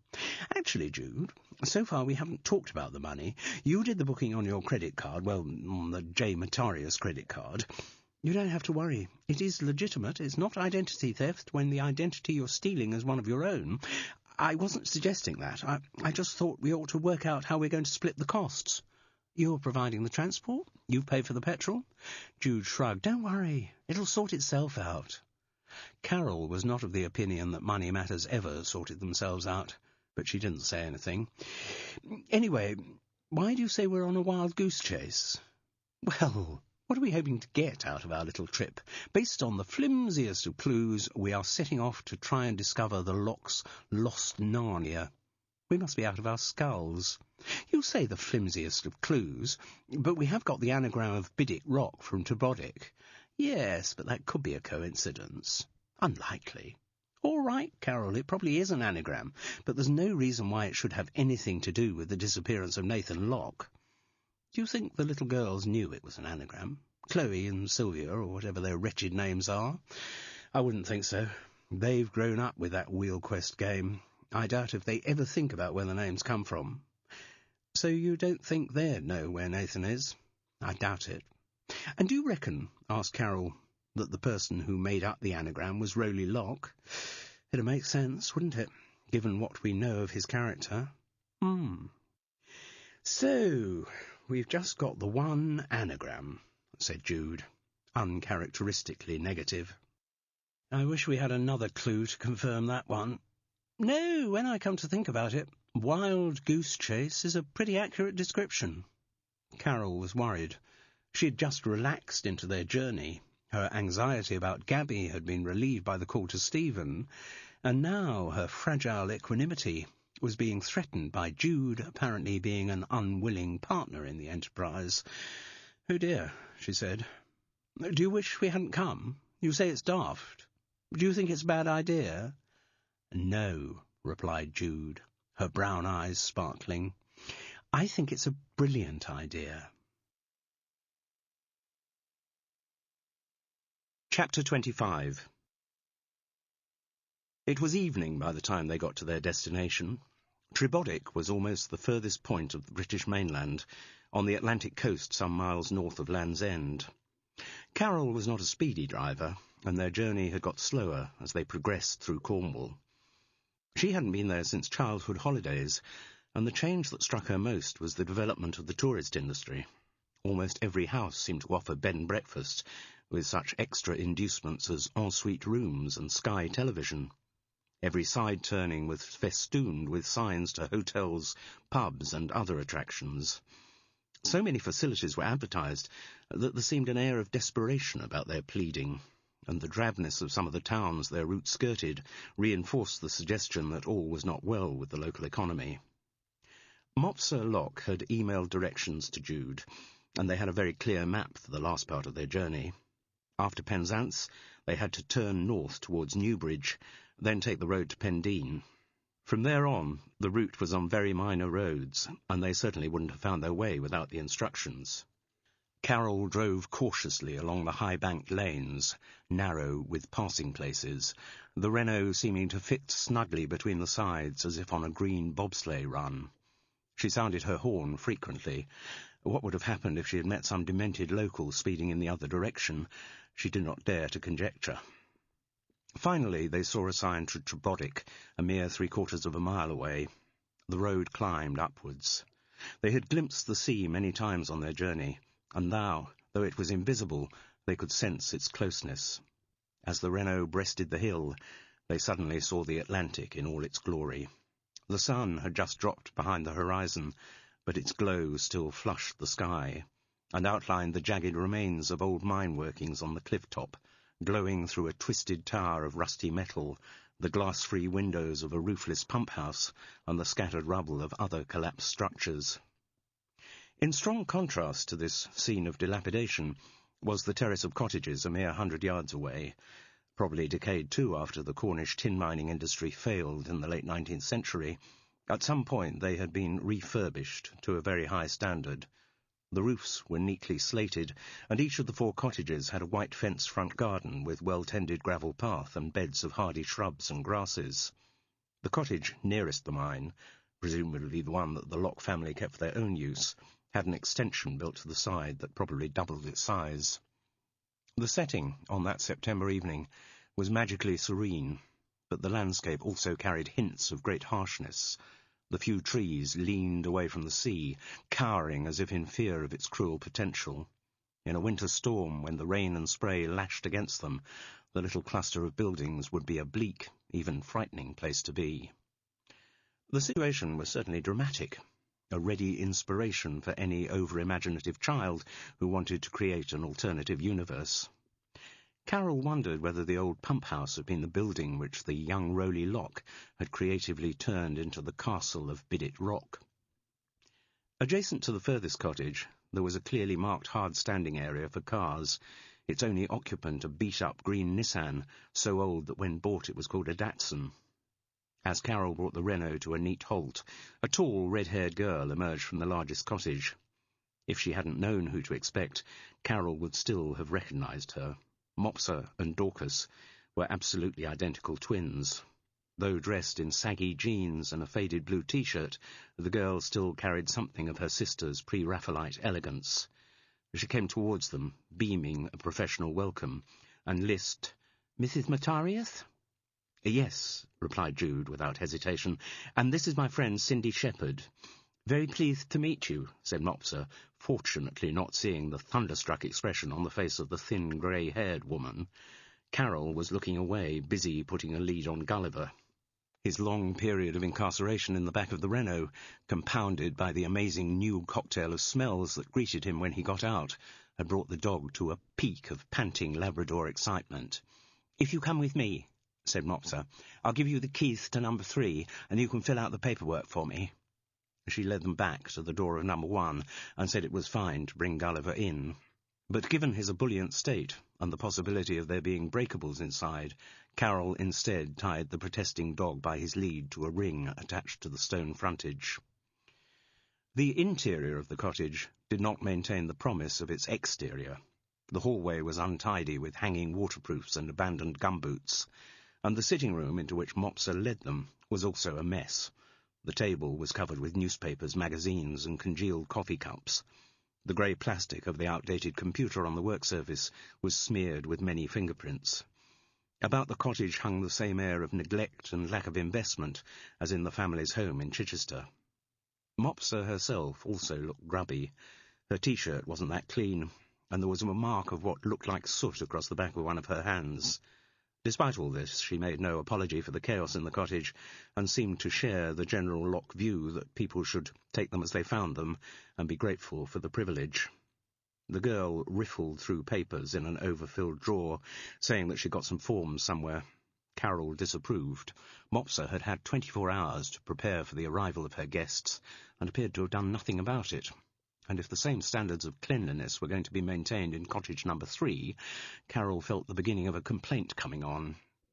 I'm sorry," said Jude suddenly, "but could I use your loo? Been sitting in the car for ages and dying to go since before Penzance." "Yes, of course." Mopsa pointed down a passage. "There's a little bathroom down there, through the kitchen." "Thanks. Maybe Cindy can sign the forms." Unseen by Mopsa, Jude grinned at her friend and was rewarded by a furious glare. "No, I'm afraid, Mrs. Matarius. Please call me Jenny." "Right, Jenny. I'm going to need your name on the forms because the booking's been made on your card." "Oh, fine. Wait me a minute." And Jude disappeared. Carroll was also feeling pressure on her bladder after the long drive, but her willpower would force her to wait until they got into their cottage. Anyway, it hadn't been that long since they'd stopped at the service station near Exeter. What was Jude up to?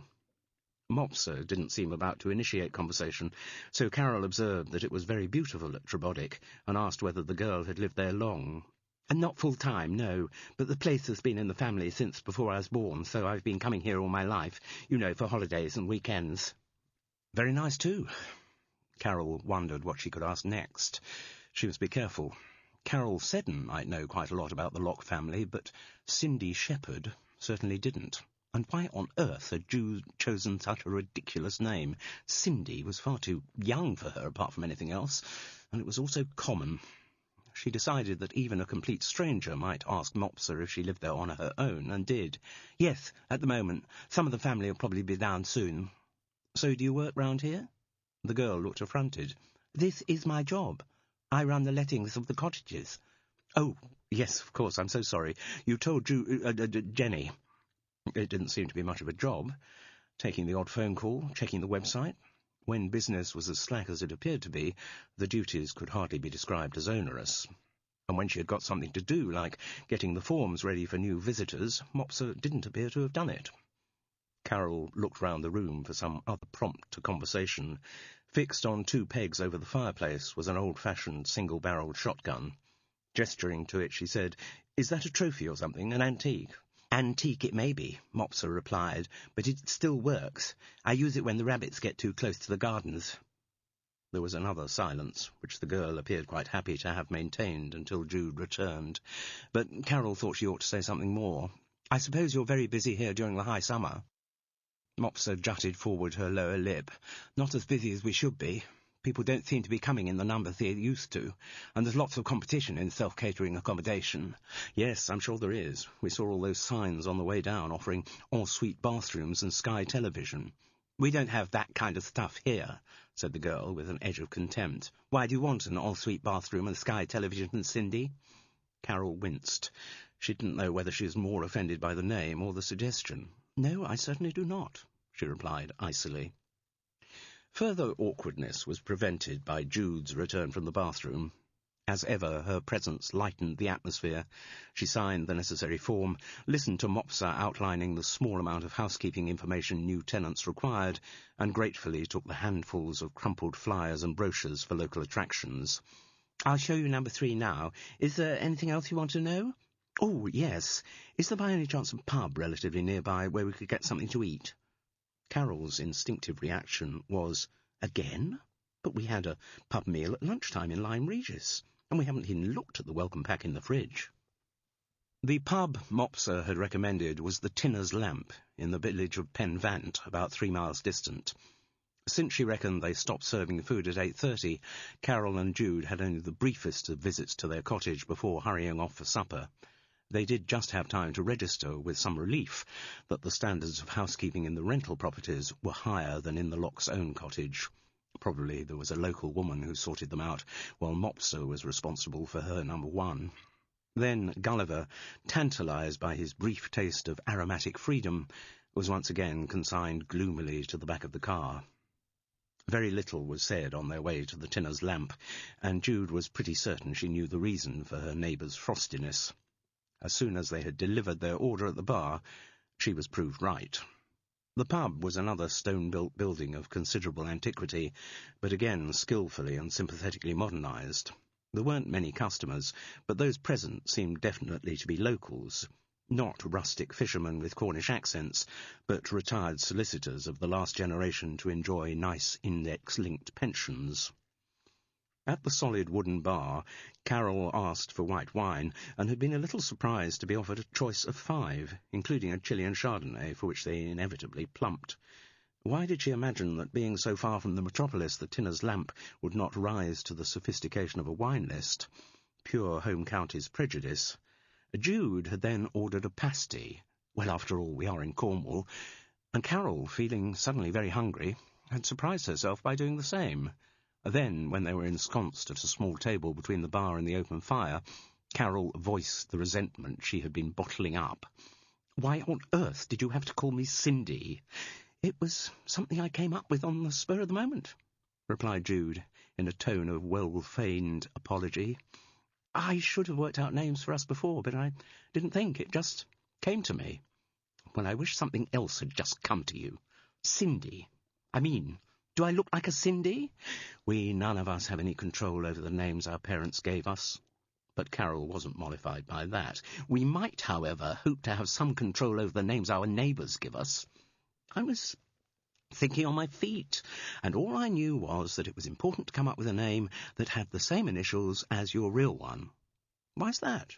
"Oh, really, Carol, haven't you read any Golden Age whodunits? The bounder who's masquerading under a false identity is always given away by the fact that the name he's chosen doesn't match the initials on his monogrammed luggage."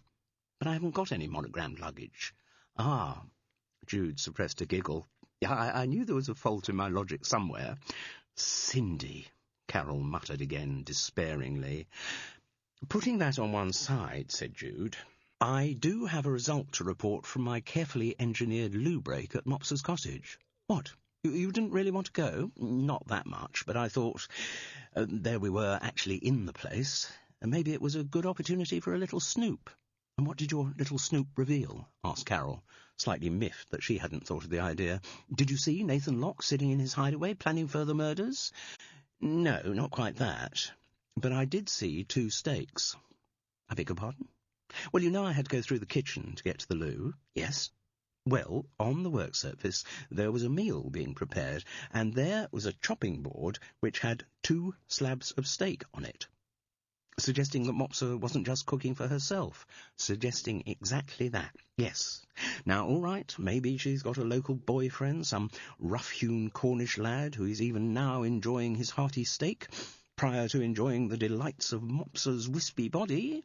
But if she hasn't, well, it might suggest that Nathan is on the premises somewhere.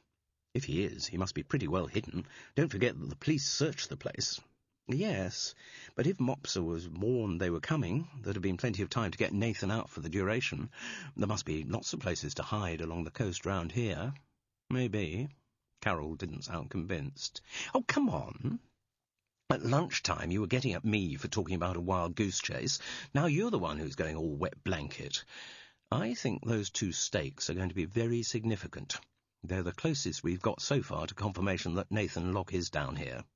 Hardly confirmation. There could be a lot of other explanations. Mopsa might just have an exceptionally healthy appetite. Well, she's very thin, but very tall. Must need a lot of fuel for all that length. Jude's conviction was not to be shifted. No, I'm sure she was cooking for 2. I shouldn't really have come here, then. Should be at Tribotic, watching out to see if a boyfriend has arrived. Too late now, and looking at what's just coming out of the kitchen, I think by being here, we made the right choice. Carol also looked to see the chubby landlord's wife bearing 2 plates, each swamped by a huge Cornish pasty. That's right, isn't it? Some people want them with veg, but you didn't ask for that, did you? No, said Jude. A proper Cornish pasty's got lots of veg inside, hasn't it? You're right, my lover. The woman set the 2 plates down on the table. The smell that rose from them was wonderful. The pastry was solid, not the nasty flaky kind that features in so many mass-produced pasties, and there was a neat finger-pinch seam along the top of the plump oval. And the pasties at Tinner's Lamp are certainly proper ones. Now, do you want any sauce? Again, a proper Cornish pasty shouldn't need any sauce. You're right again, my lover. But we get so many emmets down here who want to smother them with ketchup and brown sauce, you wouldn't believe it. Have you had a busy summer? Carol yet again envied her neighbour's ability to slip effortlessly into conversation with total strangers. The landlord's wife pulled a glum face. Not that good. Weather's been fine, but the tourists have stayed away. Nope. Lots of people round here have felt the pinch. All the B&Bs and what have you have been half empty. So where are you 2 staying? Tribotic. Ah. There was a wealth of nuance in the monosyllable. The landlord's wife knew exactly where they meant, and exactly who ran the place. And she had some reservations about the owners. Don't think they've had a great summer either. Worse than most people round here, I reckon. We've only just arrived, but it looks to be a beautiful spot, Carol contributed. Oh, yes, no question about that. But everywhere in Cornwall's beautiful. You've got to provide more than beauty if you're going to get the punters in. Ensuite bathrooms and Sky television? All that, certainly. But you've got to do a bit more. Make your guests welcome, not treat them like you're doing them a favour by letting them stay in the first place. The implicit criticism struck a chord. Mopsa's lack of interest in them and lack of preparation for their arrival was characteristic of the Locks. Rowley welcoming guests to his precious Tribotic would no doubt be even more condescending. How long are you staying down here? Oh, probably just till the weekend. Well, it's a lovely area for walking, and if you want to go out for a day's fishing, just let me know. My brother can organise all that for you. They thanked her, but thought it unlikely that they would want to go fishing. He does just pleasure trips, too. There's some bits of the old mine workings that you can only get a good view of from the sea. Well, thank you, we'll bear it in mind, said Carol politely. Looks like there was a mine at Tribotic, Jude suggested. Oh, certainly. That's Loveday. There are mines all along the coast here, hence the name of this pub. Tin mining was very big in the mid-19th century. Well, that and smuggling, of course. There have been attempts to revive it since, the tin mining I'm talking about now, but not very successful. If you want to see how it works, though, they've got this kind of working museum just down the coast at Geaver. That's worth a look. Most of the places, though, it's just ruins, particularly the pumping house. A lot of the mine workings was under the sea, so they had to be constantly pumping the water out. It looks like the remains of one of those at Tribotic. You're right. About all there is left of Wheel Loveday. Carol and Jude exchanged looks. Of course. Now they really had got something. They'd both known the Cornish word for a mine was wheel, but neither of them had made the connection. They'd never seen it written down, but now they both felt sure that what they'd observed the young Locks playing was the wheel quest with an A, and that its inspiration definitely came from Tribotic. Chapter 26. Whether because of the long drive or the Tinner's Lamp excellent pasties and Chardonnay, both Carol and Jude slept exceptionally well that night. By her standards, Carol in fact overslept, waking at 7:30 in a panic about getting Gulliver out before he soiled the cottage floor. Neither of the women were big breakfasters, except on those days when Jude suddenly felt like an all-day special, and they made do with the rather meagre welcome pack which Mopsa had left in their fridge. It was warm enough for them to sit in the little back garden and look out over the sea as they finished their morning drinks. Herbal tea for Jude, black instant coffee for Carol. Gulliver panted restlessly at their feet, the loop of his lead round the leg of a chair. His nose was giving him lots of impressions, the most dominant being that they were in excellent walking country. If the smells around the cottage were good, how much better might they be along the coastal path? "So we're here," said Carol. "What do we do now?" Jude looked out across the Atlantic, apparently not ready to commit herself. "I mean, Gulliver's definitely going to need a long walk." "Yes, and in these wonderful surroundings it would be madness for us not to go for a long walk. On the other hand," Carol lowered her voice histrionically, "what are we going to do about the case?" "Well, anything we are going to do about the case," Jude echoed the drama of Carol's diction, "is going to involve getting inside cottage number 1. And we can either do that when Mopsa is there, which is going to set every alarm bell in the world ringing, or we can wait till she's gone out and see if we can get in then. So that means we have to watch her front door all day until she goes out." "It might not be all day." "How do you mean?" "Well, she might go out early." "Really, Jude, I don't think you're taking this seriously." "No, sorry. I am, really. Promise." "Of course, there is another way of discovering when Mopsa's going out, which is, we could ask her." "What?" Jude was only away a few minutes. Carol was washing up their breakfast things when she returned, humming. "Mopsa's going out to the shops at about 11. "How do you know?" "Like I said I was going to. I asked her." "But didn't she think it was odd?" "No, of course she didn't. She has no suspicion of us. She just thinks we're a pair of punters who are, thank God, paying some rental money at the end of what's been a very bad season." "So what did you say?"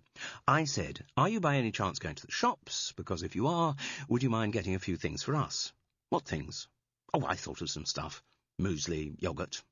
I might have known it wouldn't have been anything useful like bacon and eggs, thought Carol. "And Mopsa said that was fine, and I gave her some cash, and she's going to give me some change. It wasn't very difficult."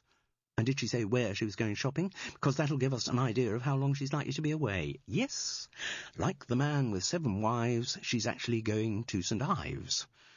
Must be half an hour each way, at least. Give her half an hour for shopping.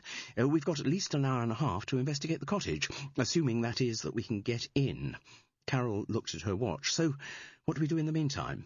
"We do exactly what 2 mature ladies with a dog would do if they were staying in a rented cottage in Cornwall.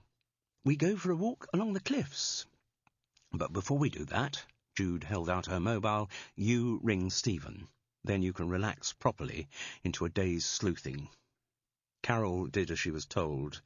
Anxiety about what was happening in the London hospital was a constant background to all her other feelings. Her son sounded less tired and stressed than he had on their previous call. Gabby was getting very bored lying on her back all day. She just wanted the bloody baby to arrive so that she could get on with her life. Stephen thought this bolshiness was a good sign.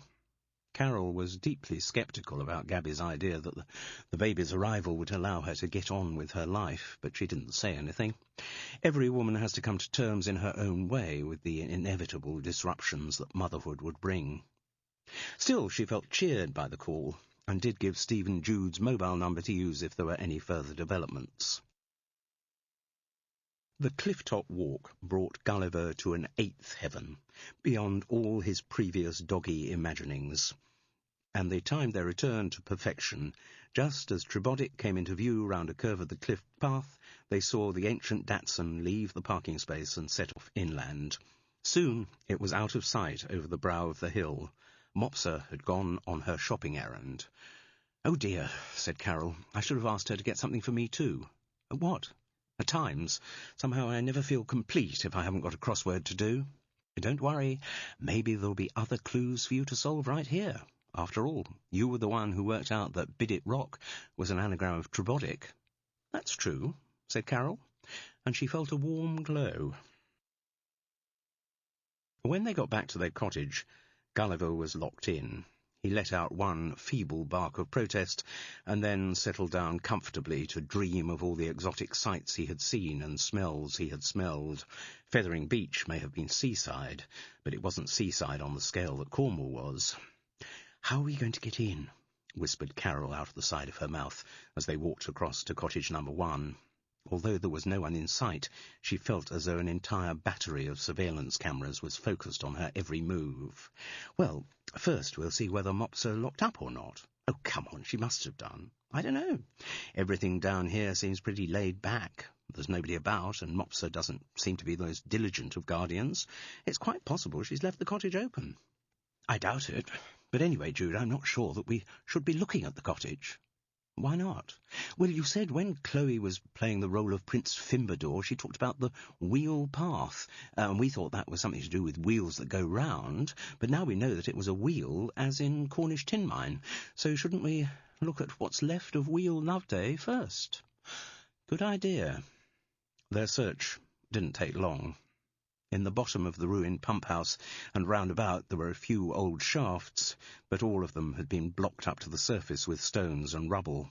Grass had grown over some, so that they were little more than indentations in the hillside. The fact that there were no protective railings around them meant they must be safely sealed. They offered no possible access to the tunnels below. That was worth trying, but I've a feeling what we're looking for has to be in the cottage. Carol nodded, still feeling the scrutiny of 1,000 unseen cameras as they moved towards the door. Jude's fantasy that Mopsa might have left it unlocked turned out to be exactly that, a fantasy. But the girl's burglar deterrent system proved not to be very sophisticated. They didn't have to lift many of the potted plants around the front door before they found what they were looking for. "I wonder," mused Jude as she lifted up, "whether this is the key of Clove's halo." "Looks more like a Yale to me," said Carol sniffily. She was feeling a prickling at the back of her neck at the illegality of what she was doing, and this intensified as they went into the cottage. "Quick tour, looking for obvious hiding places," said Jude. "You do downstairs, I'll do up." But they both looked crestfallen when they met again at the foot of the stairs. Every available door and cupboard had been opened. Not only had they not found anyone, they hadn't even found a space big enough for anyone to hide in. Carol looked nervously at her watch. "Nearly 40 minutes gone from the time Mopsa drove off. What do we do now?" "Well, if there is a secret entrance, the Face-Peril Gate, we haven't found it. Come on, you're more logical than I am. Tell me what I should be thinking." Carol was touched by the compliment, though she thought it no more than an accurate assessment of her character, and concentrated hard to come up with something that would justify it. "Presumably, what we're looking for is a hiding place that has something to do with the mine workings, the wheel path. That's where Prince Fimbador was going to hide." "Right. So, logically, we should be concentrating on the side of the cottage that is nearest to the ruins of the mine buildings. I like it. This is good. Maybe there's some secret entrance in the new extension, though I think that's unlikely. It looks like it was built in the last 20 years, and I'm not sure how many modern builders are up for making secret passages. Something in the older part would also make more sense, because it might have some connection with smuggling. Most of the secret passages and hidey holes around here would have been built for hiding contraband goods. Good point. So, if it's not in the extension..." Carol moved through as she spoke. "The place which is closest to the mine workings is the kitchen." Jude followed her in. "And this one must be the closest wall." They both looked at it. There was a door to a larder, but Carol had already checked that. Otherwise it was just a stone wall that could have done with another coat of whitewash, about a third of whose width was taken up by a deeply recessed fireplace. The floor was stone-flagged, and the individual slabs looked too heavy to hide any cunning trapdoors. "There's something here. There's something here. I can feel it. Oh, Jude, you're not about to tell me the place has an aura, are you?" "No, I know you too well to bother saying that. Mind you, it does have an aura." Carol sat defeatedly on a kitchen chair and fiddled with a pencil and piece of paper that lay on the table. If only... if only... The thought came to her. Just a minute. What? Well, look, I got the Biddit Rock anagram because the words looked funny. That's how you usually spot anagrams in crosswords. The words don't look quite right, or their juxtaposition doesn't, so you start playing with them. Yes, I think whoever invented the wheel game likes anagrams. Biddit Rock sounds and looks funny. Good God, so does Face Peril Gate. Carol scribbled out the letters in a circle, the first two opposite and the others next, going round clockwise in turn. It was the way her father had done anagrams for his crosswords, and one of the very few things that he had passed on to his daughter. She looked at the ring of letters and narrowed her eyes, hoping that the solution would leap out at her. No, it won't come. I can get place out of it. Well, that's good, isn't it? We're looking for a place, aren't we? Yes, but then the rest of the letters... It doesn't leap out at me. Well, maybe there are too many letters. Maybe you shouldn't be using all of them. That's not how anagrams work, Jude. You've got to use all the letters, otherwise... Oh, my God. Carol's jaw dropped as she moved forward to the paper. You're right. Forget the gate. Just concentrate on Face Peril, which is an anagram of fireplace. They both turned to look at the shadowed space, blackened by centuries of cooking and heating. Jude moved excitedly forward, saying, "And Mopsa had a streak of soot on her hand. There must be something here." Close to, there were definitely vertical lines either side of the grate, lines that could be the outline of a door. And the soot had been worn thin along the lines, as though the edge had been moved quite recently. It's here. It's here. This is the Face Peril Gate. But how on earth do we open it? Is there a keyhole? Jude, oblivious to the soot that was smearing her hands and clothes, scrabbled away at the back of the fireplace. Her fingers found a narrow slot. Yes, there is. But what do we use to open it? Presumably, said Carol, we use the key of Clove's halo. And what the hell is that? This one came easily. Forget the key and the of. Is there a coal shovel anywhere, Jude? There was. An ancient implement, rather too narrow to be practical for lifting much coal. The scoop was curved and thin, more like a garden tool for cutting plant holes than a coal shovel.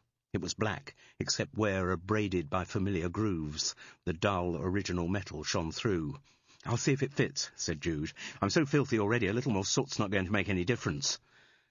The end of the coal shovel slipped into its predestined slot with the ease of long practice. Tentatively, anticipating resistance, Jude turned the handle to the right. But no resistance came. The smugglers of the 19th century had known their craft.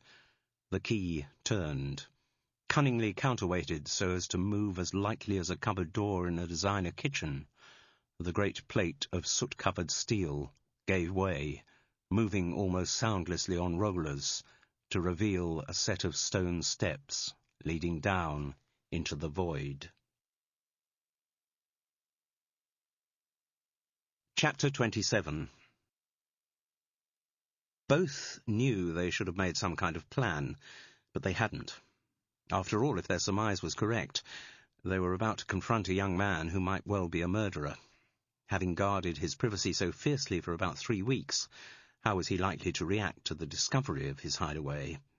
If he had already killed Kyra Bartosz, would he be worried about the killing of 2 inquisitive middle-aged women, so long as it kept him safe from the attentions of the police?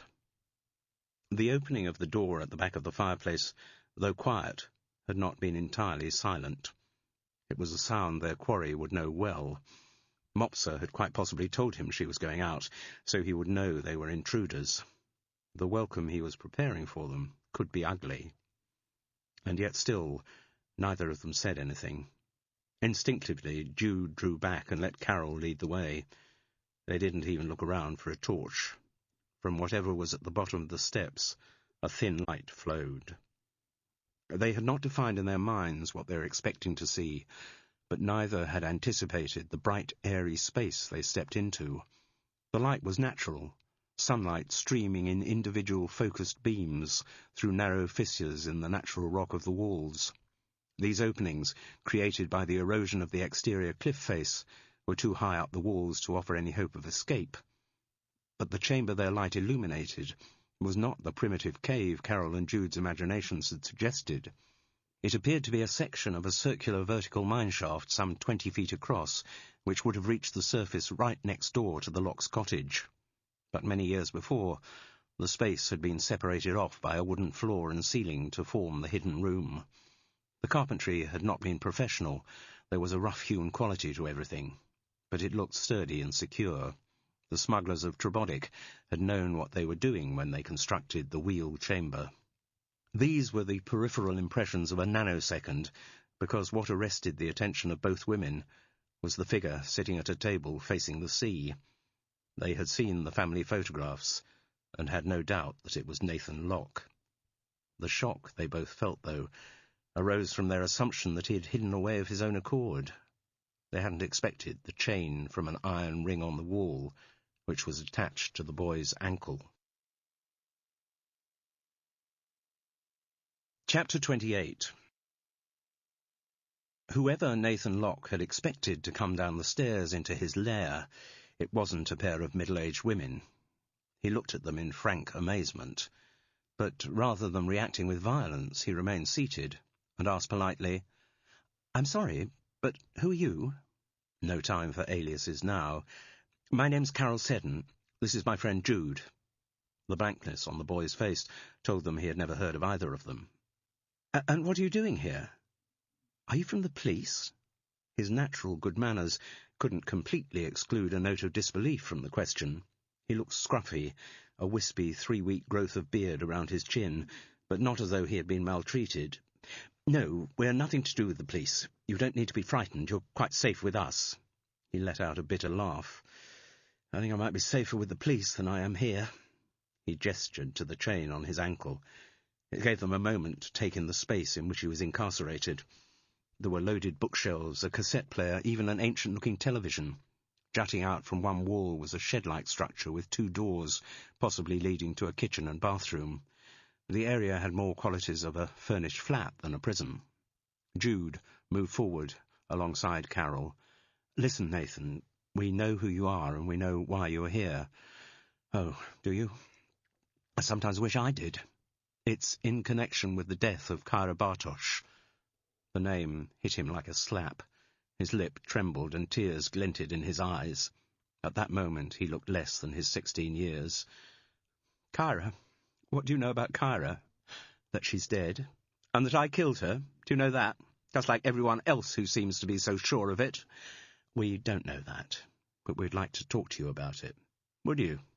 Well, there's a novelty." The bitterness was back in his voice. He still wasn't being overtly rude to them, but there was in his voice a deep, weary negativity, an acceptance that he had entered a world in which normal logic did not operate. "A novelty? Why? Because nobody else wants to talk to you?" "Nobody else wants to talk except to give me orders. No one wants to listen to what I have to say." "We'd very much like to hear what you have to say." He was tempted by the sincerity in Jude's voice, but his scepticism remained. "Oh, yes." Carol decided it was her turn. Jude had been trying the good cop approach without marked success. Maybe something harder might be more effective. "Listen, Nathan, you know you're in a lot of trouble. Circumstances dictate that you're the major suspect for Kyra Bartosz's murder, and the fact that you've run away only exacerbates the problem." "Excuse me?" The boy looked affronted. "What's all this running away business?" He indicated the chain round his ankle. "Does it really look as though I'm stuck down here voluntarily? Are you saying you were kidnapped?" "Not exactly. No, I came down to Cornwall of my own accord. In all the confusion of what happened and the kind of mental state I was in, yes, lying low for a few days did seem a good idea. In retrospect, I'm not so sure that it was.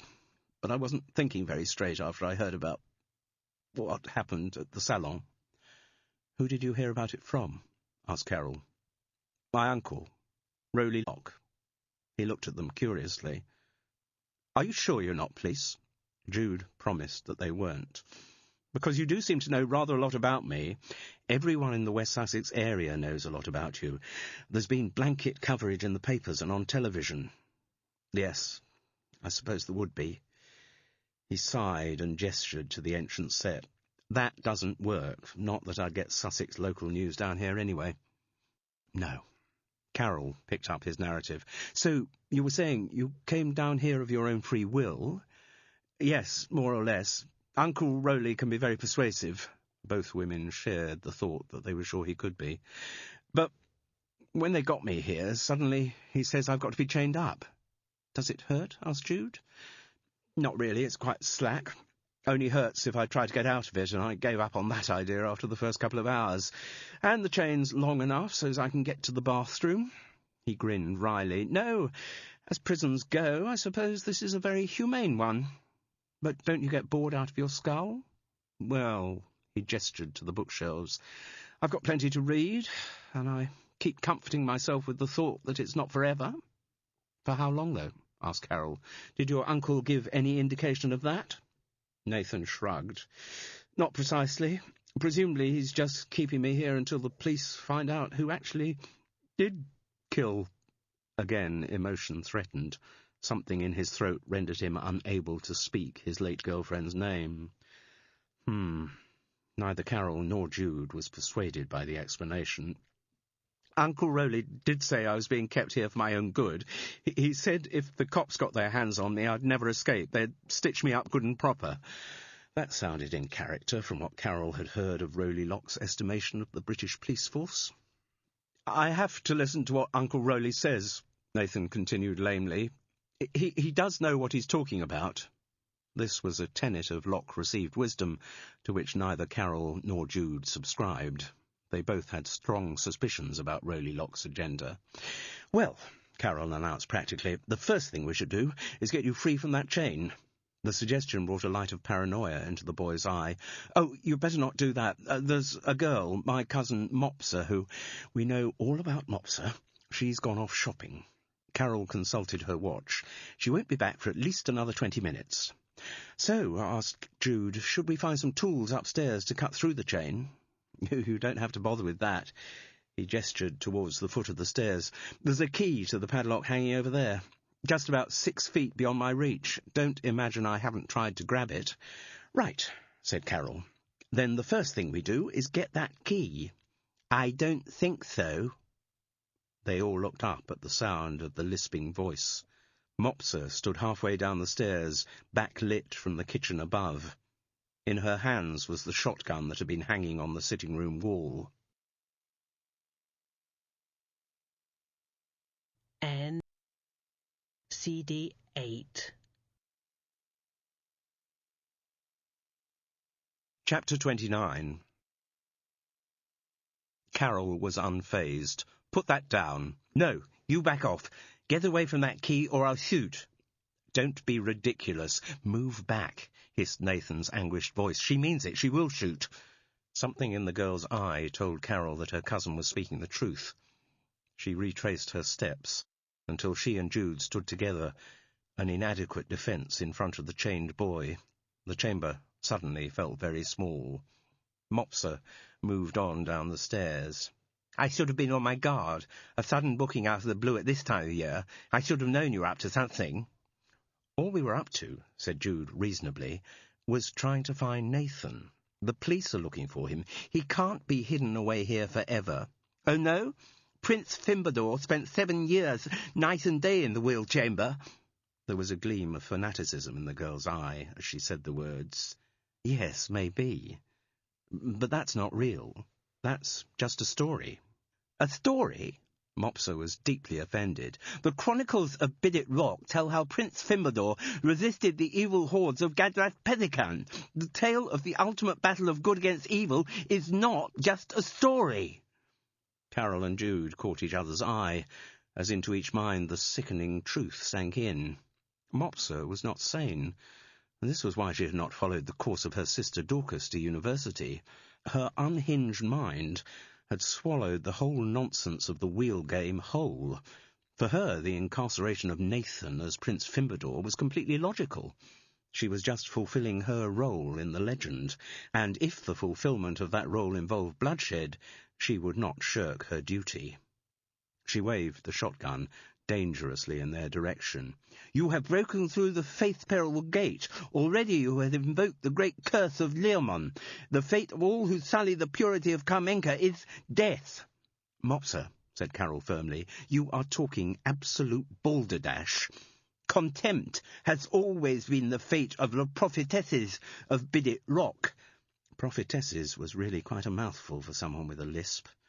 The situation would have been laughable, but for the fact that the girl so clearly believed all the nonsense she was spouting. "We rise above it," she persisted. "We know the right course, and we still pursue it till the last drop of the blood of Leomon is shed." "Yes, well, fine. Let the blood of Leomon be shed, but don't let's shed anyone else's. How about that?" But Jude's jokey approach was not the right one either. The girl pointed the shotgun very definitely in the women's direction, and gestured them to move away from Nathan's table till their backs were to the sea-facing wall. Not quite believing the situation they were in, but all too aware of its gravity, they did as they were instructed. "When you sacrifice your pathetic lives, acolytes of Black Fangdar," said Mopsa, "there must be no risk of harm to Prince Fimbador." Under normal circumstances, Carol and Jude would have giggled, but there was nothing funny about the way Mopsa was sighting them down the barrel of the shotgun. Through both their minds went the thought that she could only get one of them with her first shot. Then, since it was a single-barreled gun, she would have to reload. But neither felt very cheered by the increased odds on survival, and neither was about to volunteer to go first. Mopsa cocked the rifle. The way she did it suggested a discouraging familiarity with the weapon. Her talk of shooting rabbits had not been mere bravado. She shifted her stance so that the sight was trained on Carol's chest. "Mopsa, this is daft," said Jude, the calmness in her voice masking the desperation in her mind. "You can't just shoot us in cold blood. You don't even know who we are." "I know all I need to know," the girl responded implacably. "You are intruders who have broken through the Peril-Face Gate into the wheel chamber. You are probably Grail Seekers, sent by Black Fangdar. You are certainly a threat to Prince Fimbador, which means that you must be in the pay of Gadrath Pedican." "We are not a threat to Prince Fimbador," said Jude. "No, we certainly aren't," Carol agreed. "We're here to help Prince Fimbador." God, how easy it was to slip into this nonsense talk. "Nathan. We are here to help Nathan." "And how do you propose to help him, you who betrayed Prince Fimbador at the Battle of Edrath Helford?" "For a start, we'll get him away from here." "And then?" Neither woman answered, and neither could, on the spur of the moment, come up with a reply that they could be sure would not enrage the girl further. "How do I know that you will not hand him over to the police?" Handing him over to the police was the solution uppermost in both their minds. The shotgun was still pointed firmly at Carol's chest. It was Nathan's voice that broke the impasse. "It would be good if I could talk to the police, Flops." Oh, God, another of the Locke family nicknames. "Clear up a few details about what actually happened that night. You know, the night when—" Again he was unable to speak his dead girlfriend's name. "No!" Mopsa's voice rang against the stone walls of the wheel chamber. "My orders are to guard you. My orders are to keep you safe from the police, and to kill anyone who challenges your safety." "Your father didn't really mean that, Flops. He was just going over the top, as usual. You weren't meant to take it literally. The prophetesses of Bidit Rock pride themselves on obeying all their orders to the letter." "Well, not that one about killing people. Look, Uncle Rowley wrote me a note." His scrabbling in the table drawer distracted her for a moment, long enough for Carol to step forward with her hands locked and knock the rifle barrel upwards. As it jerked in her hands, Mopsa pulled the trigger. In the enclosed space the report was shockingly loud. It prompted an enraged cacophony of complaint from seabirds on the cliffs outside. Nathan's chain was long enough for him to leap across and snatch the gun from his cousin's hands. Unarmed, Mopsa lost all resistance and sank to her knees, overtaken by hysterical weeping. Carol crossed to the bottom of the stairs and finished what she had been about to do when the girl disturbed them. She removed the key from the hook, where it had tantalized Nathan for nearly 3 weeks, crossed to him and undid the padlock on his ankle. "Thank God for that," he said, flexing the constricted muscles of his foot.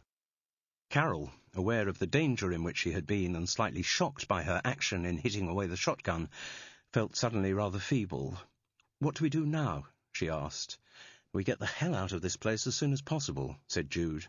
But even in these circumstances, Carol could not repress the instinctive words, "We booked for a week." Her neighbour didn't bother to reply. Instead, she looked at the boy and asked, "Are you going to come with us, Nathan?" He looked at Jude for a long moment, and then slowly nodded. "Yes, I've got to find out the truth, about what happened to... He still couldn't do it. A tear glinted in his eye. "Right, let's assemble our things and get out of here as soon as possible." As Jude moved towards the steps, Carol looked down at Mopsa, still limp as a rag doll on the wooden floor, and crying in long, shuddering sighs. "What do we do about her?" "Lock her in," suggested Nathan. "Give her a taste of the medicine she's been dishing out to me." "I don't think we need do that," said Jude.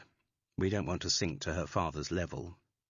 "If we take away the gun, are there any other weapons in the cottage that she could use?" asked Carol. He shook his head. "I'm pretty sure there aren't. I don't think violence from Mopsa is going to be a problem." Jude looked down at the weeping girl. "She's not a threat to us any more."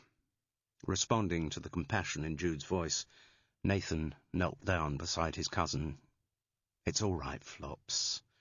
Fimby's not cross with you. Fimby forgives you, and everyone else will forgive you." "No, they won't," the girl wailed. "I have failed in my appointed task. I have not defended Prince Fimbador of the blood of Mercurin." "You will be forgiven." Nathan Locke stood to his full height and held a hand over the girl in a majestic gesture. "You have the word of the Grail-finder Prince Fimbador that you will be forgiven." Mopsa apparently drew comfort from this mumbo-jumbo. The weeping eased. Nathan looked across embarrassedly to Carol and Jude and shrugged a shrug which seemed to say, "Don't knock it, it worked." "Right, let's get ready," said Carol, very much the teacher in charge of a school trip. "It'll only take us a couple of minutes to get our bags. Have you got much stuff, Nathan?" "Very little. I was rather whisked away from Fethering the morning after." Jude interceded before the memory of Cairo could upset him again. "Don't worry. You can tell us everything in the car." They left Mopsa in the wheel chamber, but did not close the face-peril gate.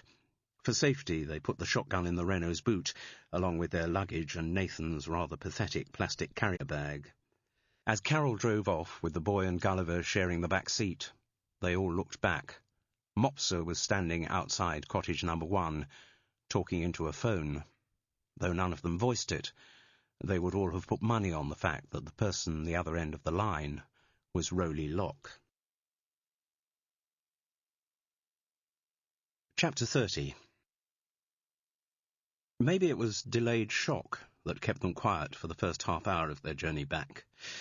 The only one making any noise was Gulliver, who started off by panting excitedly. For him, getting in the car gave the signal that he was about to be taken for a walk. But as the journey continued, with no signs of stopping, he got less excited. Honestly, humans were so unreliable. The memory of the excessively long journey of the day before came back to him, and he subsided into an aggrieved lump on the back seat, not even responding to friendly stroking from Nathan. They had passed Penzance before the silence was broken, and surprisingly, it was the boy who broke it. "I'm sorry about Flops, Mopsa. She's always had problems. Mental problems." "Yes, she's got a twin sister called Dorcas. I've met her," said Carol. "Well, Mopsa's... Incidentally, I don't understand how you know everything about my family." "Don't worry about that for the moment," said Jude. "Tell us about Mopsa." "Well, as I say, she's a twin. Dorcas has always been the bright one. School, university, she's done well all the way. And Mopsa could never quite hack it. In another family, I think doctors or psychologists would have been consulted, but the Lockes always think they can sort everything out for themselves, so they've kind of protected her from the outside world, as they were trying to protect you from the outside world." He let out a mirthless laugh. "I suppose you could say that." Anyway, there's been a long history of Mopsa sort of dropping out of things, having breakdowns, I reckon, and she's always been at her calmest and most sane down at Trebodick. That was her most sane? Carol couldn't help asking. No, obviously she lost it when she found you had broken into the wheel chamber. She's potentially quite dangerous. That was the impression I got. But do she and Dorcas get on? Asked Jude. Yes, very well, distressingly well. Dorcas is a strong character. I think in a way with Mopsa, and indeed with the two younger sisters, Dorcas has made them what Shakespeare would have called her creatures. She kind of controls them. So how long has Mopsa been down at Trebodick? She spent an increasing amount of time down there, since she dropped out of school, or since she dropped out of the last of a series of schools. And then when Uncle Rowley remarried, well, Mopsa and Bridget were never going to see eye to eye. Carol agreed. No, Bridget seems quite a sensible woman. Yes, she is. He spoke with warmth. I gather you and she get on well. Very well. You both approach the whole Locke family bonding process with a degree of scepticism? You could say that. As soon as I got into my teens, I got rather bored with all that wheel quest business, little realising that I would end up playing it for real during the last 3 weeks. There's something that struck me about Bridget, said Carol. I've met your father and mother, and Rowley and Dorcas and the little girls, and of all of them, Bridget is the only one who seemed worried about what had happened to you, where you'd gone to. Well, she would be. All the rest of them knew exactly where I was. But Rowley didn't tell his wife? Of course not. As you said, Bridget is a sensible woman. The minute she knew that I was locked up at Trebodick, particularly being guarded by Mopsa, she would have contacted the police. There was a silence. Then Carol said, I think we'll have to get in touch with the police, Nathan. He made no objection. Though he didn't welcome what lay ahead, he recognised its inevitability, if only to clear your name. Yes. Jude joined in. Did Rowley, your uncle, did he say precisely why he was locking you up at Trebodick? He said he'd got my best interests at heart. He was afraid of what might happen to me under police interrogation. Yes, he doesn't have a very high opinion of what he insists on calling our fine boys in blue, Carol recalled. So he thought they'd force a confession out of you. Something along those lines, yes. Uncle Rowley said the police always liked to get a conviction and weren't too bothered whether or not it was the right one. That sounds like one of his lines. And do you think he thought you were guilty? What? Nathan Locke's surprise was so unfeigned that clearly the idea had never occurred to him. Well, if your uncle did think you had strangled Kyra, then there'd be an even stronger reason for him to lock you away at Trebodick, to stop you from being arrested, until the family had worked out a more permanent way of keeping you from justice. What kind of way? I don't know. Carol shrugged. Sending you abroad, changing your identity, maybe even plastic surgery. Oh, come on. They wouldn't do that. After what they had witnessed at Trebodick, Carol and Jude's estimation of what the Locks might do had expanded considerably. I think Uncle Rowley really was doing the best for me. But Nathan's insistence was wavering. At least what he thought was the best for me. Presumably, Jude posed the question very gently, you didn't kill Kyra? No, of course I didn't. I loved her. You don't kill someone you love. Many authorities, including Oscar Wilde, would have questioned that assertion. But Jude didn't take issue as Nathan continued. I can't imagine what happened. I mean, who would do that to her? She was a sweet girl. Wouldn't hurt anyone. I can't even think of anyone she didn't get on with. Well, except her father. And possibly Martin Rutherford, thought Carol, as Jude asked, Yes, we've heard about some difficulties between Kyra and her father. What was the problem there? I think basically he's just old-fashioned. Did you meet him? Just the once. Kyra, he did manage to get the word out this time, she took me home to meet him. Thought it'd be all right. He sighed wearily. It wasn't. He virtually showed me the door. What was it about you that he disapproved of? In a way, I don't think it was anything about me. Kyra said I shouldn't take it personally, and I tried not to. It was just that I was interested in his daughter. He would have been equally down on any other person of the male gender who was interested in his daughter. He thought she was Too young to have a boyfriend. But she was, what, 17? He gulped down the emotion that the thought prompted. Yes, well, old enough to do anything she wanted. But that wasn't the way old man Bartosz saw things. He got furious when she had her ears pierced, and it was, I don't know, something to do with the way he was brought up in Czechoslovakia. I really would like to talk to old man Bartosz, thought Jude. I've somehow got a feeling that he holds the key to this whole case. I wonder if Wally Grenston could set up a meeting. Nathan, said Carol, her voice only just the right side of sternness, you did go to Connie's clip joint that evening with Kyra, didn't you? There was no attempt at evasion. Yes, I did. Perhaps it was a silly thing to do, but... well, it was very difficult for us to be alone together. Her father's attitude ruled out the possibility of meeting at her place, and then my parents... They wouldn't have objected to you taking a girl back to the house. They told me as much. Yes, but it would have been hideously unrelaxing, particularly for Kyra. My parents can sometimes be so right on that it hurts. Constantly saying how broad-minded they are, how delighted that you feel sufficiently relaxed to bring your girlfriends into the house. He grinned without amusement. You've clearly met them, Carol. Yes, I have. So what happened that evening? Jude prompted gently.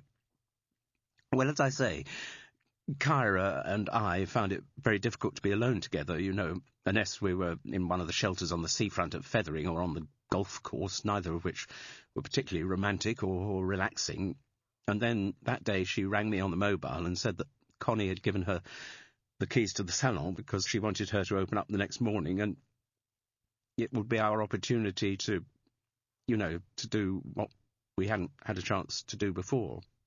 You mean make love to each other? He nodded agreement to Jude's question. His speech slowed as he clawed back the painful recollection. Yes, it was going to be our big night. I felt bad about sort of being in Connie's salon without her knowing, but I did want to, you know, and Kyra said if I joined her there at about 10, there would be nobody about and it'd all be fine. So I bought some beer and vodka and, you know, some cigarettes because I wanted us to be relaxed about it all, and I was dead nervous. I think Kyra was too. So what happened when you got there? Well, I don't know whether I should tell you this.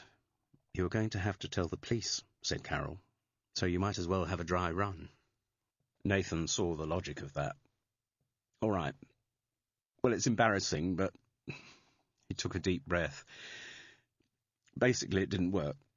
Nothing worked.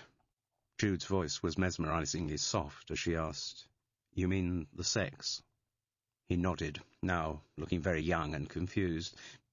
Maybe I was too nervous. There'd been such a long build-up, and I don't know, I wanted it to be a really romantic moment. Hence the dozen red roses, thought Carol.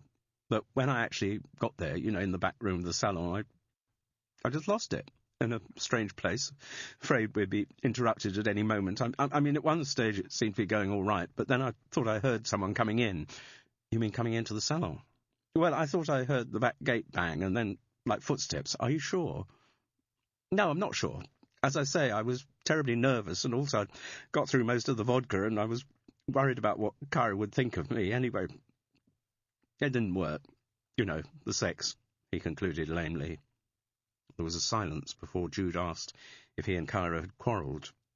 No, not exactly. It was just awkward. I felt kind of humiliated. She said it didn't matter, but I just had to get away. I feel dreadful about it now after what happened, but I left her on her own. What time was that? I don't know exactly. 12:30, 1 o'clock? You didn't see anyone outside? What?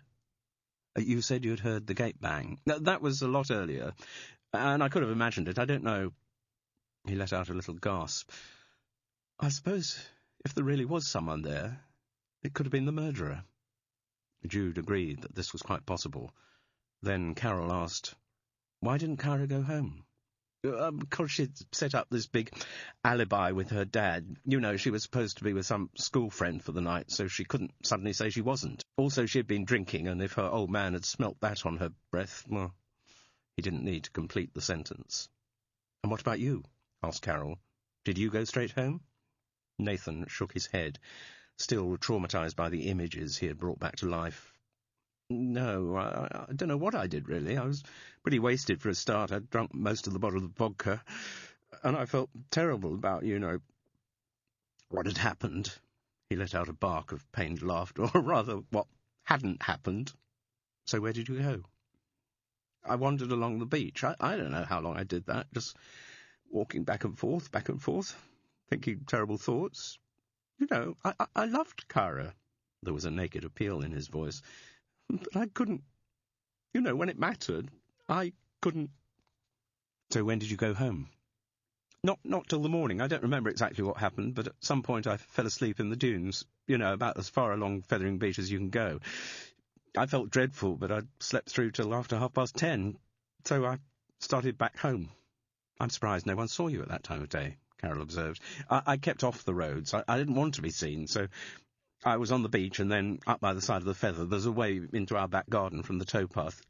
Anyway, by the time I got back to Marine Villas, Uncle Rowley was already there. Mummy had somehow heard about Kara's body being found. Another triumph for the Fethering Bush Telegraph, thought Carol. And Mummy had called Uncle Rowley, and... "What did your father do?"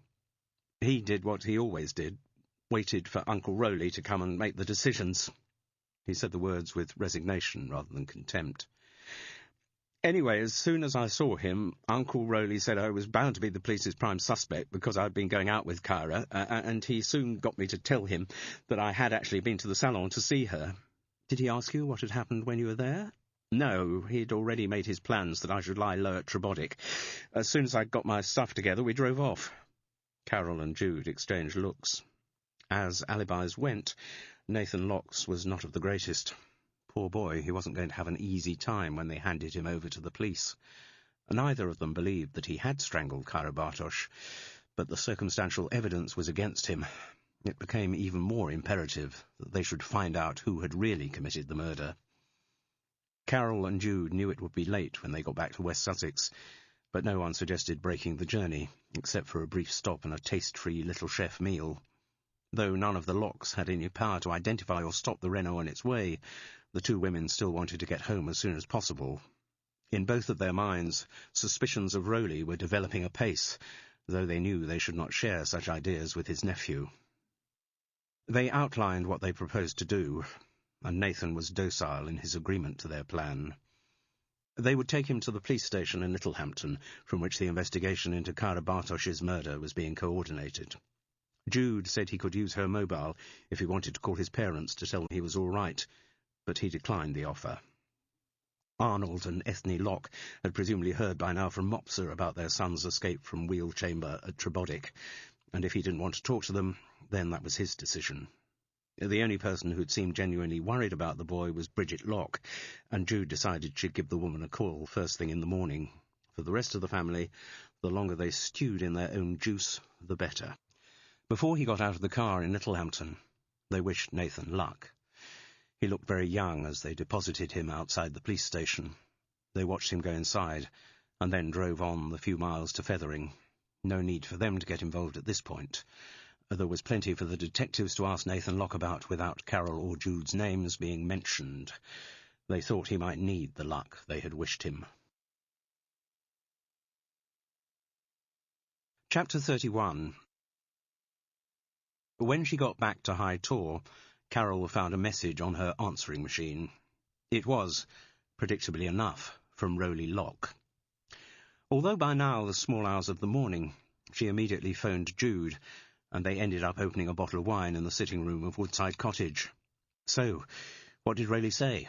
asked Jude as she poured Chardonnay into 2 glasses. "Is he furious?" "I'm pretty sure he is, but the message is a bit tentative. You see, he's only got Mopsa's description to go by, and he's not absolutely certain that we were Jenny and... the name wouldn't come. Cindy." "Yes," said Carol with distaste. "So, he's not accusing me of anything. All he's saying is that he's had some news on the whereabouts of Nathan, and he'd like to tell me about it." "Did he sound relieved?" "Yes, he did quite a good impression of the concerned uncle. He said that Arnold and Ethne were ecstatic to have news of the boy." So he wants you to ring him. Yes, ring and fix to meet up, was how he put it. Jude pursed her full lips. Could be risky. I mean, I'm sure Rowley Locke has worked out that we were the two women who went to Trebodick, and if he is actually the murderer... But do you think he is? I'm not sure. It would explain why he wanted Nathan kept out of the way, so that the boy remained the number one suspect. A more charitable view would be that he was just trying to protect his nephew if he wasn't the murderer himself, but he thought that Nathan was. Jude had the nerve to say, "Unlike you to take the charitable view," and Carol had the grace to smile. "I've got to see Rowley," she said. "Got to find out what on earth he's up to." Jude took a thoughtful sip from her wine. "Incidentally, I did believe everything Nathan told us. Did you?" "Oh, yes. A boy of that age isn't going to make up the business about the sex." Carol looked embarrassed. "You know, not working. No. Poor kid. Poor kid on many counts. So, I'll ring Rowley in the morning. I think if you do fix to meet him, yes, you should insist that I come too. Safety in numbers. That's it." Jude suddenly raised her glass. "To us. I think we had a really good day today. Found Nathan and freed him. Yes, not bad. Now he's back in circulation, it's going to open the whole case up. For the police, certainly. And for us too, Carol. We'll soon have a solution. I can feel the tumblers in the lock slotting into position. Oh, yes? Yes. Definitely." This optimistic feeling was reinforced for Jude the next morning when she had a call from Wally Grenston. After greetings and a few lavish compliments, Mim was clearly not in the room, he said, "Told you old Joe Bartosz was thinking of going to the Czech Club on Wednesday?" "Yes. Well, I saw him there." "Did you tell him I wanted to talk to him?" "I did, yes." "Did he agree?" "No, he didn't." Jude was suitably cast down, but Wally, playing his narration at his own pace, continued. "I've just had a call from him this morning, though. And maybe he's changed his mind." "Oh?" "Thing is, he heard from the police that the boy, Christina's boyfriend, the one who disappeared, well, he's turned up." Jude restricted herself to a non-committal response, waiting to hear what came next. "The police won't tell Joe anything, and he was thinking, you're interested in the case, maybe you know something. Maybe he should talk to you." That was her cue. Maybe he should. "I actually spent most of yesterday with Nathan Locke." "Did you? How's that?" "I'll tell you when you introduce me to Joe Bartosz." The old man chuckled. "Playing hard to get, are you?" "No, not at all." "Always available for you, Wally, assuming that is that Mim's not there." He chuckled more. She'd hit the right tone. They fixed that the meeting would take place at tea time. 4 o'clock, on the dot. That's when Mim and I always have tea. Because I am so English," he added with a wheezy laugh. "Oh, and one thing, Jude. Yes, Mimi'll be there, so try not to make it too obvious that you fancy the socks off me." "I'll do my best." "But that's exactly the time I've arranged to meet Rowley Locke," Carol complained. "Well, I can't really change what Wally's set up. I get the impression Joe Bartosz's goodwill towards me may be short-lived. I don't want to mess him around. Where have you fixed to meet Rowley? At Marine Villas?" "No, I thought somewhere public was better. Safer." "Sure. So it's the Seaview Cafe at 4. Oh, you shall be all right there. There'll be lots of people around. And I'm going to take Gulliver." "As a guard dog? You must be joking." "Gulliver hasn't got a suspicious bone in his body. He'd lick the hand of Jack the Ripper. But if I've got the dog with me, Rowley's not going to be able to abscond with me quite so easily." "Is absconding with you Rowley's style?" "I don't think so, but who knows? It'll be very interesting to hear what he's got to say." "Certainly will. Is he coming on his own?" "He didn't say. I doubt it, though. Those Locks seem to go everywhere mob-handed." "Yes, Rowley can't function without his admiring audience. Tell you what, after you've talked to Rowley and I've talked to Joe Bartosz, let's meet up in the Crown and Anchor to debrief." Carol bit back her instinctive reaction to say it'd be rather early to start drinking, and agreed that that was a very good idea. Jude was just about to leave for her tea party on the Shawlands estate When she had a call on her mobile, she recognised the voice immediately. Martina Rutherford's distinctive accent. Strange how many Czechs seemed to be involved in the case. Could there be some undiscovered link between Martina and Joe Bartosz, or between her and Wally Granston? Another idea to stir into the soup of conjectures that was swilling around in her mind?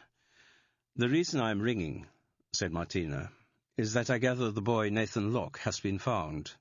"Yes, he has. And I hear a rumour that you were one of the people who found him. There are always lots of rumours around down here." Jude wasn't going to confirm that particular one until she had a clearer idea of what Martina was after. "All I am asking," said the Czech woman, "is for you to confirm that the boy is in police custody." "I can do that, though custody may be too strong a word. The police are certainly asking him some questions." "They will charge him soon," Martina announced confidently. "This will be a great relief to Martin." "Oh? So long as the boy has been missing, Martin has been afraid he himself is a suspect." "Well, you can see why the police would be interested in his movements." "I'm sorry?" Martina sounded puzzled. "Well, Martin having been seen at Connie's clip joint." "You mean the night the girl died?" "I don't know that there's any proof he was there then, but he was certainly seen coming out of the salon last Sunday." "Really?" The woman tried to maintain her professional cool, but was clearly shaken by the information. "I had not heard this. I was away in Prague at the weekend." "So Martin didn't tell you?" "The police must have talked to him about it." "Oh, yes, he said he had to see the police. I hadn't connected it with him being in Fethering on Sunday." "Of course. Now it makes sense." The confidence was back in her voice, but Jude reckoned the cover-up was too slick to be true. Martina Rutherford hadn't known that her husband had been seen by Carol coming out of Connie's clip joint. "Still, all I wanted, Jude, was for you to confirm that Nathan Locke is with the police. When I tell that to Martin, he will be very relieved. Thank you so much for talking to me." After the phone call, Jude tried to define the emotion she had heard in the woman's voice. Shock, certainly, but there had been something else as well. Suspicion. A new and sudden suspicion. For the first time, Martina Rutherford had contemplated the possibility that her husband might have had something to do with the death of Kyra Bartosz. Chapter 32.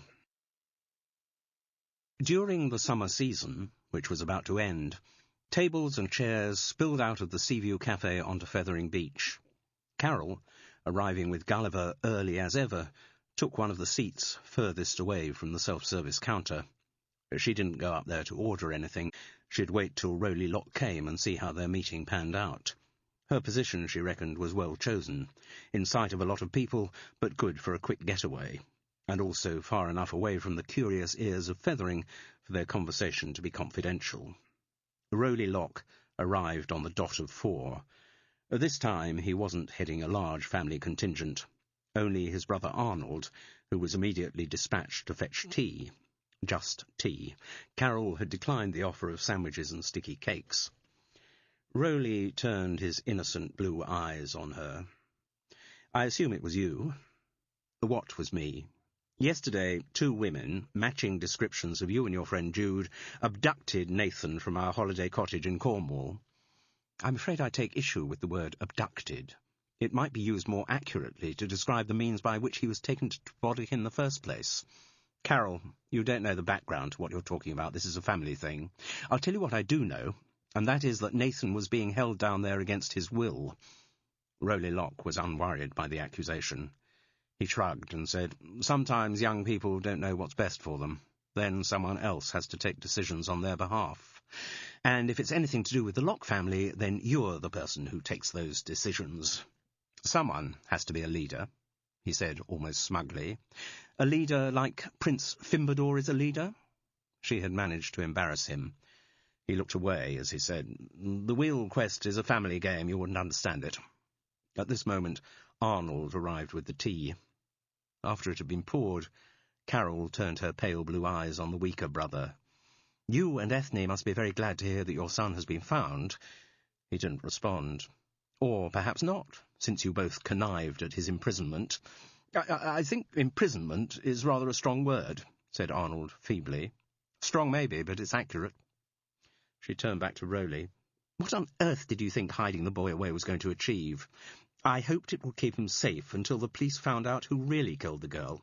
Wouldn't it have helped the police more if they could have talked to Nathan, so that he could tell them what he saw that night and help them sort out a timetable of events? I didn't want him to get into the hands of the police. Our fine boys in blue don't have a great track record when it comes to—" and he was off again on his hobby horse. Carol couldn't stand any more of this tired old lefty agenda. "Oh, for heaven's sake! You were deliberately perverting the course of justice, and I would imagine you'll be looking at a hefty prison sentence for what you've done." From his expression of dismay, this was clearly a possibility Rowley Locke had not considered. Like most control freaks, he was quickly vulnerable when threatened. "I assume you've heard from the police in Littlehampton?" She addressed this question to the boy's father. "Yes, they told me they were holding Nathan. He's helping them with their inquiries. Ethne and I are going to visit him this evening." That would be an interesting encounter to witness. What do parents say to a son who knows that they've connived in having him imprisoned for a fortnight? But that wasn't Carol's business. She moved on. "Presumably you both know that Nathan didn't commit the murder." The look Arnold referred to his brother suggested that at least one of them wasn't entirely convinced on the subject. "Well, he didn't," Carol continued, "as I'm sure the police will find out in the course of their inquiries." "I wouldn't be so sure. The British police only want to get a conviction and they—" "Oh, shut up, Rowley!" Carol was surprised by her own vehemence. So was its recipient. But she went on in similarly forceful vein. "Listen, your ill-considered actions have wasted a lot of time. They've wasted police time, and they've certainly wasted time for me and my friend Jude." In the magnificence of her flow, neither man thought to question exactly what right she and Jude had to be involved in the investigation. "What I suggest you do now, to make some kind of amends, is to tell me anything you know that might have bearing on the case, anything that you may have been holding back." Rowley Locke looked genuinely at a loss. "I haven't been holding anything back. When I heard about Kyra Bartos's death, my only thought was that Nathan would immediately become a suspect, and that I had to get him to a place of safety." Again he avoided Carol's eyes. "I didn't know anything else about the murder. When I first came to see you, you told me that Ethne had met Kyra Bartos briefly in the street, but that neither of you had. Is that still true?" Rowley looked perplexed. "Well, of course it's still true. The girl was already dead when we met you." "Yes, what I'm asking, though, is this. At the time, you said you hadn't met Kyra. Has your recollection maybe changed since then? Are you accusing us of lying? After what you said about Nathan's whereabouts over the past 3 weeks, don't you think I might have some justification?" Actually," said Arnold quietly, "I was lying." The announcement came as much of a shock to his brother as it did to Carol. They both looked at him in amazement as he went on. I did meet Kyra one evening a few weeks before she died. Ethne and I had gone out to a concert in Brighton, the Monteverdi Vespers, as it happened. Anyway, I had a bit of a stomach upset. My stomach has always been my Achilles heel." He confided this mixed metaphor to Carol, as though it would be of vital interest to her.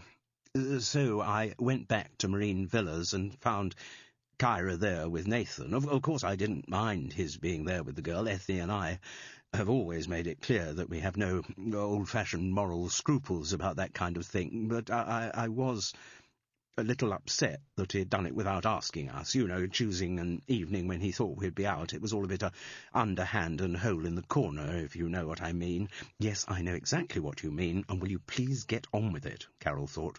"Anyway, when I found Nathan and the girl together that evening—" Arnold's pale features reddened. "I must confess, I was rather upset by what they were doing." "Do you mean they were having sex?" "Oh, good heavens, no." He dismissed the suggestion almost contemptuously. "That would have been fine. Ethne and I wouldn't have had any problems about that. We've always brought up Diggo and Fimby to believe that sex is a perfectly natural and healthy act between two consenting—" "Then what were they doing that you objected to?" demanded Carol, who had had quite enough of this spelling out of right-on liberal credentials. Oh, well, Arnold looked across at his elder brother, as though afraid of his reaction to the forthcoming revelation. They'd got out our box of the Wheel Quest. He turned back to Carol. The Wheel Quest is a kind of family... I know exactly what the Wheel Quest is, thank you. What were they doing with it? Asked Rowley, suddenly alert. They'd got the game spread out on the floor, and I think Nathan must have been explaining to Kyra how it worked, and she was laughing at it. An expression of pale fury crossed his brother's face. Laughing at it? Yes, and I think they must have been drinking, because the girl went on saying how silly it was, and she even got Nathan to agree with her. Rowley snorted with anger at this betrayal. And I remember thinking, Arnold went on quietly, this girl is not good for Nathan. She's a disruptive influence. She's trying to drive a wedge between him and his family. This relationship must be stopped. Carol had heard that cold intensity in a voice only the previous day, and when she looked at Arnold, she could see burning in his eyes the same demented logic that had driven Mopsa. Chapter 33. Though in his 80s, Jiří Bartoš was still an impressive man. Well over 6 foot, and hardly stooping at all, he towered over Jude as he rose to shake her hand. There was still a full head of hair, white, and cut to about an inch's length all over. His face was the shape of a shield, concave beneath high cheekbones, and his eyes were still piercingly blue. In the Grenston sitting-room, he seemed too large an exhibit, amidst the array of awards and the tables littered with tiny objets d'art. While Wally made the introductions, Mim fluttered around over her tea-tray, on which lay an unbelievable array of Victoria sponge, fairy cakes, tiny eclairs, coconut kisses, and other fancies that Jude remembered from her childhood. There were even some slices of checkered Battenberg, which her father had always called stained-glass window cake. But Jiří Bartoš did not appear interested in the spread of goodies. As soon as he sat down, he took a packet of cigarettes and a lighter out of his pocket. "I'm sorry, Joe," said Mim, "but we don't smoke in the house." "I do," he replied, lighting up. His voice was deep, like the creaking of old timber, and heavily accented. "It isn't nice when we are eating food," Mim protested. "I will not eat food." "But I've prepared all this." "Walter," he spoke it in the German way, "we will have drink. Where is drink? Where is Slivovitsa? Where do you hide Bekarovka?" Mim tried again. "Wally doesn't drink in the afternoon." "Yes, he does. When with me, he drink and smoke in the afternoon." Mim turned to her husband, who studiously looked out of the window towards the sea. Then she turned back to Jiří Bartoš. "Listen, Joe, this is our house, and go." "Leave us to talk. This is not wife's subject we talk of." She tried one more appeal to Wally, whose eyes still managed to evade hers, and then, with as much dignity as she could muster, left the room. As soon as her back was to him, her husband watched her go with a kind of wistfulness. Maybe he should have tried the Jiří Bartoš approach a lot earlier in his marriage. To Jude, the exchange between Jiří and Mim had sounded unusual. Although his words were rude, he had not come across as ill-mannered. It had been a clash of wills rather than of words, and there had been no doubt whose will was the stronger. Silently, Wally Grenston rose from his chair and went to a glass corner cupboard from which he extracted a tall green bottle. He looked at Jude.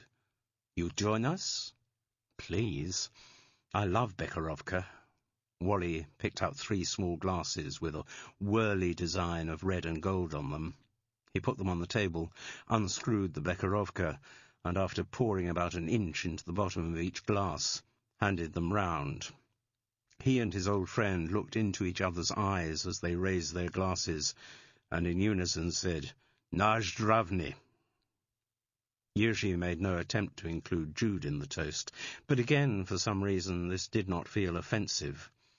She took a sip of her drink anyway, remembering and relishing the stickiness on her lips and the herbal, almost medicinal glow that filled her mouth.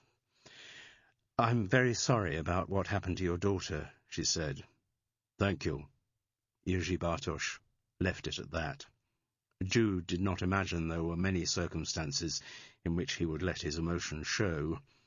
"You fine boy who please think killed her." Yes, a friend and I went down to Cornwall and we found him." Jude didn't particularly want to go into the details, but the old man insisted. Though hardened against showing any emotion about his daughter's death, he wanted to find out everything that might have some connection to it. So Jude told him how Carol and she had tracked down the boy to Trebodic. She did not spell out the fact that he had not been hiding there voluntarily. At the end of her narrative there was a silence. Then Jiří Bartosz asked, "You think he killed her?" "No." "Why not?" "For a start, I don't think it's in his nature to kill anyone." The old man let out a guttural hawk of dissent. "It is in all men's nature to kill when they have to. We know that. Yes, Walter?" Wally nodded uncomfortably. Jude wondered what secrets the two men shared, and reckoned it was pretty unlikely that they'd ever share them with her. "So, if not boy, who you think killed Christina?" Jude was forced to admit she didn't have an answer. But there are quite a few suspects. Jiří Bartosz shrugged at the inadequacy of her reply. "Boy was there. Boy have motive." "What motive?" "He want make love Christina. She good girl, no want to. He lose control. He kill her." Jude would like to have revealed the true nature of Nathan and Kyra's sexual encounter, if only to exonerate the boy, but she realized she would be betraying a confidence. So instead she said, "You didn't approve of Christina seeing Nathan, did you?" "Girl too young. One day she made right boy. Now she too busy with job, look after house. Both too young." She decided to take a risk. "You had another family once, didn't you? Another wife and children in Czechoslovakia." Wally didn't like the direction of the conversation. "Jude, I don't think—" "No." She asked me. I answer, "Yes, I have other family. Not in Czechoslovakia. Well, first in Czechoslovakia. Then the name changed. Then it called Protectorate of Bohemia-Moravia. That was when the Nazis took over." "Of course." "What happened to your other family?" The old man shook his head. "They do not exist." That was all she was going to get out of him on the subject. "I come to England." "Do you think it was because of what happened to your other family that you were so protective of Christina?" The blue eyes looked at her bleakly. That question wasn't going to get any kind of answer. Someone like Jiří Bartosz did not have time for psychology. His only imperative was survival. Jude tried another tack. "Do you know Connie Rutherford, the one who runs the salon?" "I meet. Pick up Christina from work one day. Also, she lived near." "Near your house?" "Yes. 2 gardens meet at back, only fence between." Distantly, this rang a bell with something she had heard from Carol. "And did Christina like Connie?" "I think. Christina happy in job." "But she wasn't happy in her previous job?" Puzzlement etched new lines in his craggy brow. "Not happy this... not know." "She worked at Martin and Martina in Worthing, but not for long. Then she went to Connie's clip joint. Why?" "Better job, she tell me." "No other reason?" He shook his massive head. Did she say whether she got on with her boss at the Worthing salon? His name was Martin. I know who you mean, yes. I've seen him around. Christina says she liked him very much. It made sense. If her father was so protective, Kyra wouldn't have told him about Martin Rutherford coming on to her. It would have made for rather an ugly confrontation. Jude sighed and went back to the most basic of questions. Can you think of any reason why someone would want to kill your daughter? If not boy, no. I'm absolutely certain it wasn't Nathan. He shrugged. Tell me why, he seemed to be saying. You still haven't convinced me. Look, you disapproved of their relationship, Nathan and Christina. Yes, I disapprove. That not mean I kill my own daughter. I wasn't suggesting that. But can you think of anyone else who might have disapproved of their relationship? I don't know. I don't know boy at all. Maybe he have other girlfriend not happy. From what I can find out, Christina was his first girlfriend. Then I do not know, unless his parents disapprove of my daughter. Did you ever meet his parents? Of course not. I only meet boy once. But his parents, maybe rich, maybe they think they important family, maybe not think daughter of Czech electrician good enough for boy. He looked at her, challenging, almost amused through his pain. Maybe they kill her. It's a possibility, thought Jude, that I certainly haven't ruled out. CD 9. Chapter 34. Rowley Locke had been just as shocked as Carol by the sudden change in his brother's manner. Arnold, what are you saying? I'm saying that girl Kyra was not worthy of Nathan. We can't allow anyone into the Locke family who thinks that the wheel quest is funny. That girl would only have been a disruptive influence. Rowley now looked positively worried. I agree, it's a family thing, and it should be kept within the family.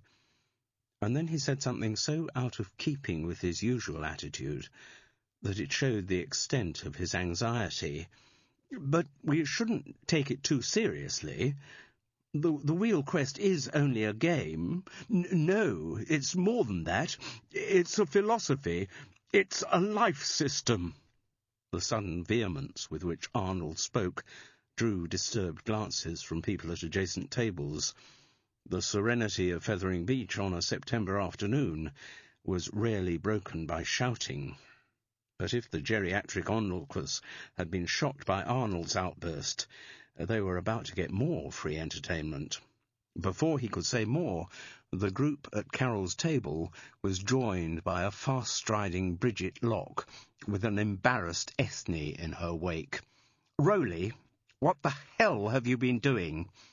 He quailed visibly under his wife's onslaught, and asked feebly, "What are you talking about? You know bloody well what I'm talking about, what you did to Nathan. I did it for his own good. I was trying to protect him. Rowley, that is so much crap. I can't believe that you didn't tell me what you'd done. I've spent the past 3 weeks worried sick about the boy, when you could have put my mind at rest at any moment by telling me where Nathan was. But I thought, if you knew, you'd have told the police. Too bloody right I would. Bridget, if the police had got hold of him, God knows what would have happened. Our fine boys in blue are not—" "Oh, shut up, Rowley. You sound like a record whose needle's stuck. I've had enough of your right-on Guardian reading claptrap to last me a lifetime." Carol was rather enjoying this conversation. What a very sensible woman Bridget Locke was. She thought exactly like Carol did. "You weren't thinking about Nathan at all. I wonder if you've ever thought about anyone else apart from yourself, except to see if you can make an anagram out of their name. As ever, with Nathan in trouble, your first thought was about you. A Locke family crisis. Someone's got to take control here." And because the rest of the family are so bloody pusillanimous, it had to be you, didn't it? He's only your nephew, not your son, but it's still got to be you who comes to the rescue. Oh, don't worry, Rowley can sort everything out. Here comes the hero, galloping up on his white charger. And then what did you do? What was your solution to the crisis? You made it all part of a game. Yes, the bloody wheel quest. And you took advantage of your vulnerable daughter Mopsa and made her play along with your stupid sub-Tolkien fantasy. And you never, for one moment, thought of what you might be doing to Nathan. Bridget Locke paused for breath. Her geriatric audience settled into their seats and took another sip of tea in anticipation of Act 2. "How do you know all this?" Rowley managed to ask. "I know because the police rang the house to tell me that they were questioning Nathan. Because he's a juvenile, they wanted a family member there." She turned the beam of her displeasure on the shrinking Ethne. "And apparently I was the one who he wanted to be there with him." "But surely you should be at work." "Yes, Rowley, it's a Friday. I should be at work. But some things are more important than work. Listen. That call I had from the police was the first I knew that the poor boy was still alive. So, since I couldn't get hold of you anywhere, after I'd been to the police station to see Nathan, I went straight round to Ethne's and made her tell me what the hell had been going on." Arnold's wife appealed apologetically to the two brothers. I'm sorry. You know what she's like when she gets forceful." She still looked to Carol like Mrs. Bunn, the baker's wife. But the game was no longer happy families. "Anyway," Bridget steamed on, "the police are extremely interested in talking to you, Rowley. I'm sure they won't have any problem finding you, but you might make things easier by turning yourself in." "What do you mean, turning myself in?" he asked petulantly. "I haven't committed any crime." "No? I think the police could probably think of a few. Perverting the course of justice, I don't know the proper terms, but I'm sure there's one called abduction of a juvenile, and there's certainly unlawful imprisonment. For heaven's sake, Bridget, these weren't crimes. They were all in the family." "God, Rowley, that sums you up, doesn't it? All in the family. Everything's all right so long as it's kept within the magic circle of the Locks. That's always been your escape. When you fail publicly, when you lose a job, never mind, because you're still a little god within the family. And everyone in the family does as you say. I've even done it myself. Pretended to have a bad back so that you can find out if some woman's snooping on you. And that's always been your approach. Never mind your inadequacies in the real world. In the wheel quest, you're still a hero. Rowley, if you only knew how bloody pathetic you are." He rose from his chair with an attempt at dignity. "I'm not going to stay here to be insulted. Fine. Go to the police. Let them start insulting you instead. That kind of remark is not worth responding to. Come on, we're going." Arnold rose obediently to his feet and crossed to his wife, who had yet to sit down. Rowley joined them, then looked back at Bridget. "Are you coming?" "No. Certainly not now, and I'll have to think about whether I ever come back." He did not respond to that, but led his acolytes back across the sand towards the front. The animated language of his back view showed that he was telling Ethne off for her betrayal of Locke confidentiality, and Arnold was joining in the castigation. Exhausted, Bridget dropped into a seat next to Carol. "Sorry about all that. I was just bloody furious. Letting off the steam of a good few years, I'm afraid." Realizing the climax of the play had passed, Fethering's elderly matinee-goers returned once more to their tea and cakes. Yes, now the others had gone, Carol felt awkward. The dissection of the Locke's family life, and indeed marriage, had been rather public. She didn't quite know where the conversation should move next. Jude, she knew, would instinctively have found the right direction. Still, there was always one safe English fallback. "Would you like me to get you a cup of tea?" The drained woman looked pathetically grateful for the offer, and accepted. By the time she returned with a fresh pot for both of them, Carol had decided which tack to take. "How did Nathan seem when you saw him?" "Oh, fine. No physical harm, anyway. Though what effect it's going to have on him emotionally, I hate to think." "What's he doing now?" "Asleep. He didn't get much sleep last night, the detectives being quite gentle with him." Rowley would never believe that. "No." She sighed. "Oh, I just feel so sorry for Nathan. I mean, he's still in deep shock about that poor girl's death. He did love her, you know, with that intense adolescent passion of a first love. He must be so cut up.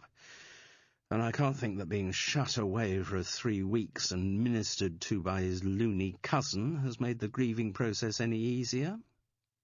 "I'm surprised to hear you use the word loony." "Yes, very remiss of me, isn't it? If I wasn't in such an emotional state, I wouldn't have been so politically incorrect. Mopsa is, after all, my stepdaughter. But it's true. I've never managed to get through to her. I mean, she loathed me because I replaced her beloved mother, but there was always a problem there with Mopsa. Poor concentration, no grasp of reality. Oh, I'm sure there's a name for it. Somebody or other's syndrome, no doubt. But of course the Locks never had her properly diagnosed. No, as ever, they reckoned they could sort everything out themselves." "Do you know why Rowley's first wife left?" Bridget Locke smiled grimly. "After the scene you've just witnessed, do you need to ask?" "Maybe not." There was a silence, broken only by the gulls and the soft swooshing of the sea, before Carol asked what was for her a daringly personal question. "Do you think you will go back to him?" "I don't know." There was a weary shake of the head. "At the moment I'm so seething with fury that I won't make a quick decision. There is still something there, you know. There's a side of Rowley that very few people ever see. He can be quite enchanting." "I'll have to take your word for that," thought Carol. And again she asked herself the perennial question, why do bright, intelligent women stay with such unsatisfactory men? And then she thought of the alternative, the divorce she and David had shared, and wondered whether that was actually a much better solution. "I was wondering," Bridget went on, "you spent most of yesterday driving Nathan back from Trebotic." "Yes." "Did he say anything to you, anything that made you think differently about who might have killed Kyra Bartosz?" "Not really. I mean, he told me and Jude what he'd done that night, which sounded pretty convincing to us, though whether it'll convince the police... As I say, the police are being much more sensitive than I'd ever have expected. They very definitely want to question Nathan, but I didn't get the impression that they regard him as a major suspect." "Good. Well, the one thing he did mention was that night, while he was in the salon with Kyra, he thought he heard someone trying to get in through the back gate." "The murderer?" "Possibly. Whoever it was couldn't have got in then, but maybe came back later." Bridget Locke swept her hands slowly through her long blonde hair and looked thoughtful. "There was one thing that Nathan said to me just now at the police station, which I thought was interesting." "What was that?" "He said that there were a dozen red roses in the back room at the salon the night Kyra Bartosz died." "Yes, I saw them. Part of Nathan's romantic set-dressing, I imagine, which, given the circumstances, is pretty sad." "No." "What?" Carol looked curiously at the woman. "Nathan said the red roses had nothing to do with him. They were there when he arrived." "Did he ask Kyra if they were hers?" "Apparently not. He assumed they were something to do with the salon's owner. Connie, is it?" "Yes." "Did he say whether he'd told the police about seeing the red roses?" "I asked him, and he said he hadn't." I got the impression they'd been asking more about where he'd been for the past 3 weeks, and in the next session they were going to get on to the night Kyra Bartosz died. But I thought the red roses were interesting. Certainly, and one assumes that the police took them away from the salon as evidence. I would think so, Carol. What were they then, a love token for somebody? Perhaps. So, said Bridget Locke, the two obvious questions are, who brought them to the salon, and who for? So far as Carol was concerned, the answers to those questions were very straightforward. As soon as she got back to High Tor, she fed Gulliver, hardly noticing what she was doing. Her mind was racing. She could only think of one candidate as the bearer of red roses for Kyra. Apart from Nathan, there was another man who had fancied her, or at least come on to her. Maybe the girl hadn't been so immune to his attractions as she pretended. Carol found the card and dialed his mobile number. Martin Rutherford answered immediately. She identified herself and reminded him that he had asked her to get in touch if she found out anything more about the murder. Well, I have found out something. She told him about the red roses and the fact that they hadn't been brought to the salon by Nathan Locke. Maybe we should talk. Just what I was going to suggest. She looked at her watch. Just before 5. Jude would surely be back soon. Maybe they'd have to delay their debriefing meeting at the Crown and Anchor. If she made an appointment to meet Martin somewhere at 7, they could both confront him. But that wasn't going to be possible. Martin wanted to meet earlier. The salon closes at 6, and I have other commitments for the evening. So you're there now? Yes. I'll be right over. Very well. He sounded resigned to whatever the interview might bring. After she put the phone down, Carol contemplated ringing Jude's mobile, but no, she didn't want to interrupt her neighbour's meeting with the elusive Joe Bartosz. Besides, once again, Carol felt that charge of doing something on her own. She'd find the truth and present it to Jude, neatly gift-wrapped. She'd show she was no slouch in this investigation business. Chapter 35. Did the boy say anything? Asked Jerzy Bartosz. Yesterday you drive long time with him. Did he say anything about Christina? He said that he loved her. The old man snorted dismissively. What boys of that age know about love? I think they probably know quite a lot.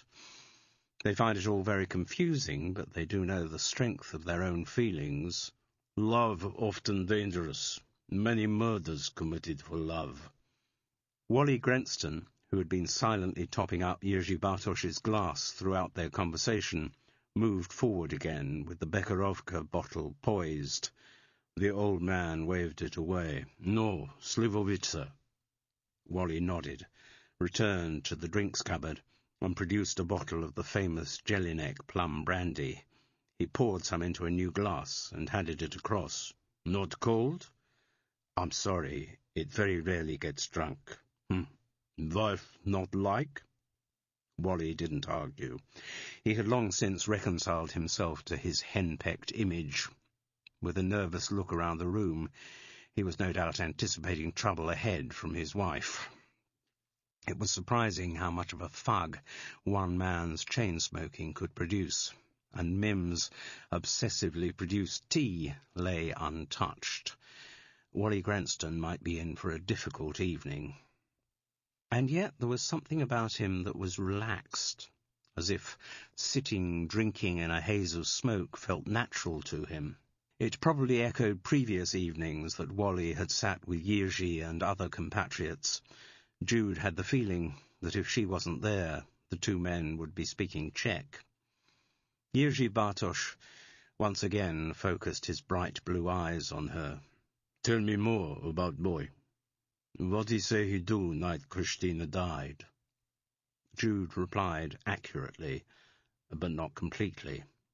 She recounted the timing of Nathan's arrival at and departure from the salon, but she didn't detail his unsuccessful love-making with Kyra. And boy not see anyone else around salon? No. He thought he heard someone coming through the back gate at one point, but he didn't see anyone. Who could that be? Well, putting on one side the explanation that it could just have been a burglar who was trying to break in, there might be an argument for thinking that the visitor was someone who could get into the salon by the back door, in other words, someone who had keys. Jiří Bartosz did not challenge her logic. So that would mean Connie Rutherford herself, or the other stylist Theo, or... Not Connie. She not go out that evening. How do you know? I tell you, my garden back onto hers. When hot in evening, I sit on balcony with drink and see her house. Summer no curtains drawn. That evening I see her all evening. What was she doing? He shrugged. She move round house from room to room like she nervous. I don't know, but she not go out. Are you sure she didn't? Even later, midnight, 1 o'clock. Hadn't you gone to bed by then? No. I go to bed much later. Sometimes not at all. No point in going to bed if you do not sleep. I did not see Connie leave all night. Well, that's good. Thank you. I'm glad she's off the hook. I'd hate to think of her being in any way involved in what happened to your daughter. But the one other person who we now know did have keys to the back door of the salon is her ex-husband, Martin Rutherford. Do you know who I mean? I know him, I tell you. I live in house long time. I saw him back when they two still married. Well, Martin's got an alibi for the night Kyra died. He was at a conference in Brighton. He not at conference in Brighton. What? Asked Jude, thunderstruck. How do you know? I see him. You saw him that night at the salon? No, not at salon. I in my house all night. 11 o'clock maybe. I see him in Connie's house. Really? He come through back garden. They into house people not see, only I see. He go to back door. Connie let him in.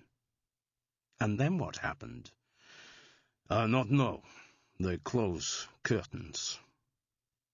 Jude took a triumphant sip of her sticky Bekharovka and felt the cough medicine taste burn in her throat. This was a result. The night Kyra Bartosz died, Martin Rutherford had actually been in Fethering. Chapter 36. The Worthing branch of Martin and Martina was still busy when Carol arrived. All the stylists seemed to be occupied, and it looked unlikely that they could all be finished by the 6 o'clock closing time. There was no sign of either of the proprietors, but the girl at the desk said she was expected and directed her to the staircase that led up to Martin's office. The two-room suite had been designed by the same person who had done the salon downstairs. The Martin and Martina logo was very much in evidence, and all the furniture featured black glass and brushed aluminium. Martin, who must have been alerted to Carol's arrival by the receptionist, was standing in the outer office waiting for her. He shook her hand, the model of urbanity, but she could feel the tension in his body. "Please, come through." She did as she was told, leaving the door between the two offices open. Although the presence of all the stylists and customers downstairs gave her some security, she still wanted to have an escape route. Martin Rutherford gestured her to a chair and sat down behind the black glass top of his desk.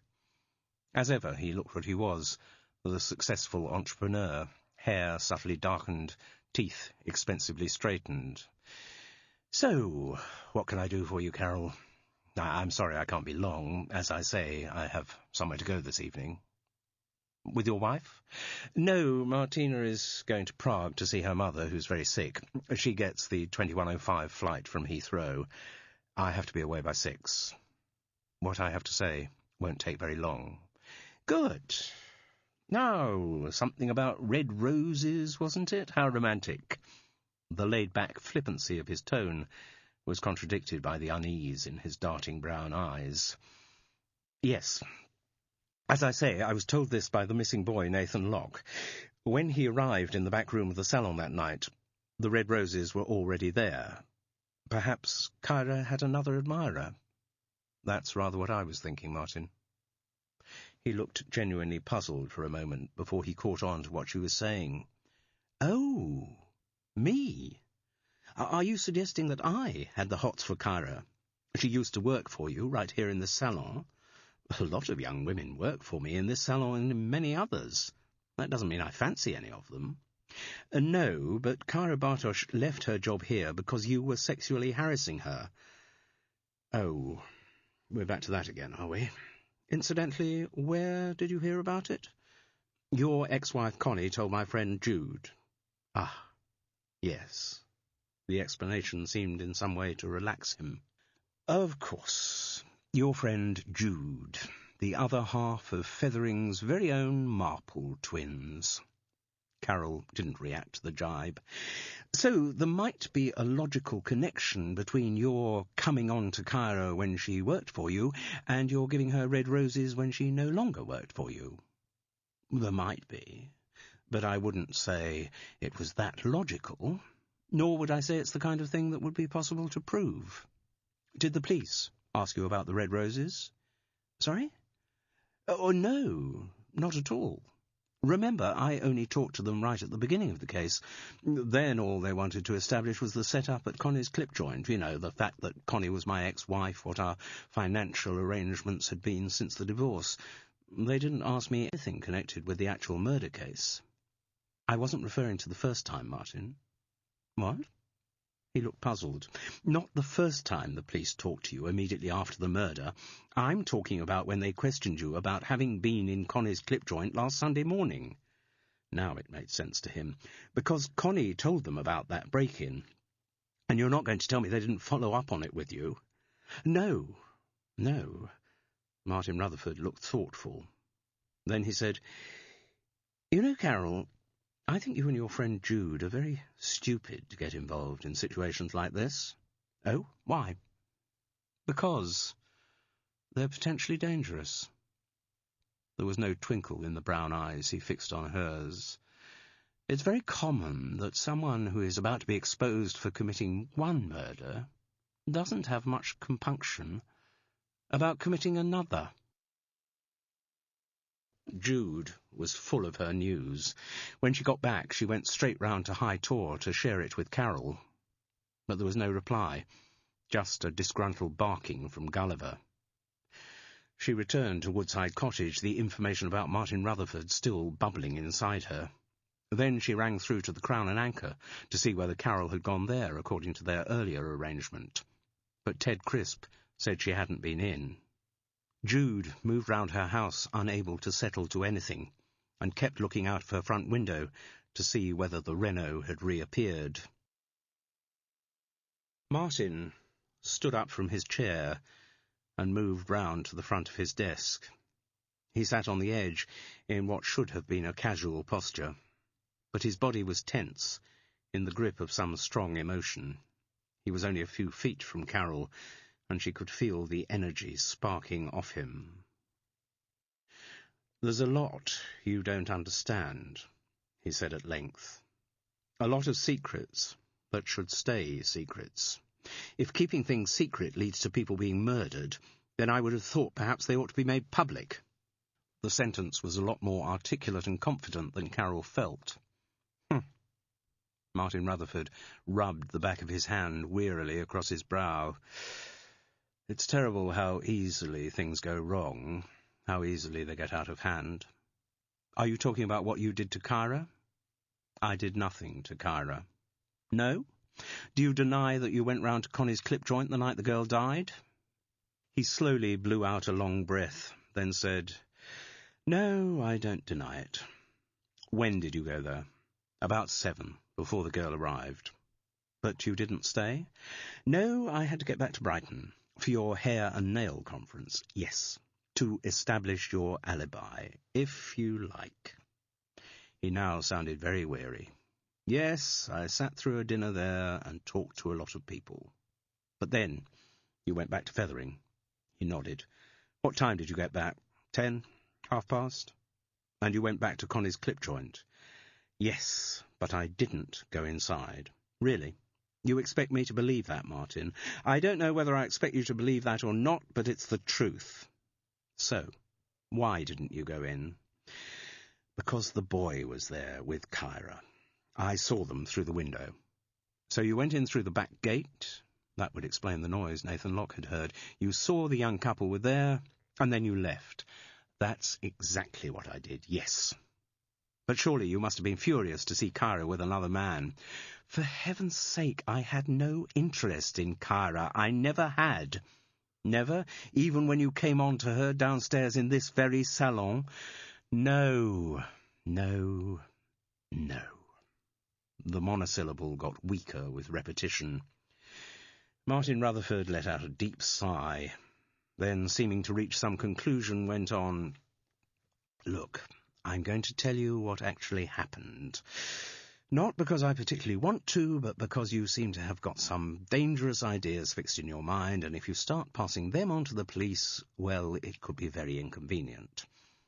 And what if I pass on to the police what you're about to tell me? It's possible that when you've heard it, you won't want to. And if you do, that may not be such a bad thing. I'm sick to death of lying. His head sank into his hands. Maybe telling the truth will take some of this bloody pressure off me. The outburst was so sudden and uncharacteristic that it was a measure of the stress he was under. Carroll waited while he composed himself. Most of my life I must have heard the expression living a lie, but only when it happens to you do you understand what it means. I've been living a lie for the past few years, and it's been destroying me. Again, Carroll let him take his own time. Obviously, you know that I divorced Connie and married Martina. He gestured round the room. That had a very good effect on all this. Martina is a wonderfully talented businesswoman. I could never have built up Martin and Martina to this level without her.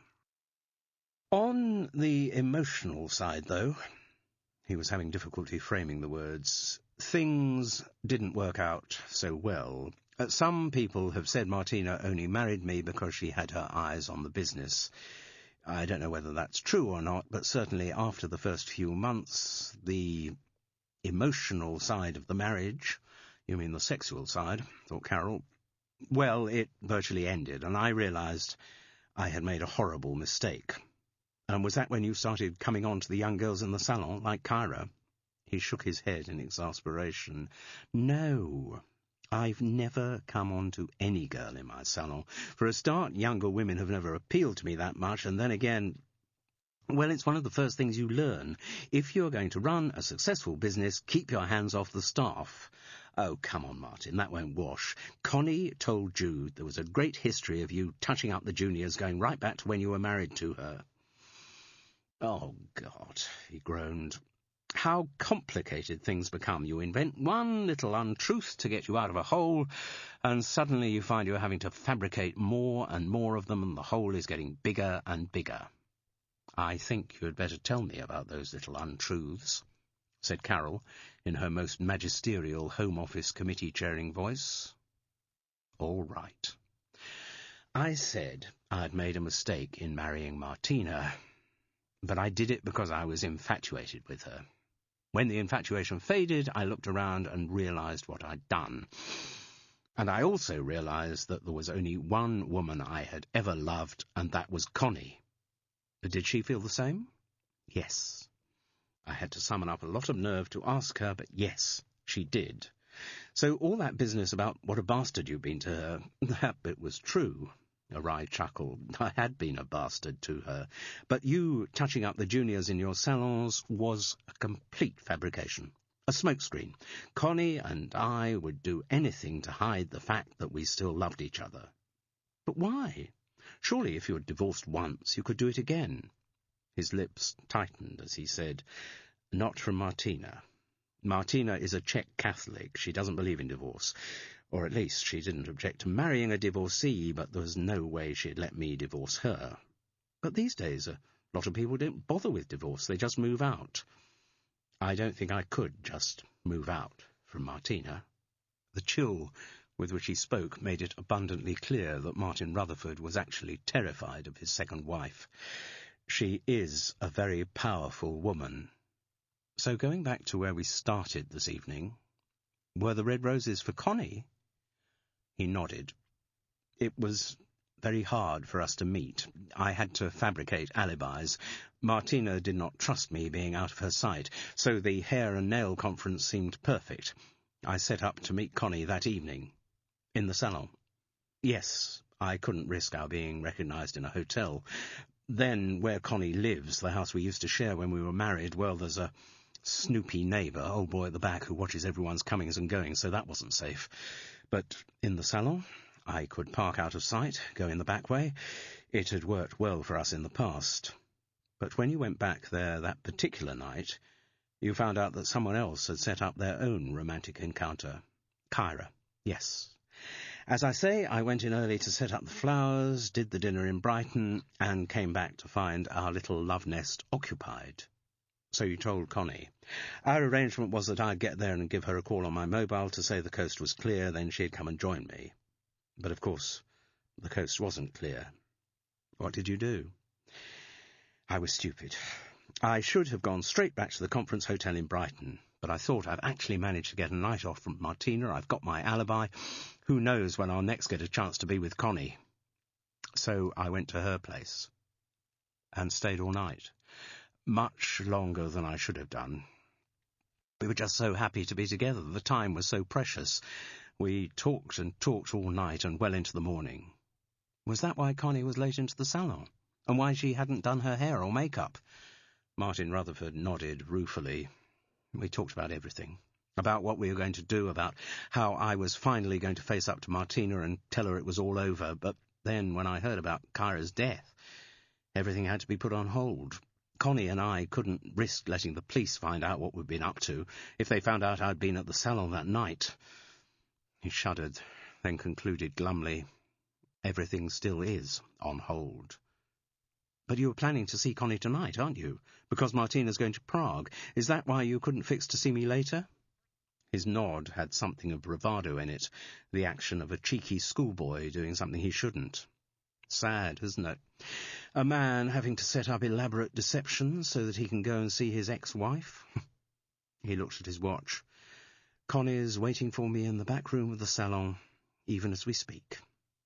They were interrupted by the sound of the outer office door closing. Carol looked up in alarm, but Martin said, "Don't worry, girls locking up. I must go down in a sec to check everything's all right." "Yes, well, I don't think I need to detain you much longer." Carol looked at him sternly through her rimless glasses. "You realize you're going to have to tell all this to the police?" He sighed, then dropped his head. "Yes, you're right, we probably are. Well, it could be material to their investigations. Now they're talking to Nathan Locke. They'll need all the information they can find on what actually happened that evening. All right, I'll do it, but not tonight. Tonight's just for me and Connie. Tomorrow we'll face the consequences. And stand up to Martina too? Yes. I think facing the police is going to be easier than facing Martina." He rose from his perch on the desk and picked up a briefcase. "I'd better be off. Just one thing before you go." "Yes?" "We've established that you never came on to any of your juniors. I hope we have, because I can assure you—" No, that's fine. But what I want to ask is, if Kyra Bartosz didn't leave this salon because you had been molesting her, why did she leave? She hadn't been here very long." "Ah, Martin Rutherford looked embarrassed. Yes, there was a bit of a problem. What was it? Come on, you told me all the rest. Well, all right, he said wretchedly.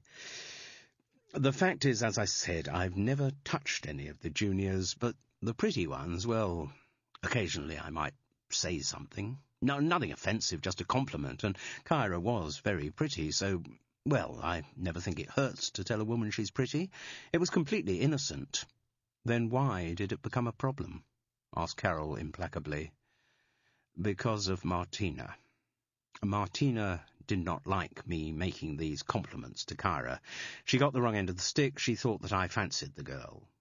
So that's why Kyra had to go. Because Martina was jealous of her. Yes, well, I suppose that's right. How jealous is she? What do you mean by that? Well, if Martina had got it into her head that the relationship she imagined you to be having with Kyra was still continuing, then she might have a motive to— No, you're talking nonsense. Dangerous nonsense. Come on, I must go. Just check Kelly Jane's got everything tidied up. Down in the salon, all was neat and swept clean. The manic activity of half an hour before might never have happened. A tall girl, who must have been Kelly Jane, stood with a bundle of keys, clearly waiting for the all-clear to go home. Thanks, Kelly Jane. Looks great. Not sure whether I'll be in the morning or not. Will Martina? No, of course not. She's off to Prague. Oh, I thought she might have changed her plans. No, she'll be on her way to Heathrow now. Friday night traffic. She'll have left about 5. No, she was here. Here? When? Came in within the last half hour, went upstairs. I assumed she was talking to you in the office. I didn't see her. Kelly Jane shrugged. This wasn't her business. Well, I don't know what she was doing up there then. Is she still here? No, she rushed out about 10 minutes ago. Did she say where she was going? She didn't say anything. She just swept out, looking absolutely furious. The realization came to Martin and Carol at the same moment. Martina must have been in the outer office. It had been she who had closed the door. She had heard all of their conversation. Oh, my God, shrieked Martin. Connie! The speed with which he rushed out of the salon left Carol in no doubt as to who he thought was responsible for the murder of Kyra Bartosz. Chapter 37. Jude had been expecting to hear from Carol, but not from such a panicked Carol as the one who rang from the Martin and Martina in Worthing. It took a moment for Jude to take in the information that her friend was on her way, but that Connie Rutherford was at her salon and in immediate danger. Carol was going to call the police, but could Jude get down there as soon as possible? She rushed to Connie's clip joint as fast as her chubby legs could carry her. There was nobody around. The moment the shop shut, Fethering High Street became deserted. A sleek, green Jaguar was parked outside. No lights showed in the salon. But to her surprise, when she tried the front door, it gave. Moving very slowly to avoid creaks, Jude advanced into the body of the shop. The door to the back room was slightly ajar, and a pencil of light spread out across the salon floor. As Jude advanced towards it, she became aware of a passionate, heavily accented voice coming from the back room. "And I know he is coming here, because I follow him. I see him bring in red roses, and I think it is for that girl who works here. Martin always fancied her. I could see from the way he looked at her. I didn't then know it was you he was visiting. I thought he had enough of you when you were married. I didn't expect Martin to be coming back like, how do you say, as a dog to his own vomit." The lack of response to Martina's speech suggested that her victim had been gagged or otherwise incapacitated, and as Jude got close enough to peer through the slit of the door, this was confirmed. Connie was cowering in an old chair, a thin white towel tied tightly around her mouth. Her jaws moved as if she was trying to speak, but no sound came out. Ominously, the dome of a hairdryer loomed over her head. "So, there's a good cause of guilt for you, Connie. You start an affair with a married man, and what effect does it have? An innocent girl gets killed. The blood of Kyra Bartosz is on your hands. and for that reason I'll not feel so much guilt about having your blood on my hands." Even through the towel, the whimper that Connie let out at that could be clearly heard. Jude knew she had to move quickly. Martina was still invisible to her, probably with her back to the door. She certainly wasn't near the lead to the dryer, so she was planning to replicate her previous murder method. Jude decided quickly. She had to. If she burst in through the door, there was a good chance of knocking Martina off balance, certainly of keeping her away from the electric flex. Jude put her shoulder down and barged forward. She hadn't thought of a gun, nor, when the automatic was pointed at her, did she think of arguing with it. Instead, she sat obediently on the seat next to Connie's. You. Jude. Of course, nosy Jude. Jude, who has so conveniently told me about my husband being seen here last Sunday. So now it will be 3 deaths you have caused, Connie. That's what you get for stealing someone's husband. And I'm afraid it will have to be your nosy, fat friend who goes first. The gun was still pointing at Jude, but now Martina Rutherford brought up her other hand to steady it. Not one to mess about, thought Jude. Oh, well, at least she'll save me from rheumatoid arthritis. What happened next was so quick that only later could Jude piece together the sequence of events. The back door crashed open, and Martin Rutherford burst into the room. For a moment his wife's aim wavered. Then she laughed and said, "Don't worry, Martin. I'm not going to shoot you. You're mine." Just as she steadied the automatic to target Jude's chest, Martin leapt forward. In the small space the gunshot was hideously loud. He let out a gasp of pain and dropped to the floor, but in his hand he held the captured gun. Martina let out some curse in her own language and rushed out of the front of the salon. As Connie and Jude crouched down with towels, trying to staunch the blood pumping from Martin's shoulder, they heard the Jaguar screeching off into the night. Carol and the police arrived almost simultaneously. Chapter 38. "The trouble is these days," said Mim, "children don't even learn the rudiments of politeness, not even the rudiments. I mean, there was someone in our road the other day, not just visiting, he actually lives in the Shawlands estate, where you'd have thought that at the very least you'd get someone who was well brought up." "You'd hope you would," Theo agreed. "And this man said to me, 'Oh, not so much off the top there, Connie. We don't want you going round feathering like a skinhead, do we, Wally?' "No, Mim, we don't. Anyway, this man, he had the nerve to say to me mind, and you could have thought he would have seen that I was someone who had been brought up with standards, and he said to me—" Jude grinned across at her neighbour as if to say, "See, I told you it was worth seeing." Carol had not been keen on the idea of their having their hair cut at the same time, but the promised attraction of the Wally and Mim double act had won her round. It was nearly 3 weeks after Martina Rutherford's arrest, a Tuesday, 5 weeks to the day after the Grenstons' last joint appointment. Fethering had settled down after its recent excitements, and though well into October, the weather had remained so tranquil that there were dark mutterings about the melting of the polar ice cap.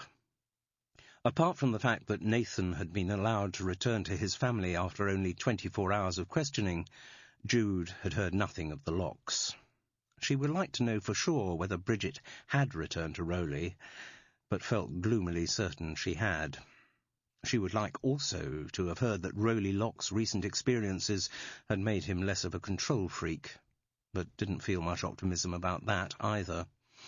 All she really hoped was that Nathan got good A-levels and went to a university as far away from Fethering as possible. Then he would be able to develop his own personality. The Grenstons' haircuts were finally finished. At Mim's insistence, Connie had snipped a little more off above her husband's ears. "Don't want him walking through Fethering looking like the abdominal snowman." Theo waved a mirror around behind Mim's head for her to check her flame-red Louise Brooks look. "There, you'll have all the men flocking round, Mim." "Just like you do, Theo," she said rather daringly. He giggled prettily at the idea, then caught Carol's eye and grinned. Mim paid for the haircuts and carefully distributed the tips. While Theo was helping her into her coat, Wally sidled up to Jude and winked at her. "Our secret, eh?" he whispered. "Our secret," she confirmed. "Oh, and I was sorry to hear about Joe Bartosz." "Yes, well, probably best. Not one for showing his feelings, but losing Christina, that destroyed him. You know, there had been his previous family, then his second wife. I saw Jiří the night before he died. He said he was tired, very tired. He suffered a lot through his life. He never talked about such things, but I knew. And the next morning he just did not wake up. Joe had had enough of suffering. No. Very sad, but he went quickly. How we all want to go, eh?" "What's he talking about, then?" asked Mim, mentally scolding herself for letting her husband escape her surveillance even for a moment. "I was talking about death," he replied with some dignity. "Oh, death," she said dismissively. "We won't have to worry about that for some time yet. Now, come on, Wally, are you coming or not? We can't be wasting these good people's time with all your idle chit-chat. Come along." "Usual appointments?" asked Connie. 5 weeks today for the two of you, please. Bye, Theo. Lovely to see you, Connie. And you, Mim. Goodbye, Wally." "Goodbye, Connie. "And good luck with Marnie." "Who's Marnie?" asked Jude, as she was settled into her chair. "Oh," Connie blushed prettily. "Just an idea Martin and I had. Still some way off yet, but, well, the Martin and Martina branding has got to go, given the circumstances, so I thought of calling the chain Marnie. It's Martin and Connie put together, as you are." "Exactly. How is he?" "On the mend, but he will be permanently disabled. Won't be able to cut hair again." "I'm sorry." "Never mind. I'll cut the hair. He can run the business. Now." She unpinned the shapeless topknot and ran her fingers through Jude's long blonde hair. "How would you like to have it today, madam?" "Today?" replied Jude, with a huge beam. "I would like to have it short." "Hooray! Did you hear that, Theo?" "I did indeed. Well, well, well. Today is clearly a day for taking a plunge." He looked in the mirror at his client. "And what about yours, madam? Are you going to take the plunge too? How would you like yours today?" "Same shape but shorter," said Carol Seddon stolidly. After Connie's clip joint, they went to the Crown and Anchor for lunch. Ted Crisp recommended the chili con carne with rice. It was surprisingly delicious. While they ate, they watched the landlord, holding up his fingers and gleefully demonstrating something to a customer. "No, everyone gets that wrong, you know. The fingers that all hairdressers use are, yes, the thumb like you said, but the other one isn't the middle finger, it's the one between the middle finger and the little finger. And do you know, that's the only one that moves. The thumb stays completely still." The customer was appropriately frustrated by getting it wrong. "So, the deal was, if I beat you, you buy a pint for Les here. All right?" Les Constantine grinned in anticipation. The old shipwright had recently given up his regular booth for a seat at the bar. Now Ted had made him the recipient of his winnings on the hairdresser bet. There was a plentiful supply of free pints. "Hey," the landlord went on to his customer as he pulled the pint, "I must tell you, there's this joke I heard. Polar bear walks into a bar." Jude looked across at her friend and grinned. When Carol got back to High Tor, she went through the automatic processes of emptying the contents of the tumble-dryer, folding her clothes and putting them away. She was interrupted by the phone. Picking up the receiver at her bedside, she heard Stephen's voice. "Hello, Granny," he said. That is the end of Death Under the Dryer. It was written and read by Simon Brett. This has been an ISIS Audiobooks presentation. Previous titles from ISIS by this author include The Hanging in the Hotel, The Stabbing in the Stables, and The Witness at the Wedding. For further details of our extensive catalogue of audiobooks on cassette and CD, please call our free phone number